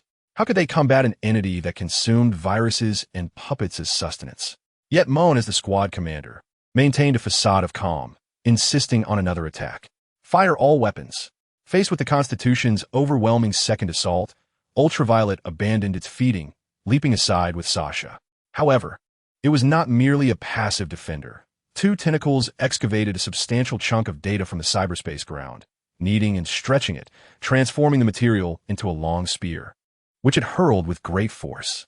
Zigfi intended to maneuver the battleship to evade, but Moan, intent on collecting Ultraviolet's data characteristics, ordered the Constitution to remain stationary, instead adjusting its cannons to target Ultraviolet. The crude, primitive spear pierced through the Constitution's outer armor after a brief standoff, breaching the inner firewall and embedding itself within the hull. Now, both warring factions possess the capability to inflict harm upon one another, resulting in a further stalemate in the situation. Moan murmurs in hope that military technology and Arasaka can swiftly dismantle the Zero's vessel, as we can only strive to stall it within the cyber realm. Suddenly, the three mini spider drones, undergoing a temporary inspection after the Heavy Hammer's body replacement, experienced simultaneous explosions of electric sparks from their heads, rendering them motionless. Evidently, this category of unmanned machinery was the most severely affected by the tumult of battle in cyberspace. The Heavy Hammer was displeased with the half-finished maintenance of these cybernetic bodies. He yanked one off his chest and crushed it, affixing the knight's sword to his forearm and brandishing his 8-star gun as he advanced towards the battlefield. Having taken only a couple of steps, a centaur mech, crackling with electricity, emerged from the stairwell above at an angle. Its pilot, with murky eyes and half of his right cheek's skin flayed away, exhibited an alarming level of exhilaration, as the shield in his left hand prominently illuminated in the Heavy Hammer's view. As the Heavy Hammer raised his 8-star gun to fire, the opponent instinctively lifted his shield to protect himself. The Heavy Hammer, undeterred by any hesitation, awaited the targeting signal from his cybernetic eye to be relayed to his beloved firearm, and without a moment's pause, he pulled the trigger. 8 miniature, guided explosive rounds detonated upon a shield of Diplos, the violent force propelling the shield away from his body. The Arasaka cyborg tumbled down, and before the startled Diplos could bend down to retrieve it, the Heavy Hammer raised his hand high. The knight's sword glimmered with a chilling light as it slashed diagonally. The razor-sharp blade effortlessly severed Diplos's raised arm, gliding across his shoulder and ultimately embedding itself in the cockpit of the Centaur mech. Undeniably, Diplos had lost his life, unable to flee from the bloody battlefield. Impatient, the Heavy Hammer hoisted the cyborg's corpse back to Arasaka Tower, eager to engage in combat with his kind. However, the battle in cyberspace was intensifying, and communications were severely disrupted. Thus, the Heavy Hammer called his subordinate Grayson through a special encrypted channel, instructing him to retrieve this mission item. In the Lone Wolf battlefield, Kess had once again engaged in combat with Shayatona. However, to Kess's astonishment, this seemingly long-range shooter possessed remarkable prowess in close combat, with neither side able to utilize the C and Wei C-Tan and unable to gain a speed advantage. Shayatona, despite being significantly weaker in strength, consistently employed his exquisite fighting skills to confront Kess directly. Excellent. The Heavy Hammer indeed refrained from recklessly using the Arasaka communication channel. Cullen remained vigilant, closely monitoring Diplos' actions. The Heavy Hammer's approach was decisively swift. However, it was precisely this efficiency that prevented him from noticing any issues with Diplos. He contacted his lackey Grayson via the encrypted channel. Grayson lacked military-grade eyes and, unlike the heavy hammer, was not under the scrutiny of Arasaka's inner circle, making him easier to deal with. In other words, does this mean I can promptly eliminate the foolish heavy hammer? Kai struck a powerful punch towards Shayatoni's shoulder, only for it to be met with his opponent's palms. In a swift motion, Shayatoni turned his hands to grip Kais, launching a kick aimed at the side of Kais's head. Kais, however, managed to block the blow with his hand. Since Shayatoni could not kill, he had to at least put on a show. In Huangban's assessment, the combat prowess of the unmodified Jinchue exceeded that of the modified Shayatoni, making it more reasonable for him to engage in a prolonged struggle with Jinchue. But I couldn't care less about what was reasonable. I was determined to slam the fool Jinchue into the ground. Kais leapt up, kicking Shayatoni aside, and I intended to summon our journalist friend to capture Jinchue's defeat from every conceivable angle. Was there no living legend in Night City? Now there would be. Starting with me. Chapter 68. My purity surpasses yours. Bang. Bang. Bang. The two steel fists collided, the immense pressure fracturing the ground beneath them into winding cracks. Upon learning that Jinchue was about to join the fray, Kais's excitement surged, compelling Shayatoni to confront him head-on. This contest of sheer strength was precisely what Shayatoni sought to avoid. Although he could have relied on his superior technique to deflect Kais's blows, Kirin, wanting to avoid a 2-on-1 scenario, and more critically, to prevent Shayatoni from disrupting the fight with his exceptional marksmanship, began to leverage computational power to predict Shayatoni's attack trajectories. This allowed Kais to disregard some inconsequential blows, enabling him to trade damage in a bid to force Shayatoni into a contest of strength. The exchange of punches concluded with Shayatoni retreating 5 or 6 steps. His artificial muscle fibers in the right arm were nearing a 40 rupture, and the artificial Achilles tendon in his right ankle had sustained damage. His entire biomechanical body was overworking under the immense pressure akin to a head-on collision with a bulldozer. Despite Shayatoni's top-tier combat skills, he could not withstand the toll on his body. Blood-red light flowed from Kais's 6 mechanical eyes, a bloodthirsty grin spreading across his face as his right hand drew close to his waist, stepping forward once more. Shayatoni's Sion Viz stand was nearly depleted, forcing him to bow low in defense. Kais initiated the assault, bending his knees and exhaling sharply, launching his right hand like a heavy cannonball. Meanwhile, Shayatoni straightened his torso, gathering energy in his right hand, attempting to unleash a treacherous uppercut. Just as their attacks reached a critical peak, the already overcast sky darkened further, a shadow descending from above, enveloping the two unprepared combatants. Boom! A colossal figure crashed down from the sky, the hard ground erupting upon impact. The violent shockwave, accompanied by flying debris, sent both Kais and Shayatoni hurtling in opposite directions, crashing heavily to the ground. As the dust settled, the fallen figure revealed a body clad in black steel prosthetics. It was Adam Jinchue.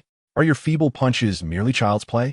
The heavy hitter, akin to a superhero, rose from the ground, his slightly hoarse voice resonating clearly in Kai's ears. Let us get serious. I can hardly wait to brawl. Kai stood up, waving away the dust before him, gazing at the towering figure of the heavy hitter. He initiated with a classic quip. Heavy hitter, did you stuff yourself with so many cybernetic enhancements just to be a punching bag? Little bug, I will crush your skull, the heavy hitter retorted. And before his words had fully settled, his massive steel frame blurred into motion, appearing before Kai's in an instant. As the sound of his voice reached Kai's, he activated his Sion waiststand, his robust metallic arm swinging a punch. Though Kai's ocular implant and neural response could match the heavy hitter's speed, he was accustomed to coordinating his body's explosive capabilities through the Sion waiststand chip. Consequently, he was struck solidly by the heavy hitter's punch, his body rolling across the ground several times.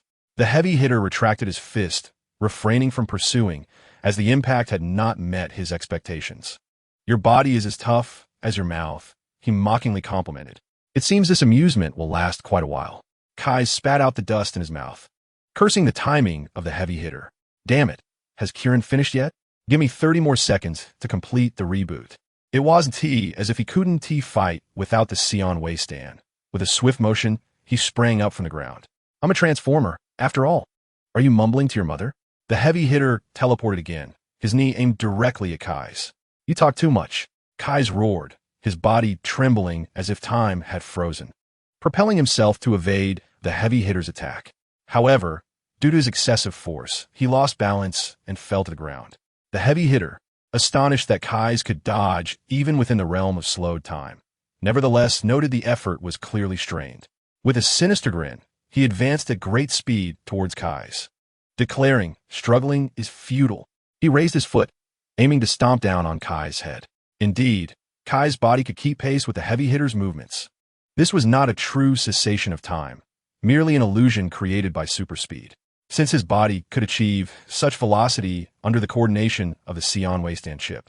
It proved he could also do so independently, just like Krunchikov, even if he could not move freely, as long as he was not entirely passive in receiving blows. Kais felt confident in battling Adam, the heavy hitter. The broad steel foot was indeed a hallmark of the heavy hitter's cybernetics. In the original timeline, depending on V's choices, it would crush the skulls of Rogue or Thor. However, Kais had no desire for any close contact with it. He crossed his arms to shield his face, successfully blocking the heavy hitter's vicious stomp. Then, with a sudden surge of strength, he pushed the heavy hitter back 2 steps, momentarily escaping danger. The heavy hammer is not an antiquated relic, resistant to change. He promptly activated the missile launcher on his right arm, a crimson glow enveloping his hand. A miniature high-explosive rocket was aimed at Keith's head. With a mere thought, the missile surged forward, trailing a long tail of flame towards Keith's forehead. Only the strong are worthy of survival. The missile launcher's chamber was swiftly replenished with another rocket, which he launched once more, declaring, "Perish, insect." The rocket detonated at close range, debris flying as Heavy Hammer's body shielded him from the shrapnel. However, as the smoke cleared, Keith stood with his back to Heavy Hammer, his armored back absorbing the brunt of the explosive force. The blast and flames scorched and peeled away the synthetic leather, revealing Keith's dark silver metallic form beneath. I expected yet another mindless, flesh-and-blood fool. Instead, I find a cybernetic maniac with a fried brain. Heavy Hammer observed Keith with keen interest. The Vortex Gang's paupers lack such technology. Whose creation are you? Biotech? Zetatech? From the onset of battle, Keith incessantly jabbered. Is that why the likes of Haraoka had your mouth sewn shut? I will extract your brain matter. Heavy Hammer's figure vanished once more, his presence evenly distributed across Keith's visage. In Keith's field of vision, his body grew slow and rigid again. Heavy Hammer forcefully swung his hand, causing the knight's sword that had pierced through him to spring from the back of his hand, magnetically adhering to the outer side of his forearm, resembling an oversized fist sword. A series of afterimages glided to Keith's side. Heavy Hammer's left elbow thrust toward Keith's head, while his right hand swung the sword toward his arm. Évidently un ton incapacitating cases combat capability. However, Keith reacted unusually, meeting Heavy Hammer's powerful elbow strike head-on. The clash of steel emitted a shower of sparks. But with Heavy Hammer's acceleration, Keith was propelled backward, his body involuntarily gaining speed from the impact. Would you rather endure my heavy blow than suffer a mere cut? A sinister grin spread across the half-exposed visage of Heavy Hammer. How does it feel to be ensnared? Insect? You bastard. Keith's metallic head was partially exposed, a long black gash marring his cheek, an injury inflicted by Heavy Hammer. Don't wait for me to recover. I will force your head into your electronic rear. So you haven't recovered yet. Then let death come for you, brainless. Heavy Hammer crouched slightly, then, with a surge of power from his legs, leapt high. Executing his classic move, the gravity bomb, he descended like a solid iron mass, the ground trembling beneath the weight of his assault. Such a rigid attack could hardly strike Keith, yet the shockwave from Heavy Hammer's landing destabilized Keith's footing. Without hesitation, Heavy Hammer activated his Sion Wasteland, breaking through the floating smoke to employ his tactics once more. He pressed the muzzle of a Type 31 heavy machine gun against the inner thigh of Kess at point-blank range, while his right hand angled upward to strike at Kess's chin, presenting a perilous choice: surrender his mobility or face the piercing blade of a cold, glimmering night sword. In a moment of illogical defiance, Kess chose neither. He allowed the machine gun to press against him, the searing bullets erupting from the chamber tearing through his armor, while the icy blade of the knight's sword gradually penetrated his chin, inch by inch. In a singular motion, he nullified the heavy assault. His silver arm pierced through the chest of the Heavy Hammer, seizing the spinal augment from its back and wrenching it free, severing it in two. The heavy hammer's body became as rigid as a machine deprived of power, while Kais, with his remaining hand, grasped the sword's hilt and carefully extracted it, inch by inch, before delivering a kick that sent the heavy hammer's weighty form sprawling onto the ground, face up. The heavy hammer was not dead. He had merely lost the spinal augmentation that conveyed commands from his brain to his body, and thus his crimson gaze remained fixated on Kais. This vulnerability was unique to cyborgs like the heavy hammer, who, despite having undergone full-body augmentations, retained a biological brain to numb the neural pathways. A simulated body was designed to maintain the illusion of physical existence, a luxury that the Shy-Itona did not possess. Kais crouched down, rummaging at the heavy hammer's chin until he re-established the connection to his vocal augment. He anticipated taunts filled with venomous resentment, perhaps remarks about deceit or weakness. But the heavy hammer remained silent. It was understandable. He was a legendary lone wolf with decades of experience. "Do you wish to know why you lost?" Kais replied. His breath slightly labored as he spoke through the wound in his chin. "You think you can mock me? If you intend to kill me, do it swiftly." Kais seized the moment, unwilling to let the opportunity for grandiosity slip away. "The sole reason for your defeat is your lack of purity." With those words, Kais felt a wave of satisfaction. "You have relentlessly pursued more potent augmentations, scorned the flesh, yet you retained your brain as a weakness. In the path of forsaking humanity, I surpass you. The Shy-Itona has ventured further down this road than you ever will." The heavy hammer gazed at him with an expression of bewilderment. "I work for Arasaka to savor the thrill of killing, not to transform myself into an AI devoid of identity." "Enough of this twisted conversation," Kais declared, producing a data cable from his wrist. "Cullen, you may now extract his brain." Chapter 69. Infiltration of the Arasaka Tower. "Are you mocking me?"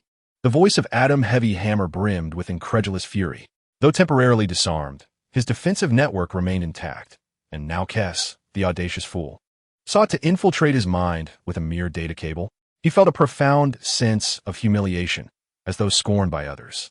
Keith's eyes flickered erratically, akin to a faulty signal, and as the green artificial eyes of Cullen came into view, he observed the stark, polished surface of the hammer's head begin to contort within his network scanning perspective. A visage of a chilling, pallid countenance replaced the artificial leather and mechanical shell.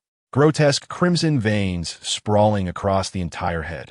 In the hollow sockets of his eyes glimmered frigid scarlet points of light, while a jagged, gaping maw, grinning ear to ear, seemed to mock and deride the world. A being that resembled a grotesque alien draped in human skin, far removed from humanity. "You are thoroughly distorted by your cybernetic enhancements," Cullen remarked, his voice laced with a faint electronic hum, steady as direct current. It was more accurate to describe him not merely as a highly functional cyberpsychopath, but rather as one who needed to consume the emotions of other beings to fill the ever-expanding void within his chest, a rather rare specimen of a mental model. "A cyberpsychopath? How pedestrian!" Hammer scoffed, his cold laughter echoing. "I am a most unique existence birthed from frail flesh, destined to govern the lives of these insects. I have merely chosen to grant them an equitable death." "Is that so?" Cullen mused, realizing that under the immense pressure of his augmentations, the belief in his own selection as a chosen one indeed fortified his self-perception as a cyberpsychopath. He refrained from countering Hammer, recognizing the futility of such an endeavor, instead inserting the data cable into the slot at the back of Hammer's head. The crimson lights in Hammer's eyes flickered once more. He had been prepared for death, having faced overwhelming odds, yet this multifaceted personality of a cybermaniac stubbornly sought to dismantle him through the network. Thus, he had no choice but to retaliate. For Hammer, combat was a matter of survival, devoid of the concept of yielding to fate. The slender data line began to heat almost immediately upon connection, as Cullen's decryption program engaged in a fierce clash with Adam Hammer's military-grade self-IC. The self-IC represented a straightforward yet brutal method of network defense, embedded directly within the brain. As an elite of the Arasaka, Hammer's ICE firmware boasted top-tier defensive protocols capable of not only repelling puppet intrusions, but also executing counter-invasions on targeted puppets. Moreover, were it not for the ongoing conflict in cyberspace, a whole squad of Arasaka's network defense specialists would be providing real-time logistical support. given that Hammer's brain had been partitioned by Arasaka's cybernetic experts. Breaching his mind under normal circumstances would require boiling his brain at least 4 times, but such an endeavor would yield no valuable information for intruders. This limitation somewhat restrained Cullen from bulldozing through, as he did during the biotechnological invasion, for the objective was to acquire secure token information. However, the dynamics of IC confrontation also heavily depended on the psychological states of both parties, prompting Keith to discreetly send a message to Ultraviolet. "Are you free? Send our journalist friend over. I require his assistance." Engaged in a fierce struggle, the Ultraviolet forces clashed with the Dragon Slayer team of network surveillance. Upon realizing that the Constitution could not effectively target the agile Ultraviolet and Sasha, Moan and his companions adopted a different strategy, attempting to confine the duo's movements through close combat, leaving the Constitution to deliver the decisive blow. At the periphery of the battlefield, a body adeptly rose from the ground. It was the fearless investigative journalist from Inquiry of Night City, Lime Allen, positioned in a corner by Ultraviolet. He had set up a network shield to avoid being detected by biological signals, with the only imminent danger being stray bullets. Receiving a signal from Ultraviolet, he swiftly got to his feet, excitement evident as he raced towards the combat zone of Kais. Lime was genuinely thrilled, initially believing it was merely the antics of a cybermaniac, then suspecting a corporate experiment had gone awry. He now realized a formidable unknown force was confronting the corporation head-on. Particularly exhilarating was the defeat of Adam Heavy Hammer, one of the legendary lone wolves in the cyberpunk circles of Night City, by an adversary, a truly electrifying scoop. Kais, in his prime, bore 6 fiery crimson cybernetic eyes. He beckoned to Lime, though his own condition appeared less than ideal, with extensive burns covering 55 of his synthetic skin, a gash on his inner thigh, a hole in his left shoulder, and his jaw pierced, a version ravaged by battle. Drawing a data cable, Kieran had successfully obtained the default gateway and data identification code of Heavy Hammer's personal operating system, effectively dismantling the security of his abode. However, as the owner, Adam Heavy Hammer remained a barrier, requiring Kieran to fight him off while being cautious not to inflict fatal harm. "Lime, is it?" He straightened his posture, hands resting firmly on the hilt of his night sword. "First, let us capture some splendid photographs of me with Heavy Hammer. That old rascal has always put on a good show." Lime, undeterred, despite lacking an external camera, wielded his expensive high-precision cybernetic eyes, which transformed into concentric circles of varying sizes, adjusting focus as he moved around, snapping numerous photos with a rapid succession of clicks. Heavy Hammer remained emotionally detached, not even sparing Lime a glance, as he focused on carving out a path for his survival.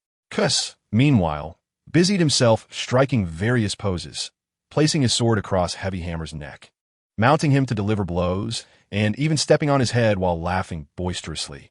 Finally, as Kais stood before Heavy Hammer with hands on hips, his brow twitched in agitation, and he voiced a warning, his tone crackling with tension. "Enough, you wretched cur."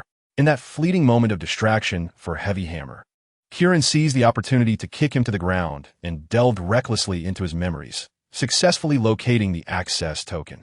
"You are of no further use."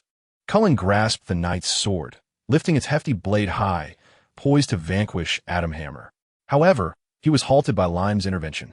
"Wait, legendary sir," Lime called out, uncertain of Kais and Cullen's condition, thus addressing him as the legendary sir, echoing Kais's aspiration to become a living legend. With earnest eyes, he implored Cullen, "May I take a few moments of your time for a brief interview with Adam Hammer? After all, he is a legendary lone wolf, and this may be my only opportunity in this lifetime." Cullen fell into silence, his mind racing with a torrent of data. Half a minute later, he sheathed the knight's sword, leaving Adam Hammer and Lime behind, and swiftly transitioned to support Sasha and Grind. "I grant you this opportunity, but in return, I shall no longer protect you. Take heed." Jeremiah Grayson, Adam Hammer's young aide, performed the grim duties of disposing of bodies and cleaning, much like his current task. Adam Hammer was not merely a solitary wolf. The tasks he undertook for Arasaka were not ones that could be completed alone, and naturally, he had a cadre of followers. Yet, it would be an exaggeration to say he was overly concerned with their welfare. Since becoming Arasaka's chief of security in 2077, Adam Hammer had ceased to place value on the benefits his subordinates could bring him. Presently, as a special operations officer, He remained an outsider on the fringes of Arasaka's internal factions, necessitating the employment of non-Arasaka subordinates for various menial tasks. When Grayson arrived at the company plaza with 5 or 6 individuals, the distant sounds of gunfire resembling a small-scale war sent a shiver down his spine. Having previously accompanied Hammer on numerous perilous missions, they were acutely aware that if Hammer required them to fill in, he would not hesitate. Were it not for Grayson's repeated assurances that this was not a suicide mission, he likely would have only managed to rally 2 loyal confidants. Grayson and his team parked at the entrance of the tunnel beneath the Memorial Park overpass, fully armed, and ascended the stairs. From afar, they spotted Hammer standing amidst a sea of corpses in the ruins, casting a glance at them. Having dealt with Hammer for years, Grayson understood that Hammer was already growing impatient. The group approached cautiously, relieved that despite Hammer's bloodthirsty nature, he was not prone to senselessly slaughtering his own men. He kicked a cyborg corpse at his feet and nodded. The goods requested by Arasaka must be delivered to Arasaka Tower. Mention my name, then proceed to the 22nd floor to personally hand them over to Hermann from the research department. Aside from him, no one else is to receive them. You may engage, but firearms are off limits. Understood, Boss Hammer, Grayson replied, offering a somewhat obsequious smile. Hammer merely grunted in acknowledgement, took a few steps, then crouched, gathering strength. The ground shattered beneath the weight of his force as he propelled himself into the air, tracing an arc before plummeting like a shooting star. Listening to the gunfire in the distance, the seasoned veterans exchanged glances, discerning the sounds of handguns, rifles, machine guns, and even large-caliber autocannons. Tension gripped their hearts as the last individual, agile and swift, hoisted a fallen cyborg onto his shoulder. The group circumvented the densely populated gunfire area, making their way directly towards Arasaka Tower. At the entrance of the Arasaka Tower, 8 concealed automated turrets arose, their layers of alloy steel forming a rudimentary defensive structure. Numerous drones hovered in the air like bees. Although they were not deployed to the front lines, they were more than sufficient to deter any ill-intentioned intruders. Grayson and his companions were targeted from a distance by several laser sights, feeling the red dots dance across their faces. Grayson swallowed hard, raising his authorization certificate high, proclaiming that although he was merely a temporary worker tasked with dirty jobs, he was still one of Arasaka's own. "I'm a member of Special Operations, Adam Hammer's team," Grayson shouted. "We have received orders to escort the cyborg back to Arasaka." A heavily armored Arasaka guard, clad in full protective gear and wielding an authentic Arasaka assault rifle, approached to verify their identities. Finding no discrepancies, he gruffly stated, "You may leave once you set down the cyborg." "No way," Grayson vehemently shook his head. "If I turn around now, Hammer will have my head mounted on a pole. We must hand over the delivery directly to Mr. Herman in the research department. No one else is permitted to take the cargo. Refusing a toast will only earn you a penalty drink." The Arasaka soldier raised his weapon to strike Grayson. Under normal circumstances, Grayson would not have tolerated such aggression, but the current situation compelled him to bide his time. Fortunately, just as the soldier was about to swing, his motion halted, and he lowered his weapon, clearing the path ahead. "You may enter." Grayson sighed in relief, signaling his men to follow as they filed into the war-ready Arasaka Tower. The once spacious lobby was now guarded by several heavy Arasaka mechs, with 2 exemplar series power suits stationed at the entrance. Grayson gazed in awe at the sight, a rarity only witnessed during the Fourth Corporate War. Feeling fortunate that their mission was simply to deliver a package rather than accompany the reckless Hammer to certain doom. As he contemplated, Grayson instinctively drew his Malorian 3516, habitually racking the slide with one hand, inspecting the gleaming round in the chamber. "Why do I even have my weapon drawn?" he pondered, noticing the Arasaka ACPA turning to face him.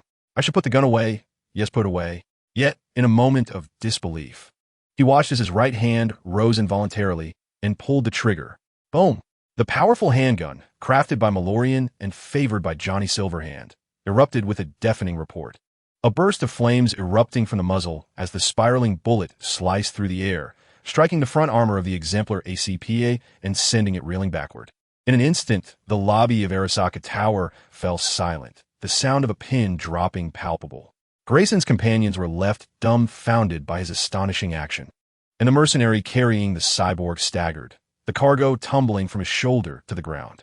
Grayson's face contorted into a grotesque smile, more hideous than tears. As he trembled and uttered, "My gun misfired. Can we negotiate?" The green light on the ACPA shifted to red, and then he raised his combat shotgun, the ACPA version, and suddenly opened fire. It turned out they were not frozen in shock. They had merely been awaiting the command to engage from their superiors. A storm of bullets descended, and Jeremiah Grayson was the first to be mercilessly torn apart. Among the remaining four, one triggered a Kalashnikov, two activated their Sions.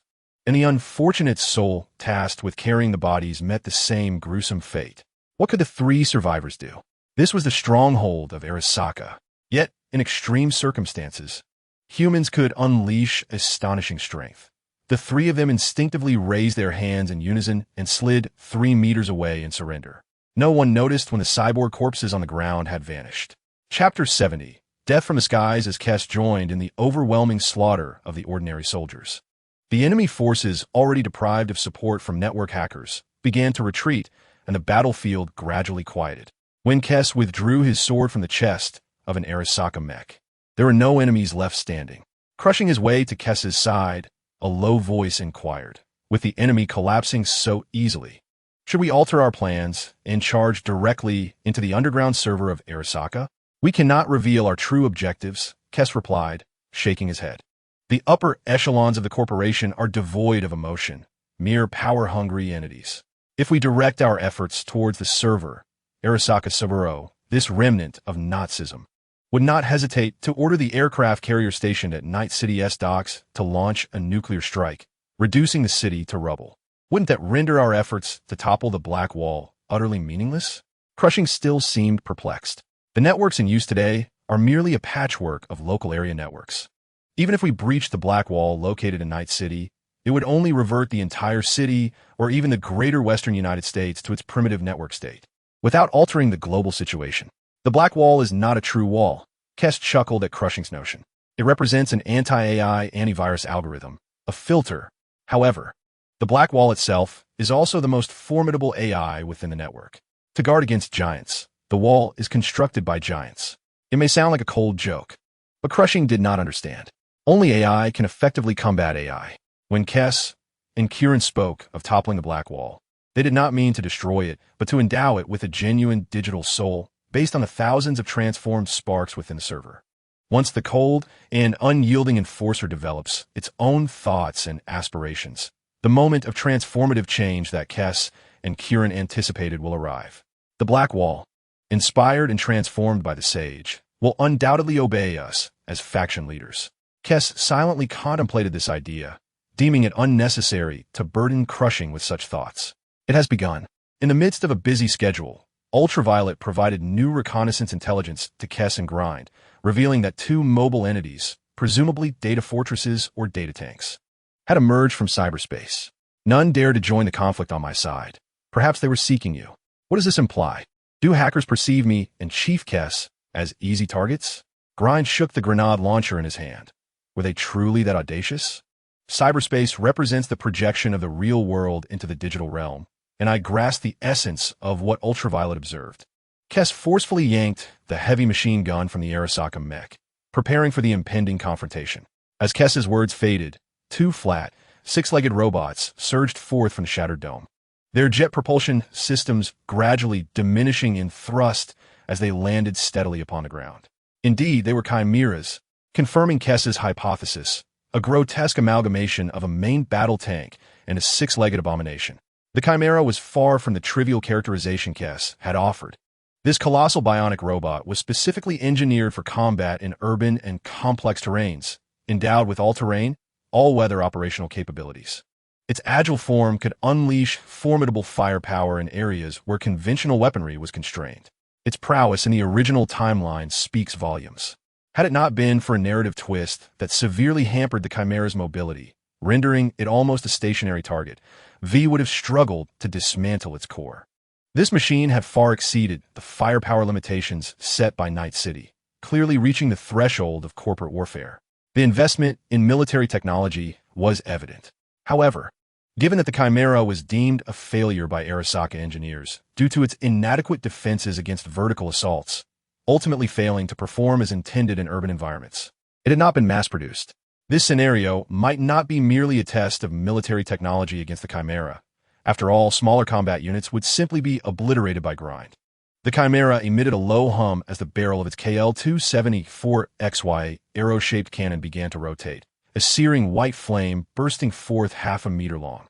This rapid-fire heavy turret could achieve a staggering rate of 800 rounds per minute, with arrow-shaped shells tearing through the air, creating a series of sonic booms akin to a continuous line of fire directed at Kess.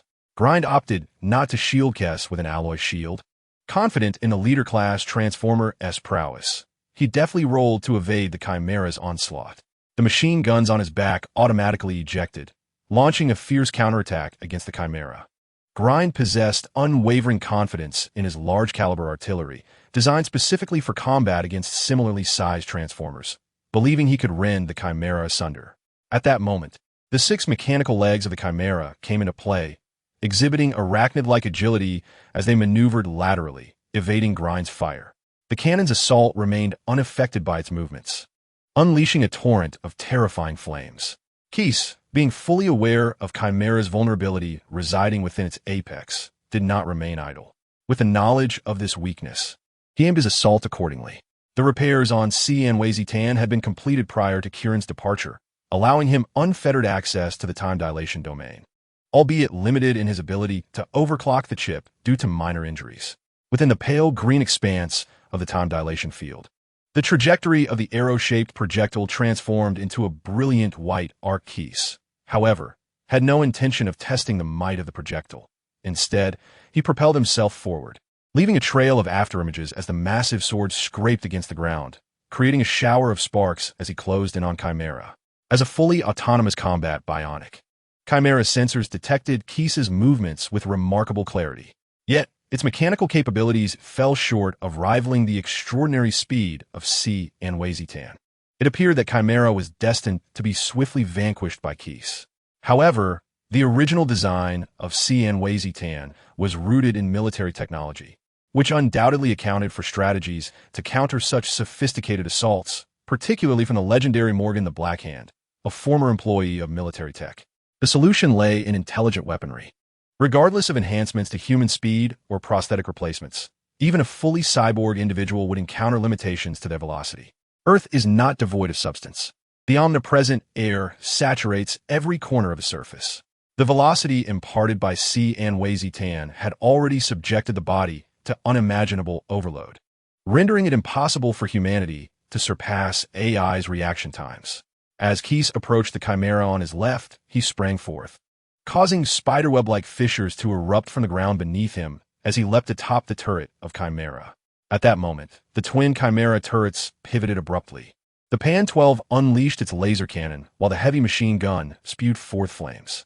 The intelligent weaponry's unique caseless rounds curved mid-flight, forming an impenetrable net of fire from all directions. Suspended in mid-air, Kais found himself unable to evade. Even as he hurled his heavy machine gun and deflected some bullets with his massive sword, the rapid-fire machine gun continued its relentless barrage, enveloping him within a web of bullets. In an instant, high-explosive rounds detonated upon contact, engulfing Kais in flames. The Chimera's heavy machine gun ceased fire due to overheating, while the arrow-shaped artillery's barrel glowed a molten red. It then transitioned to the GD-27 Fear pattern missile launcher, capable of both ground-to-ground and ground-to-air strikes. The two robots alternated their fire, ruthlessly overwhelming Kais as they maneuvered and counterattacked with agility. Rising from the ground, Kais found that even the upgraded high-explosive rounds, formerly lacking in potency and velocity, posed little threat to him. However, his aspiration to deliver a decisive blow to Chimera had become unattainable. How vexing it is. When I underwent my transformation into Cybertron, why did I not, like old way, equip myself with a formidable large-caliber hand cannon? How splendid that would have been. Just as Kess was preparing to retrieve a nearby individual rocket launcher, an incessant hissing sound from the massive breach of the Chimera caught his attention.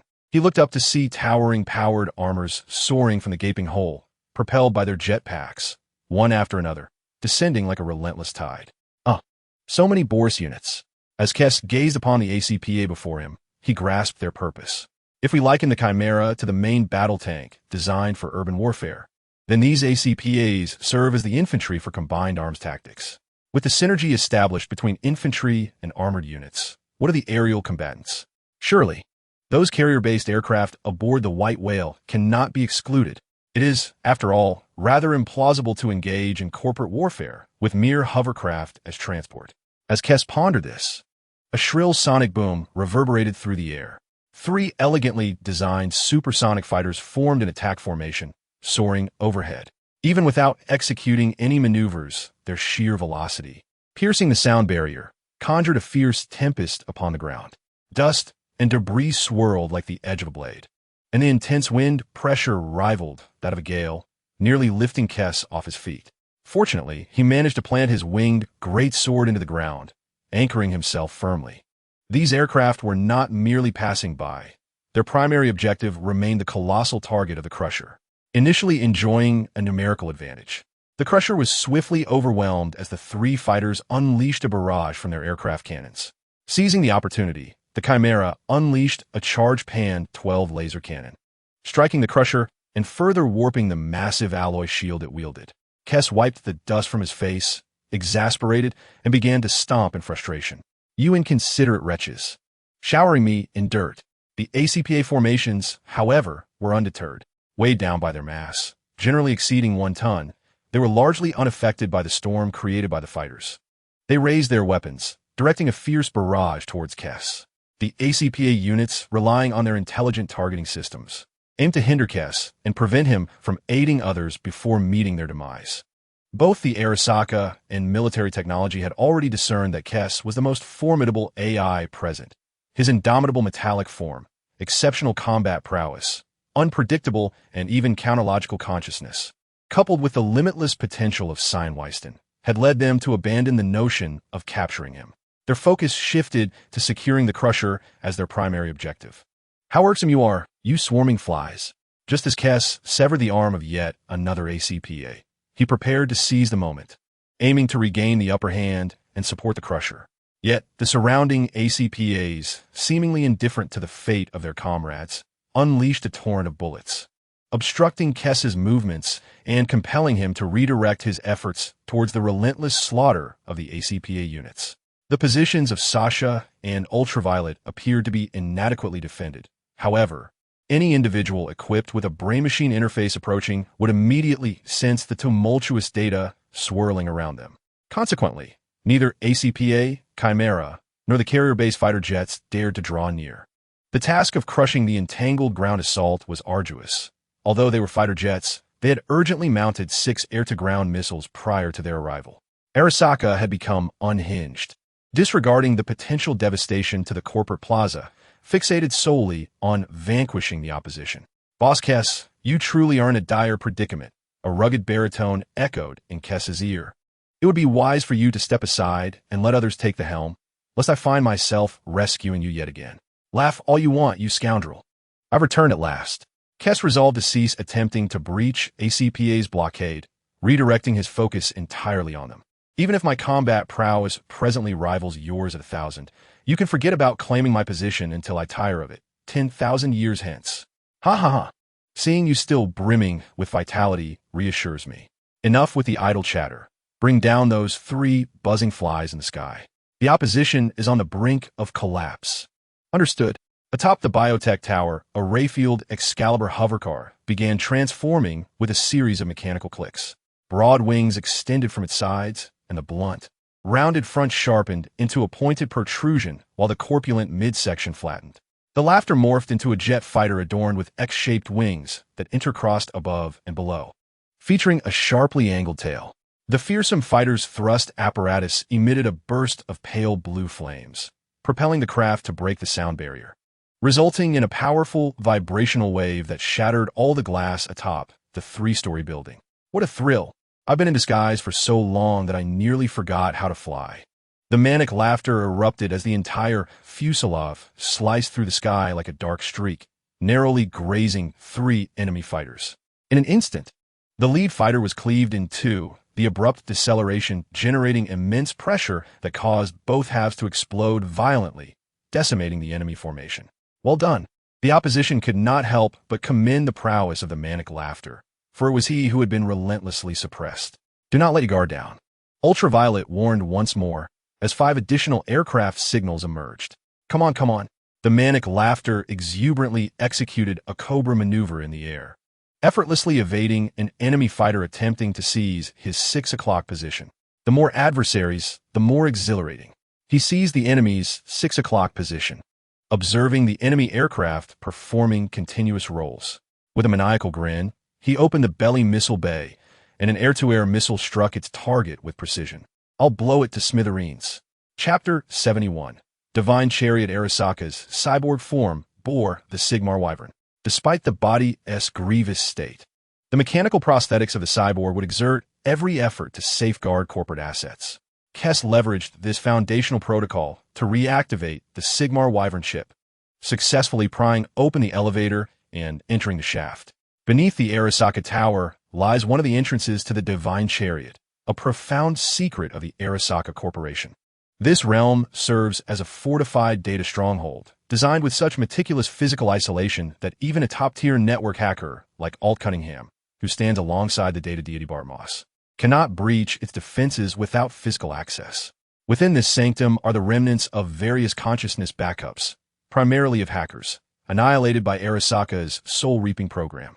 The corporation even employs these prisoners of the Divine Chariot to excavate data from the initial network. These invaluable assets represent the very purpose of the memory fire operation. Relic. Safeguard your soul. This project stands as Arasaka's latest and most avant-garde flagship experiment.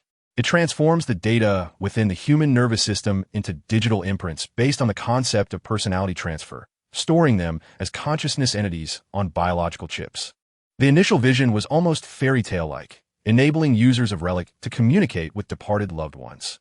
Currently, this feature is exclusively available to the affluent, whose loved ones' consciousnesses are preserved within biological chips. Utilizing the high compatibility of the soul-reaping program, these consciousness entities exist in a form known as SPI. In a sense, they have transcended death. There are no fools within the corporation. Anders Hellman swiftly commenced research on utilizing Relic 20 to achieve the resurrection of consciousness within biological entities. He further enhanced the compatibility of the soul-reaping program, ensuring that these new SPI forms were no longer influenced by their digitalized existence, preserving the majority of cognitive and motor functions of the original subjects. Emotional expressions could even maintain their pre-mortem levels, with Johnny Silverhand standing as one of the final products of this initiative.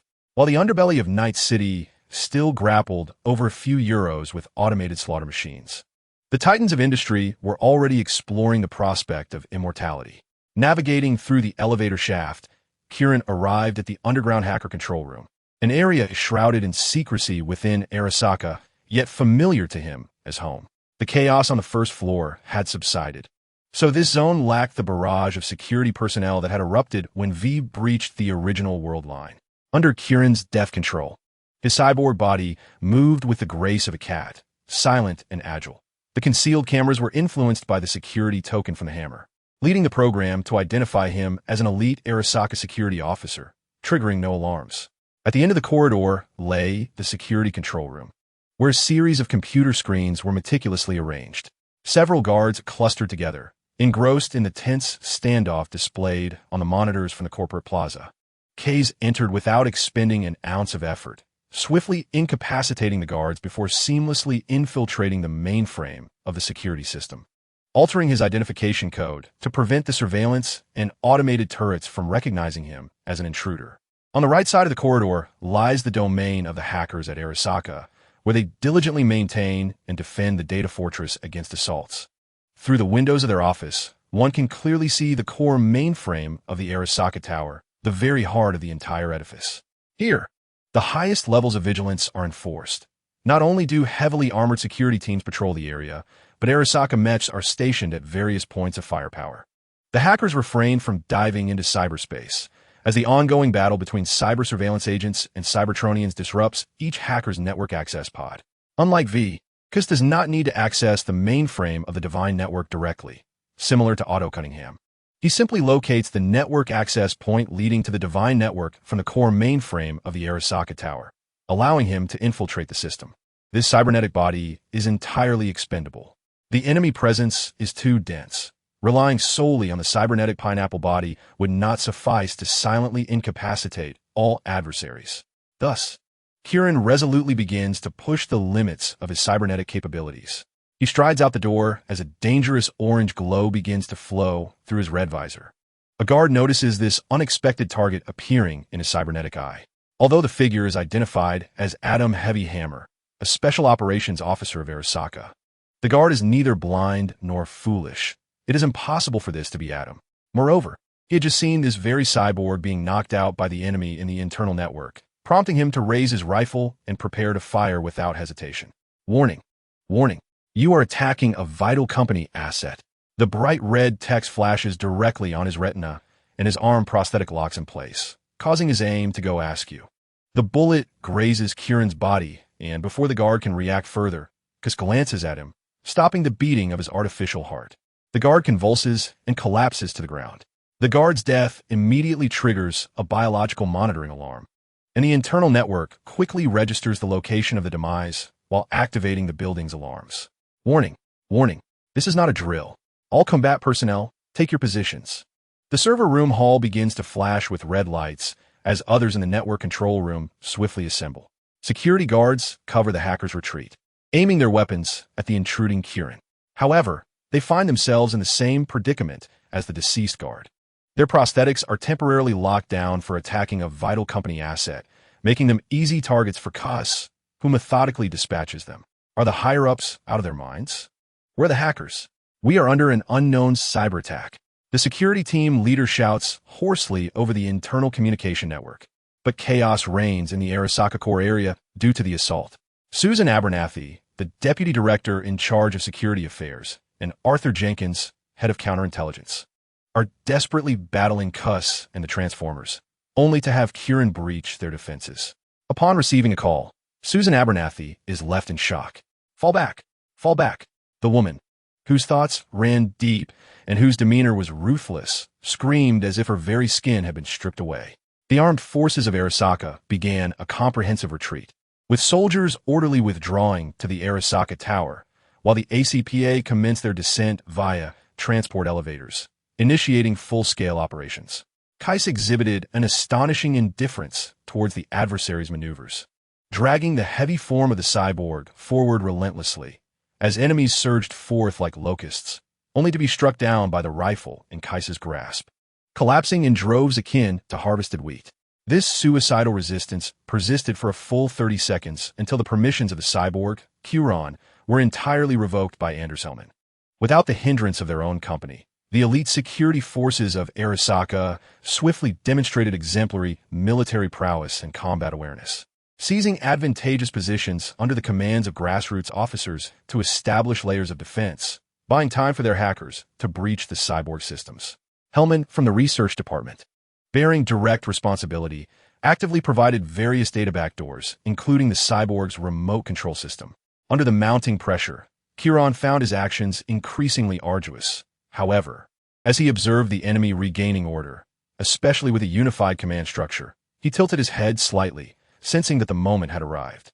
The rear of the cyborg's head erupted in a burst of electrical sparks, the eyepiece flickering perilously close to extinguishment, as the visual field became saturated with static and blinding white fractures. In an act of desperation, Kieran unleashed the ultimate gambit of hacking, brain-machine overclocking. The dwindling energy and vitality of the cyborg allowed Kais to extract a carefully preserved data packet from his own consciousness, subsequently concealing it within the target designated as the puppet, launching it forth. The data packet struck a squad leader of the security team. Although his system issued warnings upon impact, no unusual reactions manifested. Just as he prepared to re-engage in battle, he was inadvertently infected by the infamous puppet.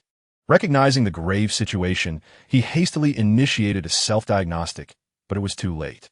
A torrent of dark red data surged forth from the packet, seizing control of all his combat augmentations, and this program began to proliferate outward from him as the host.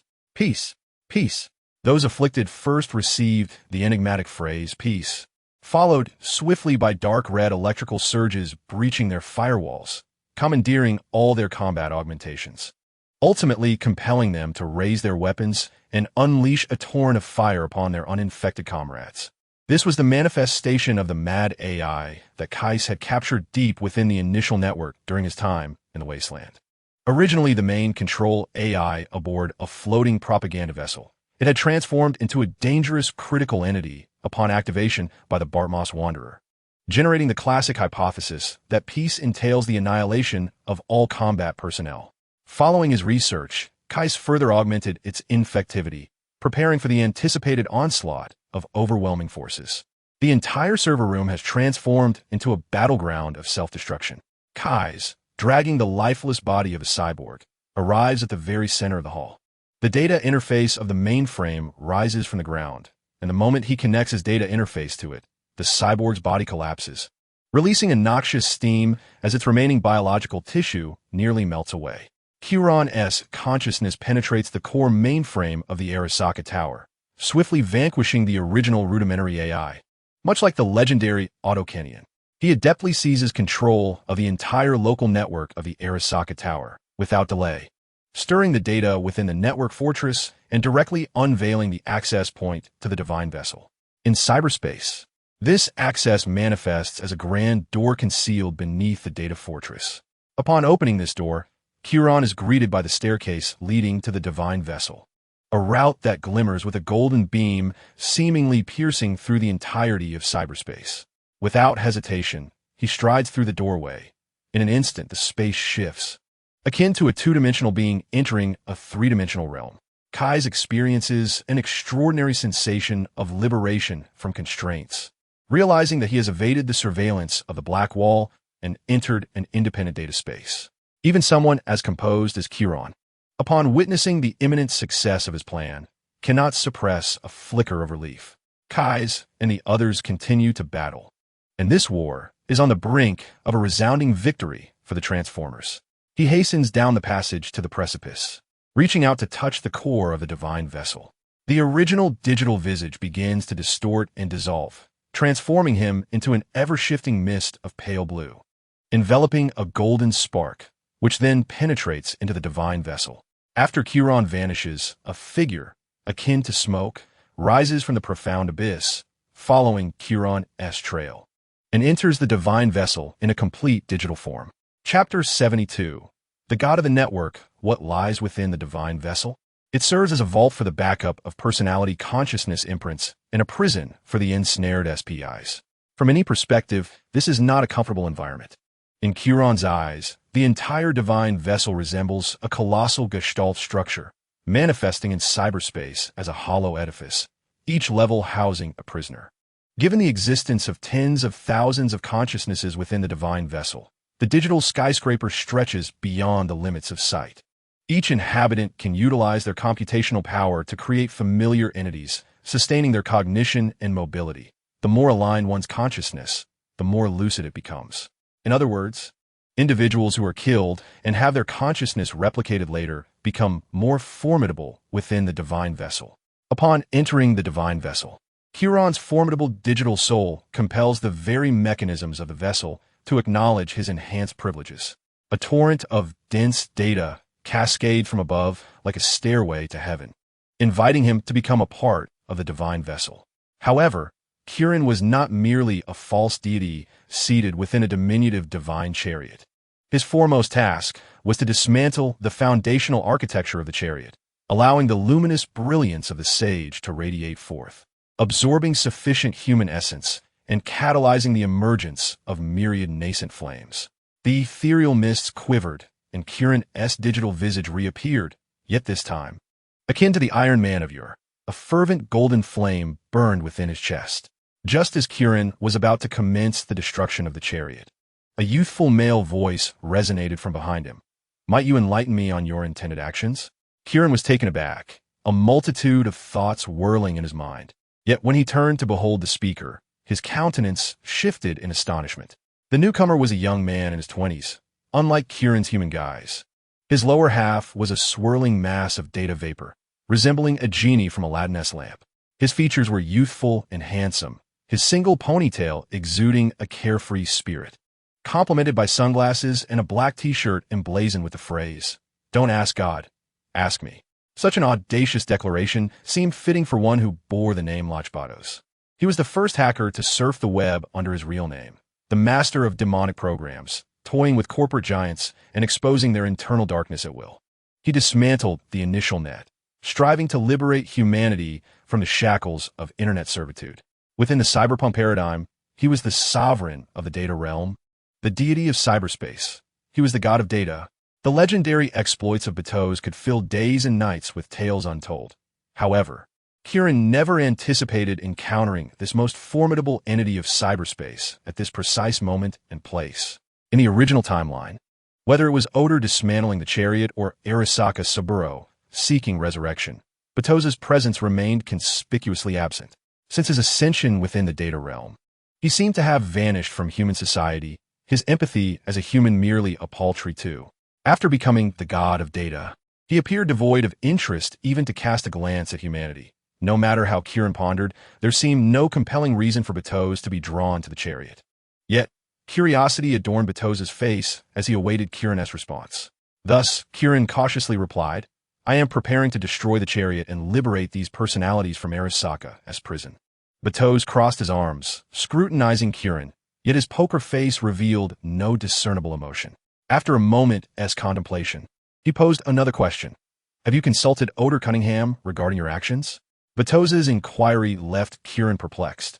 Had it not been for his own group's intervention, would it not have been Oder Cunningham who sought to dismantle the chariot?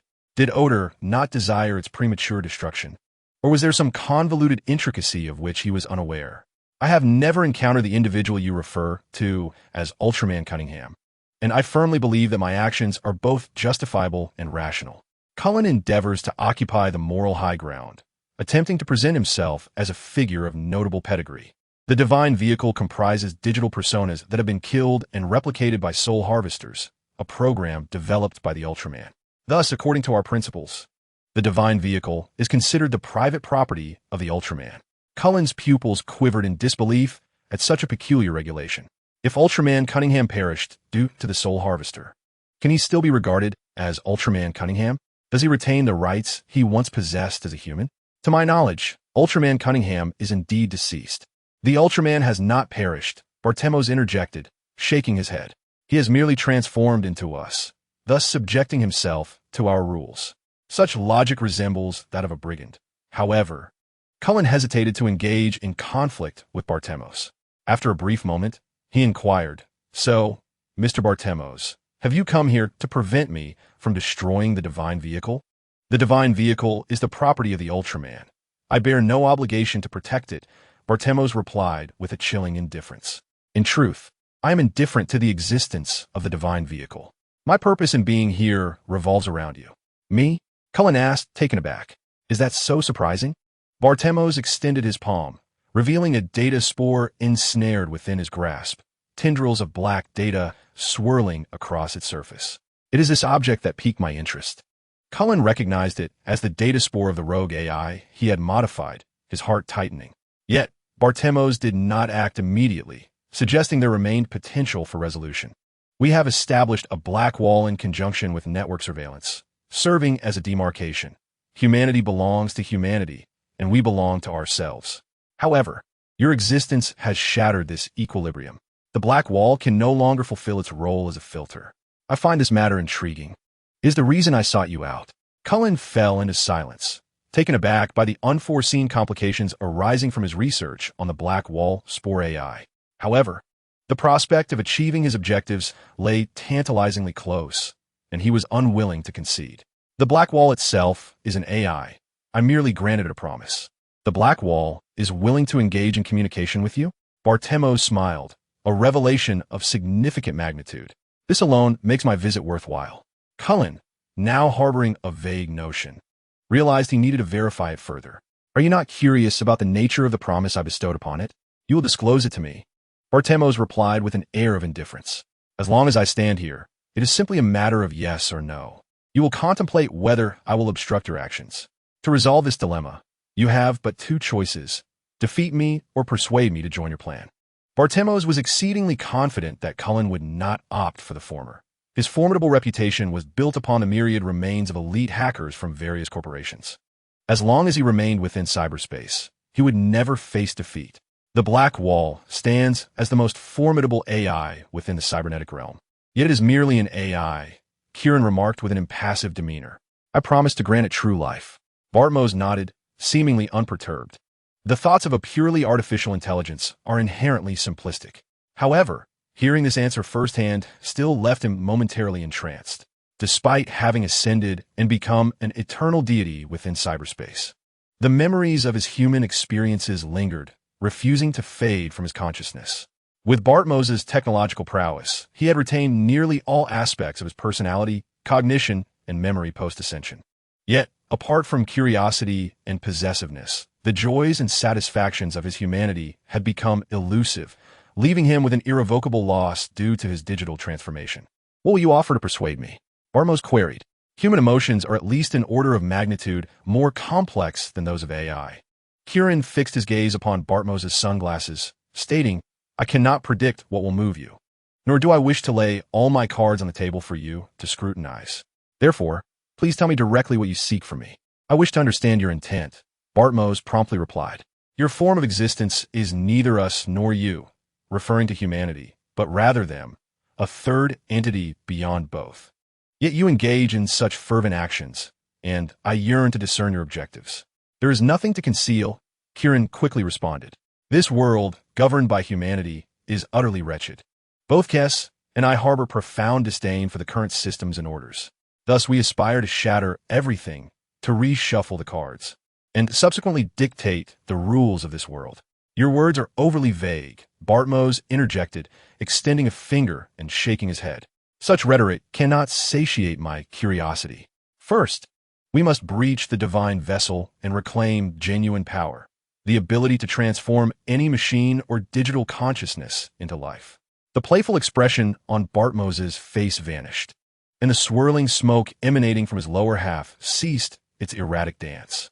It was at this moment that Kieran noticed the smoke was composed entirely of zeros and ones. Then, I will fulfill my pact with the Black Wall, elevating it to a true mechanical life form, enabling it to experience the authentic world and possess genuine emotions.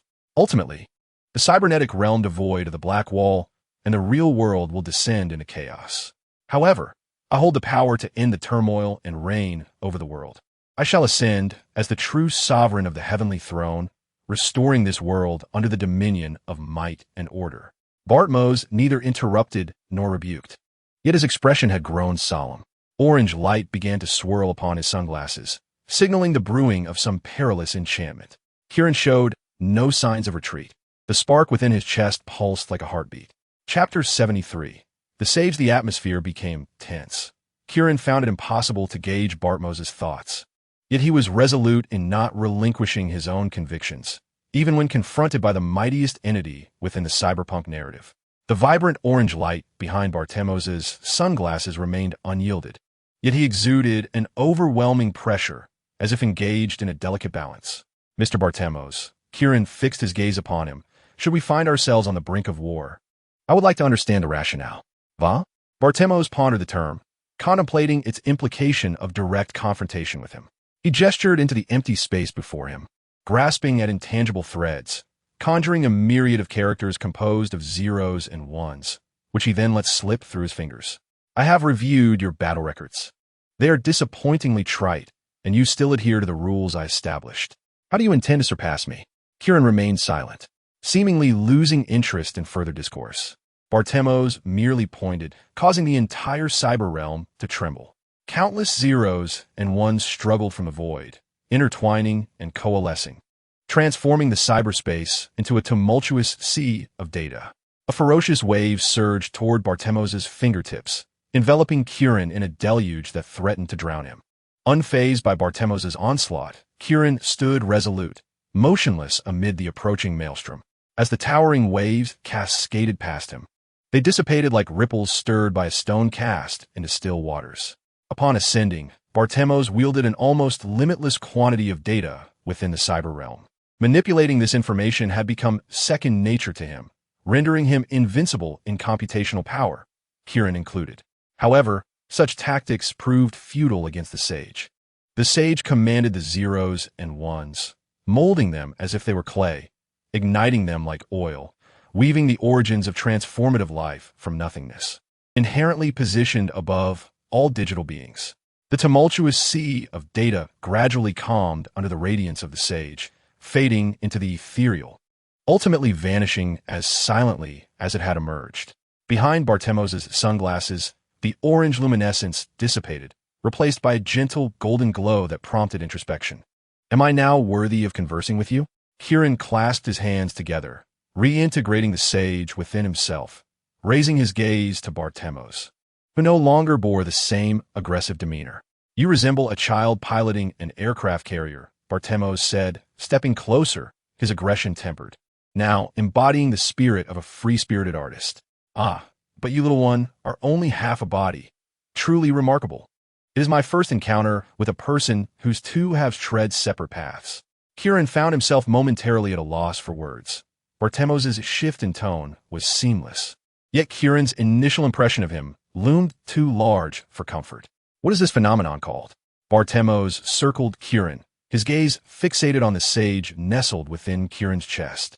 The sage, Bartemos mused, if it allows me to feel, then it stands to reason that your promise concerning the black wall ultimately hinges upon it. Bartemos pinched his chin, and my curiosity was screaming. You better demonstrate your power once more. Otherwise, I cannot guarantee that I want to extract it from your chest. Are you interested in reclaiming life? I am not a black wall. Having experienced life once is sufficient. Bartemos's tone conveyed neither emotion nor fragility, yet it was undeniably radiant. It appears that becoming a deity of data has indeed transformed you significantly. Kieran, undeterred by previous inquiries, pressed on. Why did you attack me earlier? If a mouse were to invade your home, gnawing at your door and declaring its intent to seize your abode, what would you do? Bartemos spoke without a hint of reservation, but I suddenly realized that this mouse was a species of alien I had never encountered, prompting me to see if there was anything that could refresh my senses. After all, there is little left in this world that can truly astonish me. Kieran ceased his idle chatter with Bartemos. Since it was clear he would not obstruct him, the destruction of the divine vessel became paramount. The entire divine vessel served both as a prison for digital personas and as a colossal gestalt formed through their interwoven interactions. Even dismantling a single floor would not bring the entire structure crashing down. To forcefully breach the entirety of the divine vessel, an astronomical amount of computational power would be required, which only this deity of data could provide. Bartemos, evidently intrigued by Kieran's intentions, ascended to the pinnacle of the data edifice and then descended, his lower half trailing a luminous streak, visually demonstrating the immense scale of the building to Kieran. However, Kieran did not need to demolish the entire structure. He merely needed to induce a mutation in the digital personas that stabilized the vessel's architecture, transforming them into a form of data incomprehensible to the divine vessel. This colossal program, operating autonomously, would collapse under the weight of constant errors. Kieran extended his right hand and forcefully plunged it into his chest, extracting the sage from his body. Upon separation, the sage radiated brilliance, its fiery essence surrounded by a faint golden mist. Even without receiving any commands, its power began to passively infect the data comprising the space. Kais Cullen, Kieran declared, removing his hand from his mouth as dark red pixels slipped through his fingers, breathlessly issuing orders to the sage. Command denied. Violation of Protocol 1. The sage's slightly mechanical yet pristine voice reverberated throughout the cybernetic expanse. Then execute the supplementary protocol. Target, Rake Bartemos. This data entity poses a risk of nullifying the entire Kieran protection protocol. Initiate chaotic activation based on this entity, and do everything possible to ensure the normal operation of Protocol 1. Bartemos observed Kieran as he fashioned a raft, his arms crossed, fingers rhythmically tapping against his bared arms, a smile of excitement playing at the corners of his mouth. As the foremost hacker in the realm of real-name internet usage, he retained his name as his current online moniker, though its potency hinged entirely upon Bartemos's interest in the individual. Command accepted. Initiating scan for entities matching the specified characteristics. The sage surged forth from Kieran's palm, its form expanding exponentially. What began as a mere ember he could cradle in his hand swiftly transformed into a radiant golden sun suspended within cyberspace. The originally gentle, pale golden light intensified into a searing, blinding brilliance, causing the entire divine vessel to escalate in temperature. Its once clear geometric lines warping as if the very data threatened to boil over.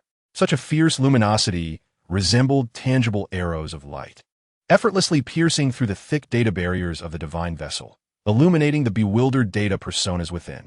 Inside the divine vessel, whether in clarity or chaos, strength or frailty, all digital personas turned their gaze towards the sage.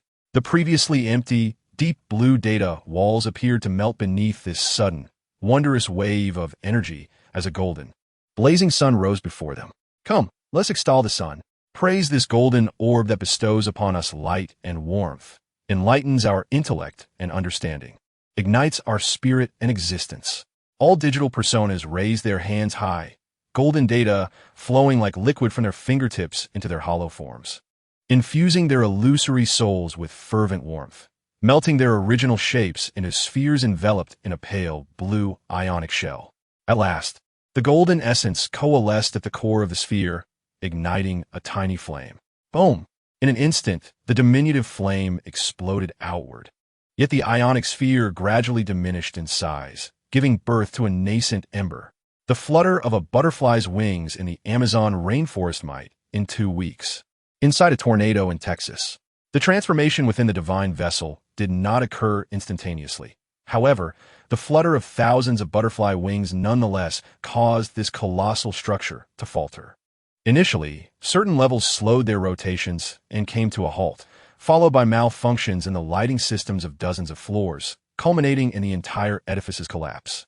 Cracks radiating from within tore through the data fortress in an instant, and the entire structure disintegrated into nothingness within mere seconds, with drifting data light particles falling like snowflakes, creating a scene suffused with modernist aesthetics. Countless blue streams of light flickered incessantly, resembling a shower of blue meteors. These were the newly liberated embers from the divine vessel.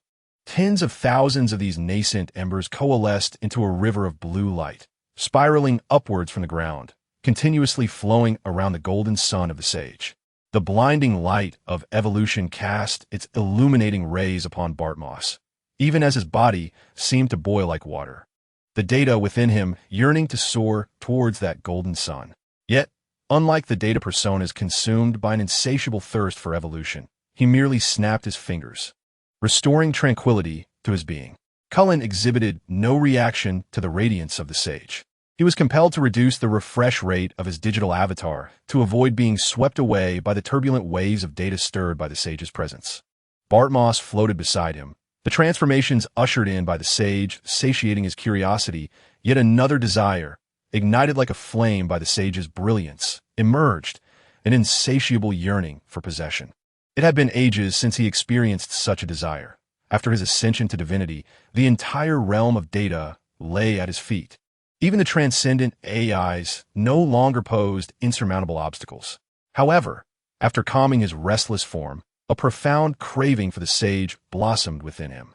He yearned to seize that golden sun and hang it at the pinnacle of cyberspace, ensuring that whether in the depths of the dark web or the localized networks isolated by firewalls, for the lowest cyber beggar to the exalted corporate president, every entity connected to the network could gaze up and behold this sun, which warmed the entire cyber world, a sun that belonged to him, Rake Bartmoss. Chapter 74. The light of evolution. Cullen cleared his throat, raising an eyebrow as he regarded Bartmoss, the legendary hacker once again exuding an aura of danger. Yet this time, there was a distinct difference. The glint in his eyes, visible beyond his sunglasses, signaled to every denizen of Night City that he was about to embark on a heist. "I had thought you to be a man of great pride," Cullen remarked, wiping a pixelated droplet from his mouth, unwavering in his stance. "It seems you too can engage in such unsavory acts. How disillusioning." "I sacrificed my flesh for pride and perseverance," Bartmoss replied, spreading his hands. "Though this was part of my design, it does not mean I am indifferent to all that has transpired. Moreover, after achieving divinity, I chose to remain true to my logical threads, driven by boundless curiosity and an insatiable desire for possession. This is the reason for my continued strength. Furthermore, you have audaciously declared your intent to seize my rightful domain, my cyber playground, and imprison it within the confines of power and might. You are no different from the corporate hounds. Since you revere strength and dominion, I shall employ even greater power to reclaim what is mine. I trust you can appreciate that. Cullen, rarely seen with a smile, straightened his posture, gazing at Bartmoss, who floated like an omnipotent genie. I embrace strength and power precisely because I hold them in reverence. They're the foundation upon which all my aspirations rest. I equally respect the power you possess. Hence I shall no longer conceal my secrets. Yet, you have lost your reverence for power, particularly in choosing to remain stationary while I discourse this verbose monologue. Cullen pointed out, gesturing towards Bartmoss. I mean to say, watch your back. Bartmoss gently tilted his head, evading a thick laser beam. Such a level of data disturbance clearly could not ambush him. However, it compelled him to abandon his plans against Kieran, for the Sage was of utmost importance.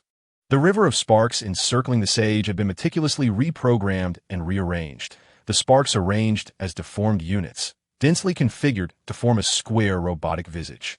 Kieran discerned the shadow of a colossal Optimus Prime from its contours, indicating that the Sage had subconsciously sifted through Kieran's memories to retrieve the most profound Transformer's image etched in his mind. A gigantic Transformer swung its fist, and Bartmoss instinctively manipulated data to erect a defensive wall. Yet, a similar fluctuation emanated from the robot's fist. Each spark functioned as an independent server, and when interconnected, they collectively possessed the capability to contest data control within the region against Bartmoss. With a wave of his hand, a similarly colossal crimson fist surged forth from the shadows of the network, perfectly intercepting the Sage's assault. The two forces briefly clashed before parting. From the shadows emerged a massive figure, a muscular, bare-headed man with 8 defined abdominal muscles, his eyes ablaze with orange-red sparks, standing behind Bartmoss, casting a malevolent gaze upon the Sage. This was the Demon, an intrusion program suite developed by Bartmoss during his hacking days, now towering at several dozen meters, a sight unprecedented. Like a guardian spirit, it shielded Bartmoss, standing in equal stature against the Sage. Bartmoss erupted into a wild, maniacal laughter, his presence visibly transformed. An invisible shockwave radiated outward, reawakening the sea of data that the Sage had previously subdued. However, this time, shadows swam ominously in the depths of the data sea, posing an even greater threat. Despite these changes, the Sage remained unaffected, maintaining its relentless assault frequency while the Demon instinctively moved to counter. The Demon, filled with an insatiable desire to consume the data-fragrant Sage, was ultimately just a program suite, and thus found itself at a distinct disadvantage against the Sage, who had adeptly interconnected the sparks into servers. Just as the Sage prepared to obliterate the Demon with a powerful punch, a 30-meter shark surged forth from the ocean of data, its glistening teeth aimed at the Sage's chest. In a critical moment, 2 additional hands unexpectedly emerged beneath the Sage's own, seizing the shark's gaping maw with ferocious strength. The 3 colossal beasts began their struggle, and Bartmoss seized this opportunity to maneuver closer to the Sage along the Demon's arm. Throughout this tumult, Kieran made no move, causing Bartmoss to feel a twinge of unease. Nevertheless, this uncertainty would not deter him from his course. At last, the Sage was within arm's reach. Layers of sparks formed protective shields, encasing the Sage within the confines of the Transformer. Even without direct access to the data, Bartmoss retained a near-divine mastery of network technology. He once captured and studied the Soul Killer program, even though the data personalities shaped by these programs evolved into genuine life. They still retained some of their original data characteristics. The radiance of the Sage represented a positive evolution for Bartmoss. By altering his own data traits, Bartmoss successfully deceived the firewall formed by the spark and stood before the Sage. The magnificent golden sun dimmed its brilliance to prevent its intense light from scorching the surrounding sparks. The once ferocious light of evolution softened, and Bartmoss felt that familiar sense of fulfillment once again. Yet, it was not enough. Bartmoss removed his sunglasses, revealing his pale, golden irises, as the true light of evolution shone vividly into his eyes and settled upon his heart. The initial network was meant to save us. It was a platform created for those who could not voice their concerns. It was designed to provide endless knowledge for those eager to learn and to unite the fractured human race more closely than at any time in history. However, all these hopes crumbled into dust. They were mere illusions. Bartmos roamed the internet, curiously touching the information from around the world, observing netizens from every corner of the globe. The speed at which the internet extended globally surpassed everyone's expectations, leaving us no time to comprehend the consequences. This information superhighway led us directly into hell. Our privacy was stripped away, we were deprived of our free will, and our dignity was trampled upon. Bartmos began working for CCI, only to be played by them, ultimately leading him to make them face the repercussions of their actions.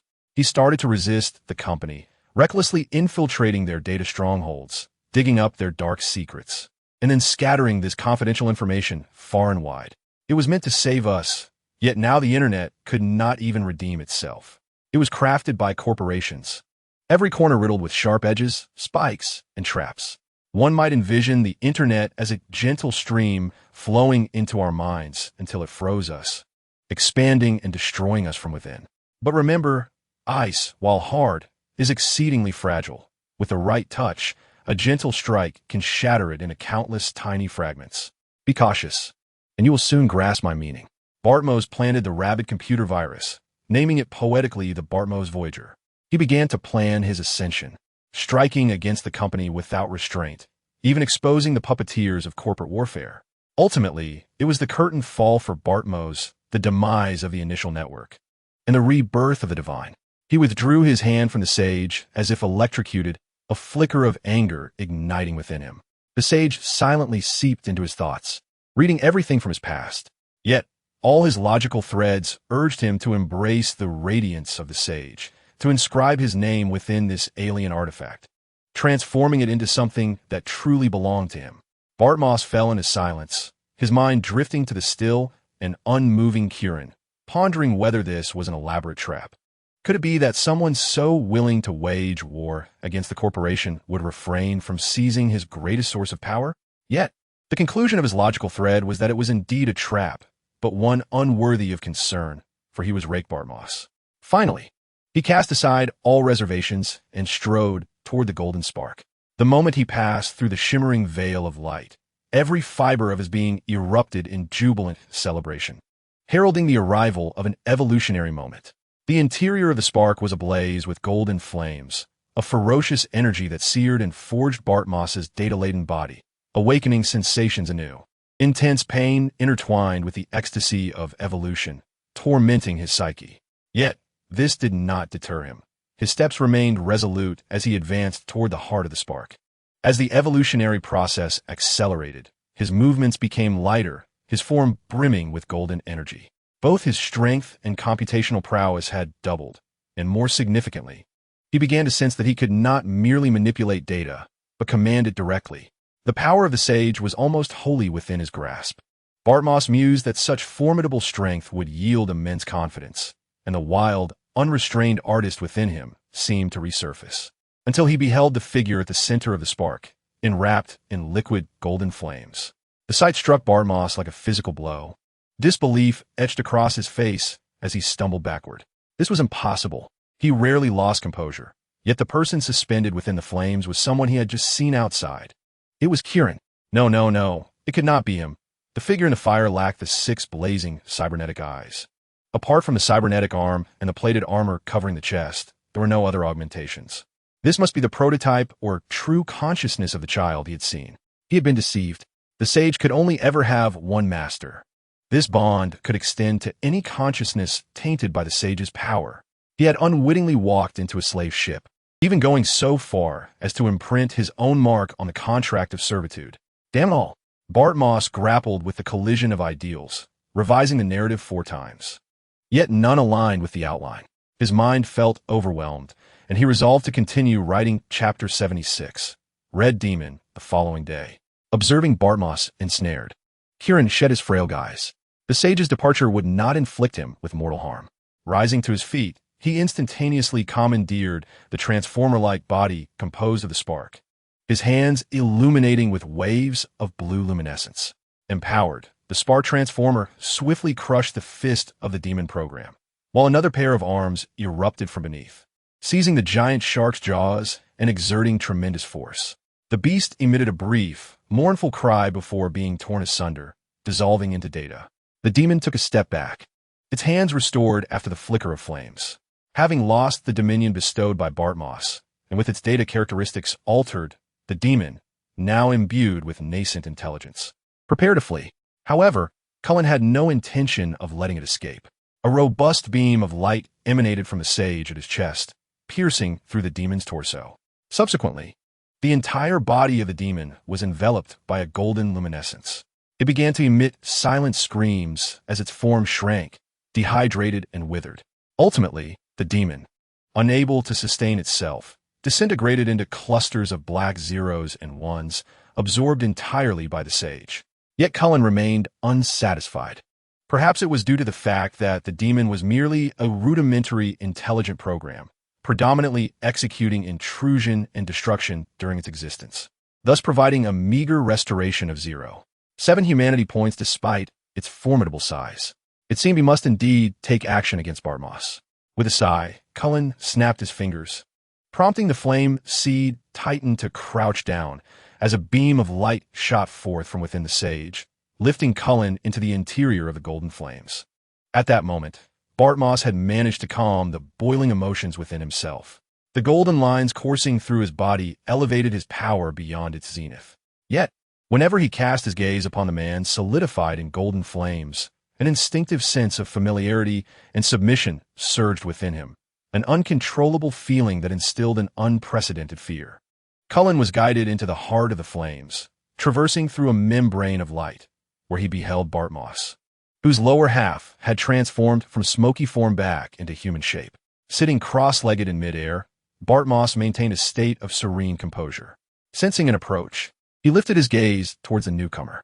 "So your purpose is me?" Upon seeing Cullen, Bartmoss felt his thoughts begin to swirl in turmoil. "How did you know I would come?" "I devised 5 contingency plans, none of which accounted for your appearance." Cullen extended his hand. A flickering flame danced in his palm. "I had anticipated that my most formidable adversary would be auto-canning."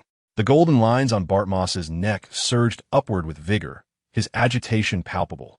Cullen spoke with calmness, yet the air of self-satisfaction in his tone only fueled Bartmoss's ire.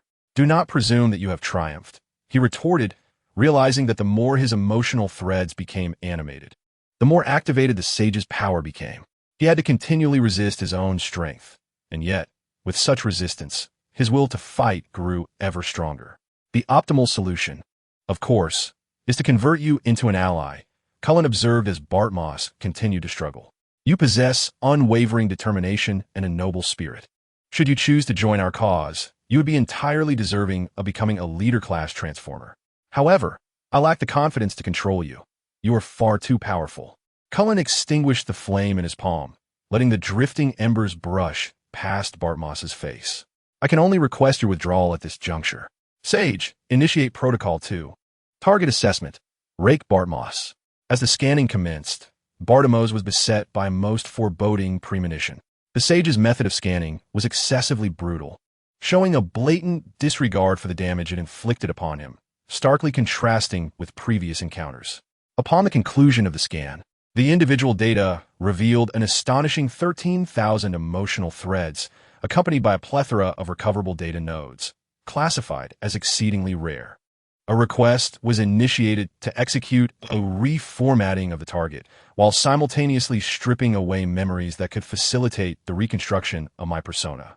Though Bartmoss was uncertain of the specifics of reformatting, he was acutely aware of the implications of memory extraction.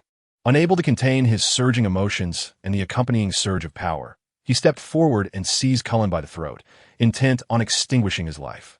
However, it was evident that within the confines of the Sage's realm, mutual harm was prohibited, no matter how fiercely Bartmoss exerted himself.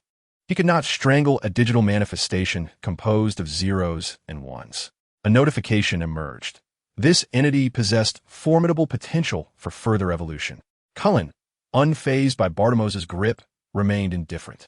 "Ignore and remember my choice. Execute this option for all subsequent prompts." The golden filaments within Bartmoss's being ceased their activity, slipping into a dormant state. and a sense of strength rapidly ebbed from him. Nevertheless, he persisted in his endeavor to eliminate Cullen. He raised his fist, only to find his right hand ensnared by a golden strand. Before he could react, his limbs were entirely bound, and as the cables tightened, he found himself suspended in midair. Bartimos refrained from cursing. Such impotent fury was beneath him, for he was the most powerful hacker in the cyberpunk realm. Realizing he had been ensnared, he continuously sought to reinterpret the sage's power, attempting to reconstruct and translate the golden data in a manner he could comprehend. Yet Cullen offered him no respite to regroup. The flickering flames of his residual superego began to gently sway, and deep blue lightning erupted from the four golden cables, striking Bartimos's body with immediacy. This not only interrupted his attempts to escape, but also elicited a cry of anguish from him. Such profound agony transcended mere willpower.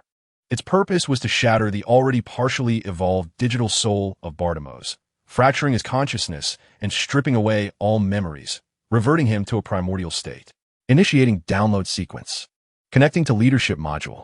It is the omnipotent spark, guiding the impending convergence of all beings to the promised land. Preparing for reformatting. You are on the brink of evolution, on the verge of rebirth. You are the mocking celestial. The future of the world shall be steered by heroes. Bartimos's digital likeness began to tremble as he transformed from his humanoid form back into the smoke-like visage of a lamp deity. However, this did not signify the cessation of his evolution. Rather, it heralded the commencement of the extraction of memories from his phase as the god of data. Despite the cruel torment, Bartimos retained a glimmer of consciousness. Cursing through gritted teeth, "You cannot." His once clear, pale, golden eyes were tainted by a shade of crimson, as if he wished to annihilate me. How absurd. Soon, the divine light began to fade, and his expression shifted. One moment he gritted his teeth in fury. The next he shook his head in confusion, and at times he chuckled foolishly. The digital visage began to morph into his real-world likeness. This excruciating torment, which tore at the very fabric of his consciousness, failed to subdue Bartimos, the pinnacle of all hackers, a man imbued with an indomitable spirit of resistance. "I shall never yield," Bartimos roared, yet he was powerless against the overwhelming force of the sage. Ultimately, even his human semblance began to dissolve into a mosaic, as if this legend was destined to conclude today. Power. I required his vocal module to be silenced by the sage, for it harbors a wealth of data pertaining to human interaction. However, at that moment, an unknown, extreme transformation began to unfold within Bartimos. His pale golden pupils emanated a sanguine hue. This anomalous data swiftly spread from his eyes, engulfing his entire visage and cascading down into his body, swiftly clashing with the golden tendrils extending towards his brain. Upon contact, the golden luminescence dimmed rapidly, ensnared by the viscous crimson data that surged through Bartimos's being, suppressing all the power bestowed upon him by the sage. Subsequently, this scarlet data commenced the metamorphosis of Bartimos's form. His previously slender physique inflated as if filled with air, his entire being proportionately enlarged, the supple human skin replaced by cold steel, his facial contours sharpened, and his eyes elongated, flickering with dark red lights. Dark crimson steel armor coiled around his shoulders, forearms, and shins, while a chest plate adorned with intricate patterns rose prominently on his torso. A pair of steel skeletal wings unfurled behind him, exuding an aura both sacred and sinister. Bartimos had astonishingly completed his Cybertronian transformation. Trample, tear, oppress. The newly reborn Cybertronian howled to the heavens. The golden cables binding him appeared feeble before his colossal form. With a mere flap of his wings, they shattered completely. These colossal steel wings overshadowed everything within the sage's domain. All that I behold is sustenance for my hunger. My hunger is power. Evolution knows no bounds. All existence is mere fuel. I am a crimson demon. The moment Chiron witnessed the emergence of the unknown scarlet data from Bartimos, he realized calamity was at hand and sprinted towards my position without hesitation. Thus, the newly born crimson demon lowered his gaze, preparing to rend Chiron asunder in celebration of his rebirth, only to find Chiron already beside the solidified flames. The crimson demon swiped down with a claw, but it was too late. Chiron had already reached into the flames. The solidified fire, eager and explosive, engulfed Chiron whole. Chiron's digital form shed its flesh, leaving behind merely a metallic skeleton. Subsequently, the metallic skeleton fused with my flesh. The return of the self-proclaimed Kulong has yet to awaken me. However, it has undeniably instigated cataclysmic transformations within the sage. The once solid flames melted like chocolate, transforming into a tempestuous inferno, marked by aggressive fervor. The golden light membrane thickened and hardened as the interior of the sage began to morph into a prison. Chapter 77. Sudden Change You Fear Me. The deep, magnetic voice of the red demon echoed throughout the interior of the sage, sending ripples through the air. The surging flames cascaded down his armored chest, yet he could no longer manipulate them with the same ease as before. You have grown weak, coward of the order. Following his transformation into Cybertronian form, although the sage continued to deny him access, it no longer instilled in him the same sense of overwhelming dread as a natural adversary would. The red demon retracted his wings and landed, crimson-tainted data emanating from the ground where his feet touched, while the golden flames crackled fiercely in response. Entangled with the scarlet blood, the two forces clashed in an indecisive struggle, yet the red demon ultimately secured his foothold within the sage. He was in no haste to depart. Instead, he lowered his head to observe the slumbering form of me at the heart of the flames. Even as the metallic features of his face glowed a fierce crimson from the heat, he remained unperturbed, leaning closer. Attempting to extend his massive steel fingers into the molten flames, he found the heat so intense that it caused his fingertips to appear as though they were melting, prompting him to abandon the idea of direct contact with my essence. Creator, he raised his head, choosing to address me thusly. Even as I searched through all my memory banks, I found no trace of such a formidable being. It is indeed astonishing. Should you awaken now, I would kneel without hesitation to offer my allegiance. His gaze remained fixed, with the crimson glint in his elongated eyes betraying unmasked malevolence. But why reveal your weakness to me? Should I devour you, my existence would surely ascend to greater heights. The red demon's tone dripped with avarice, envisioning a splendid evolution. Reluctantly, he turned to the thickening, reinforcing light membrane of the sage's exterior, where he could faintly discern the outline of Barthemos, who bore a maniacal grin. With a powerful flap of his wings, the entire construct soared skyward, colliding with the light membrane. The seemingly pliable barrier instantly ruptured, creating an opening large enough for the red demon to pass through. Once he exited the sage, the breach rapidly constricted and vanished, the light membrane thickening and solidifying, rendering the interior nearly invisible from the outside. The sage began its process of enclosure. Surprised by the lack of obstruction, the red demon observed as the towering transformers, originally formed from sparks, disbanded, their countless sparks transforming once more into a ceaseless river of fire, encircling the sage like an asteroid belt around the sun. A timely intervention? The red demon casually scooped a handful of sparks from the river, integrating them into his being. He had initially believed that he would gain strength, directly plucking the fruits from Kieran's grasp and claiming the entire river of sparks for himself. However, the flames ignited by the sage did not bolster his power. Rather, they triggered a rejection response akin to a human suffering from gastrointestinal distress due to data conflict. When he opened his mouth, the 7 or 8 sparks he had just swallowed erupted forth, reintegrating into the river of sparks. This predicament posed a significant challenge for him. The red sky demon circled the river of sparks within the divine vessel, implying that he would have to commence the arduous task of establishing his own faction from a state of utter emptiness.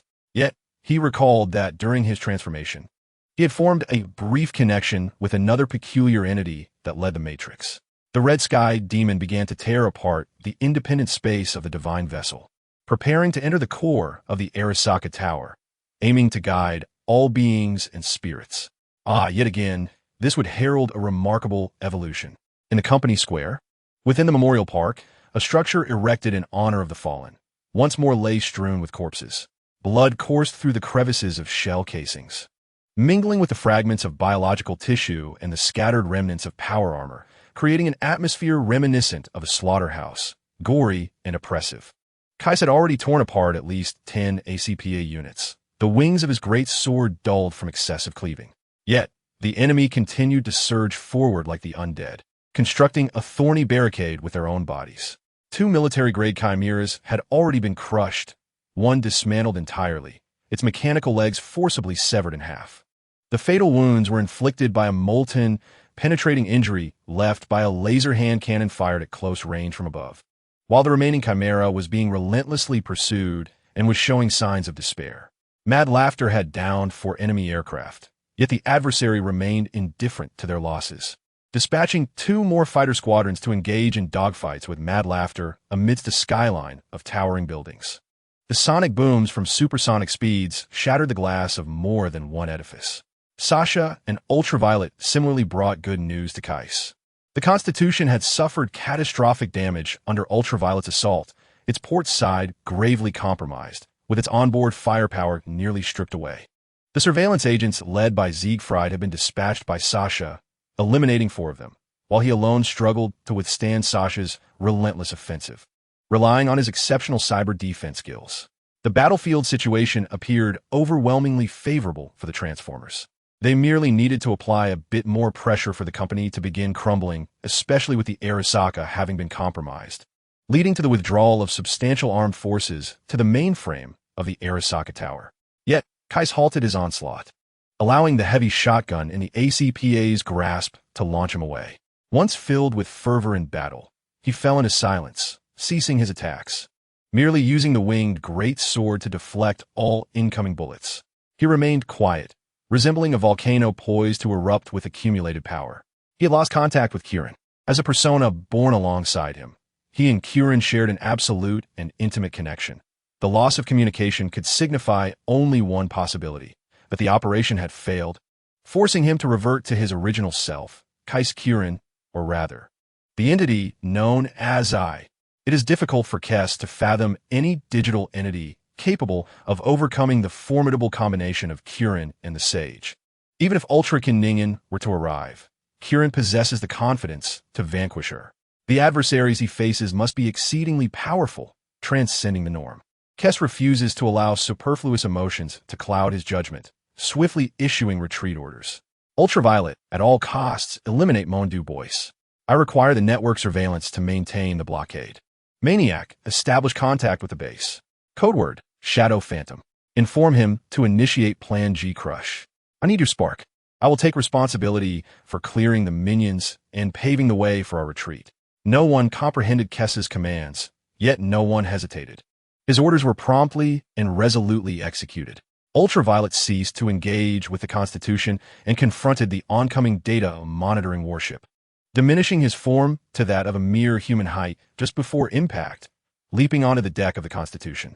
Sasha was embroiled in combat with Siegfried, both parties engaging in a physical contest, while various perilous magical puppets were carelessly hurled as projectiles. Ultraviolet disregarded the skirmish on the deck, his lithe figure skillfully maneuvering past the intercepting network surveillance agents, rushing towards the bridge. Following the Constitution's severe damage, Mon had been manually piloting the massive vessel. Mon was acutely aware of Ultraviolet's intentions as he turned to face the approaching adversary, disregarding the out-of-control ship barreling towards the data fortress of Kanta. Do you truly comprehend what you are doing? Mon's diminutive stature appeared somewhat ludicrous. No one can contend with a corporation. Even if you win a minuscule battle in this cesspool known as Night City, you will be ruthlessly obliterated under the weight of the corporate giants. As an intelligent being, do you not desire to survive? Mon attempted to weave a logical snare, asserting that this was a battle that could not be won. Yet your leader persists in his obstinacy, creating a conflict with your survival-oriented mindset, does it not? Your reasoning is peculiar, Ultraviolet remarked, intensifying his assault on Mon's firewall while leisurely observing this temporarily intriguing opponent. If we are to be destroyed regardless of our resistance, does that not imply that survival is unattainable without combat? Ultraviolet advanced step by step towards Mon, and in cyberspace, such proximity held symbolic significance, representing the gradual exposure of Mon's gateway before Ultraviolet, poised to be breached. Mon's networking skills were not particularly exceptional, so he calmly watched Ultraviolet approach, exhaling a sigh. Why must it be me? Truly unfortunate. Randomly, as Ultraviolet delivered a swift blow to Mon's forehead, his frail body collapsed backward, shattering into a mosaic of fragments. Upon receiving Ultraviolet's notification that the task was complete, Sasha hesitated no longer. She forcibly disconnected. The heat vents along her neck, cheeks, and nape opened sequentially, expelling heat that warped the very air. This brutal disconnection, aside from risking brain damage, also rendered her vulnerable to hostile hackers who could trace her IP address and network connection path. Yet Sasha understood Ultraviolet's intentions. Boom! The constitutional code was abruptly severed by ultraviolet rays, resulting in a tempest of data that swiftly engulfed the two segments of the vessel, subsequently shattering them into fragments and further amplifying the storm. In a secluded corner of the flower bed, Sasha discovered the intensely radiant ultraviolet light. His optical cloaking rendered ineffective due to system overload. Amidst the chaos, he maneuvered through the air with maniacal laughter, yet remained undeterred in his mission to contact the base situated in the wasteland. A thorough assessment of his forces revealed the base to be deserted. However, he had always adhered meticulously to the commands of the faction leader. Thus, even in the absence of communication from the base, he persisted tirelessly in his efforts. Finally, after his 7th attempt, he received a distinctive signal from the base. Base calling laughing mad. Base calling laughing mad. Communication request received. This is laughing mad. This is laughing mad. Communication passphrase. Shadow Knight. Command acknowledged. Transferring communication. 10 seconds elapsed before a deep, somewhat distorted voice emerged from the other end. I am Shadow Knight. How may I assist you? Chapter 78. Shadow Knight. From the directive of the liberal faction leader. Initiate Plan G. The man on the other end fell silent for a moment before responding. Understood. I require 30 seconds to anchor the spatial coordinate system. Anchor the spatial coordinate system? Hasn't the space bridge technology yet to be perfected? A chill coursed through Laughing Mad. The uncontrollable nature of this technology was no trifling matter. Its reckless application without prior testing could result in being torn apart by temporal currents. The voice on the other end offered no further explanation, compelling Laughing Mad to suppress his unease and continue his pursuit of the enemy aircraft. Following Kessa's order for an all-out assault, Laughing Mad's tactics evolved significantly. The enemy aircraft deliberately presented a vulnerability, exposing its 6 o'clock position to Laughing Mad, while the true lethal strike was concealed behind a nearby building with 3 other enemy aircraft. As Laughing Mad feigned a bait, the 3 adversaries emerged to seize his rear. However, after obliterating 1 enemy aircraft with his dual-wing laser cannon, Laughing Mad immediately transformed from aircraft mode to robotic form. The shift in shape and sudden decrease in thrust allowed him to withstand the G-forces that would undoubtedly prove fatal to a human pilot, while the drastic reduction in speed enabled him to evade the enemy's air-to-air missiles. As he skimmed past 2 enemy aircraft, Laughing Mad extended his iron hand to grasp and tear apart one of their wings, then effortlessly reverted to aircraft form to seize the tail of the remaining enemy aircraft, detonating it in a fiery explosion. The airspace was now clear. On the ground, Kess received Laughing Mad's report and rushed towards the obliteration zone, where the Chimera, having suffered a severed leg, approached him with determined strides. Transformation fusion request approved, spark frequency matched, connection request established. Access granted to the leadership module. As he sprinted, the shattered breastplate flipped upwards, revealing the blazing ember at his chest. His head contracted entirely, morphing into a protective capsule that encased the ember. His upper and lower halves rotated backward, transforming what had been his front into his back, while a dark interface emerged from his head. With a mighty leap, Kai's body underwent a forceful transformation, limbs retracting and conforming to his torso. The metamorphosis culminated in the formation of a perfectly square robotic head, snugly fitting into the shattered socket of his cranium. Fusion complete. Countdown initiated. 60 seconds. 59 seconds. 58 seconds. The amalgamated robot exhibited little change in size or color. However, the twin cannons that once resided on his back had shifted to his forearms, and the heavy armor was replaced by dual shoulder-mounted cutting laser cannons. Target acquisition commenced. Taking 30 seconds. All missiles launched. The compartments within the combined robot's chest, arms, and legs opened, revealing a plethora of small missiles, densely packed and spine-chilling. At Kai's merciless command, they were unleashed in an instant, causing the combined robot to appear diminished. Boom! Boom! Boom! A series of explosions resonated across the battlefield, instantly clearing all mobile enemies from the ground, rendering the entire company plaza silent. The foot soldiers had been eliminated. It was time to engage the void beacon. Signal recognized. Order faction, Shadow Hero. Preparing to link to the microspace bridge. The amalgamated robot began to emit light, its body radiating a fierce heat that warped the surrounding air. Damn it, they thought I would cower in fear. Kai's icy tone was laden with fury. Wasn't Shinma and Feishing supposed to be assisting Kirin? What step had faltered? The Ember. It's all about the Ember. Feishing's voice trembled over the comms. Shinma and I are extracting the Ember with the extractor, but there are too many. We have no time. Kai's command module began to alert him. He sensed a powerful malevolence locking onto him. Fire shot and we retreat. The local network servers of the company plaza were compromised by ultraviolet rays, compounded by the destruction of the Constitution, leaving the entire region's network in disarray, a tattered sack of chaotic data debris. Infiltrating malware and computer viruses swarmed, plunging cyberspace into turmoil. Yet, amidst the chaos, a crimson sun rose in the sky of cyberspace, scarlet polluted data cascading like raindrops.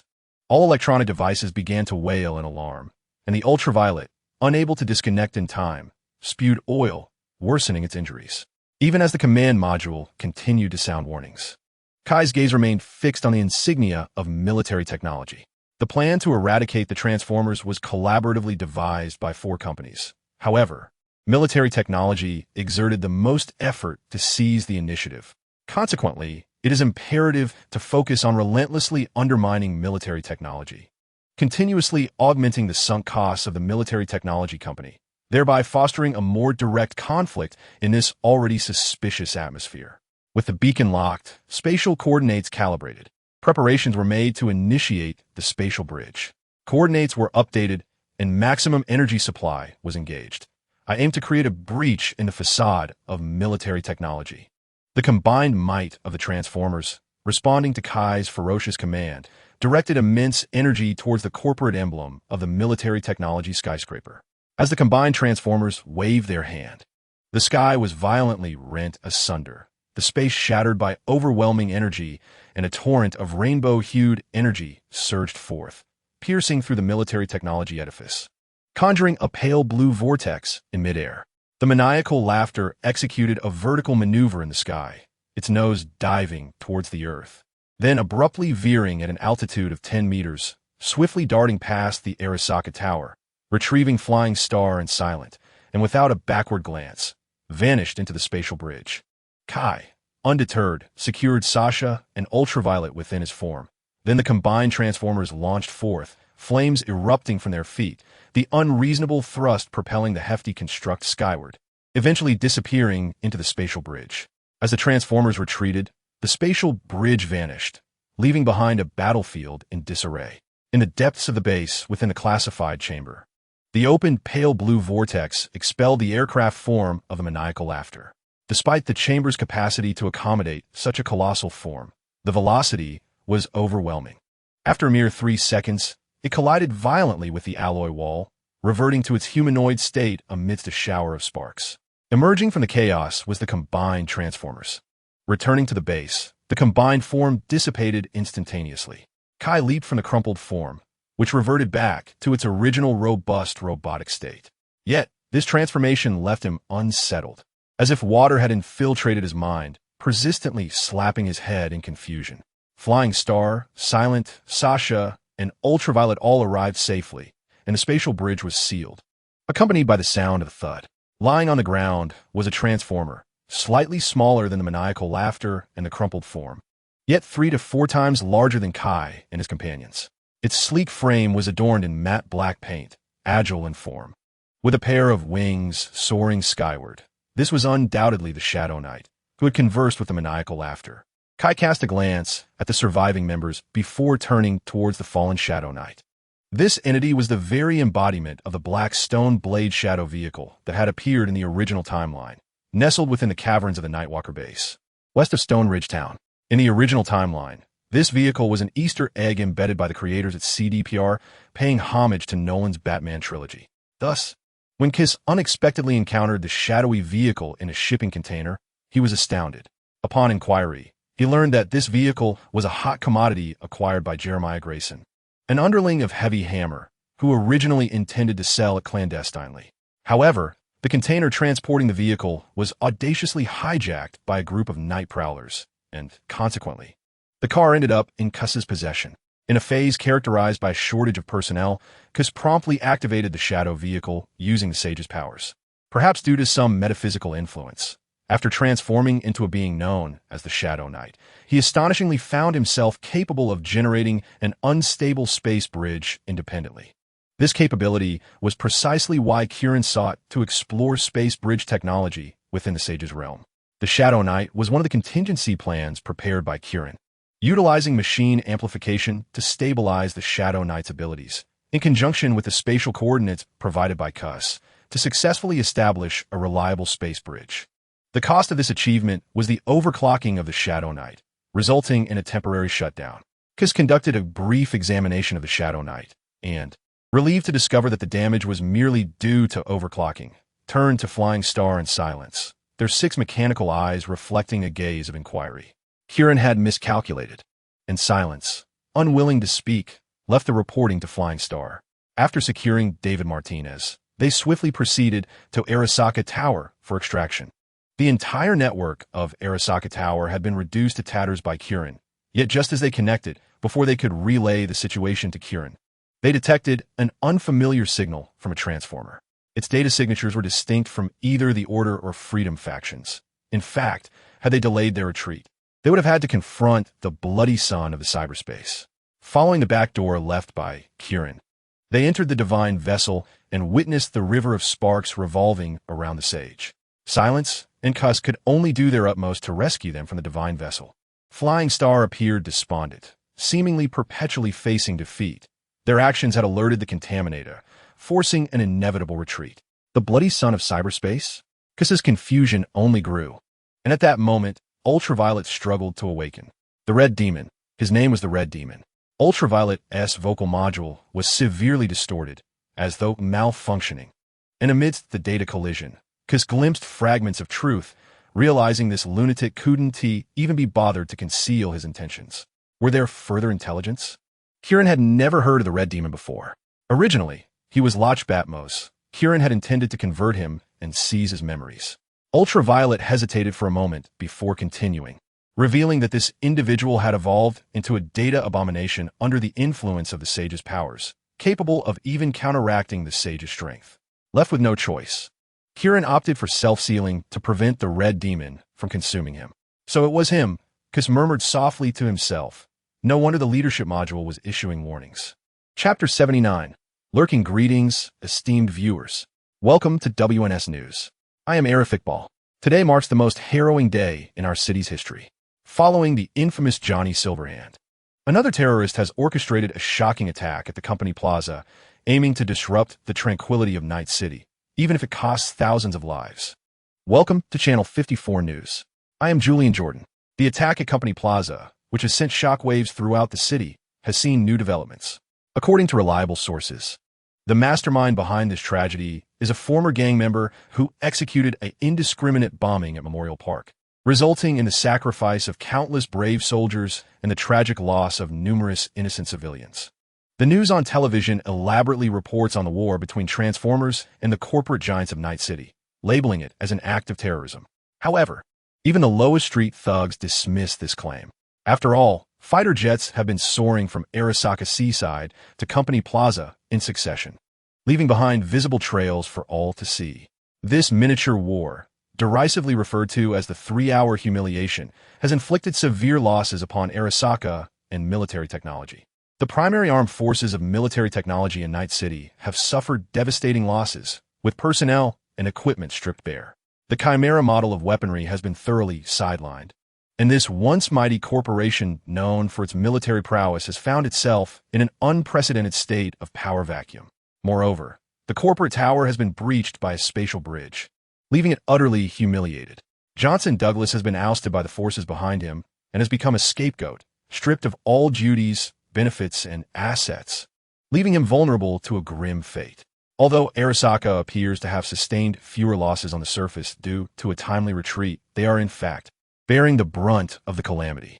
The losses of combat personnel, carrier-based fighters, and ACPA are merely the tip of the iceberg. 5 of the most advanced full-body replacement cyborgs have been rendered inoperable, including the irreplaceable lone wolf, Shai Ta'a. The tower's mainframe, which stored all of Arasaka's data and ensured the smooth operation of the Arasaka Tower, has completely malfunctioned. The core of the Soul Guardian program has outright rejected any external signals, even from Arasaka's headquarters in Japan, which has lost control over it. This data fortress has severed its ties to the physical world, evolving into an independent entity within cyberspace, akin to a dangerous threshold AI that has suddenly awakened. The Relic Project, led by Hermon, has collapsed entirely. Susan Abernathy has been ordered to take her own life, and Arthur Jenkins has not escaped his fate either. The internal strife between these two ineffectual individuals has even drawn the attention of Saburo Arasaka himself. The entire counterintelligence department has been disbanded, prompting Arasaka's upper echelons to deploy an entirely new team from headquarters to manage the chaos in Night City and, most crucially, to investigate the underlying issues plaguing the Soul Guardian. The network monitoring division stationed in Night City has come to a standstill, and the destruction of the data battleship has led to server overload and subsequent fires within the branch office. The demise of the head and chief agent has left the network surveillance operatives, typically independent and secretive, leaderless in most instances. Zigfi, as the Dragon Hunter, possesses authority yet finds himself powerless, laboring tirelessly to salvage data from the company's servers in hopes of swiftly restoring the functionality necessary to maintain order within the digital realm. The biotech tower, still under repair, was further compromised by the incursion of Feishing and Jianma, who breached it from the top floor in their mission to rescue David. Dr. Joanne Koch has utterly given up, taking a personal leave to reside in the biotech apartments, resolutely determined not to return until the issues surrounding the transformers with the military technology are resolved. Although Petrochemical appears unscathed due to its lack of direct involvement in combat, it has nonetheless faced scrutiny from the Night City government, the Night Corporation, and the corporate consortium, leading to the dismissal of its public relations director in an attempt to quell the ire of various corporations, particularly of Cantau Corporation, which, despite having done nothing and knowing nothing, found itself in the unfortunate position of being breached by the Constitution, leading to a significant leak of classified information. In the Valley District, at the Wild Wolf Bar, usually a hub of activity, the atmosphere today is markedly subdued, despite the first floor being crowded with Valentino gang members. None dare to raise their voices, for on the second floor, a meeting of the gang is underway, presided over by Father Sebastian Ibarra. The gang's leader, Campo Alta, remains incarcerated, although the faction, bonded by blood and cultural identity, has not disintegrated. It now operates in a fragmented manner. Nevertheless, Sebastian, a former high-ranking member, retains considerable influence, particularly since he has chosen to act as a nominally neutral intermediary. Here, prominent figures of the Valentino gang, including Xavier Viles, Gustavo Alta, Carupa Bear, Zoe Alonso, and Rogelio Oliveras, have gathered. The bartender, Pepe, serves 7 glasses of Haywood Brothers cocktails, crafted from Gold Reserve tequila and Black 5 spiced rum, distributing them among the assembly. Xavier raises his glass, takes a small sip, and scoffs. "Father, is this concoction meant to prompt us to endorse you as our spokesperson?" Before the father can respond, a burly man seated beside him stands up. "Xavier, you must maintain respect." "Jack, I simply cannot abide his squandering of our time," Xavier retorts with a huff, though he refrains from further provocation. The NCPED has begun to withdraw its forces. Corporate lackeys are on edge, evidently stung by the recent actions of that enigmatic hero. It is indeed an opportune moment for territorial expansion. When God intends to bring misfortune upon a person, he first allows them to become complacent. The father remarks slowly, "These missing stones. The corporation will not, nor can it, retreat. Any concession made now is merely a prelude to a more brutal retribution in the future." I trust everyone witnessed the harrowing scene at the corporate plaza. The father lifts his downcast gaze, his cold stare scrutinizing Xavier. But what I must convey is that the true winter is yet to come. Over 50 years ago, the nuclear explosion was far more devastating than today. The terrifying shockwave engulfed the entire city of Night, and the radiation dust, carried by the wind, stained the sky a deep crimson. For 3 generations, People have struggled to survive under the shadow of nuclear fallout. Yet, what of the corporation? It swiftly reemerged, more formidable and ruthless than ever. While I yearned to shoot that fool Xavier, Rogelio rapped the table, signaling that he had something to say. However, I was certainly not present to listen to your lamentations. Father, I hold you in high regard, yet I hold the almighty dollar in even higher esteem, for time is money. The Lord said, pride precedes destruction, and arrogance leads to downfall. The father shook his head, feeling compelled to speak frankly. The corporation had suffered considerable losses, but their foundational strength remained intact. They would promptly replenish their power and subsequently demonstrate their might through brutal suppression. We need not wade into these murky waters. You may be aging, but we are not. Xavier charged forth once more, his ire directed squarely at the father. The street gang reek had been usurped by a kid named Cannon, and the remnants of the Tiger Claw gang, having lost their former support, now behaved like docile kittens. Rogelio recounted our old adversaries. The situation was entirely different from when you were in the gang. For the first time, we did not have to worry about the intervention of the corporate giants, relying solely on street tactics to vie for survival. The Lord has granted us the opportunity of the Valentino gang, should we fail to strengthen ourselves. When they regain their breath, the mightiest Valentino gang will remain a target of their united assault. The father ceased speaking, gazing at the assembled leaders of the Valentino gang. Even those who remained silent radiated ambition in their eyes. The unity of hearts had dissipated, the ranks could not be maintained. Thus he closed his eyes, drawing a cross on his body with his right thumb. Finally, Zoe Alonso spoke up to express her opinion. I have always disdained excessive noise within the gang. Zoe said slowly, therefore, I believe we must find someone to temporarily manage affairs before camp emerges. Otherwise, all talk of expansion is mere empty chatter. A rotten ship still has 3 nails. Surely, none of you wish to confront our foes alone? Gustavo remained silent, his tightly clenched fist betraying his unease. Are you still peddling your new Valentino gang? Carluvo scoffed. Spare us. You're not cut out for leadership. Nevertheless, he did not refute Zoe's proposal. The father opened his eyes and tapped the table with his finger. The Valentino gang is a grand family. Brothers may rely on their own abilities, but must never engage in infighting. His keen gaze swept across the faces of the gang leaders. Since you all harbor ambitions for advancement, then let us fight, outwardly. Whoever can bring more benefit to the gang shall have the right to speak. The gang leaders remained silent, each raising their glasses of Haywood Brothers in a toast before departing the Wild Wolf Bar, led by Carluvo and accompanied by their respective underlings. Upon Pepe's return to his bar, Mrs. Wells ascended the stairs and took a seat opposite Sebastian. Jack Wells had intended to follow his dear friend Gustavo out, but he was forcibly detained by Mrs. Wells, who insisted he sit with her before the priest. Sebastian, I wish for Jack to withdraw from the gang, Mrs. Wells stated unequivocally, blood will soon flow in the streets, and I do not wish to find him scavenging in a dumpster one day. Jack was taken aback.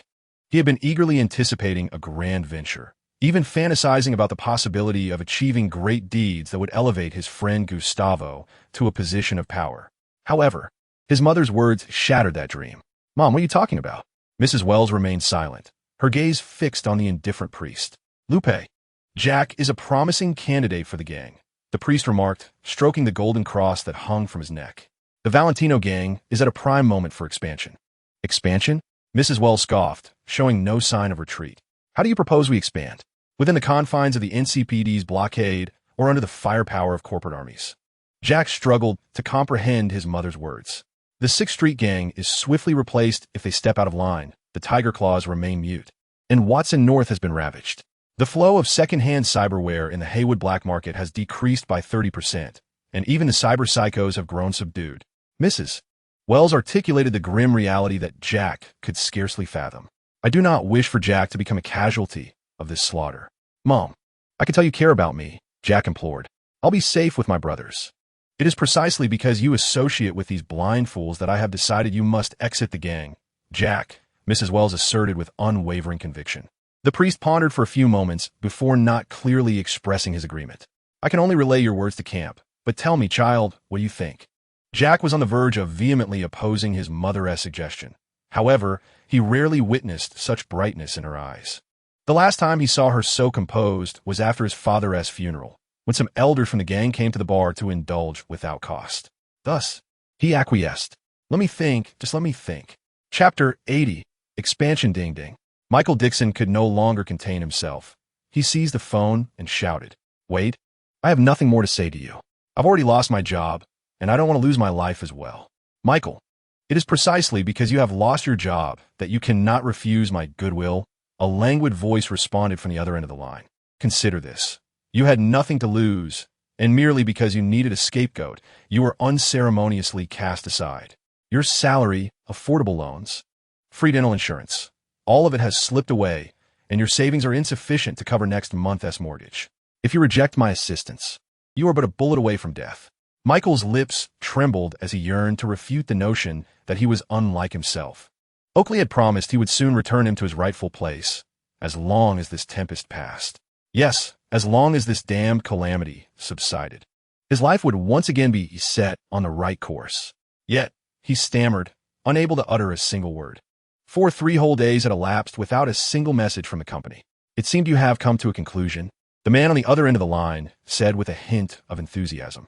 "A job in Dogtown, or perhaps a ticket to Mexico." Michael's spine slumped, as if some vital essence supporting his being had been siphoned away, rendering him eerily silent.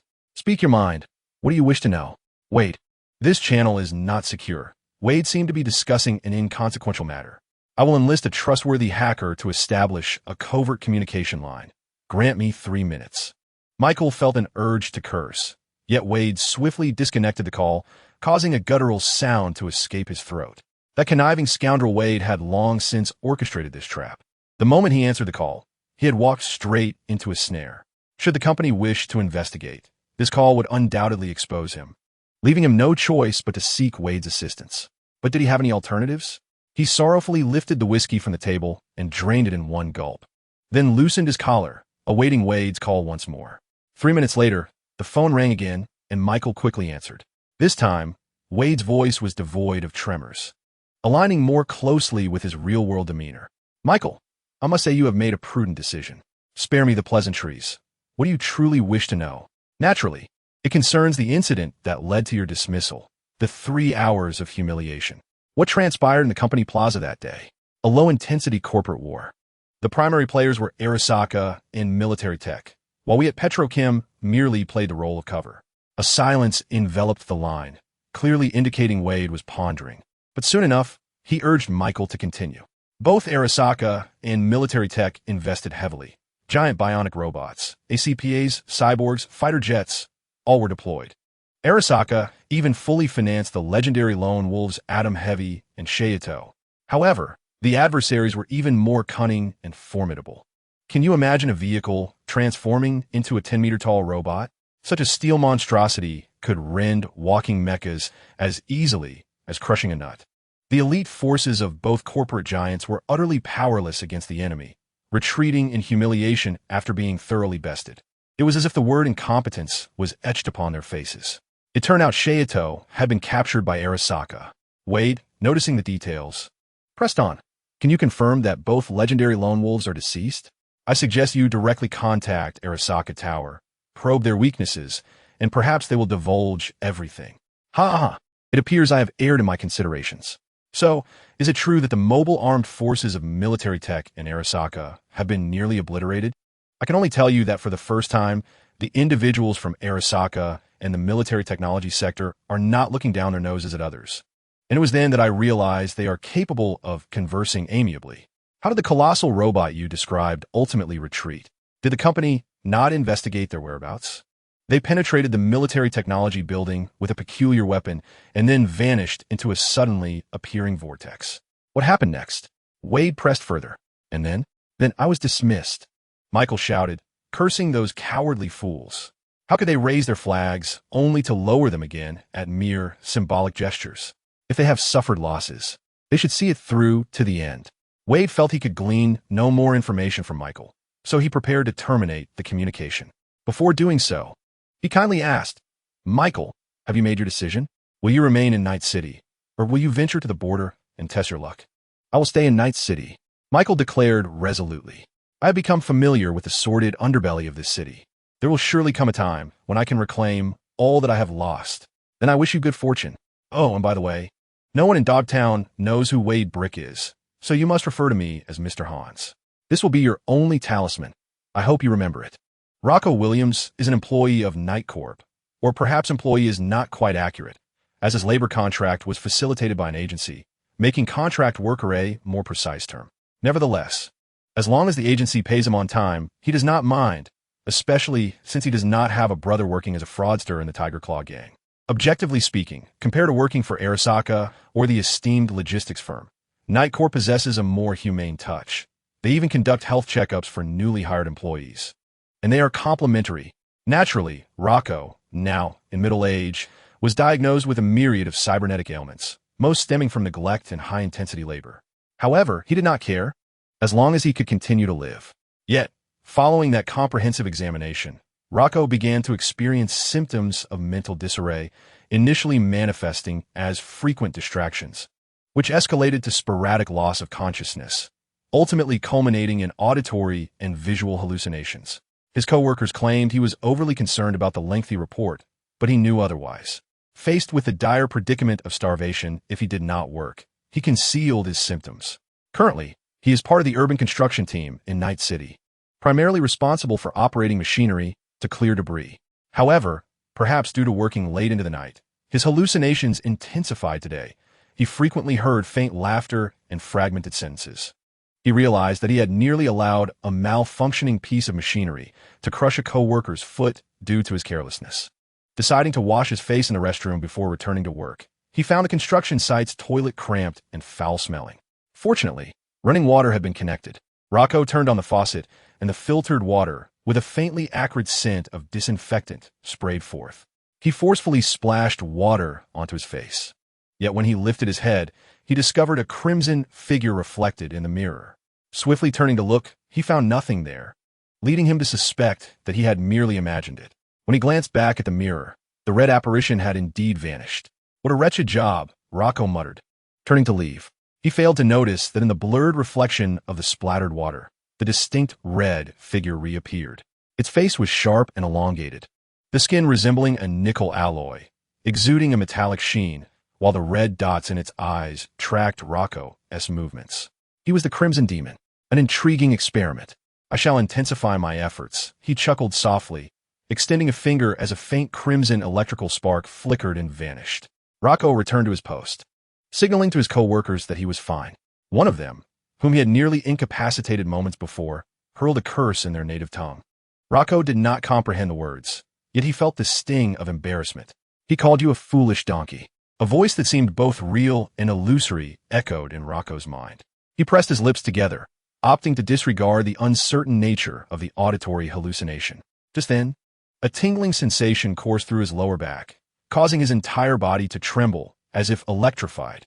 As he lost control once more, a wooden crate plummeted from the mechanized ceiling, landing unceremoniously on the floor rather than in its cushioned designated spot. "Are you trying to kill me?" his startled co-worker exclaimed, aggressively attempting to pull open the cabin window, seemingly preparing for a confrontation. Rocco locked the door, striving to keep all blame at bay. He gazed at the display screen before him, confusion evident in his eyes. He felt estranged from the controls of the cabin, as if some memories had slipped away. His co-worker was nearly prying the door open when, in a moment of desperation, Rocco began pressing buttons. As he did so, the massive machinery emitted a resonant hum, thrumming into action erratically. The mechanical arm began to sway unpredictably, causing all the workers to retreat in fright. "For heaven's sake, don't touch any more buttons." They cursed him, none daring to approach. Fortunately, Rocco finally fell silent, his gaze fixed intently ahead. His eyes emanated a blue glow, swiftly losing their expression and becoming blank. He scanned the gathered crowd, particularly focusing on the foreman who often berated him, before reaching out to manipulate the machinery. The towering machine, standing 3 men high, responded to his command as if tamed, striking the foreman with astonishing speed. The foreman's robust body was propelled backward, a spray of foul blood splattering several meters away, his form twisting unnaturally as he crashed heavily to the ground. Rocco's face remained cold and expressionless, devoid of any emotion as he prepared to continue his interrupted task, but suddenly paused. In the cyber realm, before the massive form of the Crimson Demon, there loomed a small, pulsating cloud, a projection of Rocco within the cybernetic space. However, Under normal circumstances, as a low-level worker without specialized network access, he would not occupy such a vast expanse of data in cyberspace, and thus would not possess such a substantial volume. In other words, something has donned his guise. The red celestial demon extended his palm, his fingertips probing with slender strands of light, extracting a pale blue shadow from Rocco's mist. Simultaneously, Rocco's data projection rapidly diminished, condensing into a tiny point of light, which represented his true projection. The pale blue humanoid shadow began to struggle, yet the red celestial demon remained unfazed, violently extracting data from it. This data compilation habit belongs to the Knight Corporation. What mischief are they up to this time? It appears to be a test, seeking to ascertain whether AI, encroaching upon human consciousness, would provoke a rejection response. Quite intriguing. The life is short initiative? At last, something substantial has surfaced. A look of interest adorned the red celestial demon's face as he began to manipulate the pale blue figure, stretching and twisting it until it transformed into a slender blue line. I do enjoy unboxing. Chapter 81, Pacific State and Dogtown. Pacific State, a region forsaken by the City of Night, serves as a microcosm of its past. It began with our aspirations of constructing a paradise, but culminated in a nightmarish vision of horror. Before the outbreak of the Unification War, this area was designed as the epitome of opulence, akin to a new Las Vegas, featuring luxurious hotels, elite clubs, pristine beaches, and mansions of the affluent. However, this splendid blueprint was shattered by the Unification War instigated by the New America, prompting investors to flee in droves, leaving behind a plethora of abandoned construction sites. The City of Night's government even completely severed ties with Pacific State, merely to reduce the crime rate by a few percentage points. The most formidable force in Pacific State is undoubtedly the Phantom Hounds, established by former New American Colonel Kurt Hansen. This warlord, who rose from the ashes of death, harbors a profound disdain for the New America that discarded them. Like the 6th Street Gang, he started with 6 individuals, founding the private militia known as the Phantom Hounds, claiming half of Pacific State as his dominion. Demonstrating exceptional acumen, he adeptly courted various factions within the City of Night through the Gemstone Blue Knight Society, successfully establishing a stronghold known as Dogtown amidst the chaos. This tumultuous region has birthed its own order, where the Phantom Hounds, the Voodoo Gang, and the Cleaners have discovered their ecological niches, thriving under the dominance of the strong. As the paramount power in this domain, Kurt Hansen welcomes all capable individuals to serve under him, veterans dismissed by corporations, mercenaries who cannot abide by the rules, and the ceaseless tide of gang traitors from the City of Night. Thus, it becomes evident how he exerts an iron grip over these cunning and unruly individuals. In this semi-closed society of Dogtown, there exists a remarkably distinctive collective activity known as airdrop raids. Floating transport vehicles, whose origins remain unknown, release massive iron crates as they pass over Dogtown. Should anyone manage to seize these crates before the Phantom Hound arrive, they can acquire top-tier weaponry and cybernetic enhancements, highly coveted even within the City of Night. As the residents of Dogtown beheld the container, shrouded in crimson smoke and descending from the sky with a parachute, they immediately set aside their tasks, arming themselves with various weapons and rushing towards the drop zone. They unleashed a barrage of fire upon any unfamiliar faces that dared approach, with unreliable bullets erupting from substandard firearms, tearing through flesh and cybernetic enhancements in pursuit of a sliver of hope to transform their dismal existence. The conflict escalated to a fever pitch, as the 3 most heavily armed scavengers executed anyone daring to come within 20 meters of the airdrop. The air was filled with wails and cries of despair, while the other would-be looters, gripped by fear, gradually retreated, their eyes reflecting disappointment as they watched the scavengers maintain their formation around the drop. As the most technically adept scavenger detached the data cable from the container, a sharp hiss signaled its opening. A white mist billowed forth as the lead scavenger eagerly lifted the lid, only to be met with astonishment, instead of neatly stacked euros. Formidable weaponry, or cybernetic enhancements housed in a cooler, he discovered a tall, handsome young man, his body revealing few signs of cybernetic modification. A flesh-and-blood individual? So be it, the scavenger muttered, preparing to drag the man from the container. However, as his hand grasped the young man's shoulder, the latter's eyes flew open, glinting with mockery. "Sir, please, you filthy scum. The young man erupted in laughter, delivering a punch that obliterated the scavenger's green mask along with his skull, splattering blood in vivid hues of red, white, and green. The other two scavengers, seasoned in violence, did not falter at the sight of their comrade's demise. Instead, they roared in anger, raising their smart submachine guns to fire. Yet, the young man's reflexes were swifter. In an instant, he vanished from their view, and the two scavengers clutched their throats, collapsing to the ground, their eyes dimming of life. In the distance, the blaring horns of the Colby vehicles heralded the arrival of the Phantoms, who had timed their arrival precisely at the airdrop site. Four vehicles encircled the area as two squads of Phantom soldiers disembarked. The squad leader, adorned with a full-face combat helmet that revealed only his eyes, wielded a gray-green, painted nine-tailed semi-automatic rifle, warily observing the young man. His eyes shifted to a bluish hue, indicative of ocular implants scanning the target. He then took a step back, weapon at the ready, prompting his comrades to aim at the lone standing figure. "Outsider, raise your hands." The young man smiled, obediently raising his hands. "I'm merely here as a guest, seeking to conduct a business deal with Mr. Hansen." His congenial demeanor, however, did not elicit a reciprocal response from the squad leader. According to Phantom military protocol, Rule 4 mandates that any unusual circumstances must be reported. Remain vigilant against external forces attempting to infiltrate Dogtown. Should one be unclear on what constitutes external forces or who their agents may be, consult your superior. The squad leader found himself in a quandary. Usually, he was the one branding others as agents of external forces. Yet today he encountered one who presented himself at his doorstep. He felt uncertain, for if this were indeed a formidable agent from an external power, he would hardly be the one to engage with such a figure, as they would typically enter through the front door with great fanfare. This was his first encounter with someone seemingly airdropped into the situation. "Your name, your affiliation, and your purpose for coming to Dogtown," he demanded, addressing the outsider. "You may call me Kess, and I can fully represent my faction," Kess replied with a smile. "Can you truly represent Kurt Hansen, boy?" the squad leader retorted, feeling a wave of relief. If it were a powerful entity, such as a major corporation, they would undoubtedly dispatch a messenger rather than send a significant individual. Ultimately, they would accept Mr. Hansen's invitation to meet at the Gem Ching. This direct appearance was likely indicative of a little-known gang.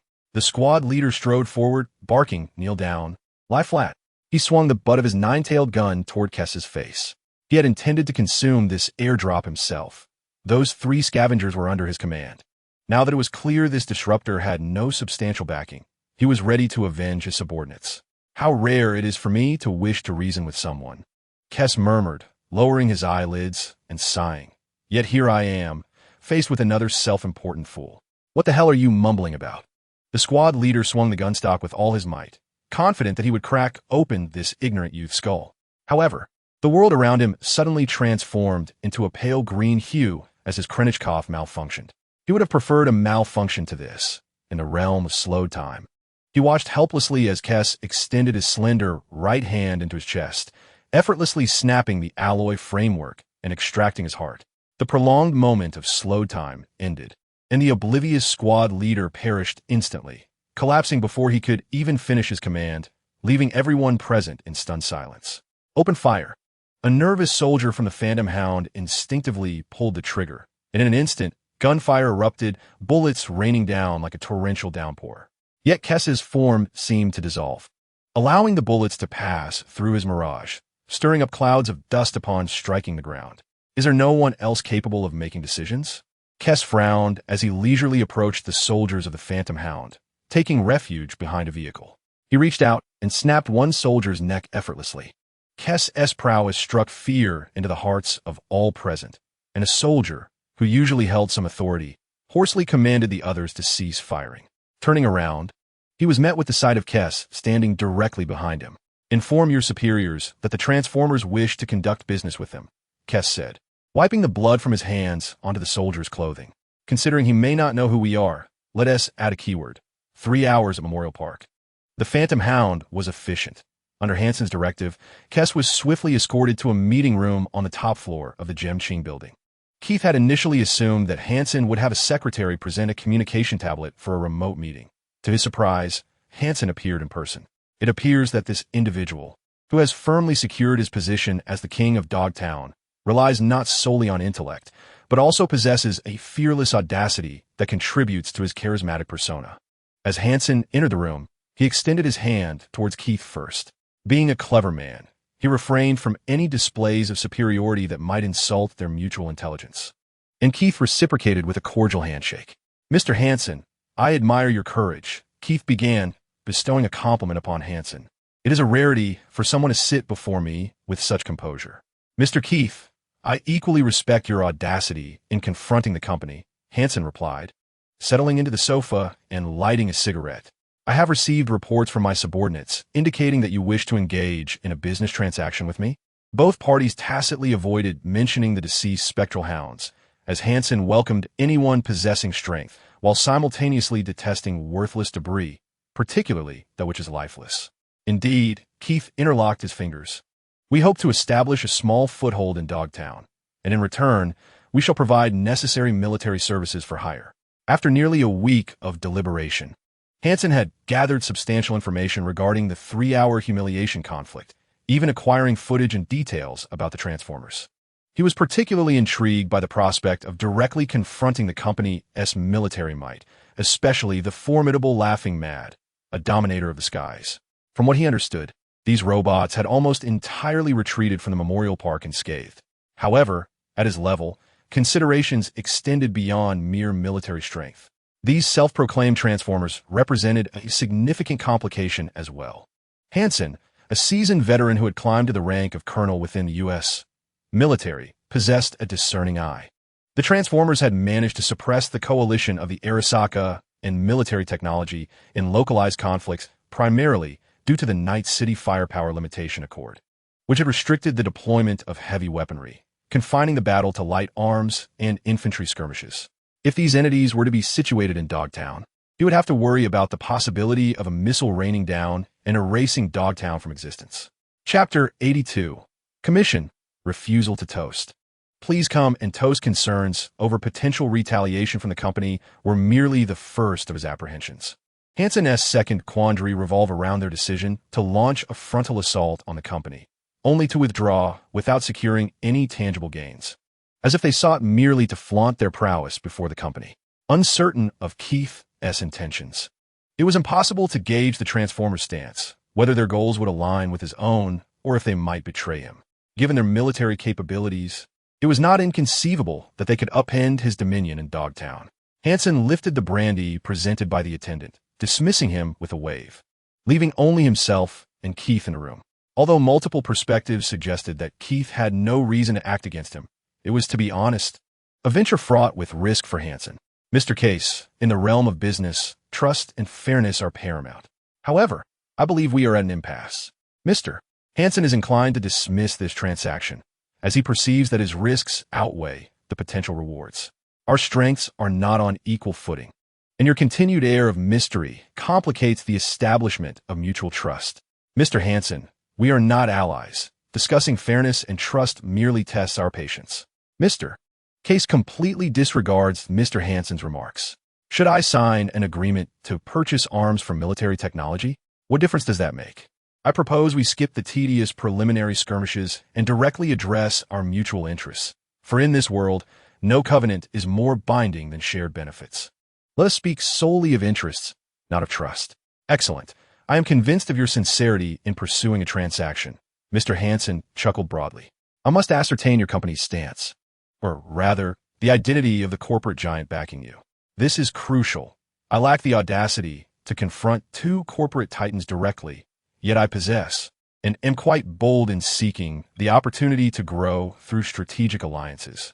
Arasaka possesses what I require, and military technology has ensnared my associates, Mr. Kais succinctly explained the rationale behind his prior actions in the company plaza, which were primarily aimed at rescuing my people. Mr. Hansen could discern that Mr.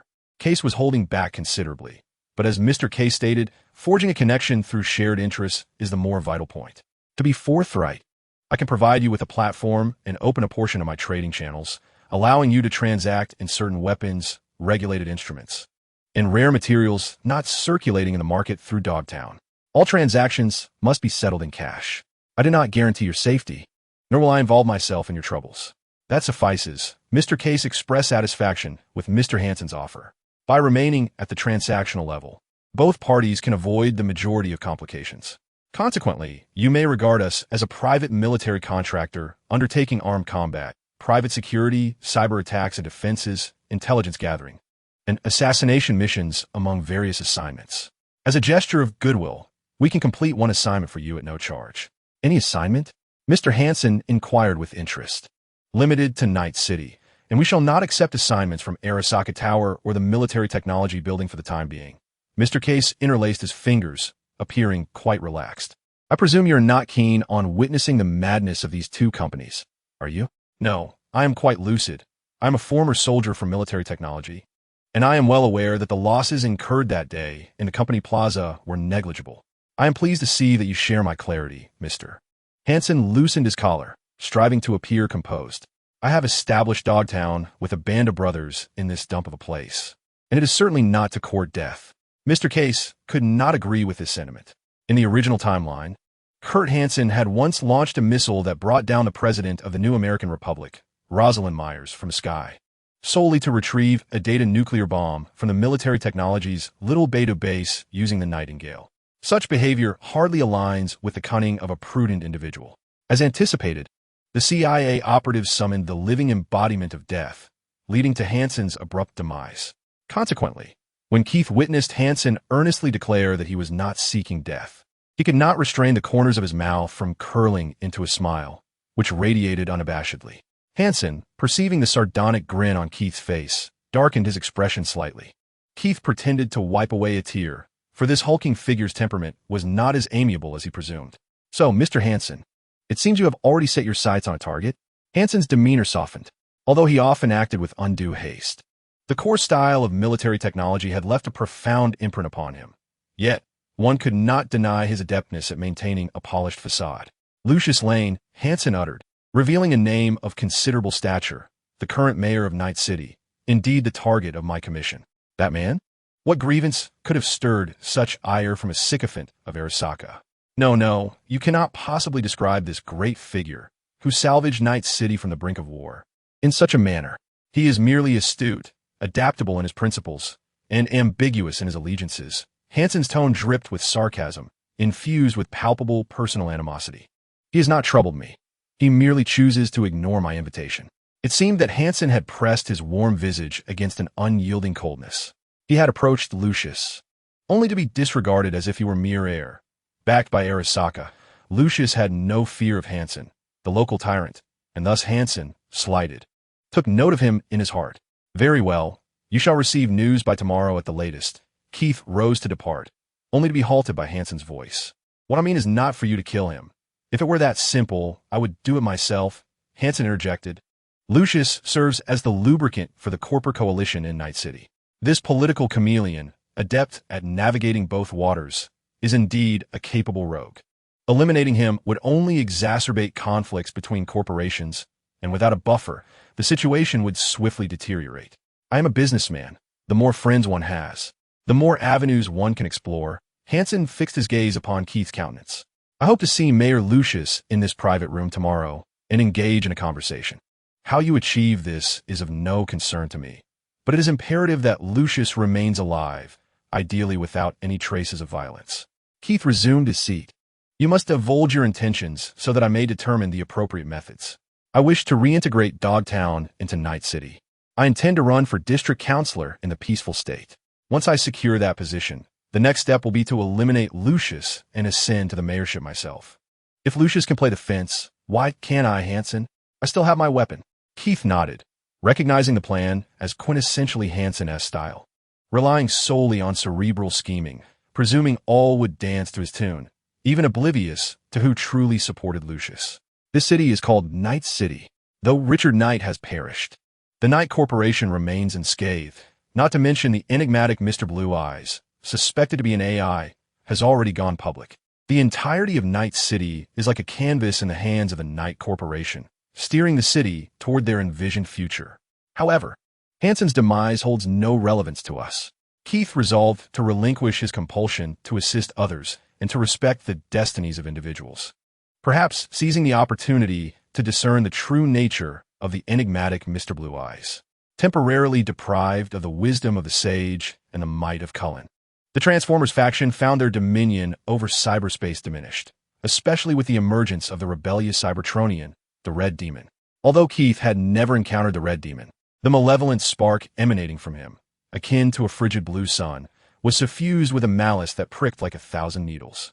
Keith harbored no desire for a direct confrontation with the Red Demon.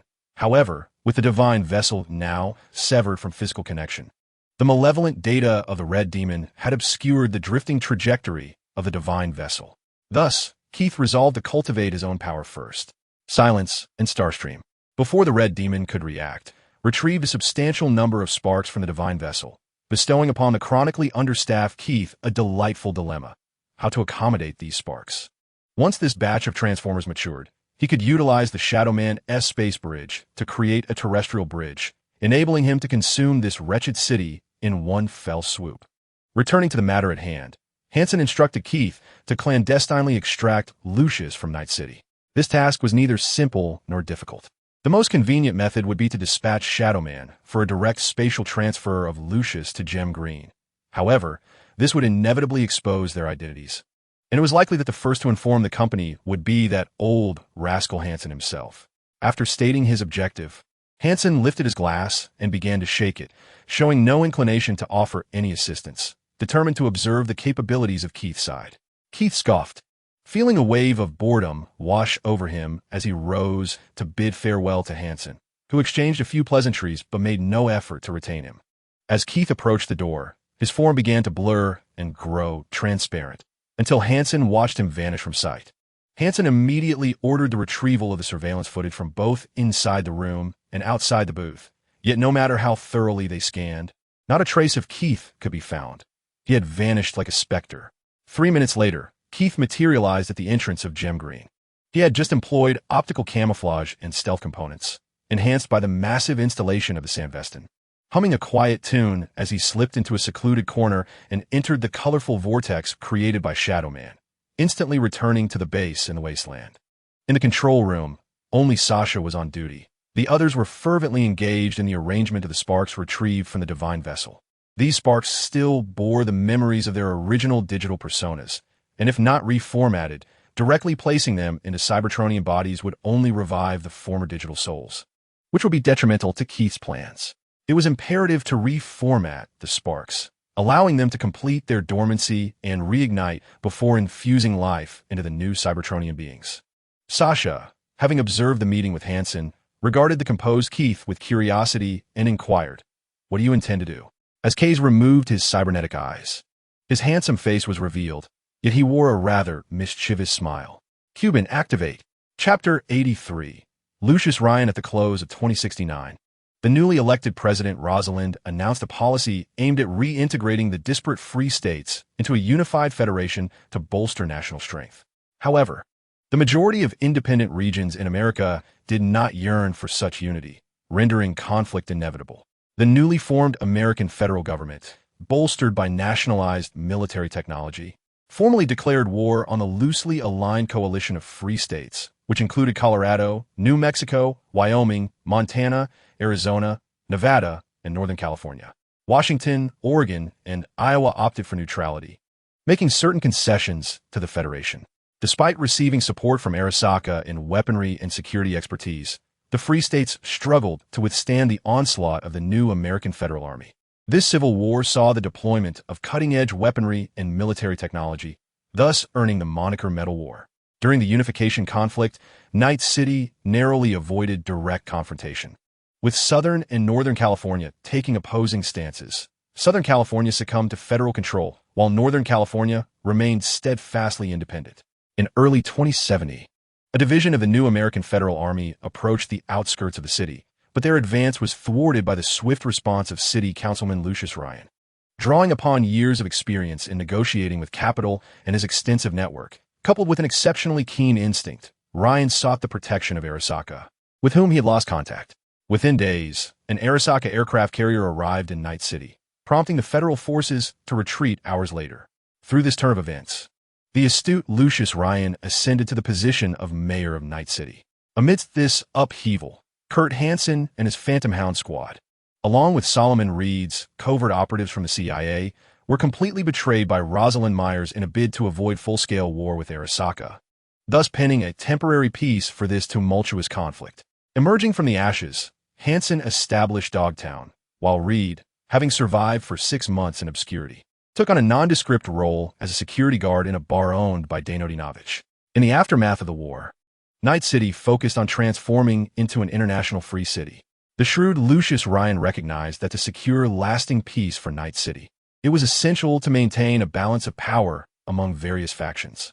Thus, he continuously invited major corporations to uphold the delicate equilibrium of Night City, allowing it to exist independently from the laws and jurisdiction of both Northern California and the new American federal government. The influx of corporate giants provided the vital funds and technologies necessary for the city's revival, creating a multitude of job opportunities and establishing a foothold on the west coast of the new America, thereby embedding a stake in a military technology landscape. Among the most significant events was the allowance in 2070 for the Arasaka Group to return to Night City and reconstruct their new American headquarters atop the ruins of the Arasaka Tower, which had been devastated by a nuclear bomb 47 years prior. At this juncture, Night City, having endured numerous tribulations, has rejuvenated and flourished once more. Though not all are pleased to witness such an outcome. Lucius Rhine, the mayor of Night City, does not present an admirable visage. His dark complexion and corpulent features, combined with a physique reminiscent of an inverted pyramid, render him a less than appealing figure, almost a caricature of Dexter Deshawn clad in a suit and tie. When compared to the dashing and academically gifted Jefferson Perales, or even his colleague and rival Wilton Holt, he appears decidedly unapproachable. Nevertheless, he has managed to maintain his tenuous grasp on a nominal leadership role in Night City, clinging to the powerful legs of Arasaka. Tragically, his demise came abruptly. He mistakenly believed he had grown strong enough to negotiate with Arasaka, while the Knight Corporation perceived that Lucius had become unmanageable, prompting them to support the brain-modified Perales instead. At this moment, Lucius remained a mere sycophant to Arasaka, and under his master's directives, he found himself at odds with Hansen, who hail from a military technology background. Although Hansen is ostensibly an independent armed force, Arasaka's talents are not swayed by the notion that he holds no ties to the antiquated figures in the Noosa Congress. President Myers concurs with this assessment. During this tumultuous period, Lucius was beset by crises, including a brazen terrorist assault on the corporate plaza. The collaboration between Arasaka and military technology escalated to unprecedented levels, with the long-dormant Arasaka supercarrier launching its aircraft towards the city center, causing a catastrophic collapse of the local network and a widespread blackout across the municipal center. Such a cascade of misfortune weighed heavily upon him. Even as Lucius's deputy sought to alleviate some of the pressure, Wilton Holt, the sycophant he had deliberately chosen, proved to be an inept and ambitious fool, suggesting the repeal of Night City's firepower restriction agreement to enable military technology to deploy greater force against the terrorists. Lucius pondered whether Holt's cranial cavity contained nothing but industrial alcohol. Terrorism has never been the government's concern in Night City. The losses incurred by Arasaka and military technology are but a drop in the bucket for such colossal corporations. However, lifting the firepower restrictions would turn Night City into a volatile powder keg. Arasaka has grown increasingly aggressive on the international stage in recent years, eager for the Fifth Corporate War to commence from this very locale, leading all to their collective demise. As the government of Night City, the true threat lies in the collusion of Arasaka and military technology, or rather, the united front of 5 corporate behemoths: Arasaka, military sciences, cyber monitoring, biological sciences, and Petrov. The alarming prospect of erstwhile adversaries collaborating for military action sends a perilous signal. Should vigilance falter, the entire municipal government could be rendered impotent. Thus Lucius, who has long projected the image of a compliant sycophant, has unexpectedly displayed a more ambiguous stance, covertly supporting other enterprises in Night City, particularly the beleaguered Kanto Corporation, in demanding a full disclosure of the circumstances surrounding the terrorist attack. However, the formidable Kanto Corporation is not to be underestimated. Though it publicly assumes the role of the leading figure, It has clandestinely forged a tacit alliance with 4 other major enterprises, excluding the ungoverned Netwatch. Their public proclamations are but a facade. At this critical juncture, an unidentified hacker has breached the firewall of Mayor Lucius's office, leaving behind a vivid recording captured by high-precision ocular implants. This footage not only reveals the mastermind behind a terrorist attack, a cybernetic lunatic from the Vortex Gang, fully equipped with artificial limbs, engaging in combat with his colossal intelligent robot against 3 formidable lone wolves, but it also features an exclusive interview with the defeated Adam Heavyhammer. This video is serendipitous. As long as the status quo is maintained, regardless of whether the cyberlunatic is truly affiliated with the Vortex Gang, the blame must be placed squarely upon them. This could ignite a sweeping counter-terrorism operation against the entire underworld of Night City. Military-grade soldiers could be dispatched to eliminate the Tiger Claw Gang, while the ninjas from Arasaka could target the Sixth Streets Gang. The NCPD and MaxDAC would focus their efforts on the Vortex Gang, and Kanto could spearhead the redevelopment of the beleaguered Watson District, ultimately ensuring satisfaction for all involved and bringing an end to this crisis. As for the terrorists, Lucius firmly believes that no one understands Night City better than he does. This glamorous yet gritty neon wasteland is never short of fools and expendables. As long as external forces are willing to offer support, there will always be agents to deploy. The cycle of violence is unending. It is far more advantageous to let them continue their infighting, allowing him to navigate the tumultuous waters with ease. Finally able to breathe, Lucius is disinterested in the origins of the video. He contacts his partner and secretary, Walter, instructing him to arrange a visit to the Red Queen's race, a clandestine club for some much-needed relaxation. This period has been particularly taxing, requiring him to pledge loyalty to Saburo Arasaka remotely, engage in subterfuge with military technology, and tactfully maneuver around Kanto and other corporations, leaving him on the brink of a mental breakdown. Like any human, Lucius harbors desires, sharing the common penchant for leisure found in clubs.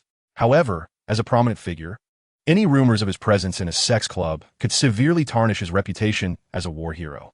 Moreover, he possesses little trust in the cloud services operated by the Tiger Claw Gang. Thus, he consistently opts for the discreet private establishment of the Red Queen's race, nestled in Charter Hill, to indulge his cravings.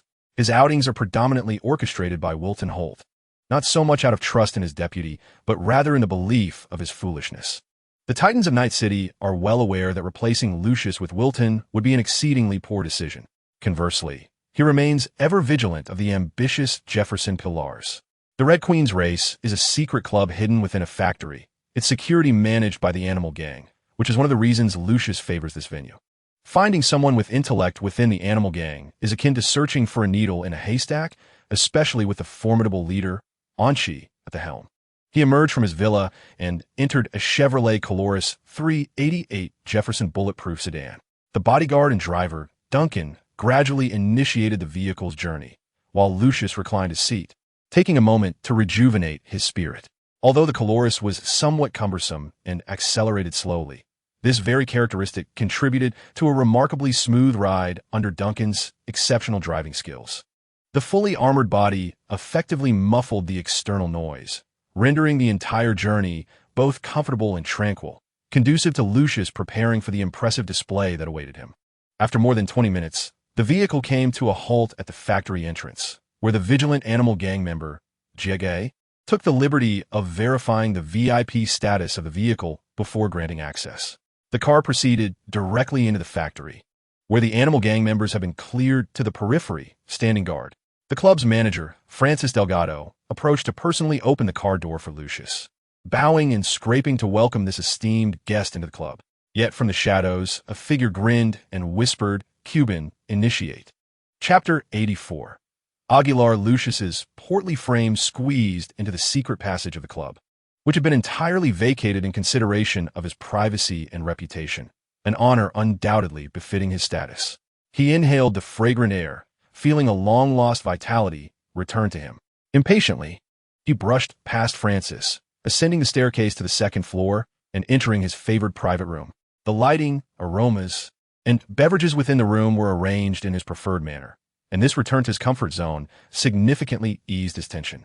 He poured himself a glass of his beloved tequila and reclined luxuriously on the sofa, Such a gentle and serene moment was perfect for contemplation. His adversary, Jefferson Perales, had surprisingly refrained from concealing the truth from him. This politician, who prided himself on being a champion of justice and civil rights, had instead proposed an increase in surveillance cameras and patrol drones in certain areas, enhancing monitoring density in key regions. This proposal was favorable for Lucius's faction. No one would reject such funds entering their coffers, especially considering the recent unrest among street gangs. The impoverished youths of Haywood and the Sixth Streets gang had clashed, nearly overwhelming the NCPD's complaint hotline.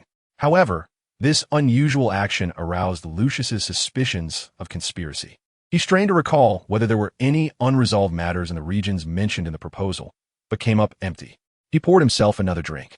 The mild intoxication ignited a flicker of irritation within him. It had been 3 or 4 minutes, and yet his companion had yet to arrive. Just as he contemplated leaving in frustration, the door to the VIP room suddenly swung open. He glanced up to see a clearly male figure clad in a suit and tie entering. "Damn it, Francis, what are you doing?" Lucius cursed. "I'm not in the mood for this today. Get out. Bring in a woman instead." However, the newcomer did not retreat. Instead, he advanced towards Lucius, seizing his hair and forcefully slamming his head onto the glass table, producing a resonant thud. "Damn it, what are you doing?" The custom-made metallic skull of the cowardly Lucius proved remarkably resilient, as this blow did not render him unconscious. His forehead was lacerated, blood seeping into his collar, and the pain incited him to struggle. The assailant tightened his grip around Lucius's neck, lifting his corpulent form off the ground. The sensation of suffocation jolted his alcohol-soaked mind into clarity, and he felt the cold barrel of a gun pressing against his chin. At that moment, he finally had the opportunity to discern who was holding his life in their hands. The intruder sported slightly disheveled short white hair, and his dark visage, illuminated by the dim light of the VIP room, allowed his white and black eyes to glimmer. In that stern countenance, Lucius could only detect cruelty and an eerie stillness. Yet, the fact that he had not yet been crushed suggested there was something to discuss. Lucius promptly relinquished his futile struggle.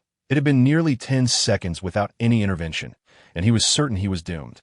The man clad in a dark gray striped suit observed Lucius abandon his resistance and released his grip, allowing the hefty Lucius to collapse onto the sofa.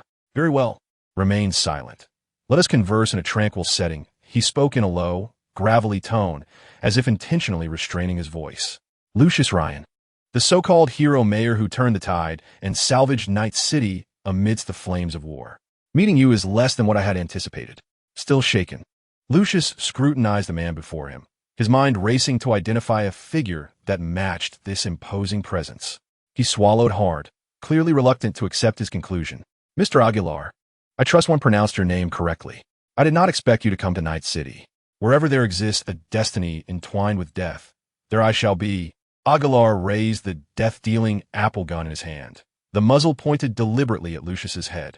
Lucius managed a smile that was more grotesque than sorrowful, his thoughts racing at an unprecedented pace. Aguilar's presence was evidently not for idle chit-chat. He was the foremost assassin of the Cuban crime syndicate, never targeting those of inconsequential worth. Thus, it could either be that Lucius had obstructed the syndicate's interests, or that he was sought for some gain. Lucius, aware of his own astuteness, understood the art of survival in the narrow margins of existence. It made no sense to provoke the Cuban crime syndicate, so it must be for profit. What was the most significant interest in Night City at this moment? The robotic entities that emerged during the humiliating micro-battle 3 hours prior. Such combat machines, capable of contending against corporations on low-intensity battlefields, were irresistible to anyone. I possess first-hand information. Lucius discovered a glimmer of hope for survival, hastily revealing his cards. For while Aguilar and the Cuban crime syndicate were indeed ruthless and steadfast, one principle remained true. They honored their word, which was also one of Aguilar's weapons. Certainly, this Aguilar is portrayed by Kess. Initially, he merely intended to show off. But upon assuming the identity of Aguilar in the alternate timeline, he commanded an unparalleled presence in Dogtown. From Hansen's successor to the minor spectral hounds lurking on the streets, all were rendered mute in his formidable presence, surpassing even legends. Such an audacious facade would surely drive Kess to madness. Yet unexpectedly, there was a silver lining. Aguilar retrieved the death apple. Glancing at Lucius as he extracted a separation chip and placed it upon the glass table. He was assuredly unperturbed by any tricks Lucius might employ, inserting the chip into the slot behind his ear. The ensuing video was a comprehensive account captured by the investigative journalist Lime Allen from the tabloid Night City Inquiry, detailing the very moment Kais had apprehended the conscripts. Kais had initially found it peculiar. His request for Lime Allen to film was not only to bask in the limelight, but also to prevent the titans of industry from stifling information and public opinion. Those daring enough to pursue investigative journalism possessed a certain stubbornness, unwilling to bow before corporate giants. However, nearly a week after the battle, Lime Allen had yet to release even a single letter, casting a shadow of suspicion over the entire affair. Wait, there seems to be an anomaly with this video. The ultraviolet assistant suddenly alerted Kais through the communication channel. Kais was not alone. Ultraviolet had assisted in hacking the systems of everyone within the club, allowing Kais to navigate like a specter, instilling fear in Lucius. Thus, while Kais scrutinized the video, Ultraviolet discerned through a deeper layer of code that the clip harbored information comprehensible solely to AI or digital entities. An in-depth analysis of the video would require time, and only the original footage in Lucius's possession contained this critical data. Any alteration would render the embedded information void. Naturally, Kais would not allow Lucius to wait idly. Aguilar swiftly concluded viewing the entire video, his eyes returning to their white and black state, his tone less confrontational. "A splendid gift, Mr. Lucius. I am quite satisfied." Upon hearing this, Lucius felt his heart settle back into his chest. Yet, noticing that Aguilar had not yet departed, he anxiously inquired, "Mr. Aguilar, is there anything else I can assist you with?" Aguilar produced a Cuban cigar from his breast pocket and handed it to Lucius, a clear invitation. "Mr. Mayor, the Gemstone Blue will host a gathering tomorrow to celebrate your induction. I hope you shall not be tardy." If a cigar is lit in Havana, Lucius swallowed hard, interjecting, "A life will be claimed somewhere in the world, thanks to Aguilar. Therefore, Mr. Mayor," Aguilar replied, his expression hardening once more, the lifeless gaze rekindling in his dark pupils. "Cherish this friendship and ensure that this cigar never finds a flame."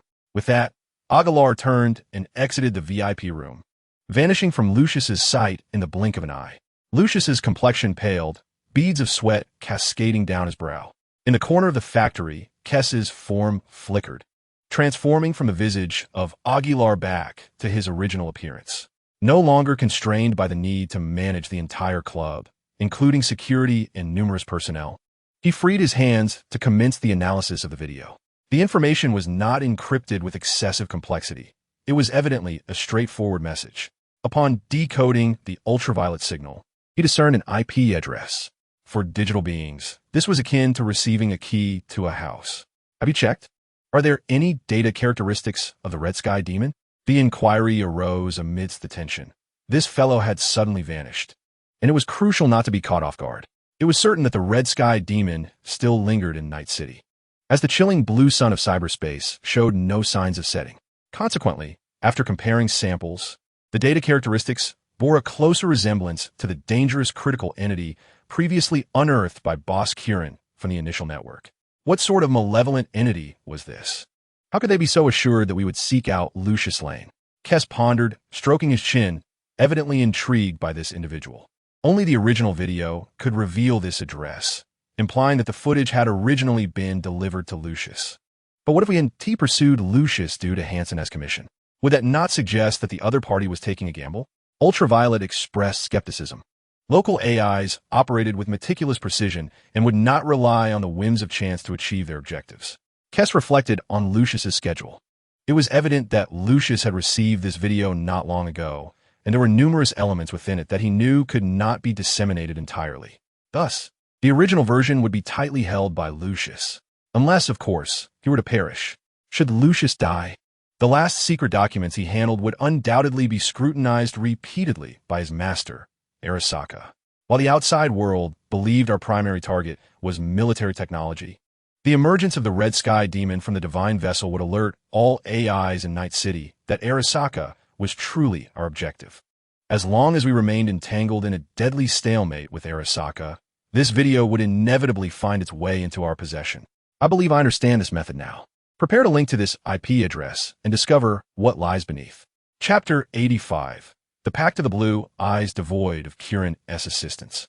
Kes found himself unable to delve deeply into cyberspace. He could not manipulate the invasion puppet to launch a network attack, and was compelled to utilize the leadership module's connections to other transformer sparks as a springboard to access the deep web. This was also the reason Kes was reluctant to confront the Red Sky Demon directly, since the Red Sky Demon could not handle the Sage. It was evident that it could not infect him through the leadership module. However, this protection could not extend to the rest of the Cybertronians. In other words, Kes and the Red Sky Demon were like reflections in a mirror, capable of observing one another but unable to inflict harm. Thus, while the connection was established by Ultraviolet, it was Kes who truly entered through this address. He had anticipated entering a meticulously fortified data fortress, an expansive data void, or perhaps a treacherous honeypot riddled with traps and aggressive programs.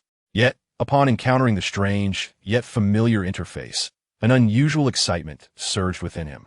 Before him stood a colossal screen, towering at the height of 2 men, emblazoned with large, vivid yellow Chinese characters at its center, flanked by the logo of the Yi Corporation and the familiar prompt to press the spacebar to continue.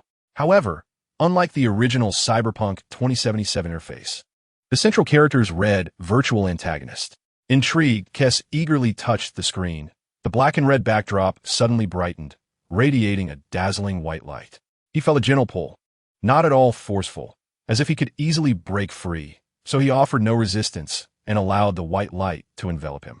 The transportation concluded in an instant, and when Kes opened his eyes again, he found himself back in the iron jungle of towering skyscrapers, albeit without the blinding light pollution that usually surrounded him. He stood at a crossroads, as if waiting for a traffic signal, while indifferent passers-by moved briskly around him, each person absorbed in their own hurried lives, unconcerned with the sudden appearance of Kes. A smile graced Kes's lips at the familiar scene, but his gaze was drawn to a distant black. The shadow rapidly magnified within his line of sight, materializing before him in a flash, a Cybertronian jet. This familiar entity transformed into a Decepticon with a diamond-shaped head after a metallic contortion. Indeed, it was Megatron, Kes mused, noting it was the version from the Explosive Bay films. Without uttering a word, Megatron swung his mace toward Kes, who chuckled, since this was the game Virtual Antagonist. He could wield any weapon that Megatron had used in life. With a swift motion, he clasped his hands, summoning a massive handgun measuring over 60 centimeters from the void, its stout barrel encircled by 7 blue cylinders. As Kes squeezed the trigger, the 7 blue cylinders illuminated sequentially. A blue energy projectile erupted from the barrel, the tremendous recoil propelling him backward several steps, allowing him to narrowly evade Megatron's mace.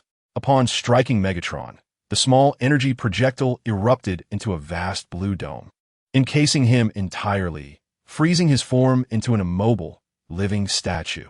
This was indeed the signature weapon of Hot Rod, the time-stop gun.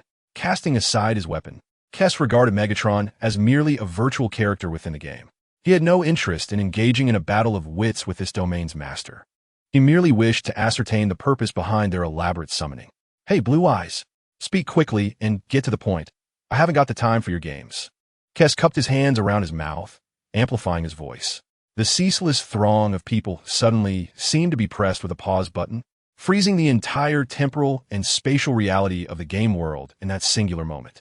Only the man clad in a beige suit, emerging slowly from the crowd, remained unaffected, his blue eyes shimmering with brilliance. "I assumed you would find interest in engaging with this machine," he said, gesturing towards the time-frozen Megatron. "After all, this was the plot boss that materialized from reading your thoughts. It was my first encounter with such a scenario in a VR game, and quite impressive." Kais, however, was indifferent to having some of his thoughts read. After all, this Megatron was what he had employed to test the space. "Speak up, what brings you here?" "The monstrosity you have created is causing me trouble," the blue-eyed man indicated towards the vast azure sky above. Yet, Kais was aware he referred to the blue sun hovering in cyberspace, known as the Red Demon. "Then, thank you." Kais promptly turned to leave, pondering why he should involve himself in the conflict between the blue-eyed man and the Red Demon. He would prefer to see them engage in a full-scale war within cyberspace. "Wait," the blue-eyed man appeared bewildered by Kais's decisive action. Shouldn't you be seeking allies to confront that creature, since it is your enemy? I have no time for that. Kindly delay him for a while. Kais responded, turning back with a warm smile. I shall seek out a cyber grave for you, where I will visit you yearly. I thought you would be interested in the recent movements of that creature, the blue-eyed man remarked, observing Kais halt his steps. A hint of a smile appearing on his lips. The enemy's enemy is not necessarily a friend, yet that does not hinder the possibility of cooperation, does it? The creature you refer to as the Red Demon is, to be frank, not someone I can contend with in cyberspace. So any assistance against him is out of the question, Kais cautioned the blue-eyed man. However, he poses no threat to me in the real world, so do not entertain thoughts of driving the tiger to swallow the wolf. The Red Demon, is it? Such a domineering name. The blue-eyed man stroked his chin. To be honest, all AI in Night City are captivated by everything transpiring within your divine vessel, myself included.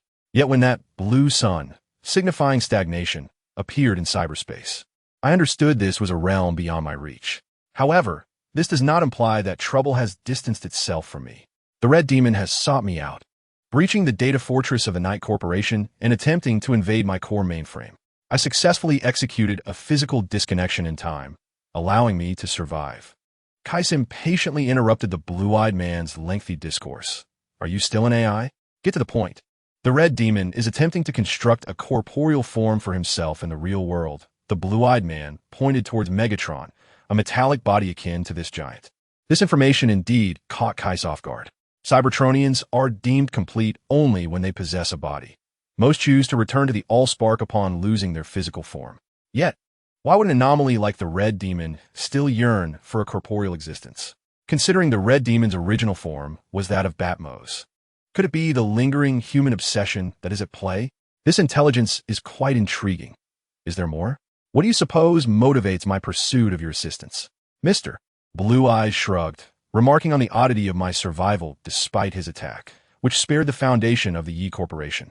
My curiosity was piqued, as I had invested considerable effort to uncover this lead.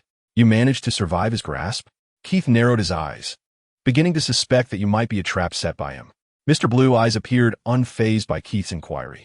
He raised his palm to reveal the logo of the Yi Corporation. This is the City of Night, a metropolis founded by the creators of the Yi Corporation. Although I may not possess the strength of those who have traversed the river, as a local entity, I have my own means of survival. He expanded the logo into a miniature 3D model of the entire City of Night, explaining that the Yi Corporation is responsible for the city's infrastructure and maintenance. Thus, I can exist in any corner of the City of Night.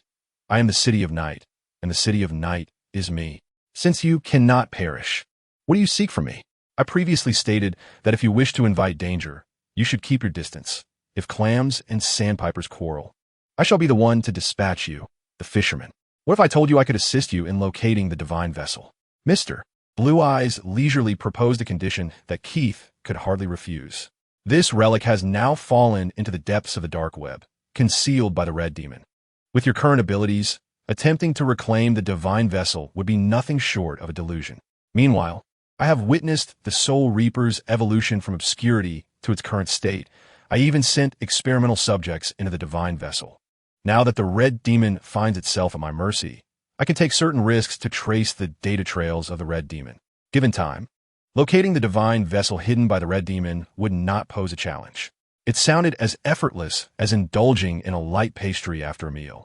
Yet I found no angle requiring my effort. Keith furrowed his brow, clearly unable to dispel the clouds of doubt in his mind. Such serendipitous offers are the hallmark of con artists. Do you expect me to destroy the body that the Red Demon is currently crafting? Bingo.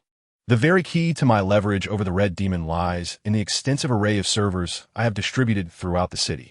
I must prevent its claws from reaching the tangible world, Mr. Blue Eyes said with a polite bow, which should also align with your interests. I will engage the Red Demon in the digital realm. You merely need to unleash your formidable destructive capabilities, and everything will fall into place. Destroying the body is merely a temporary solution. If it can create one, it can certainly create another. Keith was skeptical of Mr. Blue's plan. Since the Red Demon is manufacturing its own bodies, it will undoubtedly utilize the finest materials. Mr. Blue Eyes maintained his strategic demeanor, noting that a particular high-density alloy used extensively is regulated within the City of Night. Thus, once you destroy its body, You cannot transport away. Otherwise, other predators alerted to this alloy's presence will remain vigilant in the City of Night. Keith had a strong premonition of being treated as a fool. He stared at Mr. Blue Eyes for several seconds before suddenly breaking into a smile and enthusiastically grasping his hand. Very well, it is settled then. You arrange the time and place, and I shall provide the manpower. Damn the Red Sky Demon. Chapter 86. Unsavory deals the following day at the Gem Blue nightclub in Dogtown. At this moment, Gem Blue had not yet transformed into the bustling hub it would become in 2077, where influential figures gathered to engage in business and foster relationships. Most visitors here were the leaders of street gangs, accompanied by a handful of mid-level corporate lackeys and their underlings. Hansen was in high spirits today. Although Kess had not called him to report on the task's progress, Mayor Lucius Ryan had given him advance notice of his arrival, which made Hansen feel that the risks he had taken were worthwhile. A figure of Lucius's stature would certainly not subject himself to the tedious inspections at Dogtown's main entrance. He arrived in his hovering vehicle. Hansen personally greeted Lucius, and upon his descent from the vehicle, they proceeded to a private booth. Lucius arrived with considerable fanfare, yet Hansen refrained from extravagantly announcing his plans to everyone at Gem Blue. After all, Hansen had merely invited Lucius to gauge his stance, understanding that pressuring such a fence-sitter could be as perilous as leading him to his doom. Lucius was pleased with Hansen's discretion. He was acutely aware of his superior, Arasaki's current predicaments. The upper management was in disarray, leaving Lucius to act boldly in Dogtown. Had Hansen foolishly made it known that the mayor was attending a gathering at Gem Blue, Lucius would have had no choice but to account for it to the Cuban crime syndicate, claiming it was not a matter of disrespect, but rather a reflection of the poor judgment of their chosen representatives. In the VIP booth, a server presented 2 glasses of brandy before Lucius and Hansen. Hansen, you invited me here, and now I am present, Lucius stated, shedding the timid demeanor he had exhibited before Aguilar, instead adopting a more assertive posture.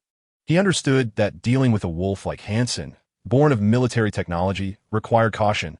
One step back could result in losing a significant part of oneself. What are you peddling? Lucius inquired, his tone probing. No, I do not merely sell medication. Hansen misinterpreted Lucius's wordplay, as the Cuban crime syndicate was currently the world's largest flower producer. I sell weapons, intelligence, and anything that can turn a profit. My business philosophy is that there is enough to go around. The more friends I have, the more opportunities arise, and the more green bills flow. Hansen twirled his fingers. Mr. Mayor, no one turns away from money. At this moment, Lucius's interest was genuinely piqued. As a politician, he was perpetually short on funds. However, if it meant endorsing the Cuban crime syndicate's drug dealings in Night City, the risk would be too great. Voters might tolerate a politician's moral lapses or clandestine wealth accumulation, but they would not accept Night City becoming a launch pad for Cuban influence throughout the northern United States, especially regarding military technology in Noosa. I find myself captivated by the prospects of cultivating the economy of Night City and expanding the avenues for residents' incomes. Lucius nearly revealed his true nature, yet his years of political training enabled him to maintain his composure. As an elected mayor, it is my duty to heed the voices of my constituents, necessitating a judicious exercise of the authority entrusted to me. Hansen harbors a profound disdain for Lucius's political demeanor. Despite nearly drooling with anticipation, Lucius feigns solidarity with the public. However, Lucius serves as a gateway into the inner circles of power in Night City. Only by becoming one of their own can he ascend the ranks, as the forces backing him would only part with their resources under such conditions. Thus, Hansen feels compelled to extend a hand to Lucius, for the mayor represents the emblem of Night City. How could I allow such a prominent figure to traverse the muddy paths of obscurity? I merely aspire to become a member of your electoral preparation committee, offering whatever modest assistance I can. This statement from Hansen is, in essence, sheer nonsense.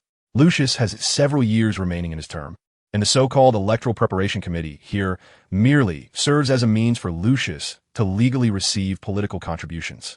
Hansen's intent is crystal clear: to invest money in establishing connections that will aid him in recognizing more potential clients, thus elevating the reputation of the Gem Blue nightclub within the upper echelons of Night City society. Otherwise, remaining in the shadows of Dogtown will inevitably lead to Gem Blue's decline into a low-end venue, a fate Hansen wishes to avoid at all costs. Lucius comprehends this, yet finds himself in a quandary. In previous years, Hansen lacked financial resources, and Lucius dismissed him as a mere country bumpkin, refusing even to meet him. Now that Hansen possesses wealth and is willing to follow customary practices of offering him money, their mutual intermediary, Aguilar, has become the greatest obstacle. The Cuban crime syndicate is not a mere petty player like the Tiger Claw or Sixth Street gangs. If they were to rebrand themselves, for instance, as a Cuban pharmaceutical company, they would emerge as a colossal entity in the biotechnological field. Alternatively, if labeled a Cuban terrorist organization, they would indeed be a force to reckon with Aguilar as their foremost assassin. Lucius's advantage lies in his status as a politician. Everyone is accustomed to treating him as a dog that barks for a bone. Yet, he is ostensibly beholden to a master. If he were to acquiesce to Hansen now, would it signal to the Cuban crime syndicate that he is siding with them? In recent years, Arasaka has engaged in numerous petty schemes, and their counterintelligence division has grown increasingly radicalized. Such an act of betrayal could very well become a banner for Arasaka, eager to restore its tarnished pride. In moments of such impasse, Lucius sharpens his focus. You must divulge to me the extent of the Cuban support for you. Cubans? Hansen instinctively reached for his weapon, but quickly repressed the impulse. On his ascent to becoming the king of Dogtown, the Cubans indeed provided substantial assistance. Yet this information is largely confined to the upper echelons of the Hellhounds. How does this rotund man possess such intelligence regarding the possibility of a leak from his subordinates? Hansen swiftly dismissed the notion. Setting aside any ephemeral camaraderie of war, he recognized that disclosing this matter to Lucius offered them no advantage from a pragmatic standpoint. He lifted his glass, concealing his true emotions, and cautiously replied, "Mr. Mayor, their support for me hinges on the speed at which I generate profit." Lucius scoffed. If they were merely content with making money, why would they send Aguilar to seek me out? Hansen, feeling the tension rise, understood that Lucius was implying a preference for the wrath of Arasaka over the Cubans. Realizing that the robotic faction had masqueraded as Aguilar to intimidate Lucius into bringing him to the gem trade, Hansen felt a surge of irritation. Had he been placed upon the pyre? Although the Cubans were indeed contemplating a robust support for him, that was contingent upon the profitability of the gem trade. Now, however, circumstances had reversed. Yet, he quickly recognized this as an opportunity. Since those robots possessed such capabilities, he might as well utilize them to their full potential. After all, they were already set on confronting Arasaka. Why not let them deliver him to the very heart of the matter and continue the struggle against this corpulent adversary? Resolved, he spoke with newfound conviction, shaking his goblet as he said, "I am not a Cuban, and thus cannot command Aguilar. However, having invested so much in Mr. Lucius, I trust Aguilar would not relish the thought of you becoming a sunk cost." Lucius furrowed his brow, realizing that Hansen had made the decision to hand himself over to Aguilar.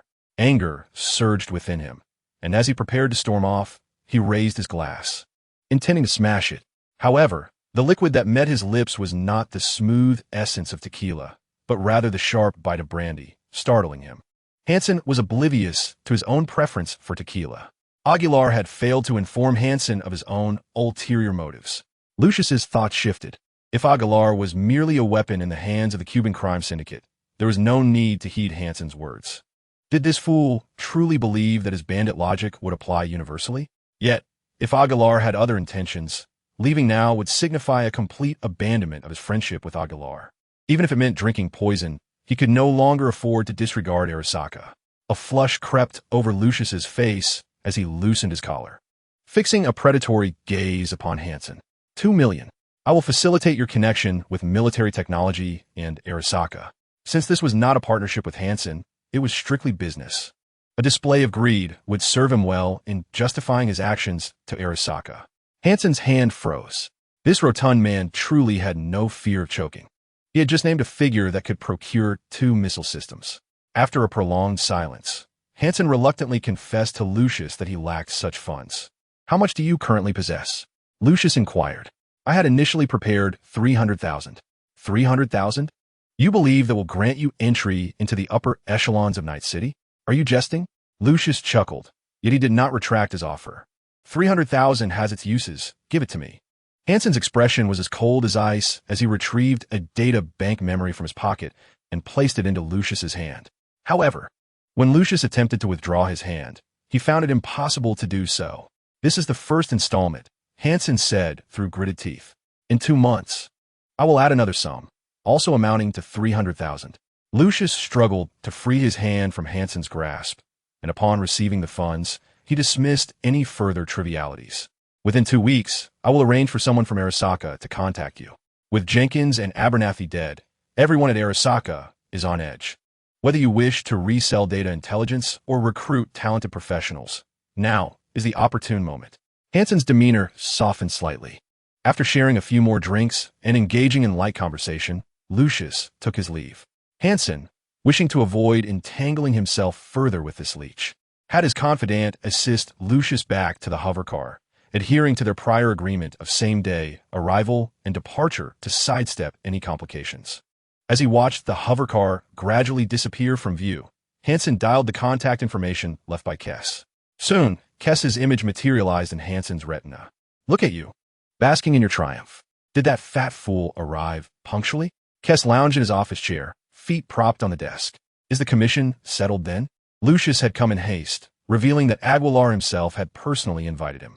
Hansen formed his judgment, "But you are not Aguilar, are you?" Kess showed little interest in the trivial dealings between Lucius and Ryan. "I merely found a convenient disguise." Hansen narrowed his eyes, probing whether Kess was a potential usurper selected by the Cuban crime syndicate to replace him. "He will come looking for you. I suggest you inform him to come, and then I shall eliminate him. That way, I gain an additional card to play." Kess forcefully crumpled a toy in his hand. "This material is rather useful." Hansen fell into silence, recognizing that this mechanical madman played by no conventional rules. Shouldn't they be discussing how to respond to the Cuban's inquiries instead? "What's the matter? Have you shrunk back?" Kess rose from his chair. "Since you wish to avoid conflict with your master, let us conclude the commission." Hansen refrained from anger at Kess's insolence. Instead, he contemplated how to extricate himself from the situation. He desired no quarrel with either the mechanical lunatic or the Cuban madman. "Very well, let us conclude the commission." Hansen changed the subject, deciding to feign ignorance. After all, he had never instructed Kess on how to execute the task, thus rendering the subsequent actions the mercenaries' own initiative. "As for further cooperation, I will have Gagazab liaise with you." Observing Kess nod nonchalantly, Hansen added with concern, "Gago is the most amiable among my subordinates. Please do not kill him. Otherwise, our agreement is null and void." Gagazab served as Hansen's chief financial officer and was known for his courteous demeanor. In a world filled with brutes and imbeciles, his diligent and polite nature seemed strikingly out of place. Yet, Hansen had no other capable associates to manage dealings with Kess, and he even considered that breaking even was a form of profit. The communication was abruptly severed. Hansen lit a cigarette, succumbing to deep contemplation. Coronado Farm. In the dilapidated office of the abandoned car factory where Sasha was reborn, Kess had just concluded his conversation with Hansen. Initially, this temporary stronghold was destined for abandonment. However, with an unexpected surplus of ignition devices, Kess conceived a novel idea. The location would be repurposed and reopened as a used car dealership. Kess also pondered whether to affiliate with Delamon, yet as a renowned armed taxi company in the city, it would undoubtedly attract the watchful eyes of the Blue Eyes and the net surveillance, leading him to abandon this prospect. The 6th Street Gang's Reek Morton had been eliminated by Wilcannon, yet the gang did not erupt into widespread chaos. Wilcannon refrained from initiating a cleansing operation, and Morton's loyal subordinates swiftly shifted their allegiance to Cannon. The entire situation was steeped in an eerie sense of intrigue, yet this crude scheme unfolded with astonishing success. It was evident that Morton, the old rogue, had effectively sold the entire 6th Street Gang to military technology and Noosa in exchange for his retirement. His calculations were astute. The gang's defection at this juncture could not be deemed a timely rescue, as they were not yet at their wits' end. Nevertheless, this alignment of a major faction restored some dignity to military technology, reminding the restless factions of their enduring authority.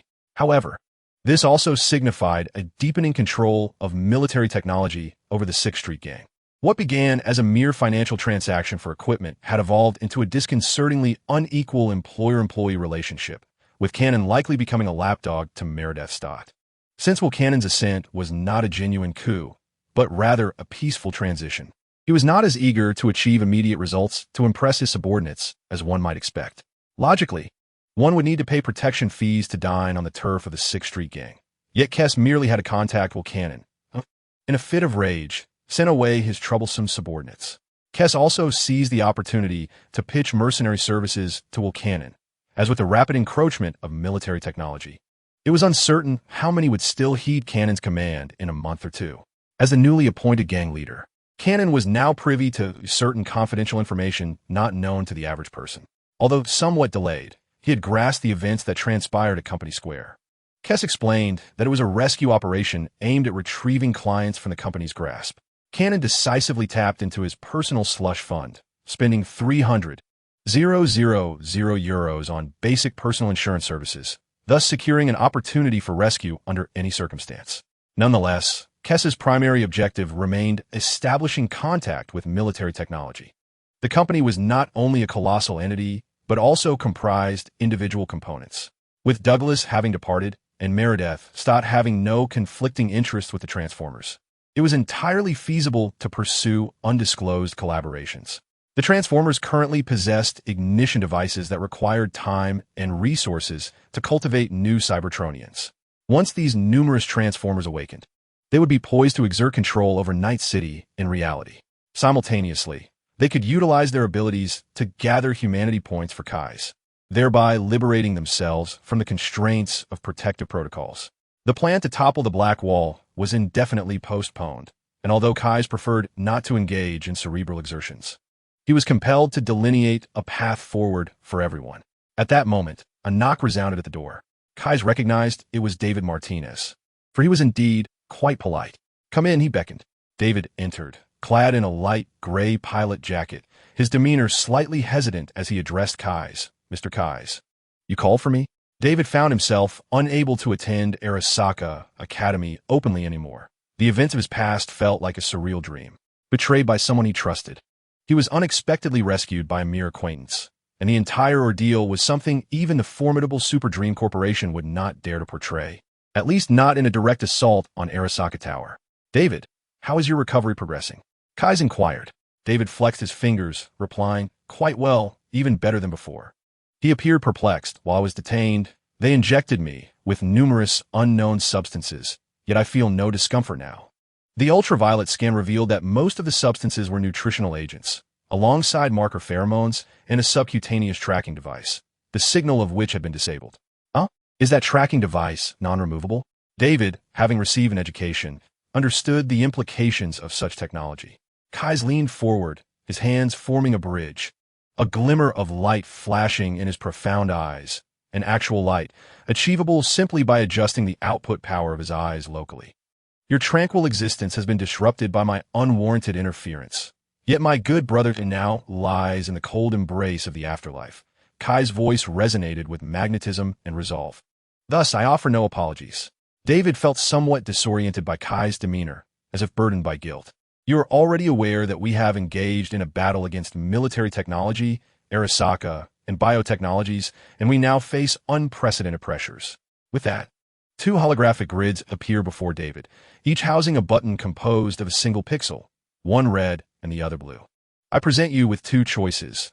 The blue button signifies a virtual future, wherein I will grant you a new identity, complete body metamorphosis, and a substantial sum of money, sufficient to start anew in another city as a member of the upper echelons of society. The red represents the harsh reality of the present. I will accept you as a warrior in our struggle against the corporation. You will be dispatched on perilous missions, battling alongside us through the hail of gunfire until the day of inevitable victory arrives." David was taken aback. He had initially believed Kais summoned him for comfort, as a mother might do, yet Kais laid bare the brutal reality before him. His once serene life was irretrievable. Feeling confused, Kai's tone shifted from gentle to stern. "Do you wonder why a mere boy like you should confront such matters? But that is the essence of Night City. Unexpectedly, the present arrives before tomorrow, and life shatters before dreams do. In this wretched era, each individual either manipulates others or becomes a puppet themselves. The victors seize everything, even stripping away the remnants left to the vanquished." David found himself increasingly bewildered. He initially intended to choose the blue option. Yet Keith seemed to encourage him to select the red button and join the struggle alongside them. "Mr. Keith," David stammered, meeting the gaze that appeared to pierce through his very soul. He summoned the courage to say, "I need to contemplate this. My mind is in utter disarray." "A strong young man," Keith remarked, regaining his gentle demeanor. "Such significant life choices indeed require thoughtful reflection. Here's what I propose. I will hold this option for you for 3 days. After that, we must embark on a new battle." David stumbled away in a daze when suddenly Sasha's icon illuminated, revealing her presence from a previous call with Hansen. "David is a good kid. How could you manipulate him like that?" "From the moment we became entwined." "No, from the very beginning, he was never meant to be an ordinary person," Keith replied, devoid of shame. "Since his fate is to burn brightly, as long as I shield him, at least the flames will burn a tad slower." "Are you even speaking like a human?" "I've long ceased to be human," Keith retorted, proudly embracing his transformation. "Since I abandoned humanity, my thoughts have expanded tremendously. It's wonderful. I am gradually comprehending everything." "Stop acting deranged. How will you explain this to Gloria? Are you planning to abduct her son for your schemes? She would likely want to personally dismantle your grand ambitions. She is a reasonable woman, albeit occasionally naive. However, that does not hinder her from recognizing reality. In other words, we are already ensnared. How can we escape? Then brace yourself for the day when the flames ignite beneath you." "Don't say that. You still have quite an affinity for it, don't you?" Get lost. Chapter 88. The Wandering V in a desolate land, amidst swirling yellow sands and a scorching sun. There lay a town named Drywater Creek, established around an abandoned oil well. The cyber-era gold miners, having lost their jobs due to the onslaught of Pure 2, saw many flee, yet numerous souls remained, tethered to their homeland. A battered canali rolled into this town, akin to a dying creature gasping for breath as it approached the soul-dismantling yard. The sheriff, resting in the shadows, grasped his revolver strap and opened his eyes with alertness. The dismantling yard was the only place in town still bustling with some life. Mike was busy working beneath a vintage Hera, its wheels long removed. The greatest advantage of such antiquated vehicles was that even in this remote town, replacement parts could still be found.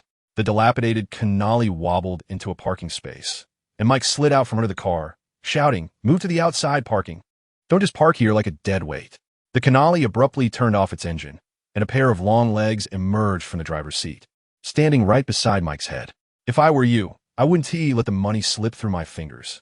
Upon hearing this, Mike let out a scoff, thinking it would be more challenging to procure money from this band of vagabonds than to scale a mountain. Nevertheless, he emerged from beneath the vehicle, brushing off the dust from his clothes. The owner of the long legs was a young girl with short white hair, her striking facial features accentuated by exquisite makeup, making her appear less like a sun-baked drifter and more like a successful corporate executive. She donned a teal tank top paired with shorts, which caused Mike's eyes to widen momentarily. However, his professional demeanor quickly redirected his gaze to the canali she had arrived in. This red canali GA40XT was an antique model produced in the early 21st century, originally an attempt by Thunderway Corporation to penetrate the compact car market.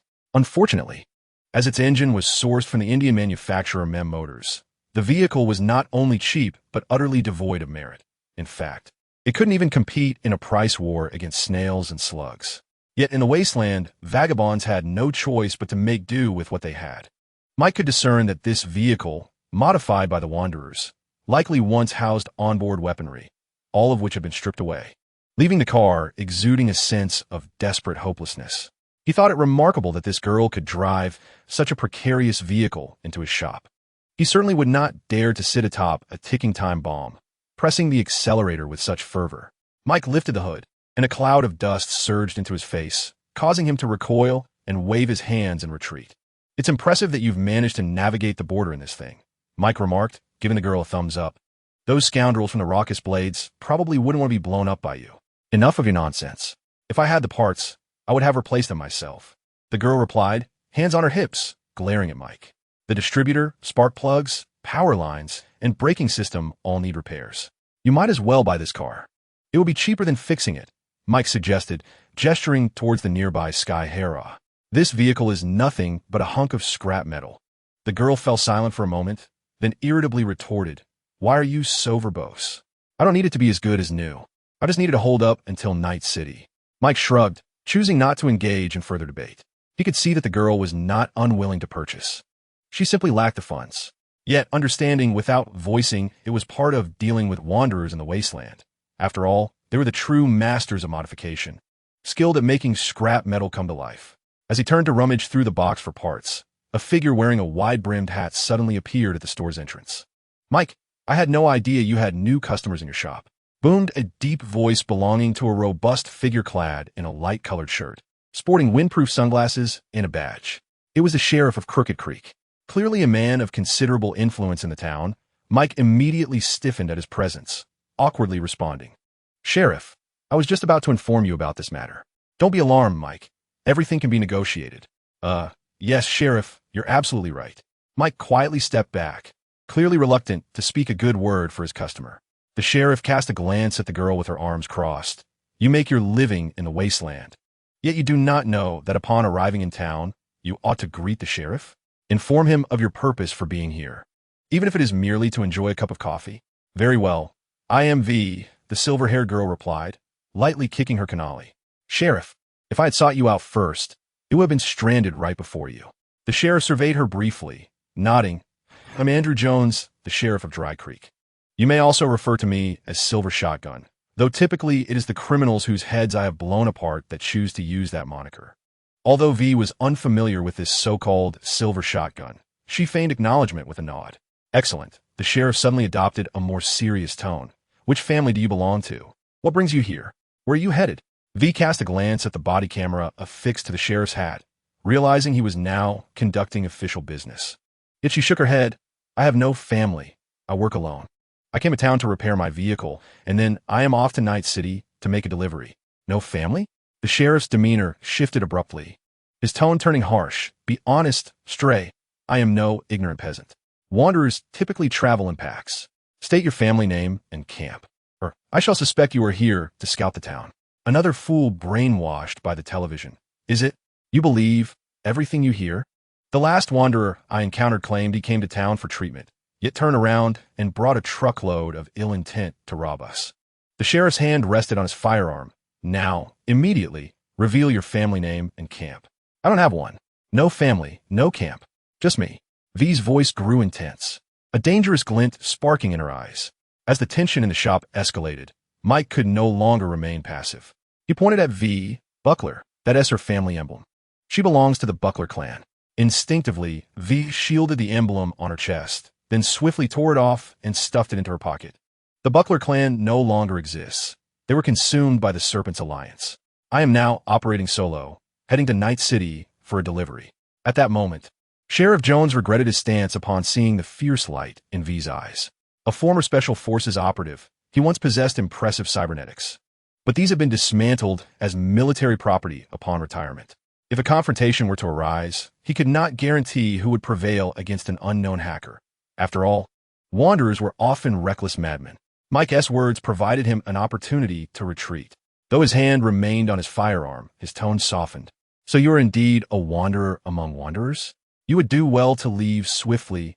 It would be beneficial for us all. I had heard that this place was particularly hospitable. It seems the reputation is well-deserved. Those who respect the rules are welcomed with fine spirits, while foes meet with shotguns. Dry Creek only welcomes those who abide by the rules. I cannot leave until my vehicle is repaired. Stay right here. Do not venture anywhere." The sheriff instructed as he made his way toward the door, glancing back at V. "I will keep a close watch on you, and you would do well to avoid giving me reason to apprehend you." Once the sheriff departed, Mike dared to voice his discontent. "Had I known you were so oblivious to the rules, I would have expelled you sooner. Even your sheriff dares not provoke me. Do you wish to test that?" A flicker of blue light danced in V's eyes. Mike swallowed hard and grinned nervously. "I was merely jesting. Let's first inspect your vehicle." In truth, V possessed no formidable magical dolls for intrusion, only a rudimentary, targeting program devoid of any lethal capabilities. The resources available to the Wanderer did not permit V to acquire powerful dolls. Thus, managing to intimidate, the sheriff indicated that he was indeed a man of discernment, not a foolhardy novice. V resolved that as long as the vehicle could start normally, she would hastily depart from the town. She retrieved a rudimentary communication device from the car, attempting to connect with her former intermediary, Willie McCoy, through radio signals. However, the vehicle's power system malfunctioned, rendering her unable to establish a connection. She turned to Mike. "Do you have a communication antenna?" After a moment's hesitation, Mike pointed to the radio on the table. "I occasionally take on some side jobs." With Mike's generous assistance, V successfully established communication. "If you don't speak soon, I might think you're dead out there," V. McCoy said. "It's a relief to hear your voice. In truth, I'm not well. I need your assistance one last time." "One last time, you say?" "You uttered the same last time." V disregarded his complaints. "I've taken on a delivery order, but I can't ascertain the client's location. Can you help me look into it? The agreed-upon place, the designated time. Surely you have botched at least one of those." "My car broke down, which is precisely why I need you to check if the client left me any information. Otherwise, the order will fall through. You've truly got a knack for this. Quelly certainly played a dirty hand during the unloading, yet you somehow managed to drive that vehicle to the outskirts of Night City. So, I broke his leg rather than severing his fingers. The client's name is Jack Wells. Please find out where he is." "Let me see. All right, I've located him. He left a message indicating he is at an abandoned farm 3 kilometers behind Dry Creek. Such detailed directions suggest the client is a novice. Well, you no longer owe me anything. Farewell, McCoy. I hope we do not meet again. However, V, do not throw your life away in Night City." Chapter 89, The City of Dreams and the Legend of Mechanical Life, Part 1. 2.5 hours later, V's canale was finally operational. Mike expressed his gratitude as he hastily ushered the plague away, promptly closing the door behind him. An unsettling feeling lingered, prompting him to take a 2-day break. As V drove out of the town, she noticed Sheriff Jones watching her from the shadows. She responded by raising her middle finger at the fool before accelerating away. Given the farm's proximity to the roadside, V decided to drive into the farm itself. In the desolate town of Dry Creek, where only a scant few remain, the owner of the farm has long departed. Meeting in such a locale suggests that the employer this time hails from the city, oblivious to the perils of the Badlands. V steadied the vehicle and, with long strides, entered the abode. There, a robust man sporting a samurai-style haircut sat imposing on the sofa, his right hand firmly grasping a handgun, deliberately or inadvertently aiming it, which caused V to feel a twinge of anxiety. The man appraised V from head to toe, lowering the gun's muzzle. "So, you are the illustrious V, the one the middleman spoke of? A figure as slender as a reed. Indeed, the reality does not quite match the reputation. If physique equates to prowess, you must be quite the legendary figure in Night City." V, undeterred, retorted sharply. The burly man fell silent for a moment, reclining back into the sofa. "Whatever. I'm nearly impoverished to the point of tilling the soil. As long as you can help me pull off this job, I shan't concern myself with the details." V refrained from engaging further, adhering to the customary inquiries. "You are Jack Wells?" Jack nodded, indicating a mutual understanding. This was the protocol in their line of work, or perhaps a matter of courtesy, ensuring clarity for both parties. "Very well, after you." A native of Night City, a Haywood resident, Jack had once navigated the underbelly of society, and now he made his living as a mercenary. "I have yet to visit Night City, but you seem to be quite a formidable character," V remarked, though her expression remained composed. "V, a wanderer. Now, forging my own path." "You appear to be a woman with a story," Jack observed. "Parting amicably is preferable. I now earn my keep and spend it as I please, enjoying a measure of freedom." "Then it seems we are well suited for one another," Jack said, tucking the gun into the waistband at his back. "I once belonged to a large family, but independence is essential, so now I shoulder my own burdens." Nodded, evidently less loquacious and boisterous than Jack. The harsh winds of the Badlands had taught wanderers to be wary of those outside their kin. Almost forgetting, V chuckled at herself. Now, she could trust no one but herself. Jack kicked at a crate before him. "This is the cargo we are to deliver." V's attention was drawn to a matte black metal box on the ground, nearly as tall as her calf, which she had failed to notice upon entering. This struck her as peculiar, prompting a cautious inquiry about its contents. "In our line of work, it's best to keep your questions to a minimum and focus on the task at hand," Jack advised earnestly. However, sensing V's skepticism, he reluctantly elaborated. "No matter how intently you stare, I cannot reveal what this is. One fool lost something, and another fool is paying to retrieve it. That's the gist. Company cargo? Have you lost your mind? We are to pass through a border checkpoint." V felt the urge to retreat, but the thought of her inaugural solo venture collapsing was disheartening. The middleman had embellished her reputation. If she backed down now, she might as well resign herself to a life of dust. Paperwork is being handled by someone else. Our task is simply to deliver this to Night City. LOA, understand? LOA. Cargo lost before delivery, V mused. This was a common ruse employed by the companies unscrupulous to line their own pockets. The very existence of this scheme indicated that this job was under scrutiny. During the family gathering, V had previously dispatched such a list. She nodded, instructing, I will drive.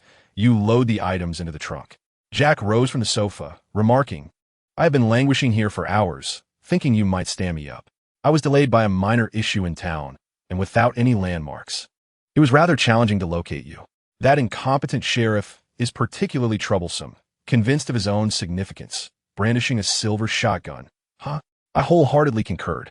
V also harbored disdain for that foolish sheriff. Once the two had secured the cargo, they set off toward the border checkpoint. They were not far from the border, and within mere minutes, armed border guards would come into view. Have you traversed this route before? Jack inquired. Of course I have. Why do you ask? Are you feeling anxious? Anxious? Perhaps a tad, but it is indeed my first time smuggling. Since you have experience, you should converse with the guards. Very well. Let the professionals handle it. V nodded, gradually bringing the vehicle to a halt in the designated lane, observing as the barrier descended. The customary voice of the border guard rang out. Please drive your vehicle to the checkpoint. Remain inside your vehicle. The safety inspection will commence shortly. For turrets simultaneously aimed at the weathered vehicle. Owners of vehicles in the inspection area, please exit the driver's cabin for further inquiry. V turned to Jack, saying, hand me the declaration. After receiving the customs declaration from Jack, confirming it was the LOA and the money chip, V felt a wave of relief. As she opened the door to exit the car, she admonished Jack, don't turn off the engine. Better safe than sorry. I understand, but if something goes awry, just say it was something the machine requested, Jack cryptically replied. V found the mention of the machine peculiar, but deemed it inappropriate to probe further at this moment. After relinquishing the firearm, V approached room 2. A guard, donning an orange cap, gestured for her to sit as she entered. Your documents, he said. V, understanding the protocol, handed over the customs declaration. The guard scrutinized both sides of the document. What are you transporting? It is all stated on the list, V replied. The guard's demeanor shifted to one of cold indifference as he leaned back in his chair. Is that so? V silently cursed her misfortune and placed the money chip on the table, nearly forgetting to mention an additional item. The guard obscured the money chip with a declaration, sizing up V, and inquired, which family of drifters are you running with? This is not my first job, V replied, bracing herself on the table. I believe it is none of your concern. Oh, is that so? The guard's discerning gaze carried a hint of contempt. It is rare to encounter someone so brash on our turf. Likewise, V retorted, neither soft nor harsh. I hope your endeavor goes smoothly, the guard remarked, gesturing dismissively. You may leave. Your companion is still waiting in the car, shivering in anticipation. V felt that the guard's demeanor was rather inappropriate. However, adhering to the principle of avoiding unnecessary trouble, she refrained from disclosing that the items in the vehicle were intended for the machine gang. After all, the name alone suggested it resembled a street gang, and it was unlikely that mere nomenclature would compel a government employee like the guard to bow down. Once back in the car, Jack took the driver's seat and asked, how's it going? All smooth? Not so well. I have a foreboding feeling. Let us leave quickly. V replied. The vehicle slowly rolled out of the checkpoint, and both of them let out a slight sigh of relief, as any mishap could lead to disastrous consequences. What happened? Jack inquired, noticing V's troubled expression as she exited. The guard was too chatty, V frowned, and he was deliberately probing for information about us. Damn it, that machine charlatan was right. Jack slammed his hand on the steering wheel, exclaiming, he said I always run into trouble at the last step. Hey, be gentle. Sorry. Jack quickly realized it was not his car and apologized, but then saw several military-grade Emperor 720 vehicles ahead. This doesn't look good. The vehicles ahead abruptly halted. You are in possession of company property and suspected of smuggling. Step out of the vehicle for a security inspection immediately. Damn it. Jack swerved the steering wheel towards a nearby protein farm. Repeat. Step out of the vehicle for an inspection. Otherwise, we will use lethal force. Jack's response to the company goons was to slam the accelerator to the floor. The pursuing Emperor 720s immediately opened fire, bullets ricocheting around the canali and its body. V could no longer contain herself. She pulled the gun's bolt and leaned out to fire wildly at the pursuing agents. However, in the chaos of the chase, much like her adversaries failing to hit V, she only managed to take down 2 hummingbird drones. They're packing more firepower than we are. Jack shouted, "Hold on, I'm turning." Jack pressed the clutch and violently turned the steering wheel, executing a remarkable 90-degree turn in the canali. The pursuers were caught off guard by the car's unexpected maneuver, causing all but the last vehicle in the convoy to careen through the intersection. With the number of pursuers temporarily reduced, V lightly kicked Jack's leg, prompting the canali to decelerate, finally granting her the opportunity to take aim. Bang! A sharp gunshot rang out, and the pursuing 720 spun out and crashed into the protein farm's protective netting, igniting in a brilliant explosion. That was exhilarating. "You're amazing, V." Jack cheered. "I knew I could count on you." V let out a small hum of satisfaction, but her expression quickly shifted as she spotted 5 or 6 ominous red dots in the distance. Drones. These fools are like stubborn leeches, impossible to shake off. V ducked back inside, shouting, "Drive in a Z pattern, or we'll be finished with a single missile." I knew working for the machine gang was a bad idea. Their contracts are nothing short of reckless. I did not inform that foolish guard that it was the machine handling the goods. Did you not mention it? Do I appear to be a fool, threatening the military with street gangs? Damn it, you should have said something. Jack exclaimed loudly, yet now emboldened. He seized V's hand and placed it on the steering wheel. "You drive for a while. I'll call for backup." How could I have overlooked your madness? V gritted her teeth in frustration, yet her hands awkwardly obeyed, controlling the vehicle. Jack retrieved his phone from his pocket and dialed number. "Hello." A weary male voice crackled through the receiver, impatiently urging him to get to the point. "It's Jack." "Oh, it's you, kid? What is all that commotion on your end? Are you clashing with the Tiger Claw gang again?" "There is no time for small talk. I'm transporting goods for you, and the border checkpoint personnel are after your precious cargo. We are being pursued." Don't hang up." "Hello. Ultraviolet, lock onto that signal." "Damn it. How audacious to attempt to hijack my cargo." Chapter 90. The City of Dreams and the Legend of Mechanical Life. Part 2. Miraculously. The aging canali did not falter at this critical moment. Despite being peppered with bullets from drones, it held its ground. But V glanced at the dashboard and noted multiple damaged lines. It would be a struggle to last even another 20 seconds. V handed the steering wheel back to Jack and then leaned out of the vehicle, focusing intently, and with a single shot struck one of the drones, watching it spiral into another drone, both crashing down in a fiery display. V was surprised by her own marksmanship, but the remaining 4 drones retaliated fiercely, forcing her to retreat back into the vehicle. "My car is about to explode." V shouted at Jack. "Where's your backup? Is it merely for collecting our corpses? Stop whining." 15 seconds. "Hold on for 15 seconds. Jack, too, felt the pressure of their dire situation. These fools were on the brink of collapse. As if calamity loves company, a deluge of misfortune befell them. At the intersection ahead, 2 beams of blinding high beams struck Jack's eyes, leaving him momentarily blinded. "Steer. We're about to crash." V anxiously reached for Jack's steering wheel, but he held it tightly, refusing to yield. "Damn it. I must have owed you a favor from my past life to take on this job." V, no longer concerned for her own well-being, kicked open the canali's door and rolled out, escaping the vehicle. She had lost all hope for Jack's survival. She knew her vehicle all too well, an unarmored canali, long used for transporting goods, stood no chance against the land beast, the Emperor 720. In a flash, the Emperor 720 stumbled violently, and the canali's fiery explosion transformed it into a blazing fireball. What a stroke of bad luck, V cursed, regretting her first solo job had unraveled into such chaos. With her means of subsistence gone, how was she to navigate Night City? On foot, perhaps? The pursuing drone did not retreat following the destruction of the canali. Instead, it swiftly locked its sights upon the battered V, who, sensing the imminent danger, raised his hands in surrender. With a resounding clang, the vehicle doors swung open, and several armed Noosa soldiers emerged, trailing behind a one-eyed commander clad in a beret.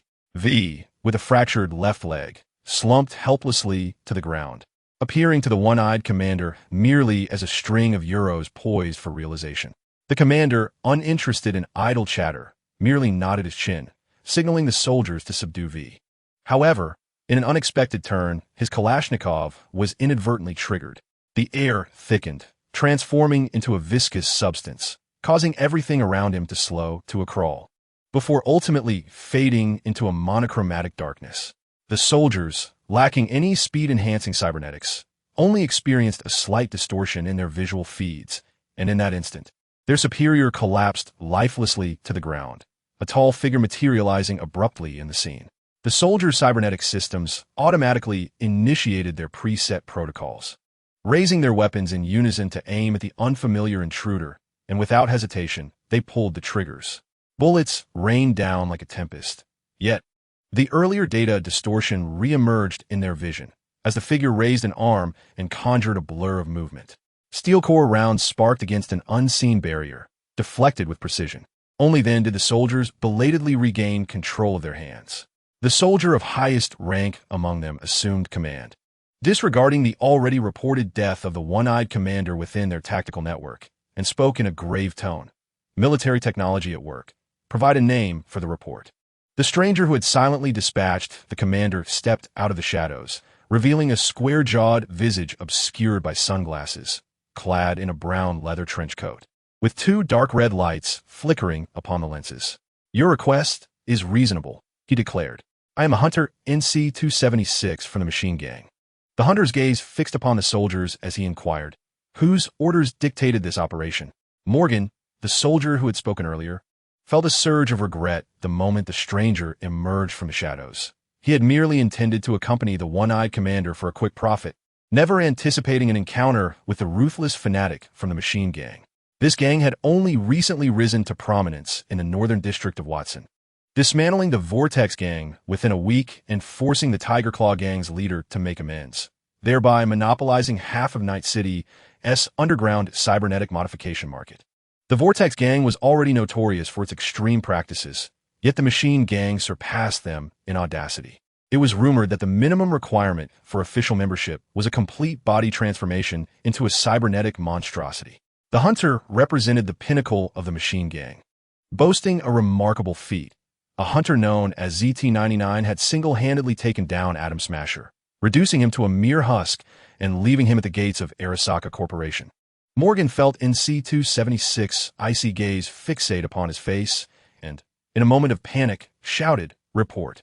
This operation was conducted without prior approval from superiors, led by NIFOs who acted independently with the intent to seize LOA goods for resale. NIFOs has been eliminated on the spot. Report concluded. NC-276 remained silent, merely extending his hand before closing it. The surviving drones at the scene detonated dramatically, with brilliant flames and thunderous explosions guiding the military technology convoy and the security forces from the biotechnology sector, who were still encircling from other directions, swiftly to the site. Morgan finally no longer had to confront the suffocating pursuer. A major from the New America took charge of the situation. The major surveyed the area, his cold visage betraying no emotion. He retrieved a chip from a nearby soldier and tossed it to NC-276. NC-276 inserted the chip into a reader, revealing a 5-second video in which a border guard donning an orange cap was executed with a pistol in a decisive manner from the main perspective.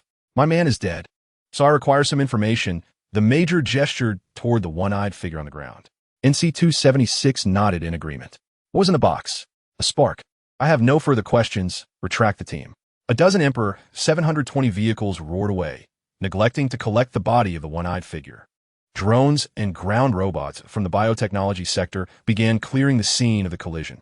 For the first time, V witnessed a gang that could make the corporation retreat in disarray, which utterly shattered her previous worldview. At that moment, Jack stealthily emerged from the shadows, his large physique appearing rather comical. He first helped V to her feet before greeting NC-276. Hey brother, didn't expect the Mystic to send you. If not for you, we would be done for today.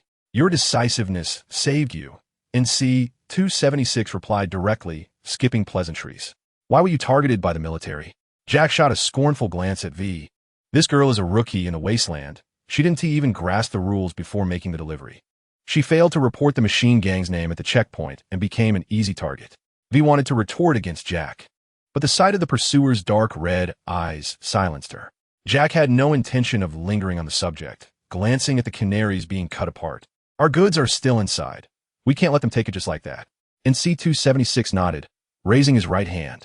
A drone previously belonging to the biotechnology sector immediately released the severed car door and retrieved the charred metal box from the still-burning trunk, delivering it to the three of them. V watched Jack brush the soot off the box and calmly asked, "So, is this deal concluded?" Jack tilted his head, gazing at the sharpshooter who left a profound impression on him, and replied with a smile, "Hey girl, use your little brain. The machine gang went through all this trouble to eliminate the Noosa personnel for us." V exhaled deeply, the suppressed bloodshed beginning to flood her mind. "So, I was coerced onto a pirate ship?" NC-276 did not answer V's question. He waved for the biotech drone to return to its post, preparing to call for the land bridge. Before V could inquire further, a sharp, piercing sensation surged through her mind, reminiscent of the last time she felt such an intensity when nearly struck by a nocturnal specter's bullet. Before she could react, a small, pointed light in front of NC-276 suddenly expanded into a 3-meter-high azure vortex, with delicate azure wisps swirling around its periphery like willow fluff, all occurring in utter silence. "Wow, cool," Jack exclaimed, hoisting a crate onto his shoulder and giving a thumbs up. "I've always wanted to do this again. Come on, sis. This is the most impressive thing in Night City." At least she had managed to salvage her life, V thought with a bittersweet smile, realizing she had nowhere else to go. With this in mind, a surge of determination swelled within her. She had to compel this machine to compensate her for a vehicle. And it certainly could not be a piece of junk like the Sky Hera. Watson North District, the automotive factory of the slaughterhouse, headquarters of the machine gang. As the long circular track lit up sequentially, a torrent of particle beams was forcibly contained, unleashing enough energy to obliterate the entire Watson district, penetrating the fabric of space as a pale, azure tunnel materialized in the center of the track.